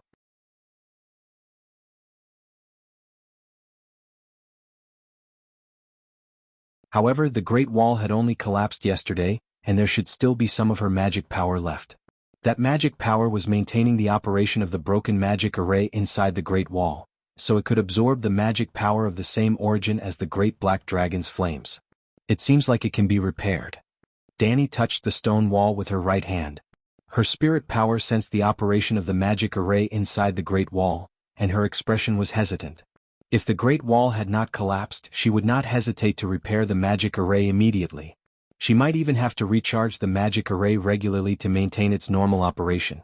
However, now that the Great Wall had collapsed for more than 30 kilometers, and the deviant ghosts had already crossed over, was there still a need to repair the Great Wall?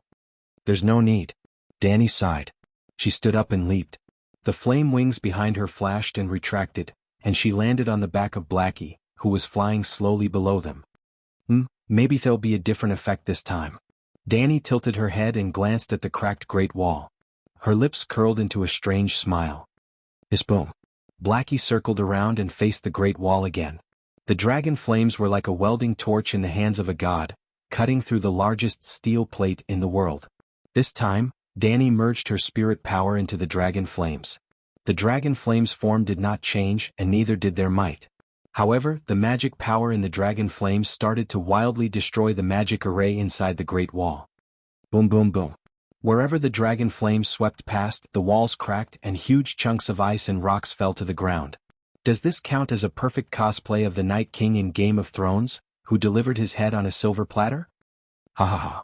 When she thought of this, Danny felt an indescribable joy in her heart. She threw her head back and laughed. Whoosh! Suddenly the sound of fleshy wings flapping in the air came from the west, mixed with the screams of many humans. Danny looked up and saw a group of pterosaurs flying over from the west, sticking close to the inner wall of the Great Wall. The pterosaur knights were all wearing wind helmets, so she could not see their faces clearly. However, each of the knights had a large and eye-catching flame heart pattern on their chests. Was this Erlu's pterosaur knight group? TSK, there were a total of 30 pterosaurs. The Ragged Princess Peach was really big. Danny was wondering why Erlu was here when she heard Erlu's teeth-grinding roar from the leading shadow dragon. So you were the one who burned down the Great Wall. You're the deviant ghost king with a noble heart shrouded in sin. Line up. Richard, who was on Erlu's left, ordered loudly. Raise the altitude and surround the deviant ghost king.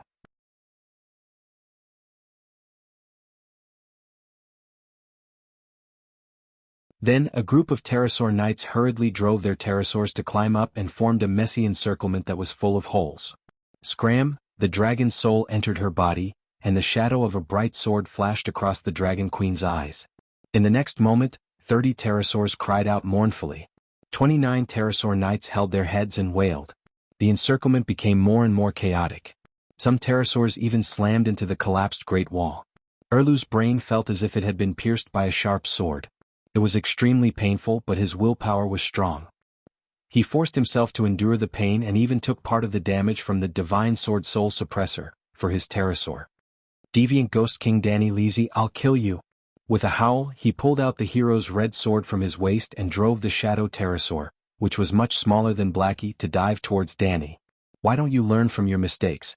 I've already reminded you to bring Melisandre with you when you go out. Danny muttered, and then her eyes flashed again. The pterosaur, which was resisting the fear and rushing towards Blackie, let out a wail and slid to the ground like a plane that had lost its momentum. Boom chi-chi, the thick snow greatly reduced the impact of the landing. The pterosaur dragged out a 20-meter-long ditch in the snow and stopped with a wail. Erlu was dizzy from the fall, and the red sword in his hand fell off. Looking at the pterosaur in the sky that was afraid to move forward, Danny smiled faintly and let Blackie land on a huge rock beside Erlu. Didn't you notice? Since you met the red-robed woman, your fate has been tied to her. As long as you don't have her by your side, you will almost certainly lose every battle. If you brought Melisandre with you today, at least you wouldn't be wiped out by a simple soul shock from me. She said to Erlu, who was shaking as he stood up. Are you the king of deviant ghosts? He shouted angrily. Is there something wrong with your brain? Danny laughed. Erlu waved his hand towards the sky and stopped the pterosaur that was eager to throw bombs at Danny. Well, in Erlu's pterosaur army, some pterosaurs were carrying kerosene bombs, while others piled a bundle of green wildfire bombs on their backs. It was also because of the equipment of the pterosaur army that Danny didn't kill them. It was obvious that Erlu wasn't here to ambush her, but to hunt down the king of deviant ghosts. You were destroying the Great Wall and laughing crazily. Erlu glared at Danny and gritted his teeth. So, Danny was a little embarrassed. I thought you were the king of deviant ghosts. Are you or are you not? Erlu's eyes were spitting fire. Did you cause the Great Wall to collapse? Or are you working with the king of deviant ghosts? Sigh, that's why I said that you should have brought Melisandre here. Danny sighed and felt sad for Erlu. He didn't even know the king of deviant ghosts, but he was so anxious to bring a group of minions to hunt him down. Erlu stumbled across the waist-deep snow. With great difficulty he finally managed to pick up his red sword. You were destroying the Great Wall and laughing proudly. With the red sword in his hand, Erlu inexplicably felt more confident. The prophecy said that he would defeat the king of deviant ghosts with the red sword in his hand. I wasn't laughing. The wind is strong here. You heard wrong. Danny firmly denied. Erlu was skeptical. Indeed, outside the Great Wall, the north wind whistled like a ghost. Just now, it seemed to be a ghost like this. You rode a dragon and burned down the Great Wall, he said again. That's why you should have brought Melisandre here. Erlu gritted his teeth. Don't change the topic. Are you working with the king of deviant ghosts because of the Iron Throne? Danny waved her hand in disgust.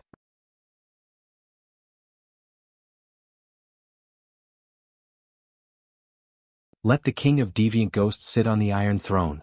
You muggle, you can't sense the magic waves and can't recognize the glow of the magic runes. You didn't know that I was checking the incomplete magic circle inside the Great Wall. Checking the magic circle? The Great Wall has collapsed. How can you check the magic circle inside? Erlu's tone was suspicious. I can kill you and all of you like killing chickens. Would you lie to a chicken that you can kill easily? Danny sneered without holding back. Erlu's face was livid. He almost chewed through his gums. But at the same time he dispelled most of his doubts about Danny. He wouldn't lie to a chicken. Danny's tone softened and she asked curiously, Why are you here?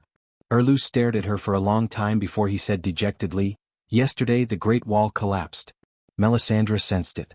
She told me that the king of deviant ghosts had already brought his army into the north. A calamity is coming. So, she asked you to challenge the king of deviant ghosts and end the long night? Danny asked strangely. Erlu shook his head and said with a complicated tone, I'm the legal king of the 7 kingdoms and the protector of the entire realm. Protecting the Westeros is my responsibility. No matter what, I can't let the deviant ghosts enter the 7 kingdoms. The best choice is to end the king of deviant ghosts before he causes great suffering in the 7 kingdoms. Actually, Aunt May had encouraged him to sacrifice Shireen to revive the demon dragon Vargal. Erlu had a big fight with her. When he brought the winged dragon army out, he didn't bring the red-robed woman.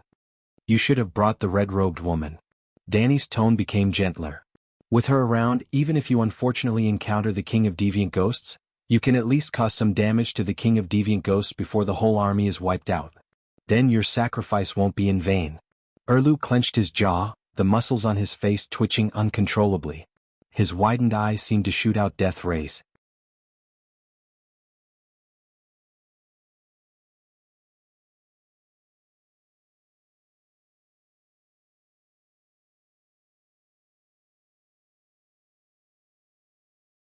Chapter 753. Hearing the sound of teeth grinding that even the howling north wind could not suppress, Danny shrugged. Although my words are a little unpleasant, they are words of gold and jade. Even I am not sure if I can kill the Ghoul King. You guys are useless except for adding 30 ghoul dragons and 30 ghoul winged dragon knights. We are flying in the sky. As long as we stay above 400 meters, the Dragon Slayer crossbow will not be able to hit a single scale of the winged dragon. Against the Ghoul King we will definitely win. A knight beside Erlu shouted. After Erlu landed, a few knights immediately came to protect him. I don't talk to reserve duty ghouls. Danny waved her hand. You guys continue. I will leave first. Reserve duty? Ghoul. Erlu's knight learned from his boss. He glared and gritted his teeth. Don't look down on us. We are. Blackie flapped its wings, and the violent airflow made the knight stagger. His words were interrupted. Danny was not in the mood to argue with a minion. Hiss, the black dragon rolled up a curtain of snow and jumped into the sky, flying toward Dark Castle in the west. If she met Erlu somewhere else, Danny might take revenge on him. She hadn't forgotten that not long ago, he had burned her fake nephew and thrown a steel dagger at her. But when the Great Wall collapsed, Erlu rushed to help. Whether he was fulfilling his duty as the legitimate king of the 7 kingdoms, or brainwashed by the red-robed woman, thinking that he could kill the Ghoul King with a red sword as the prophecy said. His actions could be considered as a responsible performance. Well, just like Danny now. Didn't she rush over as soon as she heard the news? More than 100 kilometers to Dark Castle, the Great Wall became more and more intact. Although the ice on the surface cracked enough to bury Erlu, it did not fall off. The stone wall inside the Great Wall was still stable. They passed by several Night Watcher castles, but they were all empty. But on the walkway on the Great Wall there were many migrants. The Night Watchers in each castle rushed to Dark Castle through the Great Wall. Danny did not delay and flew directly to Dark Castle. Ugh, Dragon Queen is here. Her Majesty Danny Lilith is here to save the Great Wall. Dark Castle was unexpectedly lively. It was brightly lit and there was a hubbub of voices. From the walls on the ground to the high tower in the courtyard, and then all the way up to the summit of the Great Wall, there were many lit oil lamps and torches, and men in black standing under the torches. Not only the Night Watchers, but also many northern region civilians and gorgeously dressed women. Dahe hovered half a circle above the castle and was discovered by the Night Watchers. The Night Watchers blew the horn, and the whole castle fell into a fanatical and joyful atmosphere. It was as if they had been choked to death underwater and had finally grabbed the straw rope that could save their lives. Then they surfaced and took deep breaths. The castle, the insect path, the stable, the sentry tower. There were people scrambling to get out. The Great Wall to the north of Dark Castle was also full of cracks, and large chunks of ice had fallen. Danny only let Little White land on the Great Wall to monitor the surroundings, while Dahe took her to land on the outer wall. Yes, it was the wall that she had asked the giants and barbarians to build. It surrounded the buildings of Dark Castle in a semicircle. Your Majesty, you're finally here. Chief Commander Elise's eyes were red, and he was so excited that tears almost fell. Along with him to welcome the Dragon Queen were One-Armed Tanner, Red-Nosed Paristan, Pomegranate-like Bowen Maxi, and more than 20 noble knights of all ages. Sir Elisa, who was over 50 years old, looked even older than last time.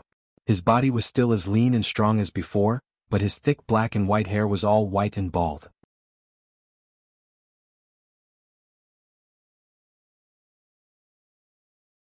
Did the other ghosts attack you?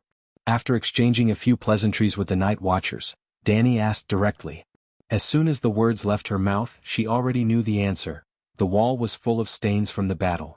There were blood stains, the stench of burning corpses and the burnt oil. Thank goodness you helped us build this wall. Elisa patted the battlements and said with a complicated expression, Last night, the ghouls came like a tide. If it wasn't for the wall, Dark Castle would have fallen like the other castles. Galen, who had been promoted to the captain of the cavalry, grinned and said, There's also the dragon-tooth dagger. The wooden dragon crystal dagger that looks like an or is very useful. It can clear a large area with a sweep of the blade. It's very effective in defending a castle. I killed about 50 ghouls by myself. If it wasn't for the fact that wielding the dragon-tooth dagger was too tiring, I could have killed even more. Those dead people didn't have weapons or armor, so they weren't hard to deal with. They were bought by us like scarecrows. Paristan said in annoyance, If the Great Wall didn't collapse, the 15,000 Night Watchers would all be equipped with dragon-tooth daggers. The other ghosts wouldn't even be able to step into the north. Red Pomegranate looked around and said, The wall isn't the place to talk. Let's go to the hall. The main hall of Dark Castle was both a meeting room and a dining room for the Night Watchers to eat. In the past, due to limited manpower, the Night Watchers didn't have the energy to clear the 10-meter-thick snow in the yard. They would have abandoned the buildings on the ground and hid in the underground tunnel for the winter. But this winter, everyone knew that the night was coming. Everyone was on guard against the other ghosts. In order to quickly get into battle and train, the snow in the yard was cleared every day. The buildings on the ground weren't abandoned either. In fact, they couldn't be abandoned either. The number of Night Watchers was 10 times more than in the past. The tunnel couldn't fit that many people. We're not afraid of the normal ghouls.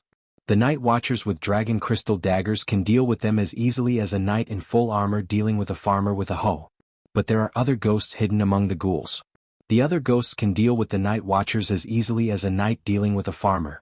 If Stannis hadn't come in time, Dark Castle would have suffered heavy casualties. Sir Elisa said with a complicated expression. He personally went to fight the other ghosts? Danny asked in surprise. No, but he has 30 winged dragons that can throw wildfire bombs and kerosene bombs. Following that, the Night Watchers spoke one after another, explaining to the Dragon Queen the process of fighting the deviant ghosts from last night to this afternoon from various angles.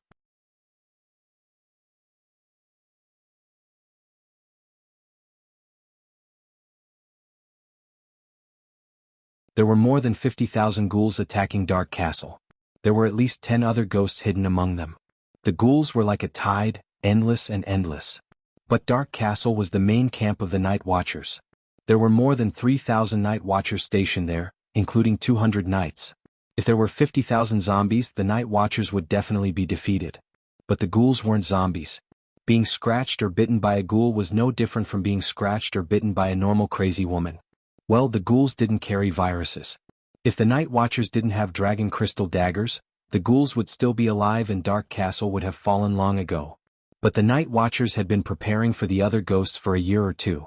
They had at least one dragon tooth dagger or dragon crystal spear. One slash was more effective than a knight using a normal sword to cut down a peasant. So, even if the other ghosts threw ice swords at them, the Night Watchers still held the line. With the 15-meter-tall wall, they blocked wave after wave of ghouls. Then the other ghosts personally went to attack the wall. In fact, before Erlu came, the Night Watchers had already killed 3 other ghosts. Or rather, those 3 other ghosts tried to cross the wall but were killed by the Night Watchers. The Night Watchers held on until morning. Erlu led 30 winged dragons to the wall and only threw 2 waves of kerosene bombs.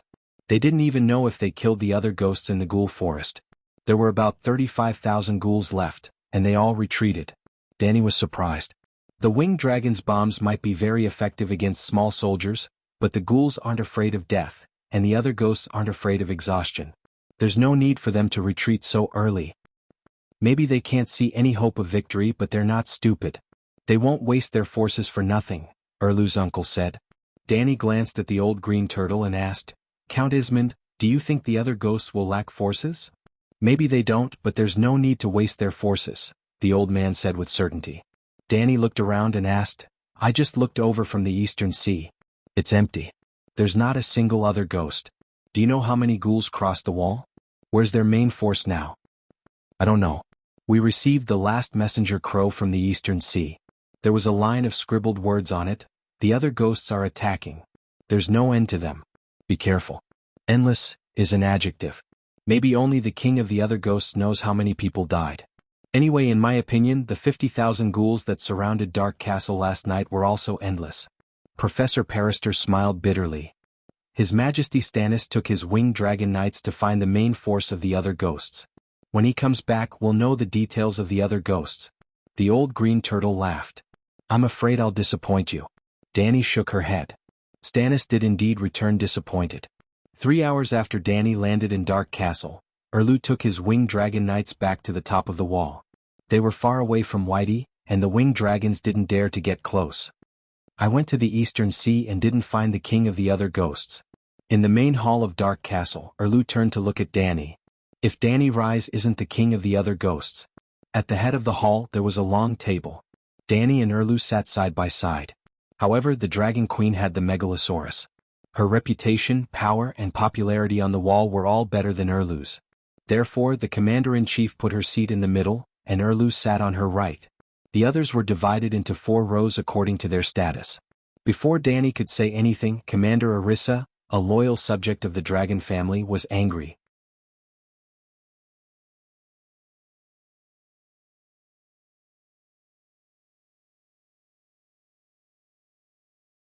Your Majesty Stannis, now that the other ghosts have crossed the wall, the 7 kingdoms are in danger. What's the point of playing this game of power? Yes, we should defend Her Majesty Danny Rise's United Ghost Resistance Front. Red Pomegranate said. A red-eyed crow flew over silently and landed on a window near the roof.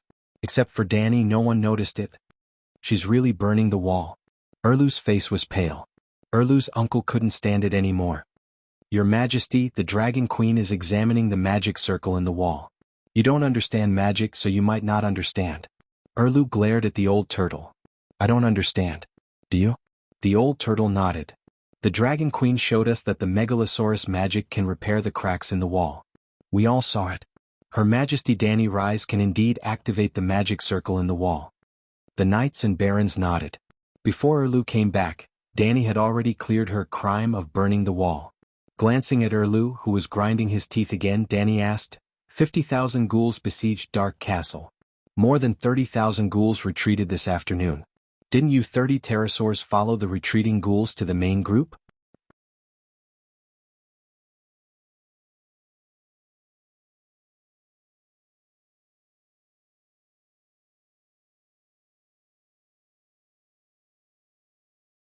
Chapter 754. Seeing that everyone was looking at him with anticipation, Erlu sighed regretfully and shook his head. The deviant ghosts are smarter than we thought. They split into dozens of small teams and spread out in all directions. Then they entered the snow forest and the mountains. I didn't dare to let the pterosaur lower its altitude. Soon we lost all traces of the deviant ghost teams. After that, I wondered if the deviant ghosts could find traces of the deviant ghost army from the East Sea Watch. In the end I didn't find anything. Why is that? The deviant ghosts have already crossed the Great Wall. The sun has already been extinguished. Why are they still so cautious? Paris Tan was puzzled. I think that the army of corpses surrounding Dark Castle is just a side army. Erlu's expression became very serious. After crossing the Great Wall, the Night Watchers are no longer the main focus of the deviant ghosts. The higher-ups of the Night Watchers all had ugly expressions, but no one refuted because Erlu's words could not be refuted. Where do you think the deviant ghosts' main force went? Danny asked.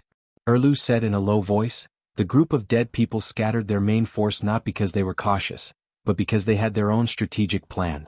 The deviant ghost army's target is the castle of the Duke of the North. That place has the most people. Kill all the living and turn them into an army of dead people. There are many castles. Naturally, it's more efficient to split up and attack from multiple directions. That's why they don't have a main force. If I were the deviant ghost king, I would choose this strategy. Danny smiled bitterly. This was also the situation she was most worried about. I saw many villagers in Dark Castle. Did they all escape from the deviant ghost village? She asked. Those are the villagers, merchants and prostitutes from Mole Village. The Great Wall collapsed and we received the East Sea Watch Crow.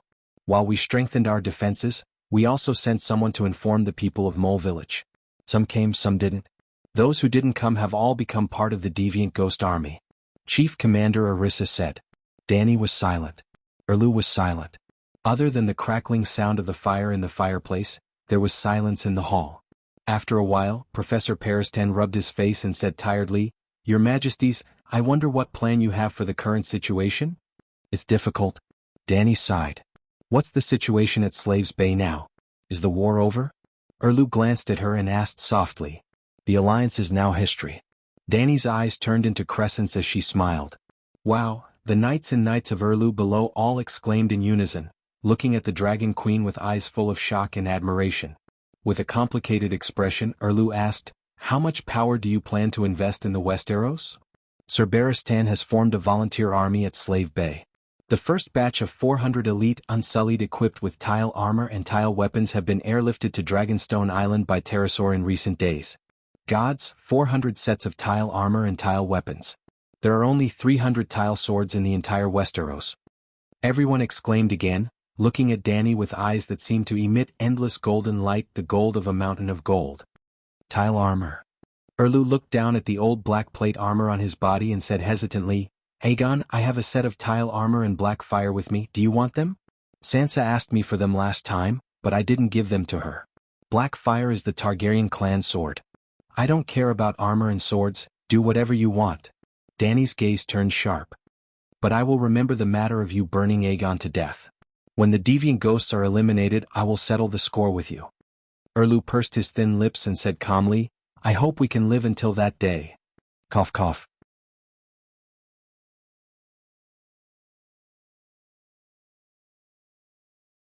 Blacksmith Tanner coughed a few times to break the awkward silence.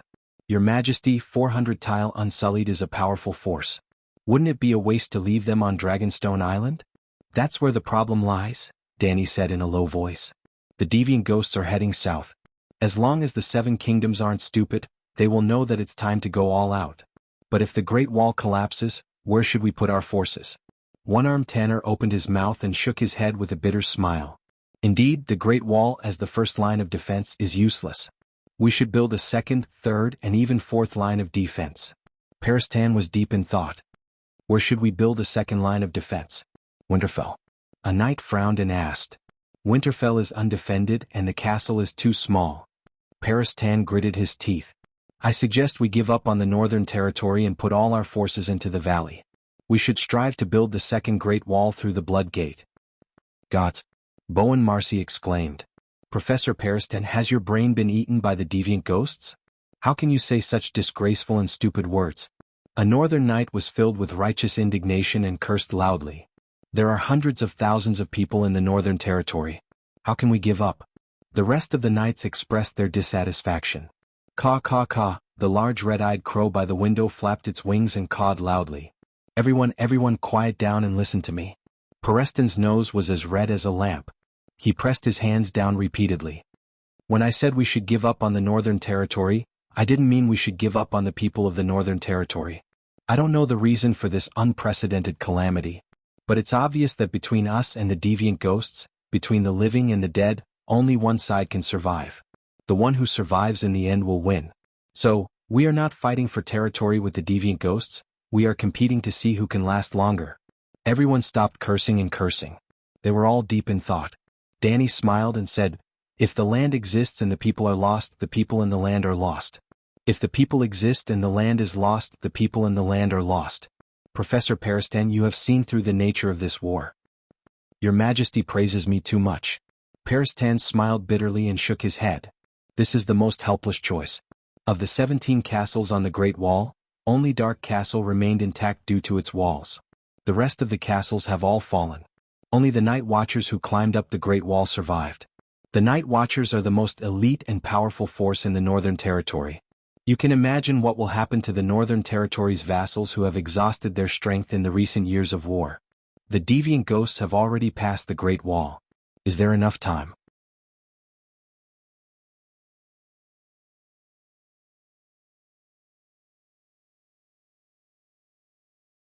There are so many people, where can they move to? Sir Elisa frowned. Commander, have you studied the map of the Northern Territory carefully? Perestan smiled proudly. 90% of the Northern Territory's nobles' castles are built by the river or the sea. Really? Sir Elisa doubted. It's true. Bowen Maxey was pleasantly surprised. I didn't realize it before.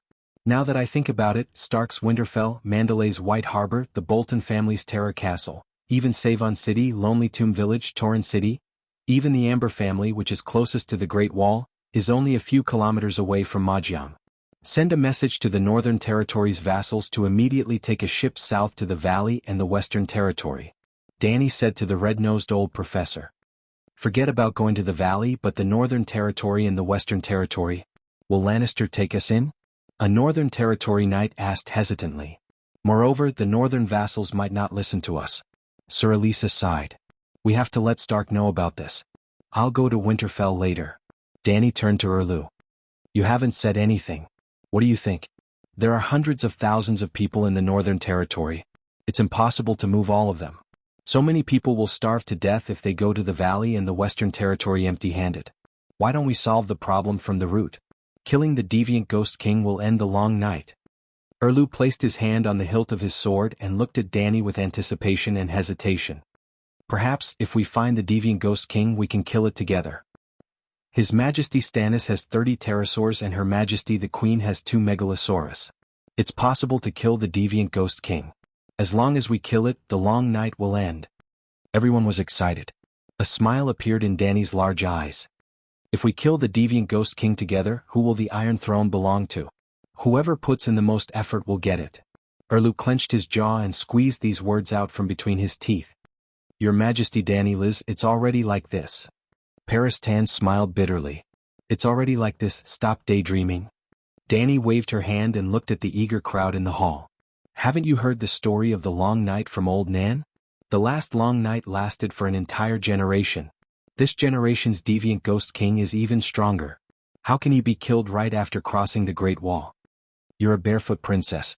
You didn't even have food when you were young. Where did Old Nan come from? Pockmarked Richard complained in his heart and pointed at the red sword at Erlu's waist. His Majesty Stannis has the red sword of heroes. The last long night lasted for an entire generation because Azor and Ahai failed to forge the red sword multiple times. Now we don't need to waste time forging the sword. As long as we find the deviant Ghost King, His Majesty Stannis can fulfill the ancient prophecy. Red Pomegranate, Red Nose and the others nodded. That makes sense. We've all seen the power of the red sword. That sword ugh. At the end they were all stuck. After being stunned for a moment, they looked strangely between the Dragon Queen and the red sword. It seems that the red sword can only be used to its full potential in the hands of the Dragon Queen? His Majesty Stannis, you see at this time? Dr. Perestan muttered. Why don't we give the sword to the most capable person? Yes, yes. Elisa and the others nodded. Her Majesty Danny Rise has experience in fighting deviant ghosts alone. Let her. Shut up. Richard shouted angrily. The pockmarks on his face were shining because of his anger. His Majesty Stannis is the reincarnation of Azur and Ahai. He is the savior in the Red God's prophecy. Only he has the destiny to kill the deviant Ghost King. At a time like this, Paristan muttered softly.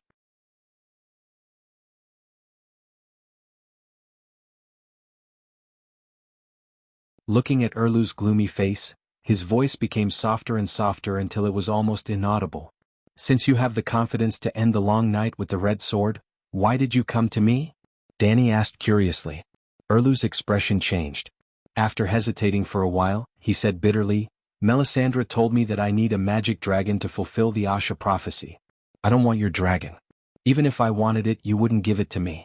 Cooperate with me and create a chance for me to challenge the deviant Ghost King. I will kill it myself.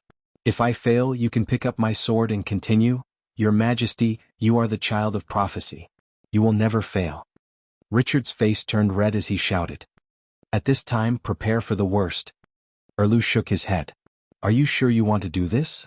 Danny looked at Erlu and reminded him. I can tell you clearly that with just the red sword, your chances of success are very low. I am Robert's only heir and the rightful king of the Seven Kingdoms. Protecting the Westeros is my responsibility. It is also the mission I have been waiting for all these years. Erlu said firmly. Danny looked at him deeply and nodded. I agree. What?